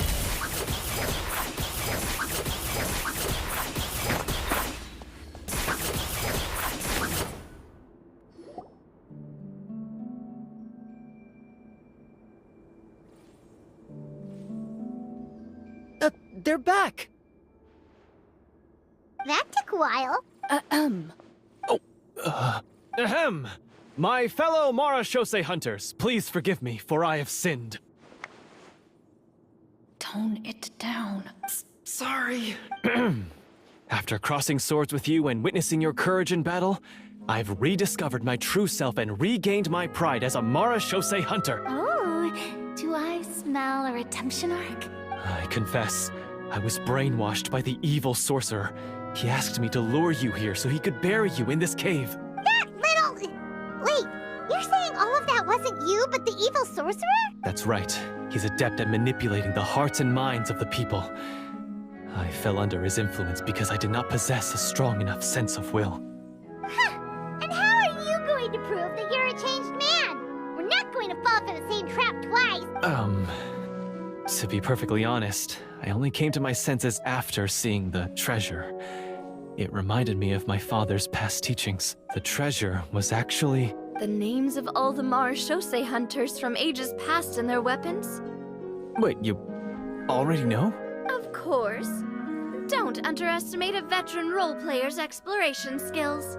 Oh, wait, I mean Marechaussee hunter Navia's exploration skills. We just finished reading through the content of the stone tablet. That tablet recorded the lives of some fascinating people. For example, this Marechaussee hunter called Est. She inherited the responsibilities of the Golden Hunter and passed judgment on many people. But in private, she had a very easygoing personality. Her favorite pastime was singing and dancing with her friends, and she was said to have a beautiful voice. So, she was just like you. Oh, you really think so? Well, when you put it that way, I suppose I also have a few things in common with this Walter. Working as an executioner, he supposedly used a countless number of tricks to confound his enemies in battle. Oh, if only I could have seen the feats of magic he pulled off back then. Their lives were all so exciting. You could write so many cool books about their accomplishments. How could they have all been forgotten? Because they chose to be. To hunt monsters that only appear in the shadows, you must also operate in the dark. To be a Marechaussee hunter is to willingly give up on wealth and fame. Then this stone tablet must have been left behind by their companions. That's right. Few Marechaussee hunters ever revealed their identity to the public. They always protected the city from the shadows. The only time they spoke of their accomplishments would be at night, when they gathered with their fellow hunters in front of the bonfire to share stories of the monsters slain by their hand. So, this tablet was created not so that the hunters would be remembered by the people, but so that they would be remembered by each other. No wonder this place was so well hidden. You regard the stone tablet in solemn silence. The names of your comrades etched onto its surface serve as a reminder that you are never truly alone. The tablet proves that, although a hunter walks a shrouded path, it is not a solitary one. There will always be those who walk beside you, a fact that remains as true today as in ages long past. Their legacies shall continue to be passed down from generation to generation, as everlasting as the stone onto which their names are carved. Father, you once told me that I should seek out the treasure if I ever became lost. So this is what you wanted me to find.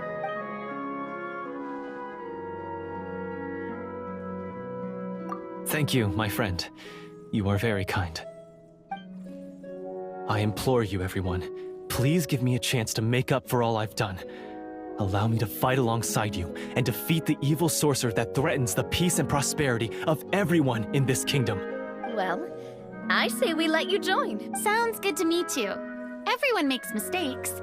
What matters is what you do to make up for them. I have no objections, but Mr. Florian, do you even know how to defeat the evil sorcerer? When he took over my mind, I gained some insight into his thoughts. Every time I thought of the treasure, he reacted with a strong sense of fear. Huh? He's afraid of the treasure? But there's nothing here except some broken weapons and the stone tablet. What if the secret's hidden inside these weapons? GM, permission to investigate.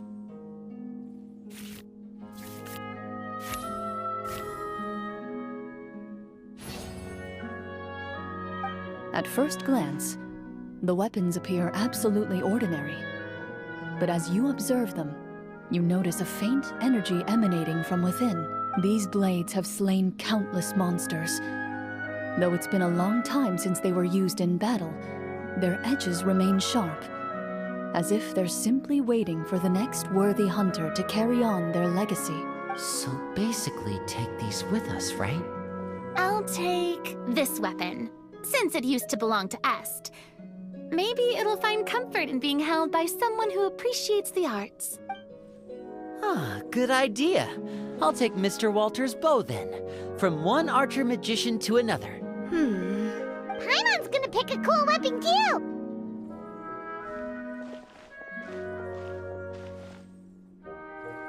As you grip your weapons, you can almost feel the will of past hunters coursing through your being. It's a feeling of courage, determination, a silent vow passed down from generation to generation that says, eradicate the monsters, no matter the cost.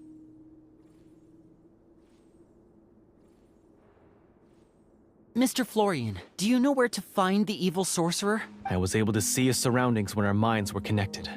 I believe he's currently hiding out at the church in the kingdom. We must be extremely careful. He's spent so long living among monsters that he's now taken the form of one. He will not be easily defeated. Then why don't we explore some more and try to find some higher level gear? We don't want to just fight him and lose, right? No, we have to strike now. He was greatly weakened when I managed to break out of his control. If we let him rest, he might have time to escape. I agree with Mr. Florian. We've got to act while we have the advantage. Don't forget, the people of the capital are counting on us. Yeah, now that we've got a plan, there's no point in waiting. The longer this drags on, the worse it will be for everybody. Yes, that's what's called... Yes, that's exactly right. Alright, you've persuaded Paimon. Mr. Florian, please, lead the way. Of course. Follow me. He had to set up so many scenes today, and now he has to join in for this last part. I really don't envy his job. Finally, you decide to slay the evil sorcerer and bring peace back to the kingdom once and for all. As you walk away, you feel the gaze of the stone tablet at your back, as if all the hunters of the past are wishing you success in the battle ahead and awaiting your triumphant return.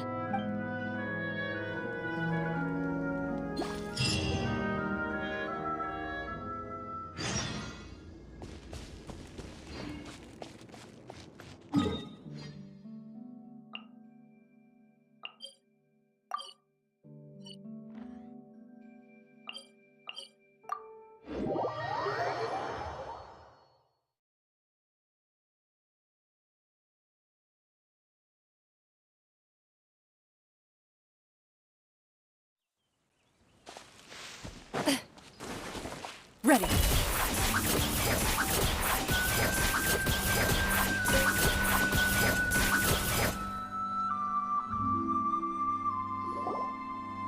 Finally, you arrive at the church Florian described. As you approach, an ominous aura surrounds you. You get the sense that your enemy is close at hand. How strange. This uneasy feeling seems so real. How did they manage that? Now, it is time for the final battle. Let's go!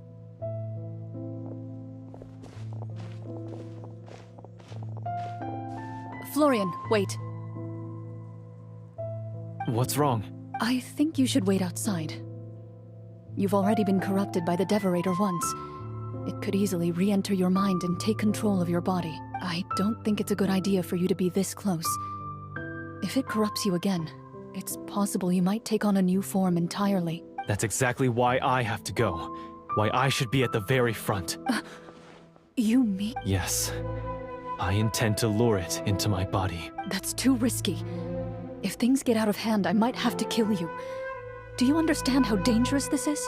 I understand, but if I do this, you'll have a clear and visible target. The Devorator will have a hard time passing up a chance to enter a body it knows how to control. You won't have to worry about any of your friends being taken over. You're not like me, Miss Clorinde. You're a just and powerful Marechaussee hunter. The monster broke free due to my error. It's only right that I shoulder the responsibility for its destruction. This is something that I have to do. Consider it a duel to restore my honor. My only request is that you give it your all. I understand. Then, as a champion duelist, I hereby accept your request for a duel, and extend to you my most sincere regards. Thank you. The battle is now upon us. Let the Devorator once again tremble under the blade of the Marechaussee hunters.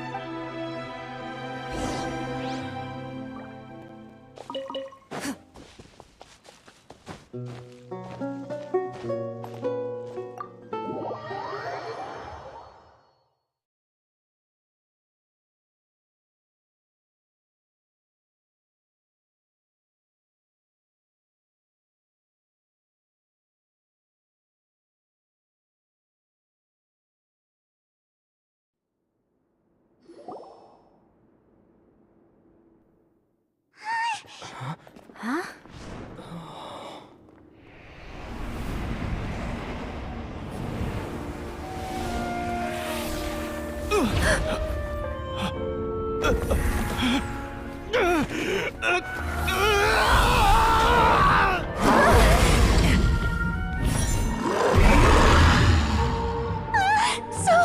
So lifelike.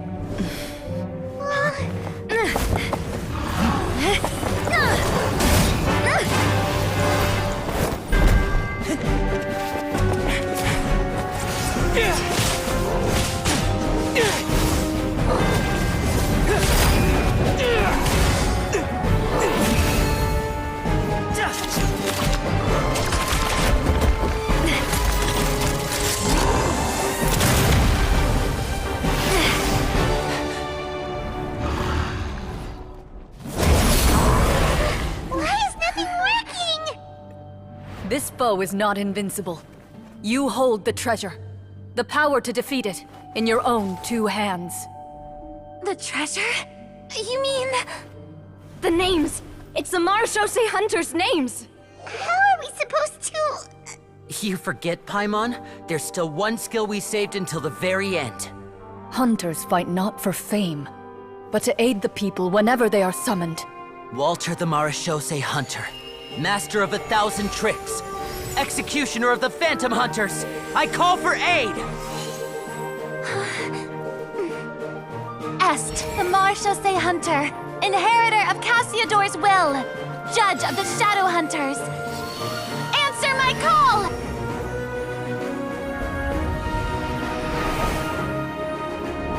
Petronia, protector of justice and order, the hunter I respect the most. Thank you for saving my friend, the best one I'll ever know. Please, lend us your strength.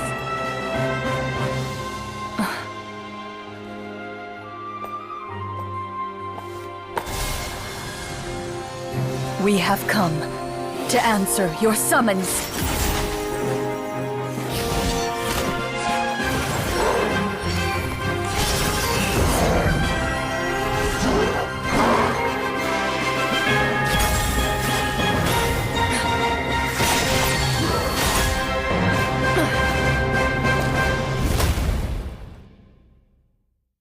And so, the monsters were eradicated, and the sorcerer was defeated. Peace soon returned to the capital. Those in the court, manipulated by the sorcerer, also recognized the errors of their ways. Some remembered the names of the heroes who saved their kingdom, but others simply continued their lives none the wiser. Such is the story of the Marechaussee Hunters. They pursue the phantoms in the darkness and exterminate all who pose a threat. They will always protect the city and those within it, even should all memory of their accomplishments be forgotten by the very people they serve. I'm assuming we've finally reached the end of the script. Yes, you've reached one of the better endings. It's a pretty solid story overall. I thought it was just an ordinary adventure at first, but the further we got into it, the more impressed I became with the production and the plot. That final battle especially. All the effects were super realistic. Oh, right. Yeah, totally. That's a really good point. I never expected the weapons we picked up from that vault would have that kind of effect. Yeah, mine nearly scared the daylights out of me when it started glowing. I took a good look at it after we got out, but I don't think it ever lit up again. Oh, we should probably give these props back, right? I'll just leave mine here. Did you have a good time? Of course. Let me know if another script like this comes around. Sure, no problem. Then I'll head back for now. I think I need some time to fully digest everything that just happened. Once Mr. Florian is awake, please pass on my regards to him. He must be extremely exhausted to have passed out cold like that. You're right. He's had a lot to deal with. Well, see you all some other time. Toodaloo!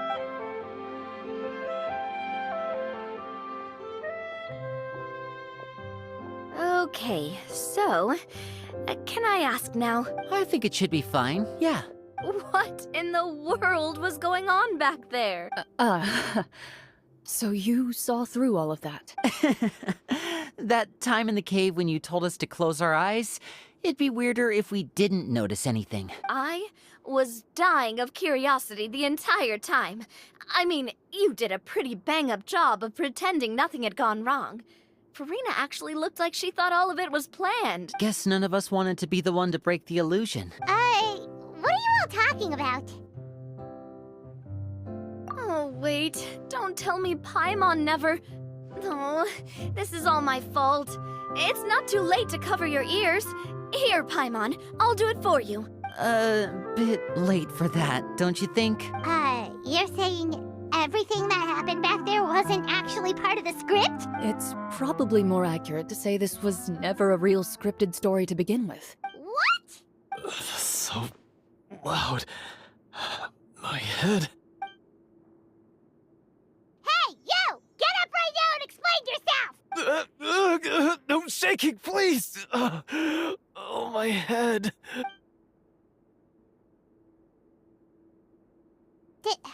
Did Paimon just hear that right? You guys made up that whole last part on the spot? It's not nice to lie to people, but Paimon's got to admit, that was a really good story, Florian. Oh, and nice improvisation, Clorinde! Yeah, it was like watching a magician improvise a spectacular magic trick after forgetting an important prop. If Paimon knew something was wrong with that vault, she would have floated straight in the opposite direction. Everything was under control. As if you've ever described a situation as being out of control. I'm pretty sure any situation you consider to be easy to handle would scare a reasonable person half to death. Guess I'm just used to it. You must run into a lot of unexpected situations then. That explains why you're so good at coming up with things on the spot. As for you, Florian... I know there's no excuse for what I did. I'll turn myself into the guards at once, confess my crimes, and accept any punishment that comes my way. I would say you've already suffered more than enough. What? You may have been blinded by fame and fortune in the beginning, but your actions during the final battle had proven you to be a true Marechaussee hunter. You'll be far more used to the city above ground than below. Your job as a hunter is more important. But... Of course, you'll still need to take the keys and pay a personal visit to the 2 hunters you wronged. Prepare to accept any terms they give you as well. Yes, of course. As far as I'm concerned, though, your showing in the duel was enough to prove your honor. Then I'll do exactly as you said. I'll go return those 2 keys right now. Thank you so much, everyone. I'll do my best to prove myself worthy of the second chance you've given me. I swear this on my name and honor as a Marechaussee hunter. Until we meet again, everyone.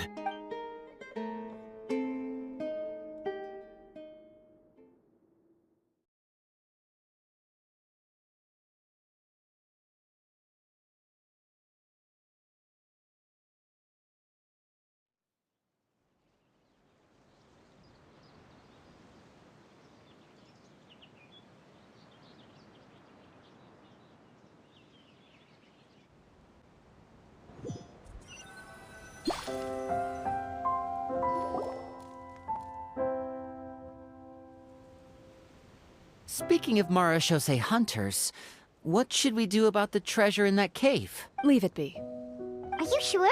We could show it to people, make it so that the hunters are remembered. Don't you want that? No. Every name on that tablet made the same choice. All hunters know what the path entails. I am no exception. My identity as a Marechaussee hunter is not something I need people to remember. I wish only to be recognized as a champion duelist. Nothing more. That's certainly very different from the path of a magician. Still, I admire your decision. Wait! I just remembered something. If there were no special effects involved, why did our weapons begin to glow during the battle? That's because the Marechaussee hunters of ages past would often imbue their weapons with special enchantments to suppress the monsters. Whenever a monster was nearby, their weapons would start to glow. Oh, so that's why they had an effect on that guy near the end. I really thought the summons were doing all the work. Well, I'm sure the summons were a part of it too. Oh? How so? This particular devorator probably hailed from the same era as the hunters we saw in the room. The names you recited all belonged to the bravest hunters. Countless monsters fell to their blades. That's likely why the devorator visibly reacted when you said them out loud. So the names held the power all along! Navia. Everything you said during your summon. Huh? Oh, I meant what I said. I mean, it was true to my character, so yeah, I'm glad you heard it. Just don't make me repeat myself. It's embarrassing. I really appreciated those words. All right. Don't get all sentimental on me.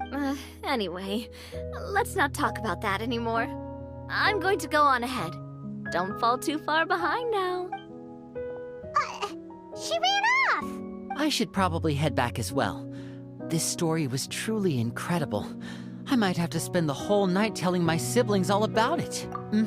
Goodbye. Traveler, should your name and deeds be forgotten, what do you think the significance of your journey will be? I suppose the significance would be the journey itself and the world we helped create. There's still value in the time I shared with everyone here, in the things we were able to accomplish, even if no one remembers them. A great answer. I'll remember it. Me? The Marechaussee Hunter says nothing in response to that question. Perhaps her answer lies in her silence. An unspoken vow left to echo through the night. The path she walks needs no explanation.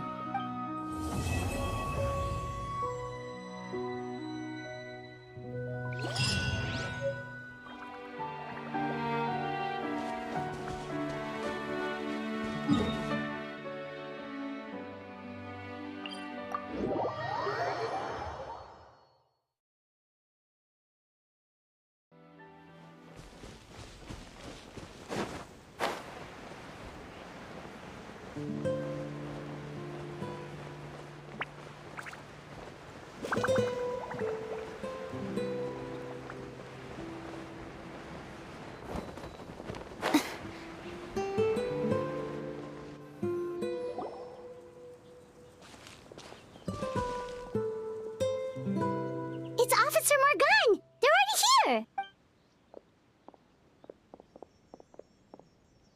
We came as soon as we heard the news.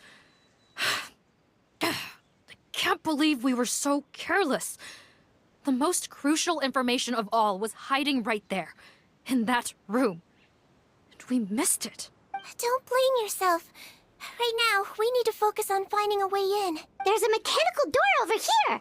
Hopefully the instructions in Rawat's journal will help us open it.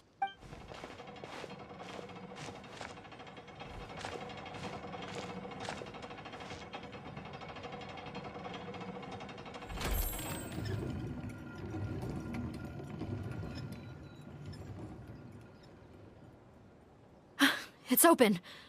Let's go in.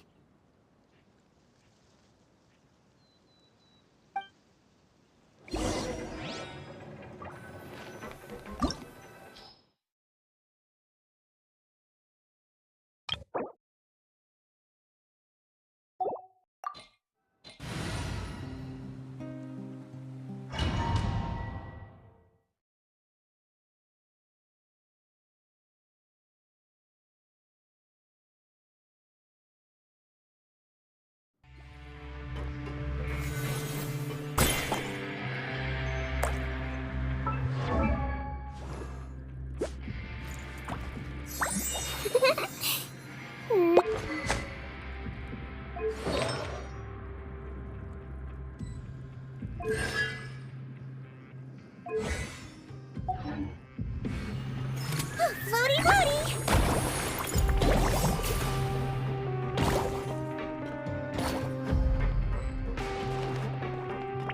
How did they get in here? Captain, up ahead!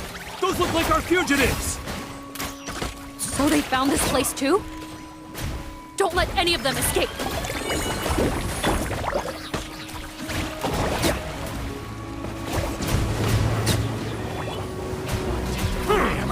Silence! Replace my hammer. I swear, it's...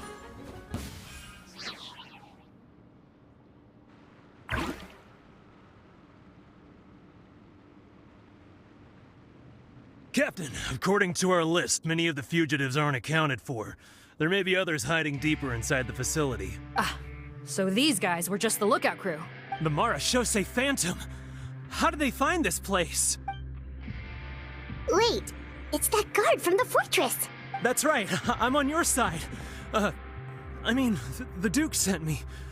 What's the matter? Some sort of mix-up? Mr. Odilon, didn't I tell you a few days ago that you need to stop all field work until you've recovered? Well, you know, gotta help His Grace out. Share the load. Officer Morgan, this man is an imposter. The real Mr. Odilon has no recent health issues. What? But Looks like the head nurse was right about the face-swapping method. Arrest them all! DuPont, stay here and keep guard. And watch the exit. If we're not back soon, call for reinforcements. Got it.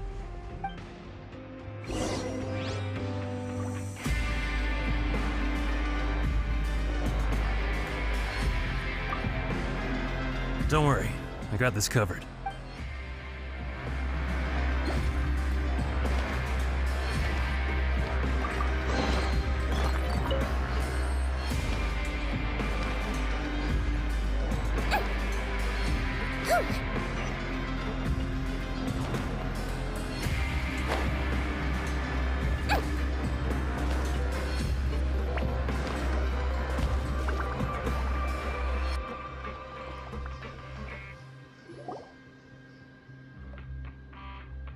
So many jars.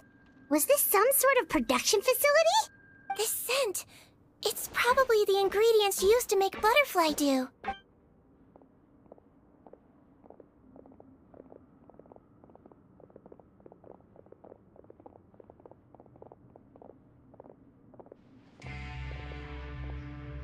How come they're all empty? Did it sell so well that he ran out of supplies? How strange. Why would Rawat choose to manufacture a popular product like that in such a difficult-to-reach location? Given our suspicion that he may have been coerced into the illegal drug trade, I would have thought that any production facility we find here would be used for illicit purposes. Perhaps butterfly dew is itself an illegal drug. Do you have any evidence for that claim? No, just a guess.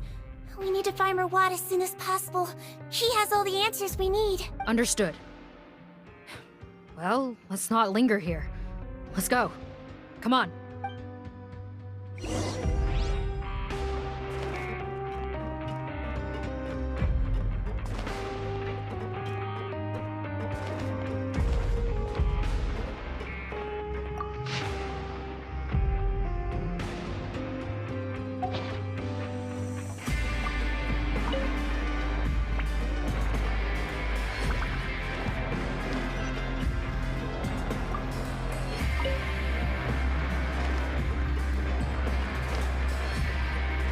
Doesn't look like we're gonna get this door open. Let's find another way around.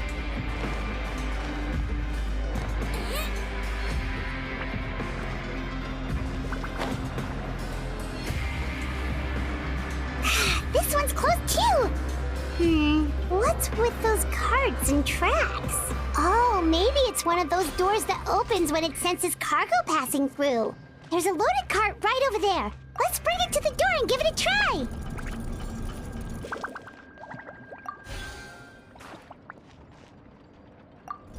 Wibbly wobbly!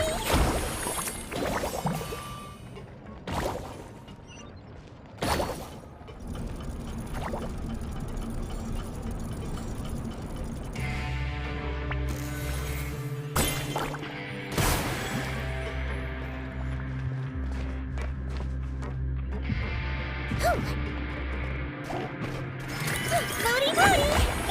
Strike a pose! Settle down!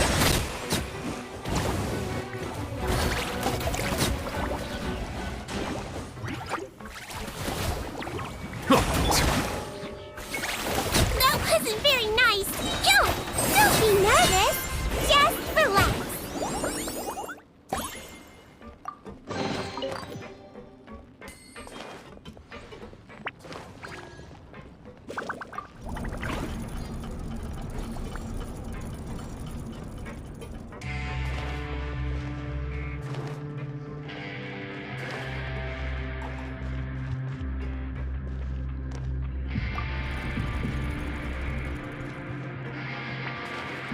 Don't slip and fall.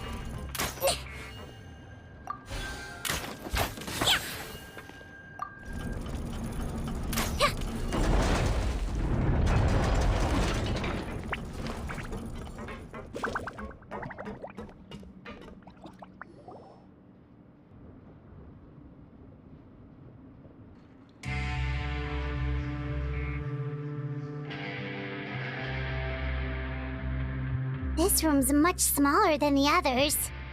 Judging by the implements on the table, this looks like a potion-making lab. Head nurse! Over here.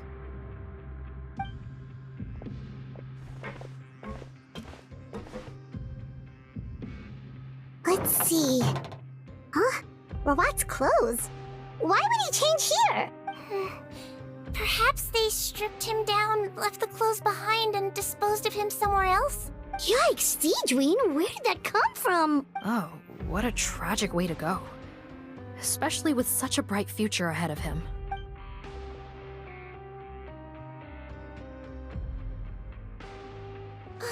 There's a path leading further on, Officer Morgan. Let's keep up the pace.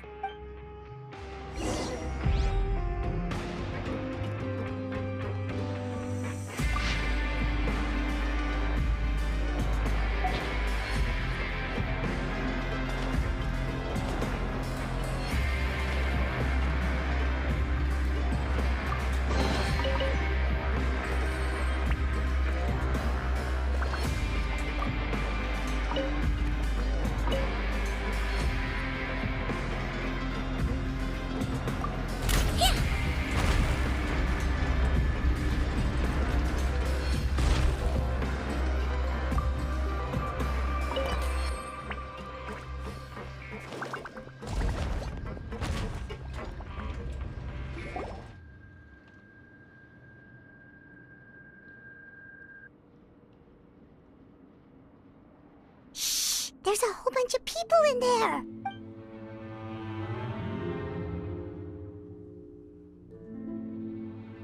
Are you serious?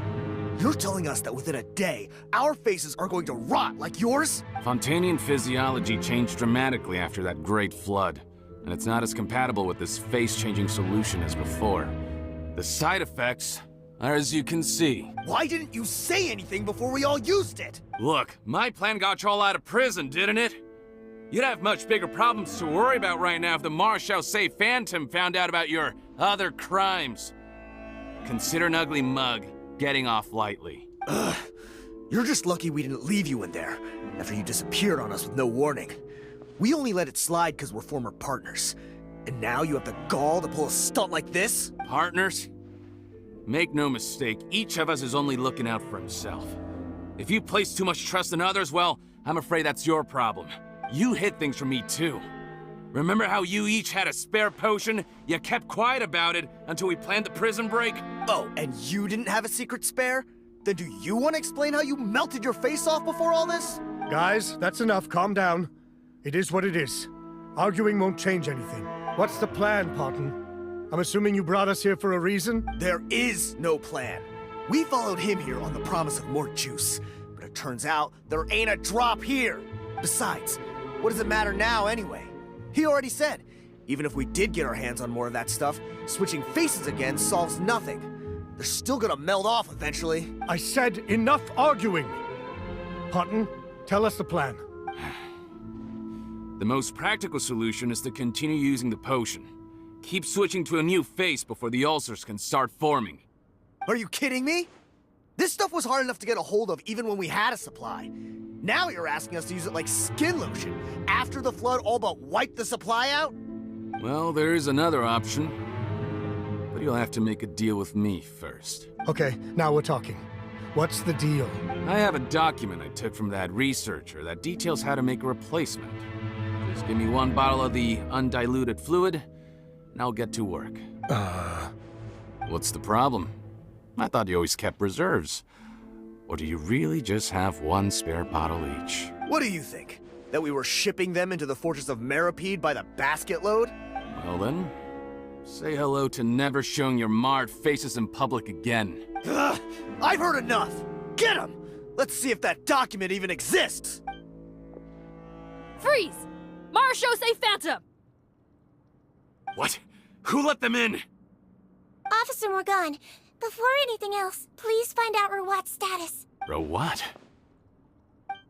I don't see him. Hand over the hostage now, if you want any chance of avoiding an extension to your sentences. Spare us your condescending attempts to coax us back to our cells. You think we're looking to negotiate? Rawat is dead. Pattern? Arrest them all! Don't let anyone get away!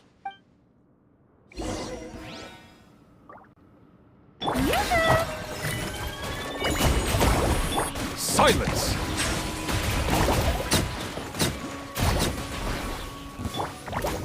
I swear, it's for medical research!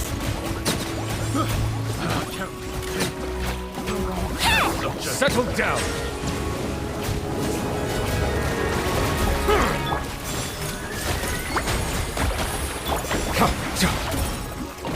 Be sanctified.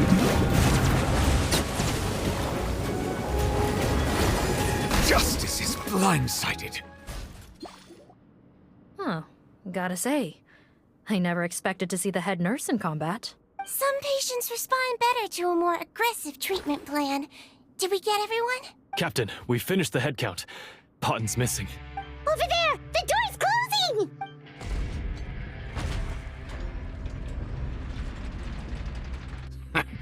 One group trying to arrest me, another trying to hunt me down. Good. I gotta kill two birds with one stone. How did he get up there? There must be a secret passage somewhere. Find it! Don't waste your energy. I already sealed it off. How naive. We have more people outside. If we're not back out by the agreed time, they'll come to our rescue. Well then, you'd better hope they get here in time.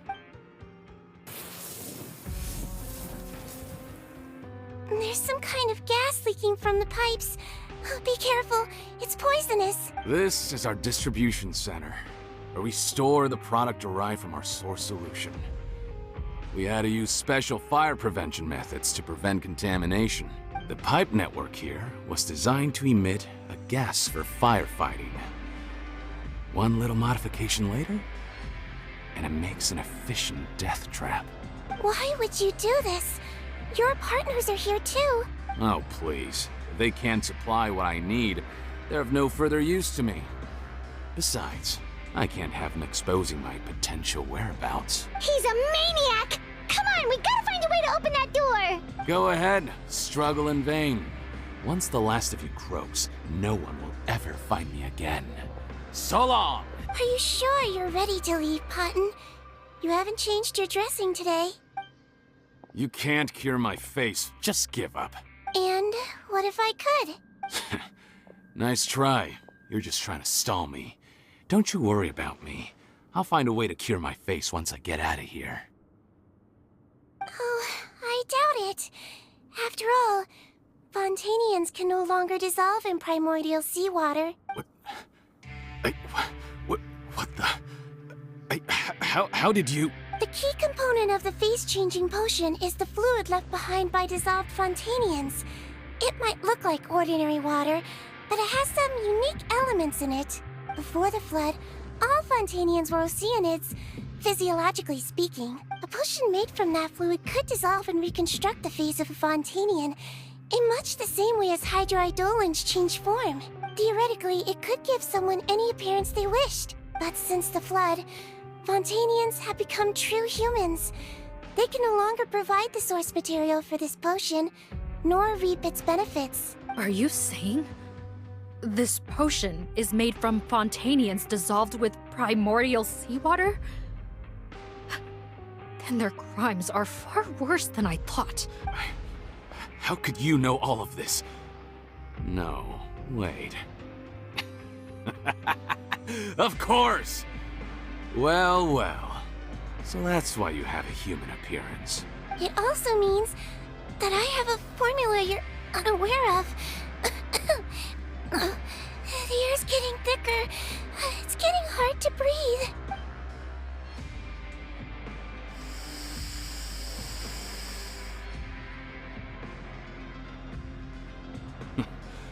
I might get to make a deal today after all.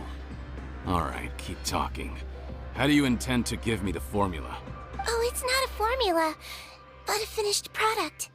I have a bottle of it right here. What? When I tried Rawat's skincare product, I noticed it had a certain special component in it. So I had my friends gather some other ingredients for me, and sure enough, a little experimenting later, I'd produce the potion. I'm guessing his skincare lotion contains the fruits of your joint research? Huh. Impressive guesswork. Yeah, we were his supplier for some of the raw ingredients. But it only contains a tiny amount of the active ingredient. The effect is minuscule compared to the undiluted fluid. Well, I found a way to reverse the dilution process, giving the skincare lotion a similar effect to the fluid it is derived from. That's impossible. If I tell you some of the ingredients, I think you can figure it out. First, you need to combine tainted hydrophantasm tissue with transoceanic pearls at a ratio of around 3 to 7. Tainted hydrophantasms and transoceanic pearls. I see. Can't believe I never thought of that. So, can we make a deal? Sounds good to me. There's a delivery pipeline beneath this window. Drop the potion in, and I'll release you all. Nope, not trusting you that easily. You're like those naughty kids who try to hide their illness. Open the sluice gate first, then I'll hand you the potion. Even if you're not bluffing, your potion won't cure my face permanently. You really think you have any leverage here? I'm not closing the valve this time. Clock's ticking. Fine, then I'll just stand here with the potion in my hand. And when I faint from the poison, I'll drop it and it'll be destroyed. No.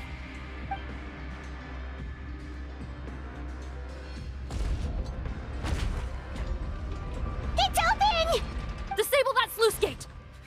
Jam it! Don't let it close again! That's more like it. In that case, a promise is a promise. Head nurse, there's too much poison gas in here. We have to leave, now!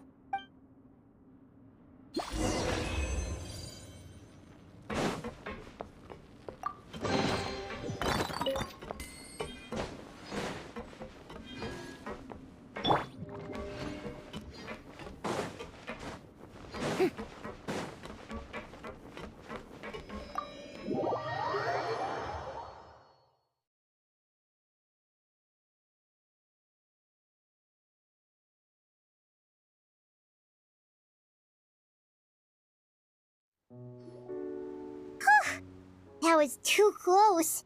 That button is a real nasty piece of work. Oh, don't be too quick to sit down. Moving around a little will help relieve the soreness. Same goes for you, Traveler. Oh, but Paimon, you should be fine, right? Flying fast is pretty tiring too, actually. Anyway, that's not important right now. Paimon's still shocked to learn that there's a whole criminal operation going on behind that skincare lotion. Shame I ended up giving the improved version to Paimon after finally making it for you. I'll make you some more, I promise. No, please don't. Paimon doesn't want to use that stuff anymore. Still, it was a pretty good job that Paimon wanted to buy some in the first place, huh? It ended up saving everyone's lives. That's gotta count for something. Yeah, Paimon was just kidding. Head nurse, I've done a final head count of our team and the criminals. Everyone's here and doing fine. It's a shame that we didn't find Rawat. At this point, I'm afraid he's probably deceased. What a horrible bunch. Especially that Patton guy. If he hadn't made good on that deal, we'd all be dead because of him. No, we wouldn't. I always keep a whole bunch of antidotes on me for emergencies, and one of them neutralizes that poison gas. We'd have been fine, even if you hadn't opened the gate. What? Then why did you give him the potion? If this is true, I must concur. Sorry to be blunt, but I think you made a bad decision by handing him that bottle. If he changes his appearance and flees Fontaine, it's unlikely that we'll ever find him. No matter how cooperative his accomplices are when we question them. No, you don't understand. I gave him the potion precisely so we could be sure where he'll go next. What do you mean? We gotta hurry. She won't last much longer.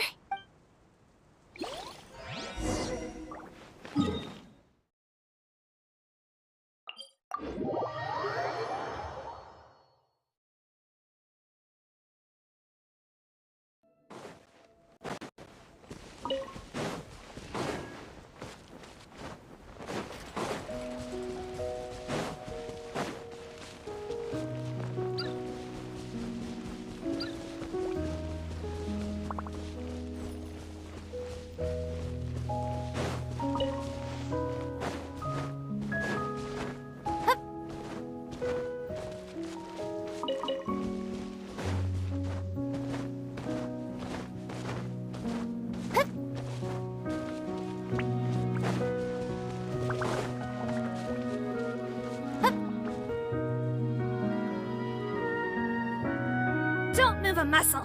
I might be short, but I pack a mean punch. Captain, you're just in time. While I was lying in wait, I spotted this crook snooping around, trying to find a way in. So I detained him. Oh, his face. Are you... Potton? So this is where you were heading, huh? What? This is how Potton looked before his face was marred. His current appearance matches the mugshot on his arrest warrant. I see. Wait, so what's going on? Wasn't the whole point of the potion to disguise himself and escape Fontaine? Why would he change back to his original face and run right into our trap? Enough of this nonsense. Let me in! You better pipe down. There's an old lady in there who's very sick. No way are we letting a crook like you inside. To heck with it. Listen to me. I'm Rawat. That's my mother in there. He's gotta be lying, right? Rawat was a victim in all this. He was forced into it against his will. How can he and this monster be the same person? Forced against his will. That's the funniest thing I've heard all day. Heck, when I was being coerced, everyone thought I was colluding of my own free will. And then when I actually became a criminal in my own right, you all suddenly thought I must be under duress. Amazing what a difference a handsome face makes. Save us the speech. Explain yourself. You want an explanation? Fine. I'll tell it how it is. When I was just Potton, the whole world treated me with contempt. Ew. What do you want? Get away from me.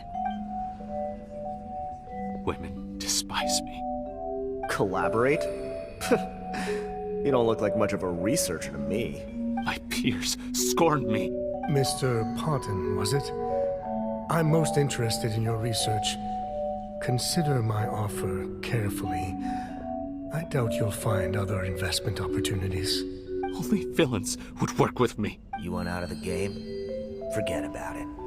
Turns out, I slipped up a little. Left your picture with some Marechaussee Phantom officers. Easy mistake to make. Now they've listed you as an accomplice and drawn up an arrest warrant. So I suggest you put any thoughts of running away to rest. If you get caught by the guards for being in the synth business, you ain't ever seen the light of day again.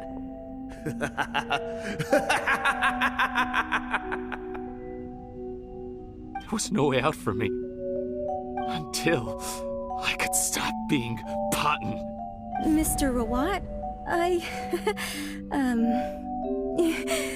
have something I'd like to tell you. I became popular with women. This new potion you developed is fascinating.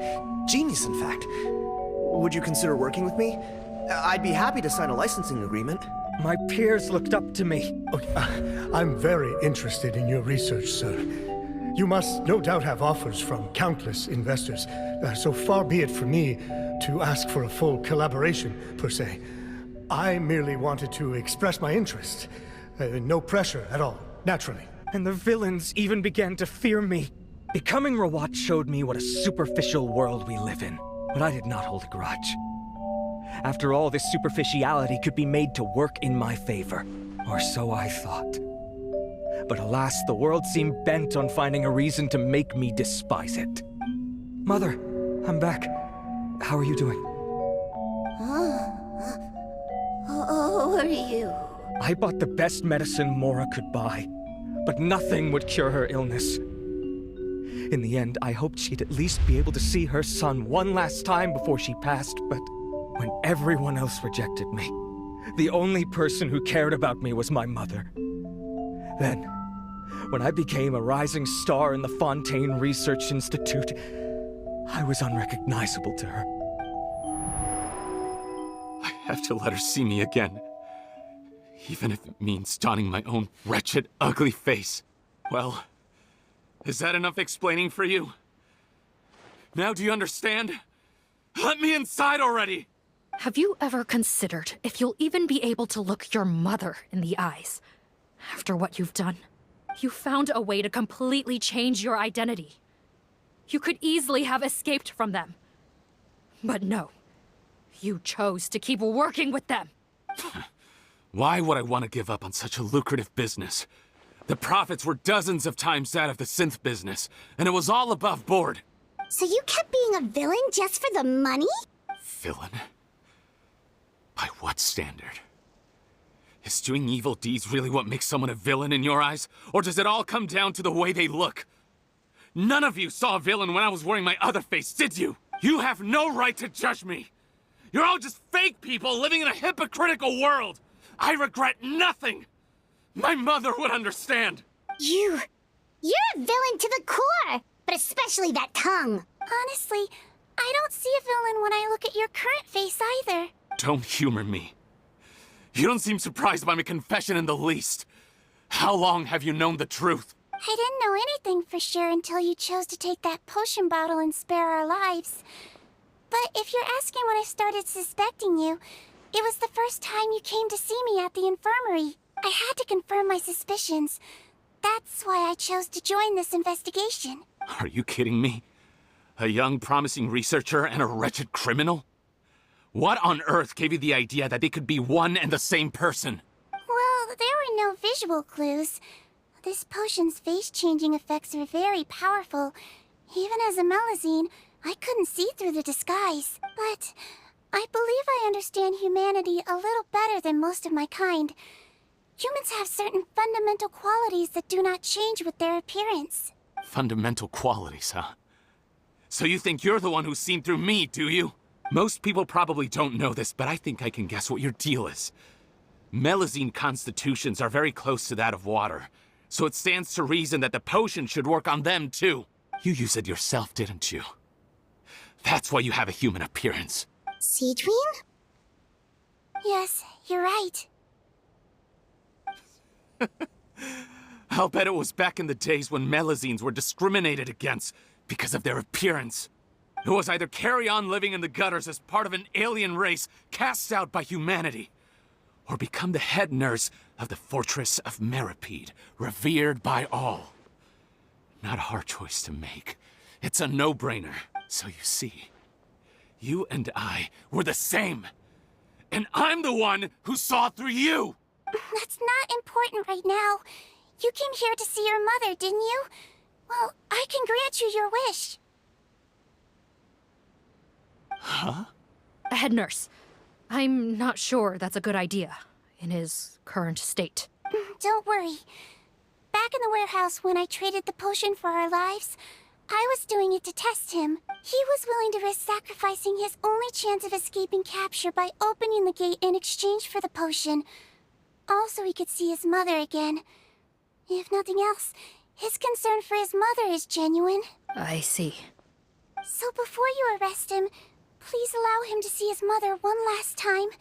The Traveler and I will accompany him. You have nothing to worry about. All right. I understand.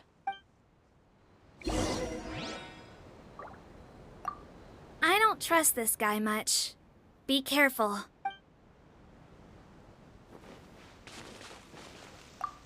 Join the head nurse inside. If he tries anything at all, shout.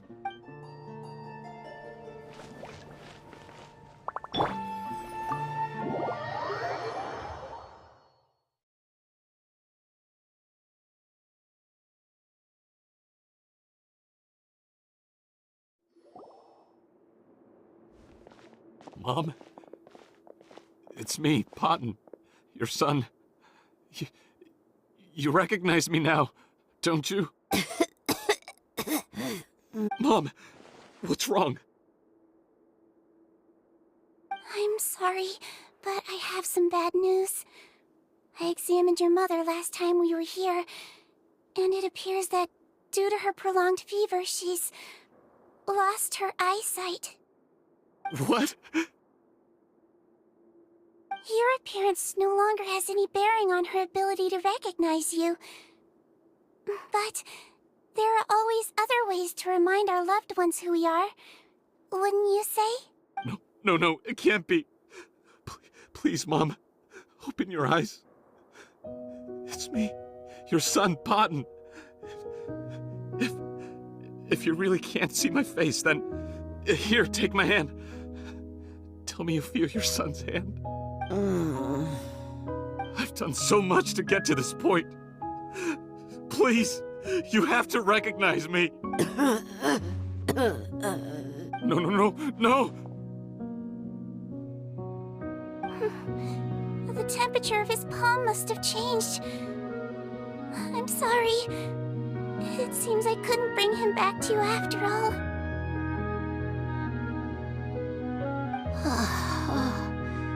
It's you. Thank you. Of course. Mom, why will you answer her and not me? Why? No more questions, Potton. She's gone. Mom? Mom? I'm sorry to say this, Potton, but you and I are not the same.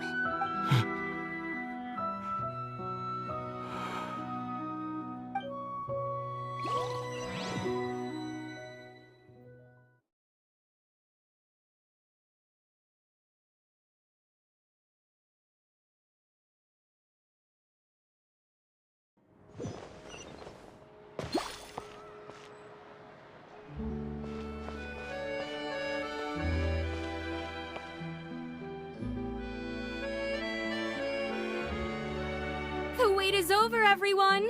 The sale of our new skincare product, Maritime Essence, will now begin. Another skincare promotion! And it's selling as fast as last time. Wonder what people would think if they knew what was in the last batch. Oh, Sigewinne's here too! Hey, Sigewinne! Oh, Traveler Paimon, hello! Oh, I hope you two got a good rest yesterday after all your hard work. Of course! Nurse's orders, right? Anyway, are you here to take notes for your next article? Actually, I'm mostly here to help Officer Morgan wrap up yesterday's case. Ah, that reminds Paimon. That stuff sold like crazy, didn't it? Is it gonna cause huge problems? Nope, there's nothing to worry about. Unless modified, Butterfly Dew is an excellent skincare product that's completely safe to use. Besides, officers have already retrieved all Butterfly Dew purchased on the market. Now it's just a matter of disposal. After consulting Monsieur Neuvillette, I came up with a way to neutralize any harmful effects. So it'll evaporate naturally, without polluting water or soil. Wow, it's Sigewinne to the rescue again! Thank you for serving as our consultant, head nurse. All the butterfly dew we recovered has been disposed of, according to your instructions. Great! Good job, everyone! Also, you mentioned you wanted a copy of Rawat's interrogation records. Well, technically, Potton's records. Anyway, I have them with me. Here. After he saw his mother for the last time, it was like all his mental defenses came crashing down. He put up no resistance during the interrogation, and answered all our questions. We learned a lot. Apparently, the formula was something he discovered by chance while helping the criminal gang produce synth. Later, he came up with the idea to dilute it and use the resulting substance as a skincare product. Their supplier was Vache. But you could also argue that they were the ones doing him a favor. His operation helped Vache's gang dispose of an enormous amount of evidence. It made for a seamless collaboration. One man's trash was another man's treasure, and there were no loose ends. It's no wonder we never noticed what Potton's gang was up to. Vache again, huh? Is there still no end to the harm he caused? Make no mistake. The crimes of Vache and his accomplices will come to an end. It's only a matter of time. Since the flood cut off their supply of primordial seawater, they've been forced to resort to riskier methods, like using their private reserve to attack people on the street. Naturally, those attempts all ended in failure. After receiving numerous reports, we were able to zero in on the gang and eventually round them up. That sounds more like it. Based on what he told us in his confession, we pretty much had him backed into a corner, even though he made a point of distancing himself from the gang while disguised as Rawat. He tried to throw us off his tail by reporting his accomplices, giving him enough time to transform back into Potton and see his mother one last time. But There was one thing he hadn't anticipated. Even though Potton had been missing for a long time, we were very much still on the lookout for him. So, the moment he appeared in public, after changing back to his original appearance, we caught him. So he tried this once before, huh? Guess he really did want his mother to see him again. But in the end... Looking at the interrogation records, it seems like he spent the first sum of money he earned as Rawat on his mother's treatment. Yes, which is why I suspect that his initial motive for using the potion was not personal greed, but a desire to become somebody who had the power to save her. Even so, he went too far. In the end, he got what he deserved. I understand. Thank you for bringing me these records. Why did you want them anyway? Potton was one of my patients, so I need to put together a medical file for him. My teacher always stressed that a person's life experiences are just as important to their file as their medical history. Why are you still treating him like your patient? Isn't he kind of beyond redemption now? That may be true, but a patient is a patient, regardless of the choices that bring them to my care. One last thing, head nurse. Please keep everything you know about this potion a secret. It would be for the best if most of Fontaine knows nothing of its existence. I know my fellow officers and I will be able to sleep easier if that's the case. Of course. Not to worry. Thank you for understanding. I'll take my leave then. So, Sigewinne, did you really use that potion yourself? Why do you sound so surprised, Paimon? I told you all about it. It was quite a while ago now. You mean that story about the witch and the potion? So it was really, actually, genuinely a true story? Yes, it really, actually, genuinely was. But... I know. There are some secrets I can't tell anyone about. But considering everything we've been through together, I know I can trust you with them. Before I tell you, though, could you follow me somewhere? I want to pay my respects to an old friend. Of course!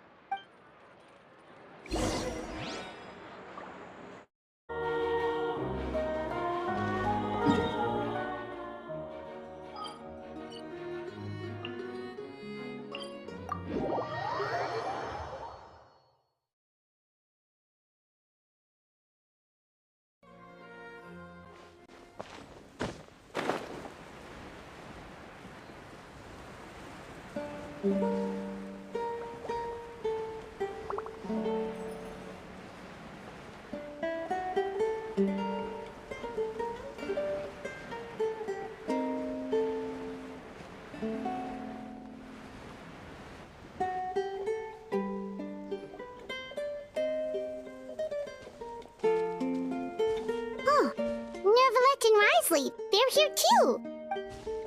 Good to see you, Traveler. Paimon. I trust all has been going well for you? Big news, everyone. The Udex is out of his office on important business. Is that genuinely something people would consider big news? Why wouldn't they? Important business is a big deal. Ah, yes, you're quite right. When someone you care about requires emotional support, being there for them at the right time and place is of the utmost importance. After reading the Maréchal Phantom's reports, I had a feeling a trip here might be in order. Take note. That, my friends, is how Monsieur Neuvillette shows that he cares. We're both here for the same purpose, actually, to accompany Sigewinne as she pays her respects to her late teacher. So the old friend she mentioned was her teacher then? The witch? Oh, sorry. Paimon didn't mean to be rude. It's only because Sigewinne calls her that all the time, so... I doubt she considers that title to be offensive, Paimon. Don't worry. Indeed. In fact, I believe Sigewinne would take it as a sign of affection. She has spoken of this doctor on many occasions, and it sounds like she was a truly generous individual. In those days, many people harbored prejudices against Melusines. She was the only teacher willing to take Sigewinne on as a student. Wow. It's really nice of you two to be here for Sigewinne. Guess you guys really look out for your younger colleagues, huh? Younger colleague? Well, that might be true for the Udex, but I'm not sure I can say the same. Sigewinne served a sentence in the fortress of Meripede hundreds of years ago, and after she did her time, she decided to stick around. She's been an integral part of our administration ever since. Strictly speaking, the head nurse has been around longer than most people in the fortress, myself included. Pretty sure that makes me the younger colleague. She served a sentence? Yes. Long before I became Iudex, there was an ancient law in Fontaine that prohibited any attempt to transform another species into a human. Initially, I and most researchers believed this law to have been imposed due to ethical concerns. But now, it seems more likely that the law was nothing more than an insurance policy, a way for Egeria to ensure that her people would remain insulated from the truth, thus enabling them to lead more straightforward, happier lives. Ignorance is bliss, as they say. Sigewinne had her reasons for choosing to obtain a human form, but the act was nonetheless in clear violation of the law. Could you tell us a little bit more about what happened back then? Certainly. Sigewinne does not object to her close friends learning about her history. In fact, I first learned of it myself because she confessed the truth to me of her own volition.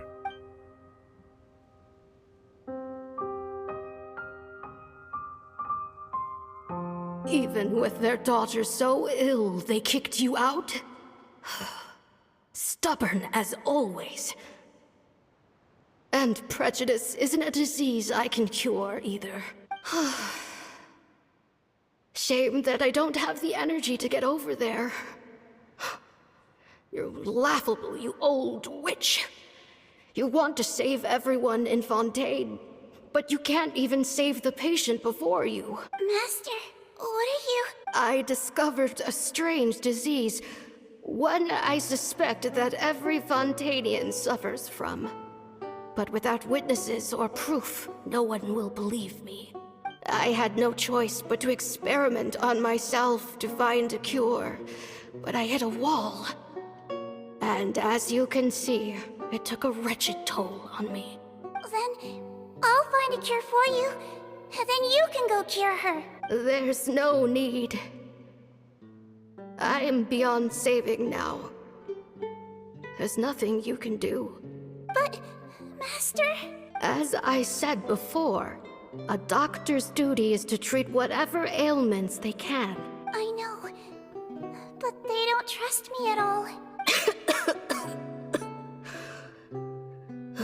That girl. She's your first ever patient, isn't she? Tell me, what cost are you willing to bear to see her cured? I'll do whatever it takes. Even if it means breaking the law and being punished for it? As long as I don't hurt anyone. Yes. Spoken like a true student of mine. Then I shall make one more final gamble. And see my experiment through to its end. Leave me for now, and come back in 2 hours. If I am able to work this miracle, then I will have found a way to save all Fontainians, and I shall be able to help you treat that girl. If not, then it means there is one more disease in this world that I cannot treat. In that case, do not come looking for me. I will leave you a parting gift. An accidental discovery happened upon through my study of this strange disease.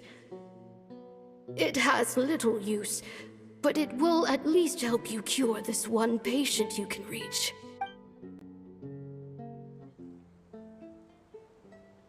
When Sigewinne returned, the miracle had not occurred. She found a potion bottle and a note on the table.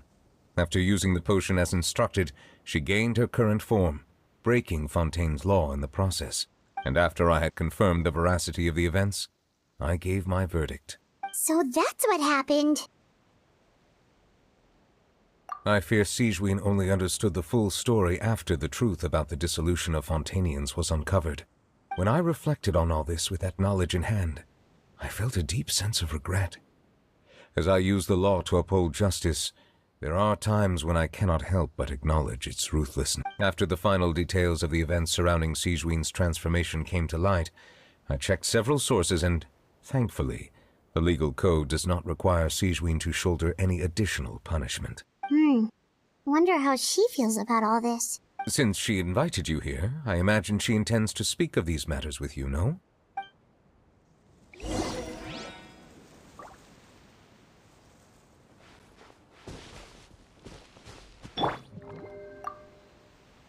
On behalf of the Maréchaussée Phantom, I would like to once again thank the Fortress of Meripede for your assistance in the response to yesterday's prison break. Our head nurse and the Traveler in Paimon did most of the heavy lifting, I would say.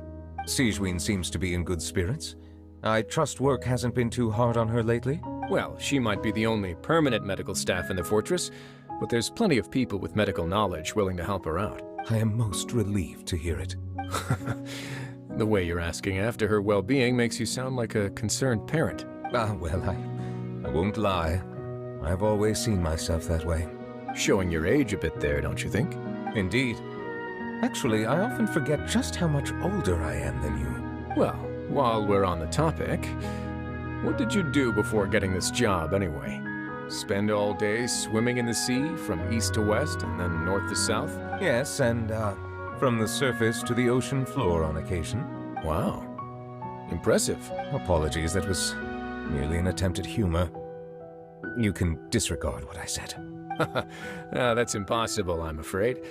My imagination's already running wild.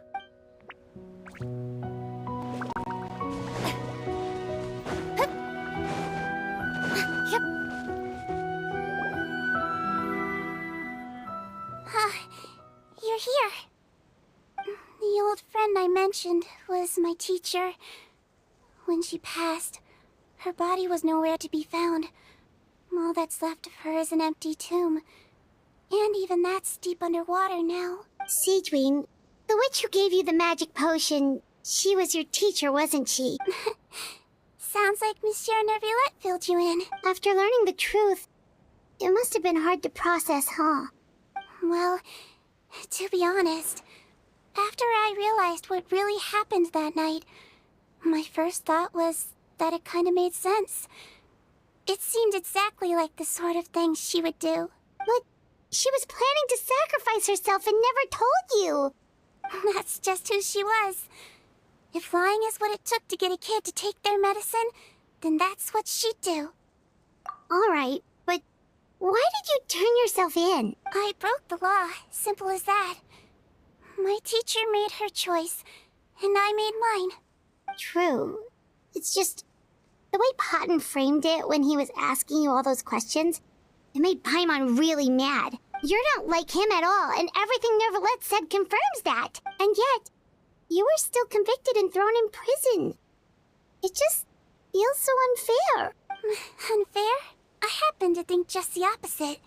If I hadn't served that time, I'm not sure I would have been able to stay strong when he was questioning me.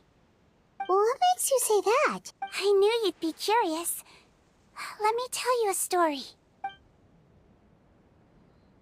The verdict came down. This Melusine is guilty. The Iudex defended the authority of Fontaine law, but he did not confiscate the Melusine's medical kit. And so, the Fortress of Meripede gained a new little doctor. She still wore her hood and raincoat, even though it never rained in the fortress. Perhaps thanks to her human appearance, no one refused her treatment. She treated more and more patients, and her sentence grew ever shorter. Finally, the people of the fortress could not live without her, and though her sentence ended, she did not leave them either. Then one day, she received an invitation from the outside world. The location seemed familiar, and when she arrived, an old lady was waiting for her. She saw right through the Melusine's disguise, but didn't reveal it. Instead, she asked a question. Tell me, why do you think you gained the respect of so many people, despite being a Melusine? Because I look like a human? It's been 50 years, Sigewinne, and you haven't aged a day. I think everyone knows you are not human. I finally found you, after all these years. I still remember, you know. It was you who saved me that night. But how? I was no longer a Melusine by then. Does it really matter? if you're human or Melusine. I remember the warmth of your palm. It's quite unmistakable. And you know what? It hasn't changed one bit. You don't have to hide anymore, Sigewinne. These days, everyone wants to make friends with Melusines. And I think that it's all because of you. I'm sorry I couldn't say this until now, but thank you, Dr. Melusine. Now that's an ending Paimon can get behind. After hearing everything Potton said, I wanted to tell him that it didn't matter who he looked like on the outside. But it was too late. The warmth in his palm had already disappeared. I tried to treat him, but the roots of his problem had nothing to do with his face. I understand. Thanks, you two. I appreciate you being here for me while I talk this through. Oh, it's nothing. Our pleasure. Oh, there's one more reason I invited you here. It's about time I finally give you what I promised. In order to restore the appearances of the face-swapping victims, the Marechaussee Phantom gave me special permission to make a few bottles of that potion. And I made one extra just for you two. We don't need it though. Shouldn't we destroy it? Well, even if you chose to destroy it, I still thought I should give it to you first. You two did so much for me. How could I break my promise? Well, fair enough, but anyway, Paimon's definitely not interested in this stuff anymore. Still, if this is the very last bottle in all of Teyvat, getting rid of it would feel like kind of a waste. Maybe we can give it a special meaning somehow. Oh, Paimon's got it! Melusine physiology wasn't affected by the Great Flood, right? So that means the potion should have a permanent effect on you. In that case, what do you say, Sigewinne? Ever thought about transforming back to the way you used to look? After all, from a Melusine point of view, Paimon bets Melusines look the cutest of all. Paimon, after everything, do you really think it matters whether I'm Melusine or a human? Well, what was Paimon thinking? You made up your mind a long time ago. Yeah, let's just destroy this thing. Leave it to me.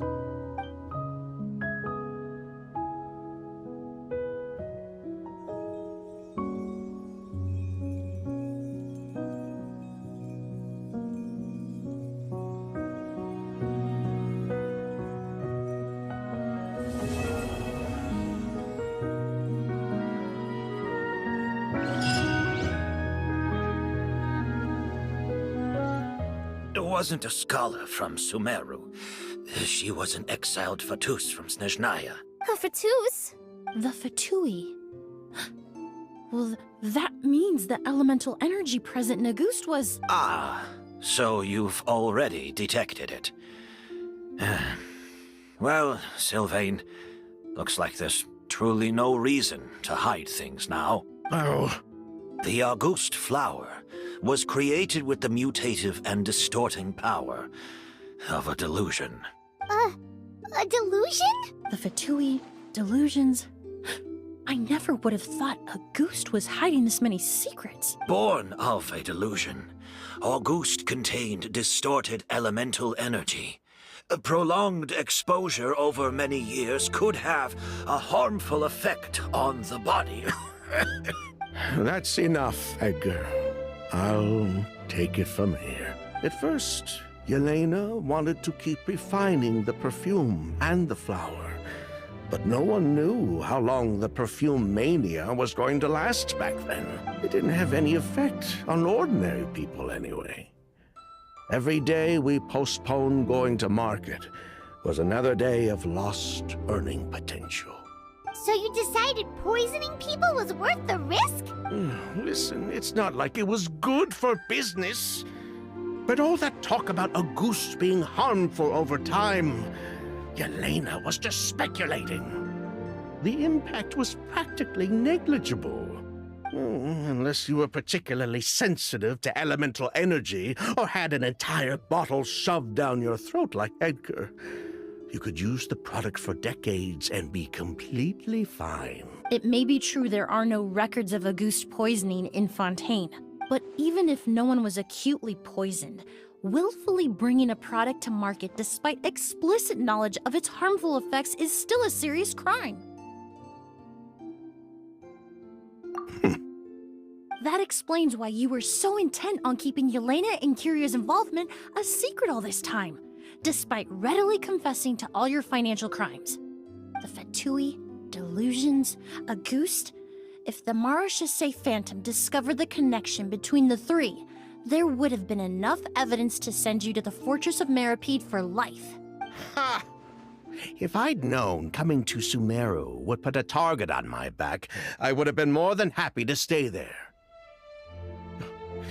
At least that way, Lucien would still be alive. All these years without any sign of Kyria, and he pops up out of nowhere the minute my brother and I get out of prison?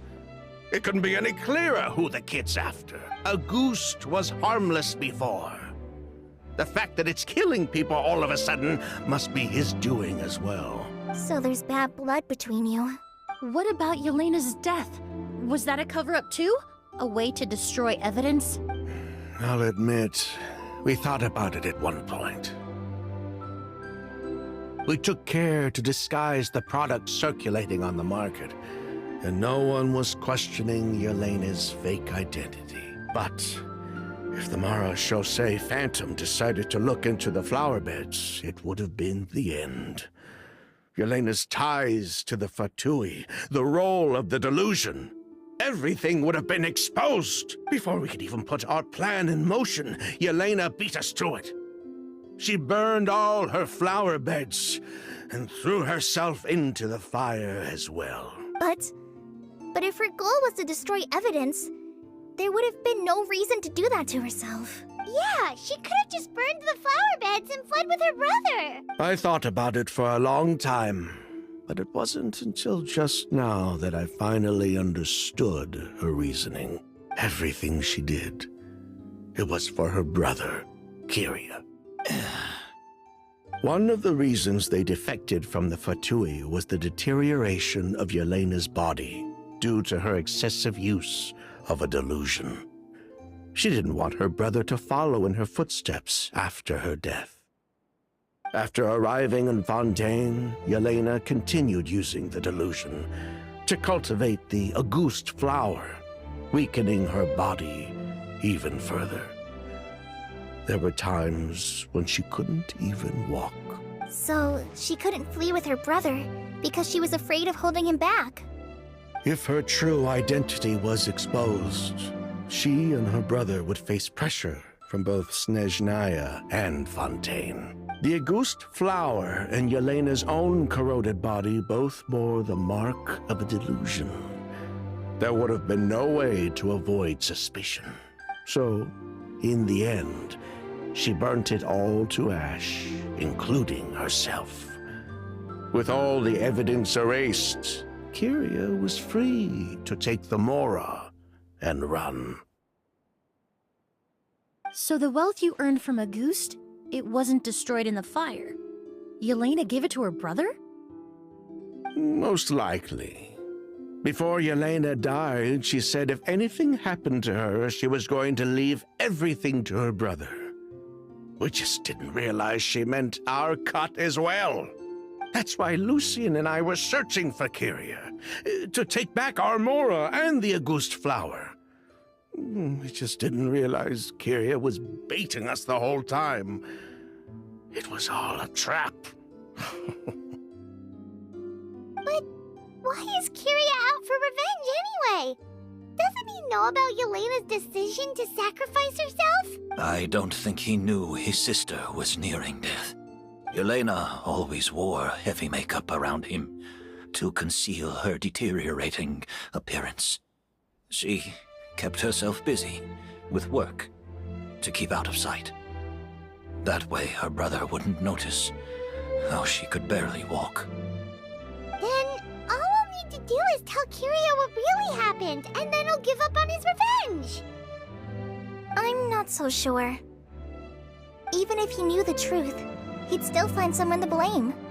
He might think Yelena was forced into using a delusion to cultivate a ghost, or something like that.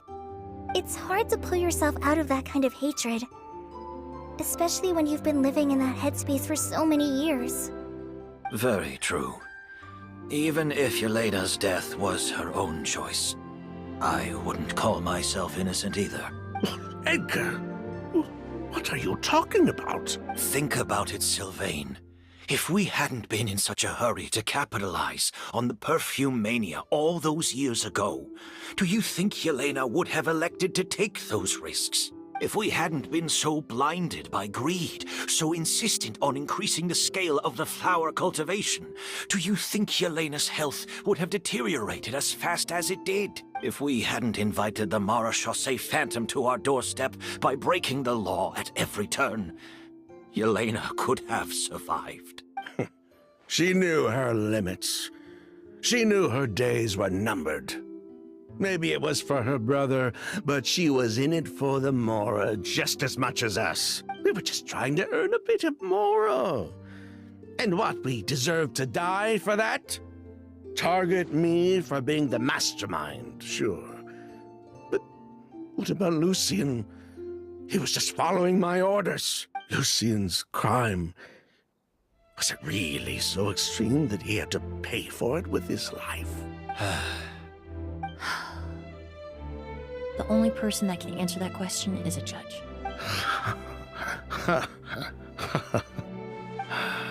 Fine. I've said my piece anyway. Drag me back to Fontaine to stand trial. I don't care. 3 people from Fontaine, 1 from Snezhnaya, and a crime committed in Port Ormos. What a headache. Well, we can only wait until the Academia sends someone to deal with it. I'm guessing we'll have to contact Fontaine as well. In any case, we won't really know anything until tomorrow. With the exhibition, we don't even have space in Port Ormos to detain anyone. Such a headache. The hotel could suffice. You could station a few officers to keep an eye on Sylvain and myself. Although with Sylvain's mental state and my physical one, I don't think you need to worry about a jailbreak. Mr. Edgar, are you saying... If Sylvain is to stand trial, then I deserve the same fate. A crime is a crime, accomplice or not. I'd just like to take care of a few things before I go. Say goodbye to my plants and all that. As for Sylvain, I'm sure he also has some goodbyes of his own. Would you be willing to grant that request, Sheriff? Well, all right. I'll talk to the Academia. No matter who you were in Fontaine or what crimes you committed, the man we grew to know in Sumeru proved himself to be a good person. Your request is granted. You have my thanks, Sheriff. Happened tonight? Oh, you mean the possibility that Kiria might try to finish what he started? Yeah, all we know is that he uses a goose to poison people, but we still have no idea how to catch him in the act. If he targets Sylvain or Edgar again, we might not be able to stop him. That may be true, but what if we can take advantage of his desperation? If we take advantage of this situation and lure him in on purpose, we might finally have the chance to talk to him. Master, no. That's too dangerous. So, that's your plan. If Kiria learns we're being taken away tomorrow, his last chance to enact his revenge would be tonight. In other words, you want to use us as bait to capture him. Capture? Not necessarily. I just want to talk. What? Are you afraid of him? Afraid? This is my only chance to make him pay for what he did. I'm spending the rest of my life in prison anyway. I can't just sit back and let him ride off into the sunset with our fortune. There's no way I'm letting him get away with it. Not after what he did to Lucian. As for the danger, everyone else just needs to make preparations in advance to protect us. I'll admit, it could work. We just need to spread the word that Edgar and Sylvain are leaving tomorrow. Then I'll station some of my men around the hotel. If we have your assistance as well, our chance of success would be even higher. I still have some reservations. But if you insist on carrying out this plan, I won't deny you my help. I'll also keep watch. Although I think Sylvain and myself should remain alone in our respective rooms.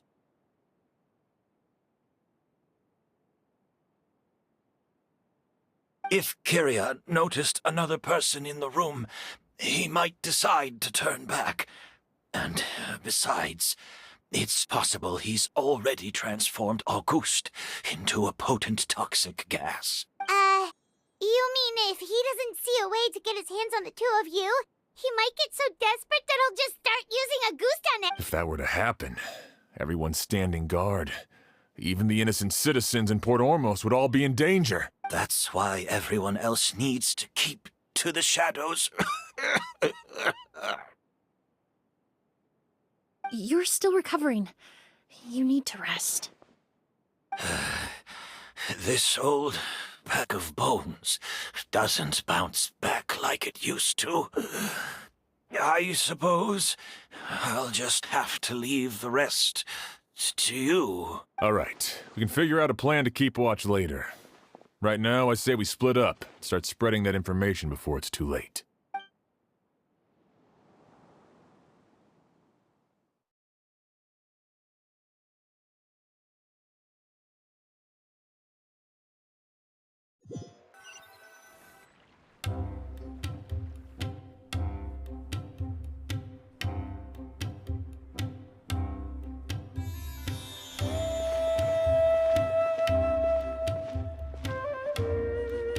Have you heard?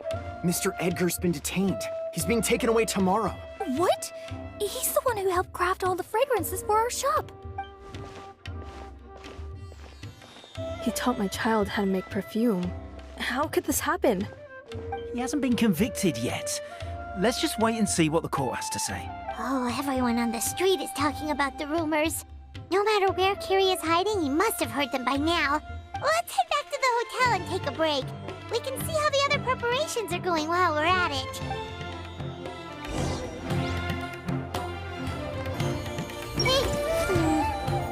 The fruits look pretty clean. I just need to give them another quick wash.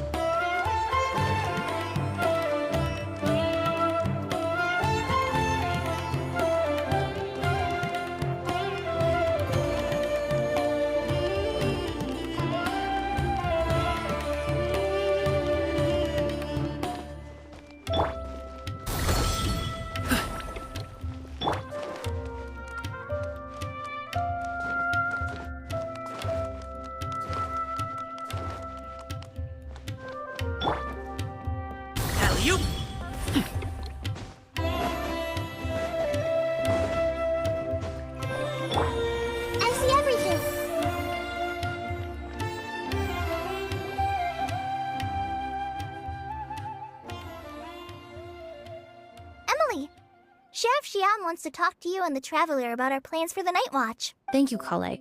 But first, here. I prepared a kind of herbal tea that helps calm the spirit. Why don't you have some? Oh, that's very kind of you. But I'm okay. Oh, it's not good to be so tense, especially when we've got a long night ahead of us. I don't mean to put you on the spot, but I couldn't help but notice that something seems to be on your mind.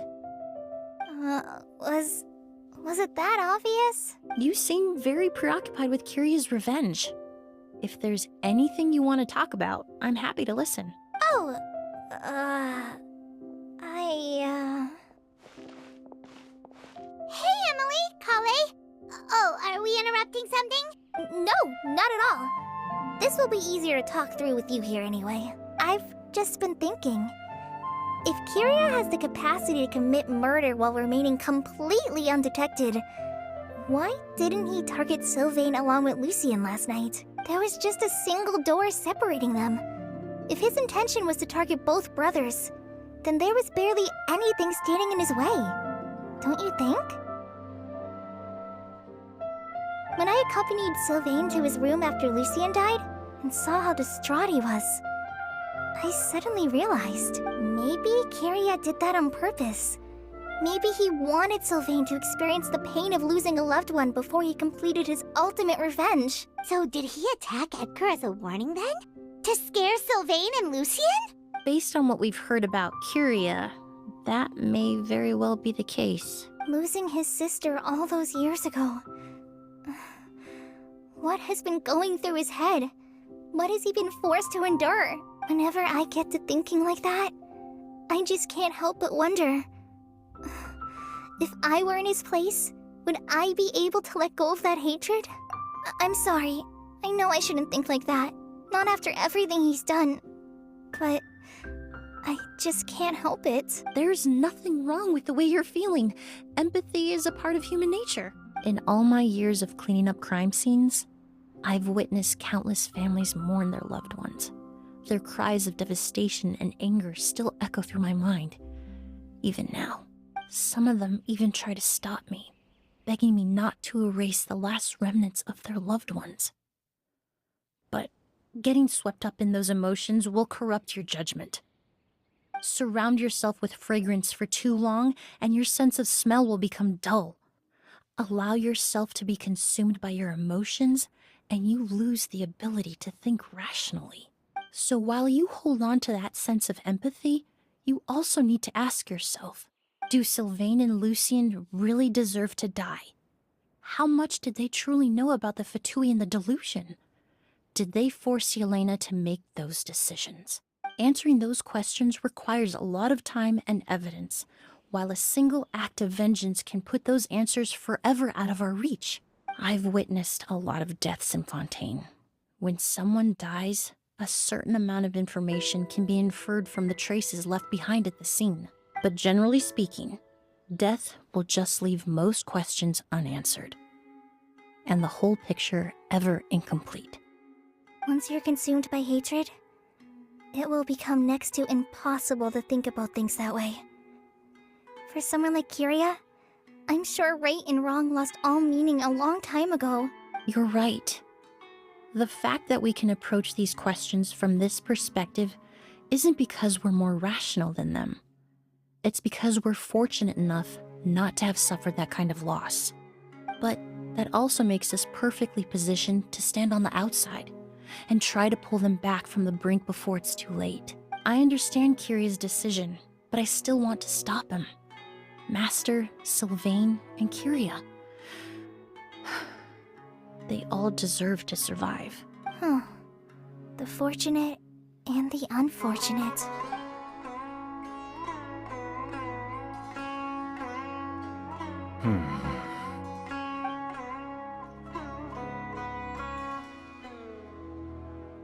Emilie, Traveler. Huh? Edgar, you're here too? Oh, it's you two! Didn't you head back to your room to rest, Edgar? Is it really okay for you to be out and about like this? A little exercise never hurt anyone. Besides, I don't have much time left in Sumeru. So I'd like to take care of my plants while I still can. We could do that for you, Master. No need. I've grown attached to these flowers, and this is my last chance to say goodbye. Come tomorrow. I'll be happy to entrust their care. I would imagine Sheriff Sham is here for a more important reason. The Night Watch! You mentioned earlier that we still need to confirm our plan. That's right. I've stationed some of my men around the surrounding area, but we still don't have anyone standing guard next to Sylvain's room. Exactly. After some discussion, we concluded that Sylvain has the highest risk of being attacked next. You're the most skilled fighter here, Traveler, and Emilie's expertise is sure to come in handy in a pinch. That's why I want you two stationed next to Sylvain's room. So, are you up for it? Sounds perfectly reasonable. I'll be glad to have your help tonight, Traveler.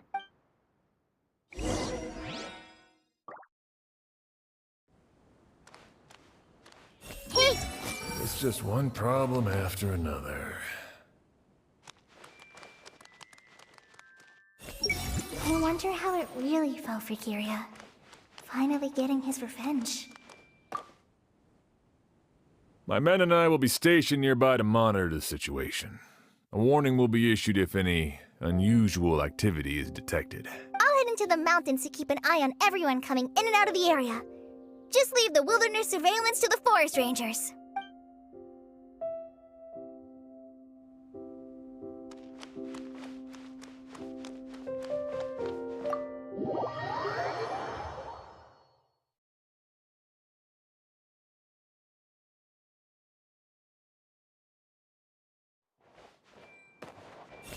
We can't let Kiria get away.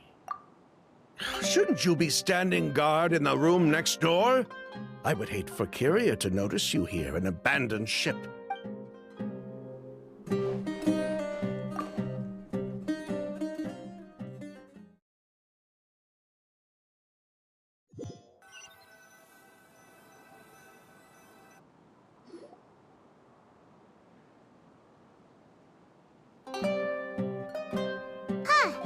Not a peep. Has Kiria given up on his revenge? Guess we'll have to keep at it.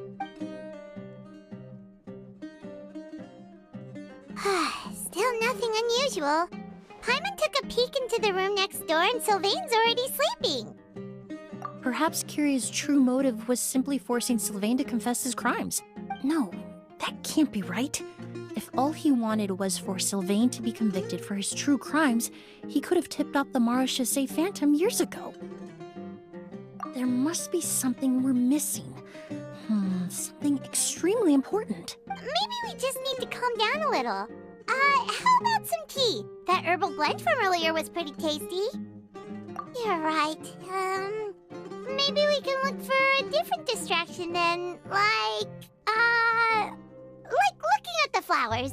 Oh, there's a glaze lily here. Paimon didn't notice it earlier. Flowers, glaze lilies, incense. Oh no! Sylvain's room! Quick! Wait, what?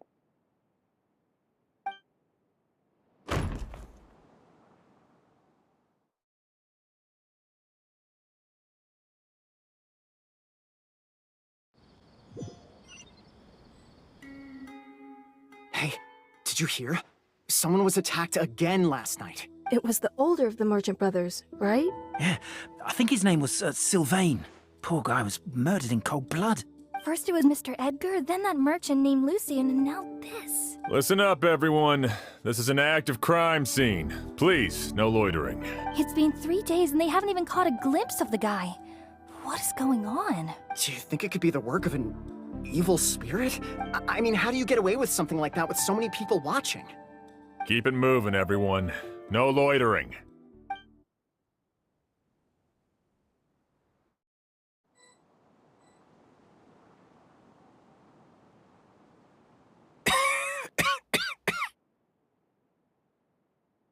I suppose I'm next. You don't know that. Kiria already attacked you once, and you survived. Perhaps he doesn't consider your crime to be worthy of death. You were the only reason I managed to survive, Emilie. I never did thank you for that, did I? Even if I wasn't there, Tainari was also in the vicinity. He would have been able to help. Is that so? I suppose I'm a very fortunate person then. I have exceptional students, caring friends, and the respect of my peers. If it is indeed my time to go, then I'll die without regrets. But Kiria has nothing. Yelena is gone. Now, his enemies are too. It really makes you wonder if there's even a reason to keep on living. If you really want an answer, I suppose you'll have to ask Kiria himself, once we finally catch him. Well, I hope it all goes well, Emilie. There's something else I'd like to ask of you. With everything that's happened, holding the exhibition. He's off the table now. But so many flowers were transported here for the show. Some of them thousands of miles away from their homeland. I can't let them wither away with no one to care for them. Whether Kyria gets to me first, or I'm sent back to Fontaine to stand trial, I won't be around to look after them. I know it's a lot to ask, but could I entrust them to your care? Of course, Master. Really? Oh, I'm glad to hear it. Now I truly have nothing to worry about. Sheriff Shams still has some questions for me, so I've gotta go. Go ahead. Best not to keep him waiting. He can be quite impatient.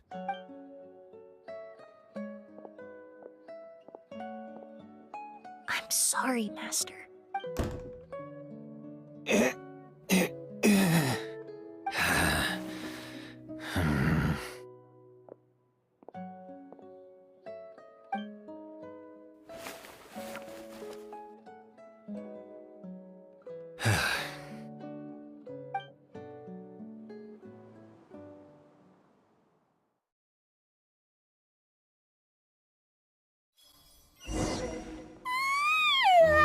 Another all-nighter. Paimon sure hopes Emilie's plan will go well. Oh, but Kali still looks quite worried. Let's go talk to her.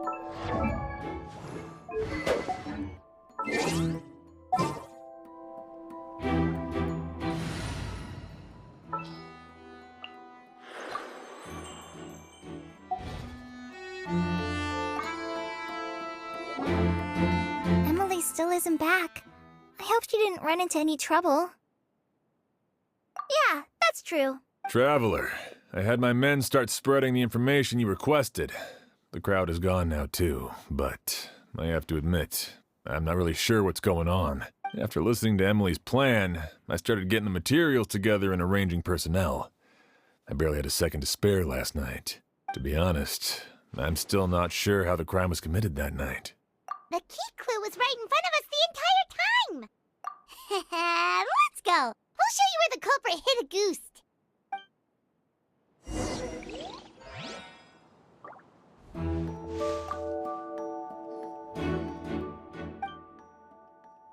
Wasn't this incense originally in Lucien's room? It must have been moved here before nightfall yesterday.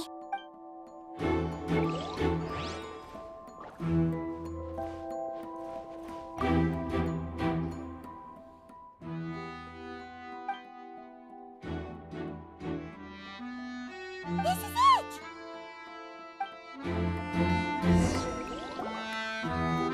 The glazed lily, huh? I think I've heard of it before. It's a flower from Liyue, right?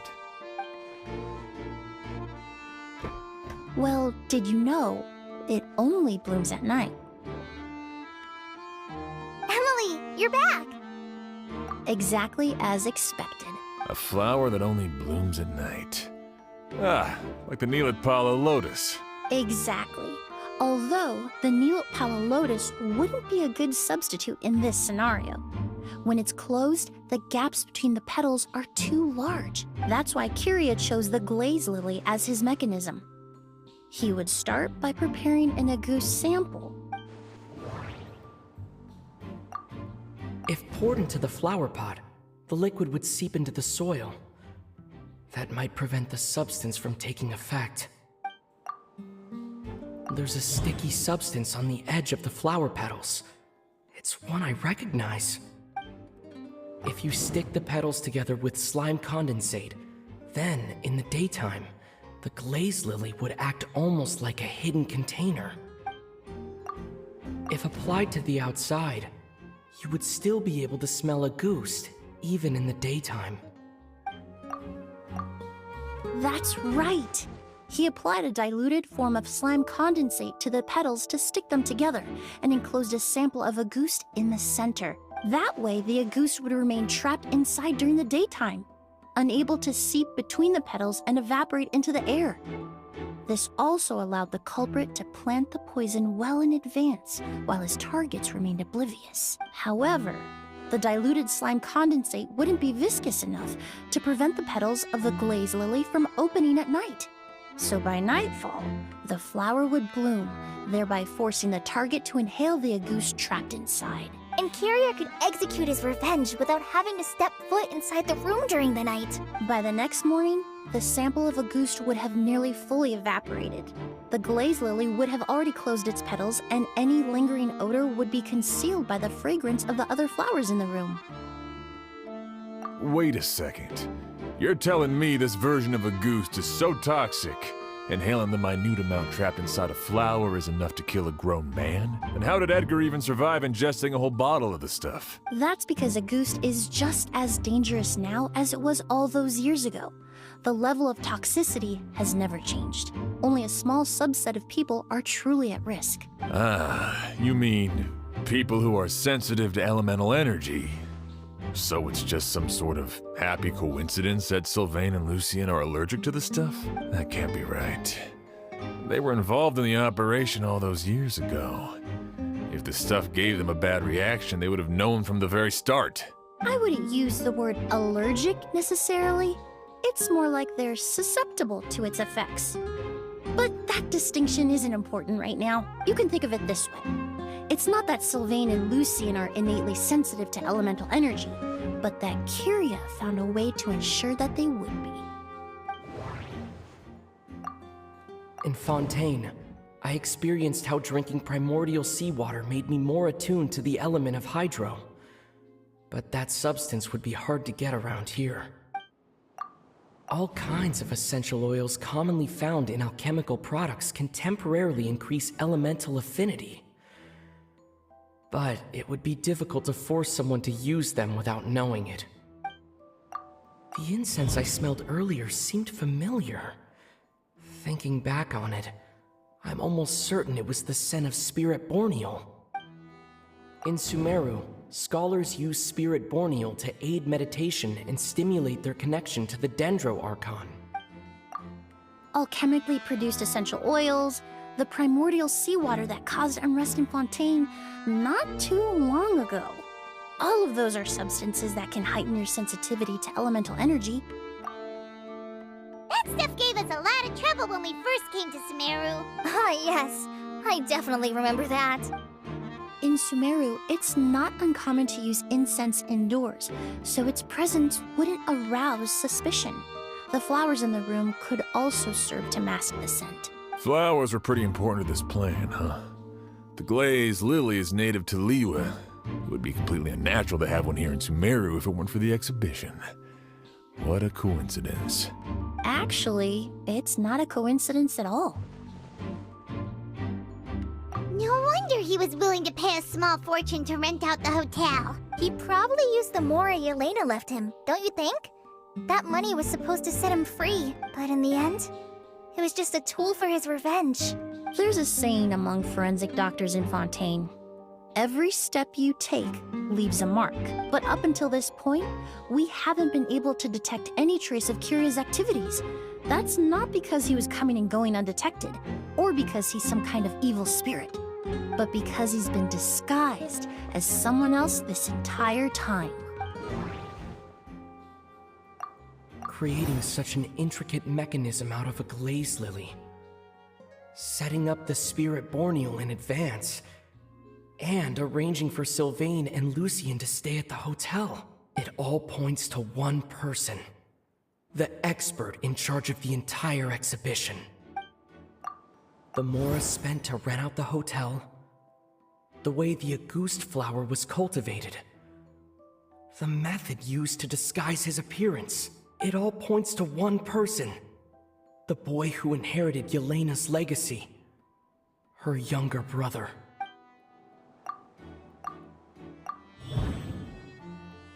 Kyria and Edgar are one and the same. But Kyria was only in his teens back then. He wouldn't even be 40 years old by now. Edgar's lived here for so many years. Even if he changed his appearance, going that long without giving anything away, it would be impossible. Bad news, Sheriff. Mr. Edgar was attacked! What? A dark shadow-like figure just ran out of his room. It was giving off a really ominous aura. But before we could even react, the figure up and disappeared like some sort of ghost or something. By the time we got a look inside the room, Mr. Edgar was gone. Do you think Kyria kidnapped him? I need you to think very carefully about this. Are you certain that figure wasn't Edgar himself? I mean, Mr. Edgar was so frail. I don't see how he could have moved that fast. It would seem Master decided to tap into an ill-advised source of power. What? But that's so dangerous with the condition he's in. It's... But why? Why would he do that? He's already accomplished his revenge. No. If his aim was to target everyone who had a hand in Yelena's death... If he left Sylvain alive yesterday, not out of a desire to see him suffer, but to confirm the truth about why Yelena chose to die... Then there's still one target left.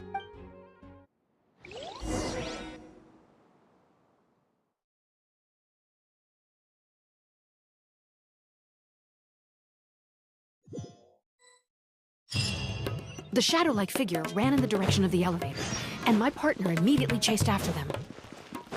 We should hurry before they're forced to confront each other.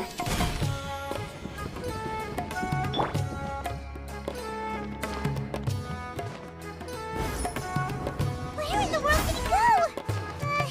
Let's ask the merchants nearby. What was that thing? A ghost! It's a ghost! It's all right. Please, calm down and take a deep breath. Can you tell us what you saw? I saw a black shadow. It ran right past me. How could something like that happen in broad daylight?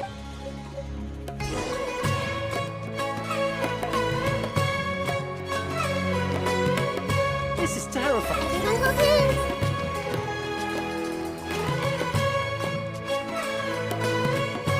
Don't come any closer! Sorry, pal.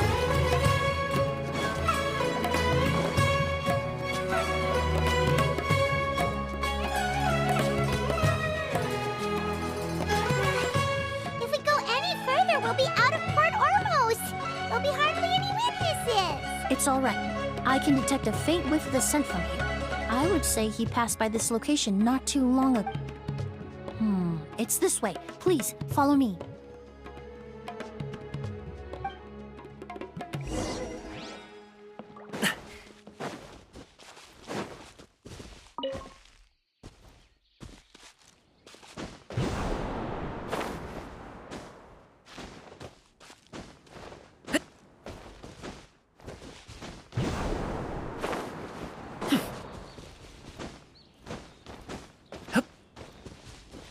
The scent is getting stronger. This must be the place.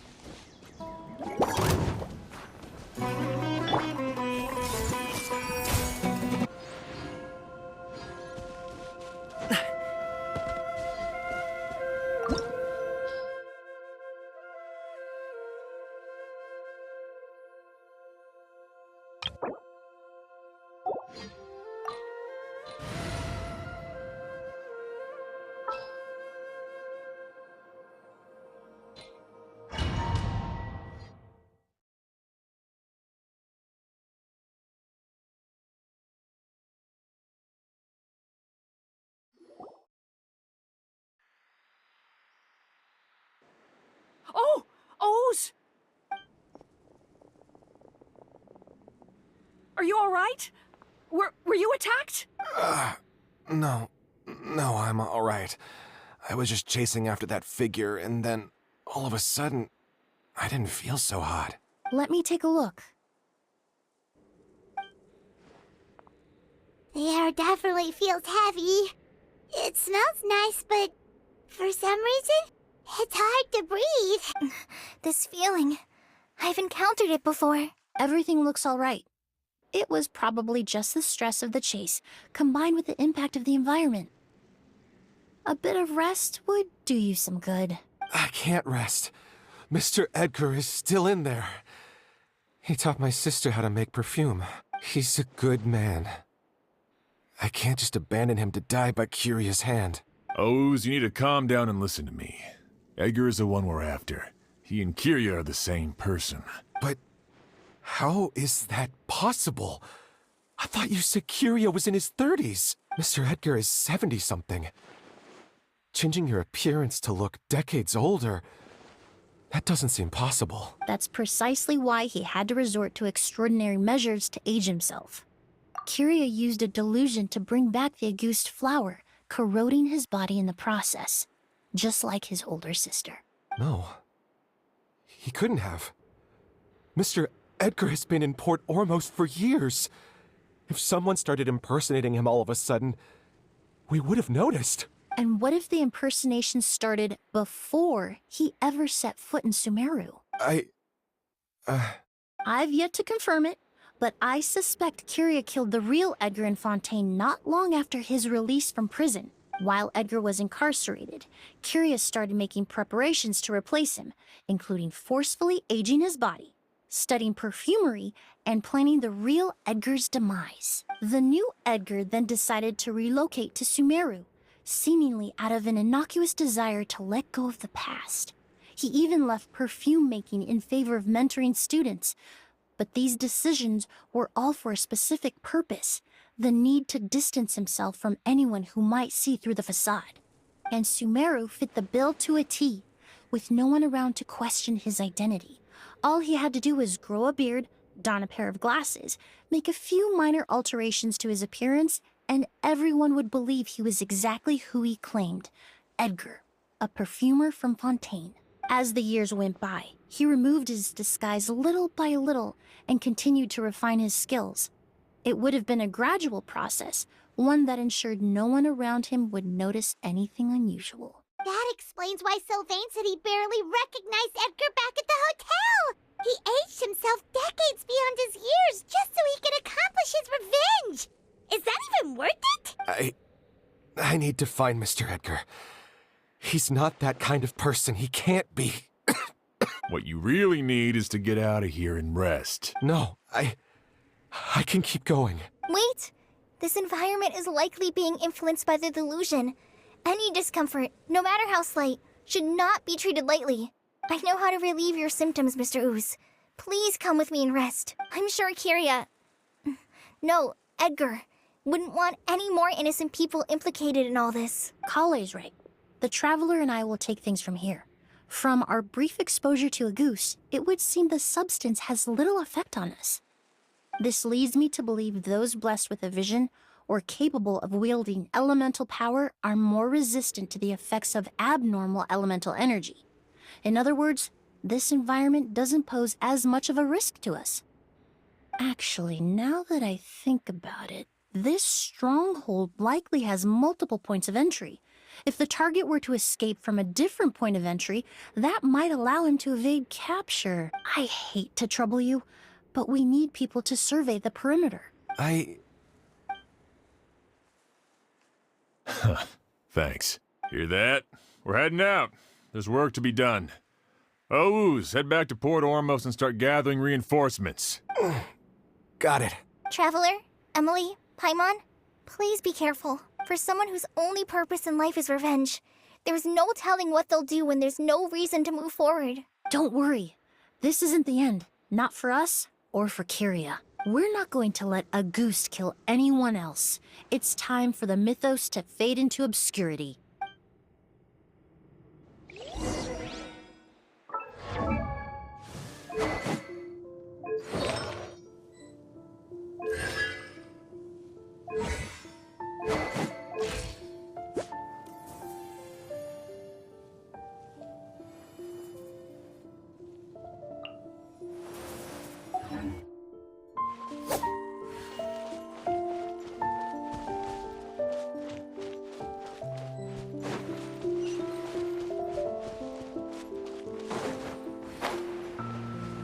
Monsters. Perhaps they were attracted here by the increased level of elemental energy. Let's light it up!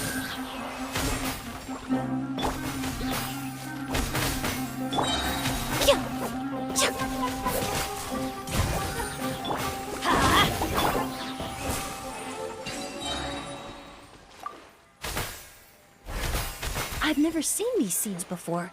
They must also have been created with the power of a delusion. It seems to be avoiding us, and there's no other way forward.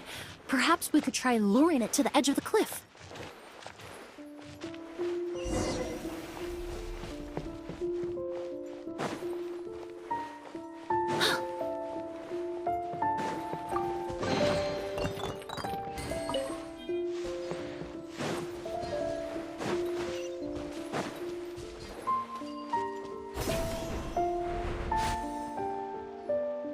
Whoa, look at all the Auguste flowers! There are so many of them. I can't believe a single person did all this. Must have taken a lot of time. I fear that statement is truer than you know, Paimon. Using a delusion comes at a cost. Not just time, but the time you have left to live. But why would Kyria need this many Auguste flowers? He only needed a few bottles of Auguste to carry out his plan, right? Perhaps hatred wasn't the only emotion fueling his obsession with Auguste. Not long ago, he told me he didn't want all the flowers transported to Sumeru to wither away in a foreign land. But Kyria betrayed Snezhnaya, abandoned Fontaine, and lived his entire life in Sumeru under the guise of someone else. For someone with nowhere to call home. Perhaps dying among a bed of Auguste flowers just like his sister is the best homecoming he could ask for.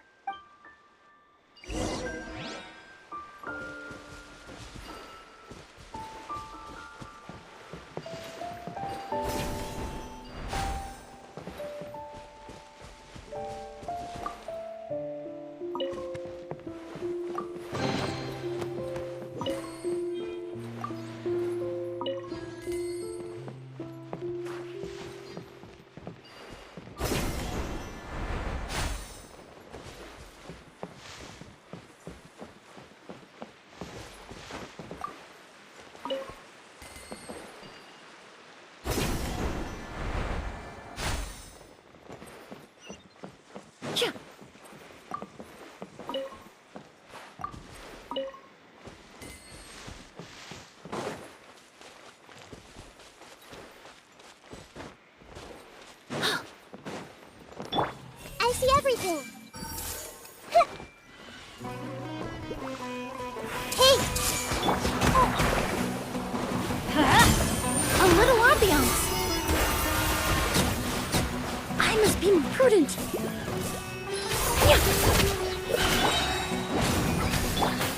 I see everything.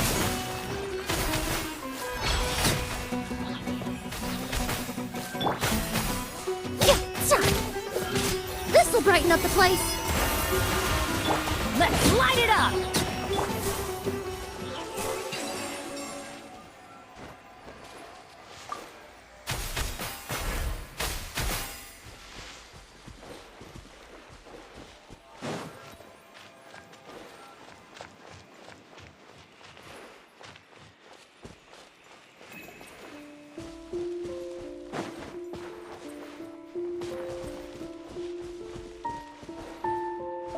Plant that destroys seeds.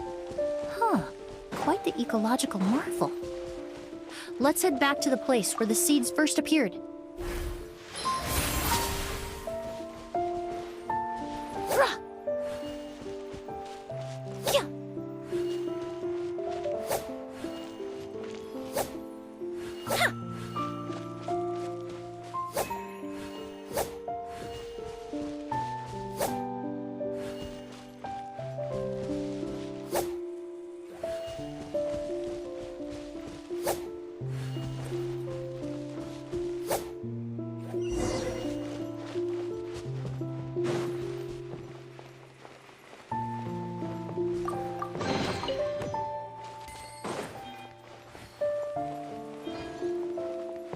The scent of flowers is getting stronger.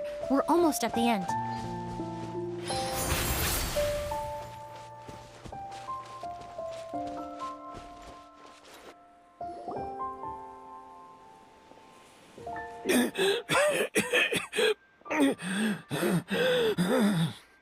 The scent of flowers is getting stronger. We're almost at the end. Did they catch up that fast? No. My strength is just waning.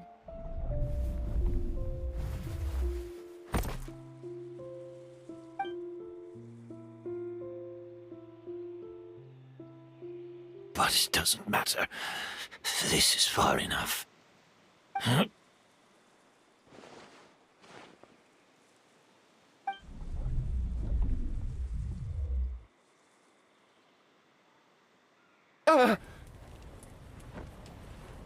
This is a garden of Auguste flowers. But it's not mine. It's the one that was set on fire all those years ago in Fontaine. Yelena? Yelena! You tried to hide it from me, but I always understood. The reason why you continued to use the delusion, the reason why you set your garden on fire, it was all because of me. I shouldn't have listened to you that day. I shouldn't have taken the Mora and ran. But by the time I realized something wasn't right, there was nothing left. The flowers were gone. And so were you. I know I'm almost 20 years too late. I should have come looking for you earlier. I should have died with you that day.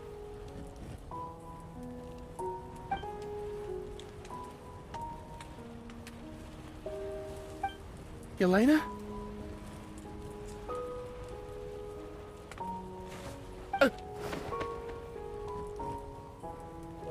Yelena!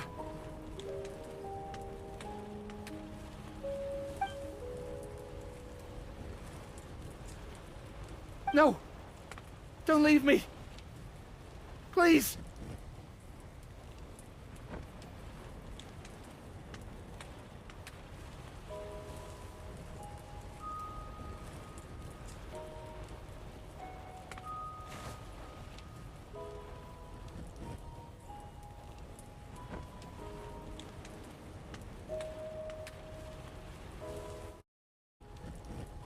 Yelena!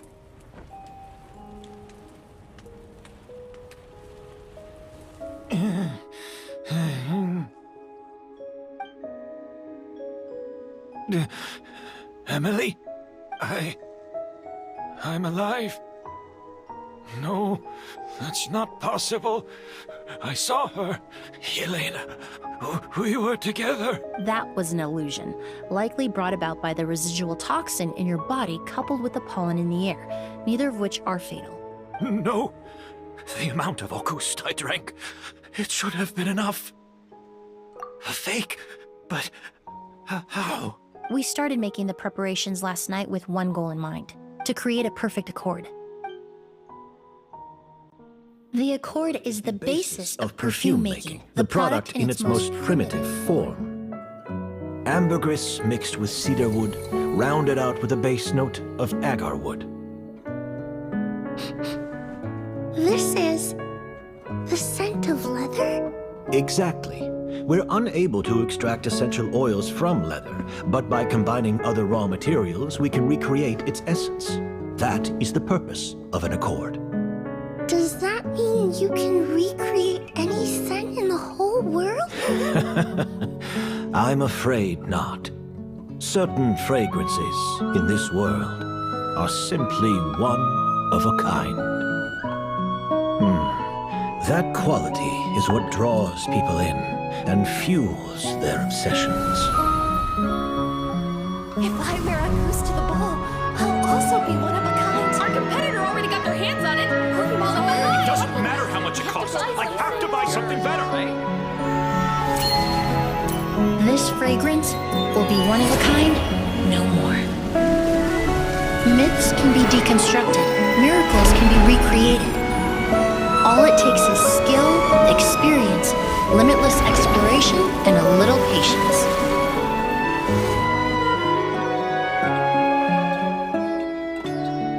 The only thing left is determining where the real Auguste is hidden. Pretending to be attacked means he's not free to move around. Auguste must be hidden within reach. Paimon took a peek through the window earlier and his house was packed with flowers. The curator commissioned a flower pot from Kasharawar capable of retaining heat and moisture. Perfumes are as beautiful as flowers, and equally as delicate.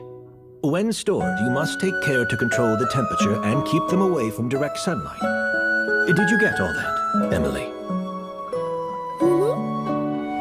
I got it.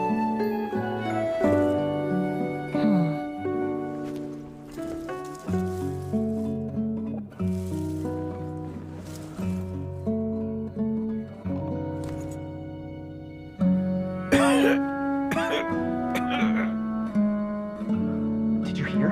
Someone was attacked again last night. So, Sylvain is dead. Is that right? Yes, Master. So, you switched the bottles of Auguste, and then lied to me about Sylvain's death. Convincing you that your revenge had been completed was the easiest way to get you to let down your guard. Impossible. Even if you found a way to switch out the bottles, there's no way you could have made an accord. If Auguste was so easy to replicate, Yelena wouldn't have. It was a combination of rainbow roses, glaze lilies, and Cecilias. Those ingredients would have conflicted with each other if you tried to combine them in the past.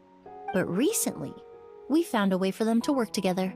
Rainbow roses, glaze lilies, and Cecilias? Auguste was created over 10 years ago. All this time, people never stopped analyzing it, never stopped trying to recreate it. Perfumery techniques are advancing day by day. We've found better ways to extract essential oils, separate oils and fats. We even discovered new ways to combine fragrances together. The mythos surrounding Auguste may have been untouchable almost 20 years ago, but now it's time for it to become a thing of the past. The past? You've been working as a perfumer for all these years. You should have always known that it is possible to make an accord, even if only in theory. But the meaning you assigned to Auguste became so inflated, you allowed yourself to get lost in it. Just like the perfume mania that captivated the public all those years ago. You believed in its divinity and grandeur. You believed it was entirely one of a kind. Your obsession with Auguste is also what allowed us to predict how you intended your plan to end, and to make preparations in advance. We just didn't expect it to happen so fast. Well, you hit the nail on the head now, didn't you? So, Sylvain isn't dead. Since you've been preparing your accord since last night, I assume you've also figured out my method, then. That means the news of Sylvain's death, the crowd gathered outside the hotel this morning, it was all an act you put on with the sheriff? Yes. If we hadn't, you might have resorted to the delusion out of desperation, or continued to use your Spirit Borneal and Auguste combination to wreak havoc. Who knows? Maybe I would have just offed myself then and there. I know if you had things your way, you would carry the truth of Edgar's demise and the secrets of this garden to the grave, but I'm sorry, Master. I don't want to see any more death. Sylvain only inhaled a small amount of poison. He's being detained as we speak. All the crimes he concealed back then will be exposed in a court of law for everyone to see, and all his secrets will be revealed. The same goes for you as well. Is that so? Well, I suppose I'll be spending the rest of my days in a prison cell then. Whoa, he accepted that kind of fast. I don't feel the need to justify my actions. Nor do I intend to repent. I did what I set out to do. I may have lost in the end, but it was my choice every step of the way. And if I could do it all over again... But there's no going back, is there? Careful, everyone. The fire is dangerous. I'll lead the way. Stick close. Hurry up. Can't let Edgar die. Looks like I'm almost out of time. Although, I do have one final question, Emilie. Of course, Master. The combination you used to make your accord. How did you figure it out? The scent of Auguste is complex and varied, yet the main ingredient consists of a single variety of flower. So, as I was analyzing the sample yesterday, I got to thinking, what if the scent of the Auguste flower was already imbued with that complexity during its cultivation? You're saying Yelena designed Auguste to have the scent of multiple flowers? Rainbow roses, glaze lilies, Cecilias. The perfumers of the past knew that if you combined their essential oils directly, they would just cancel each other out. It was a conundrum they could never solve. But if you cultivate a new flower species that intrinsically carries the unique features of those three scents, you can bypass that issue entirely. It goes without saying that for that time, this idea was a stroke of genius. Rainbow roses, glaze lilies, and Cecilias. Those really do seem like flowers you would choose, Yelena.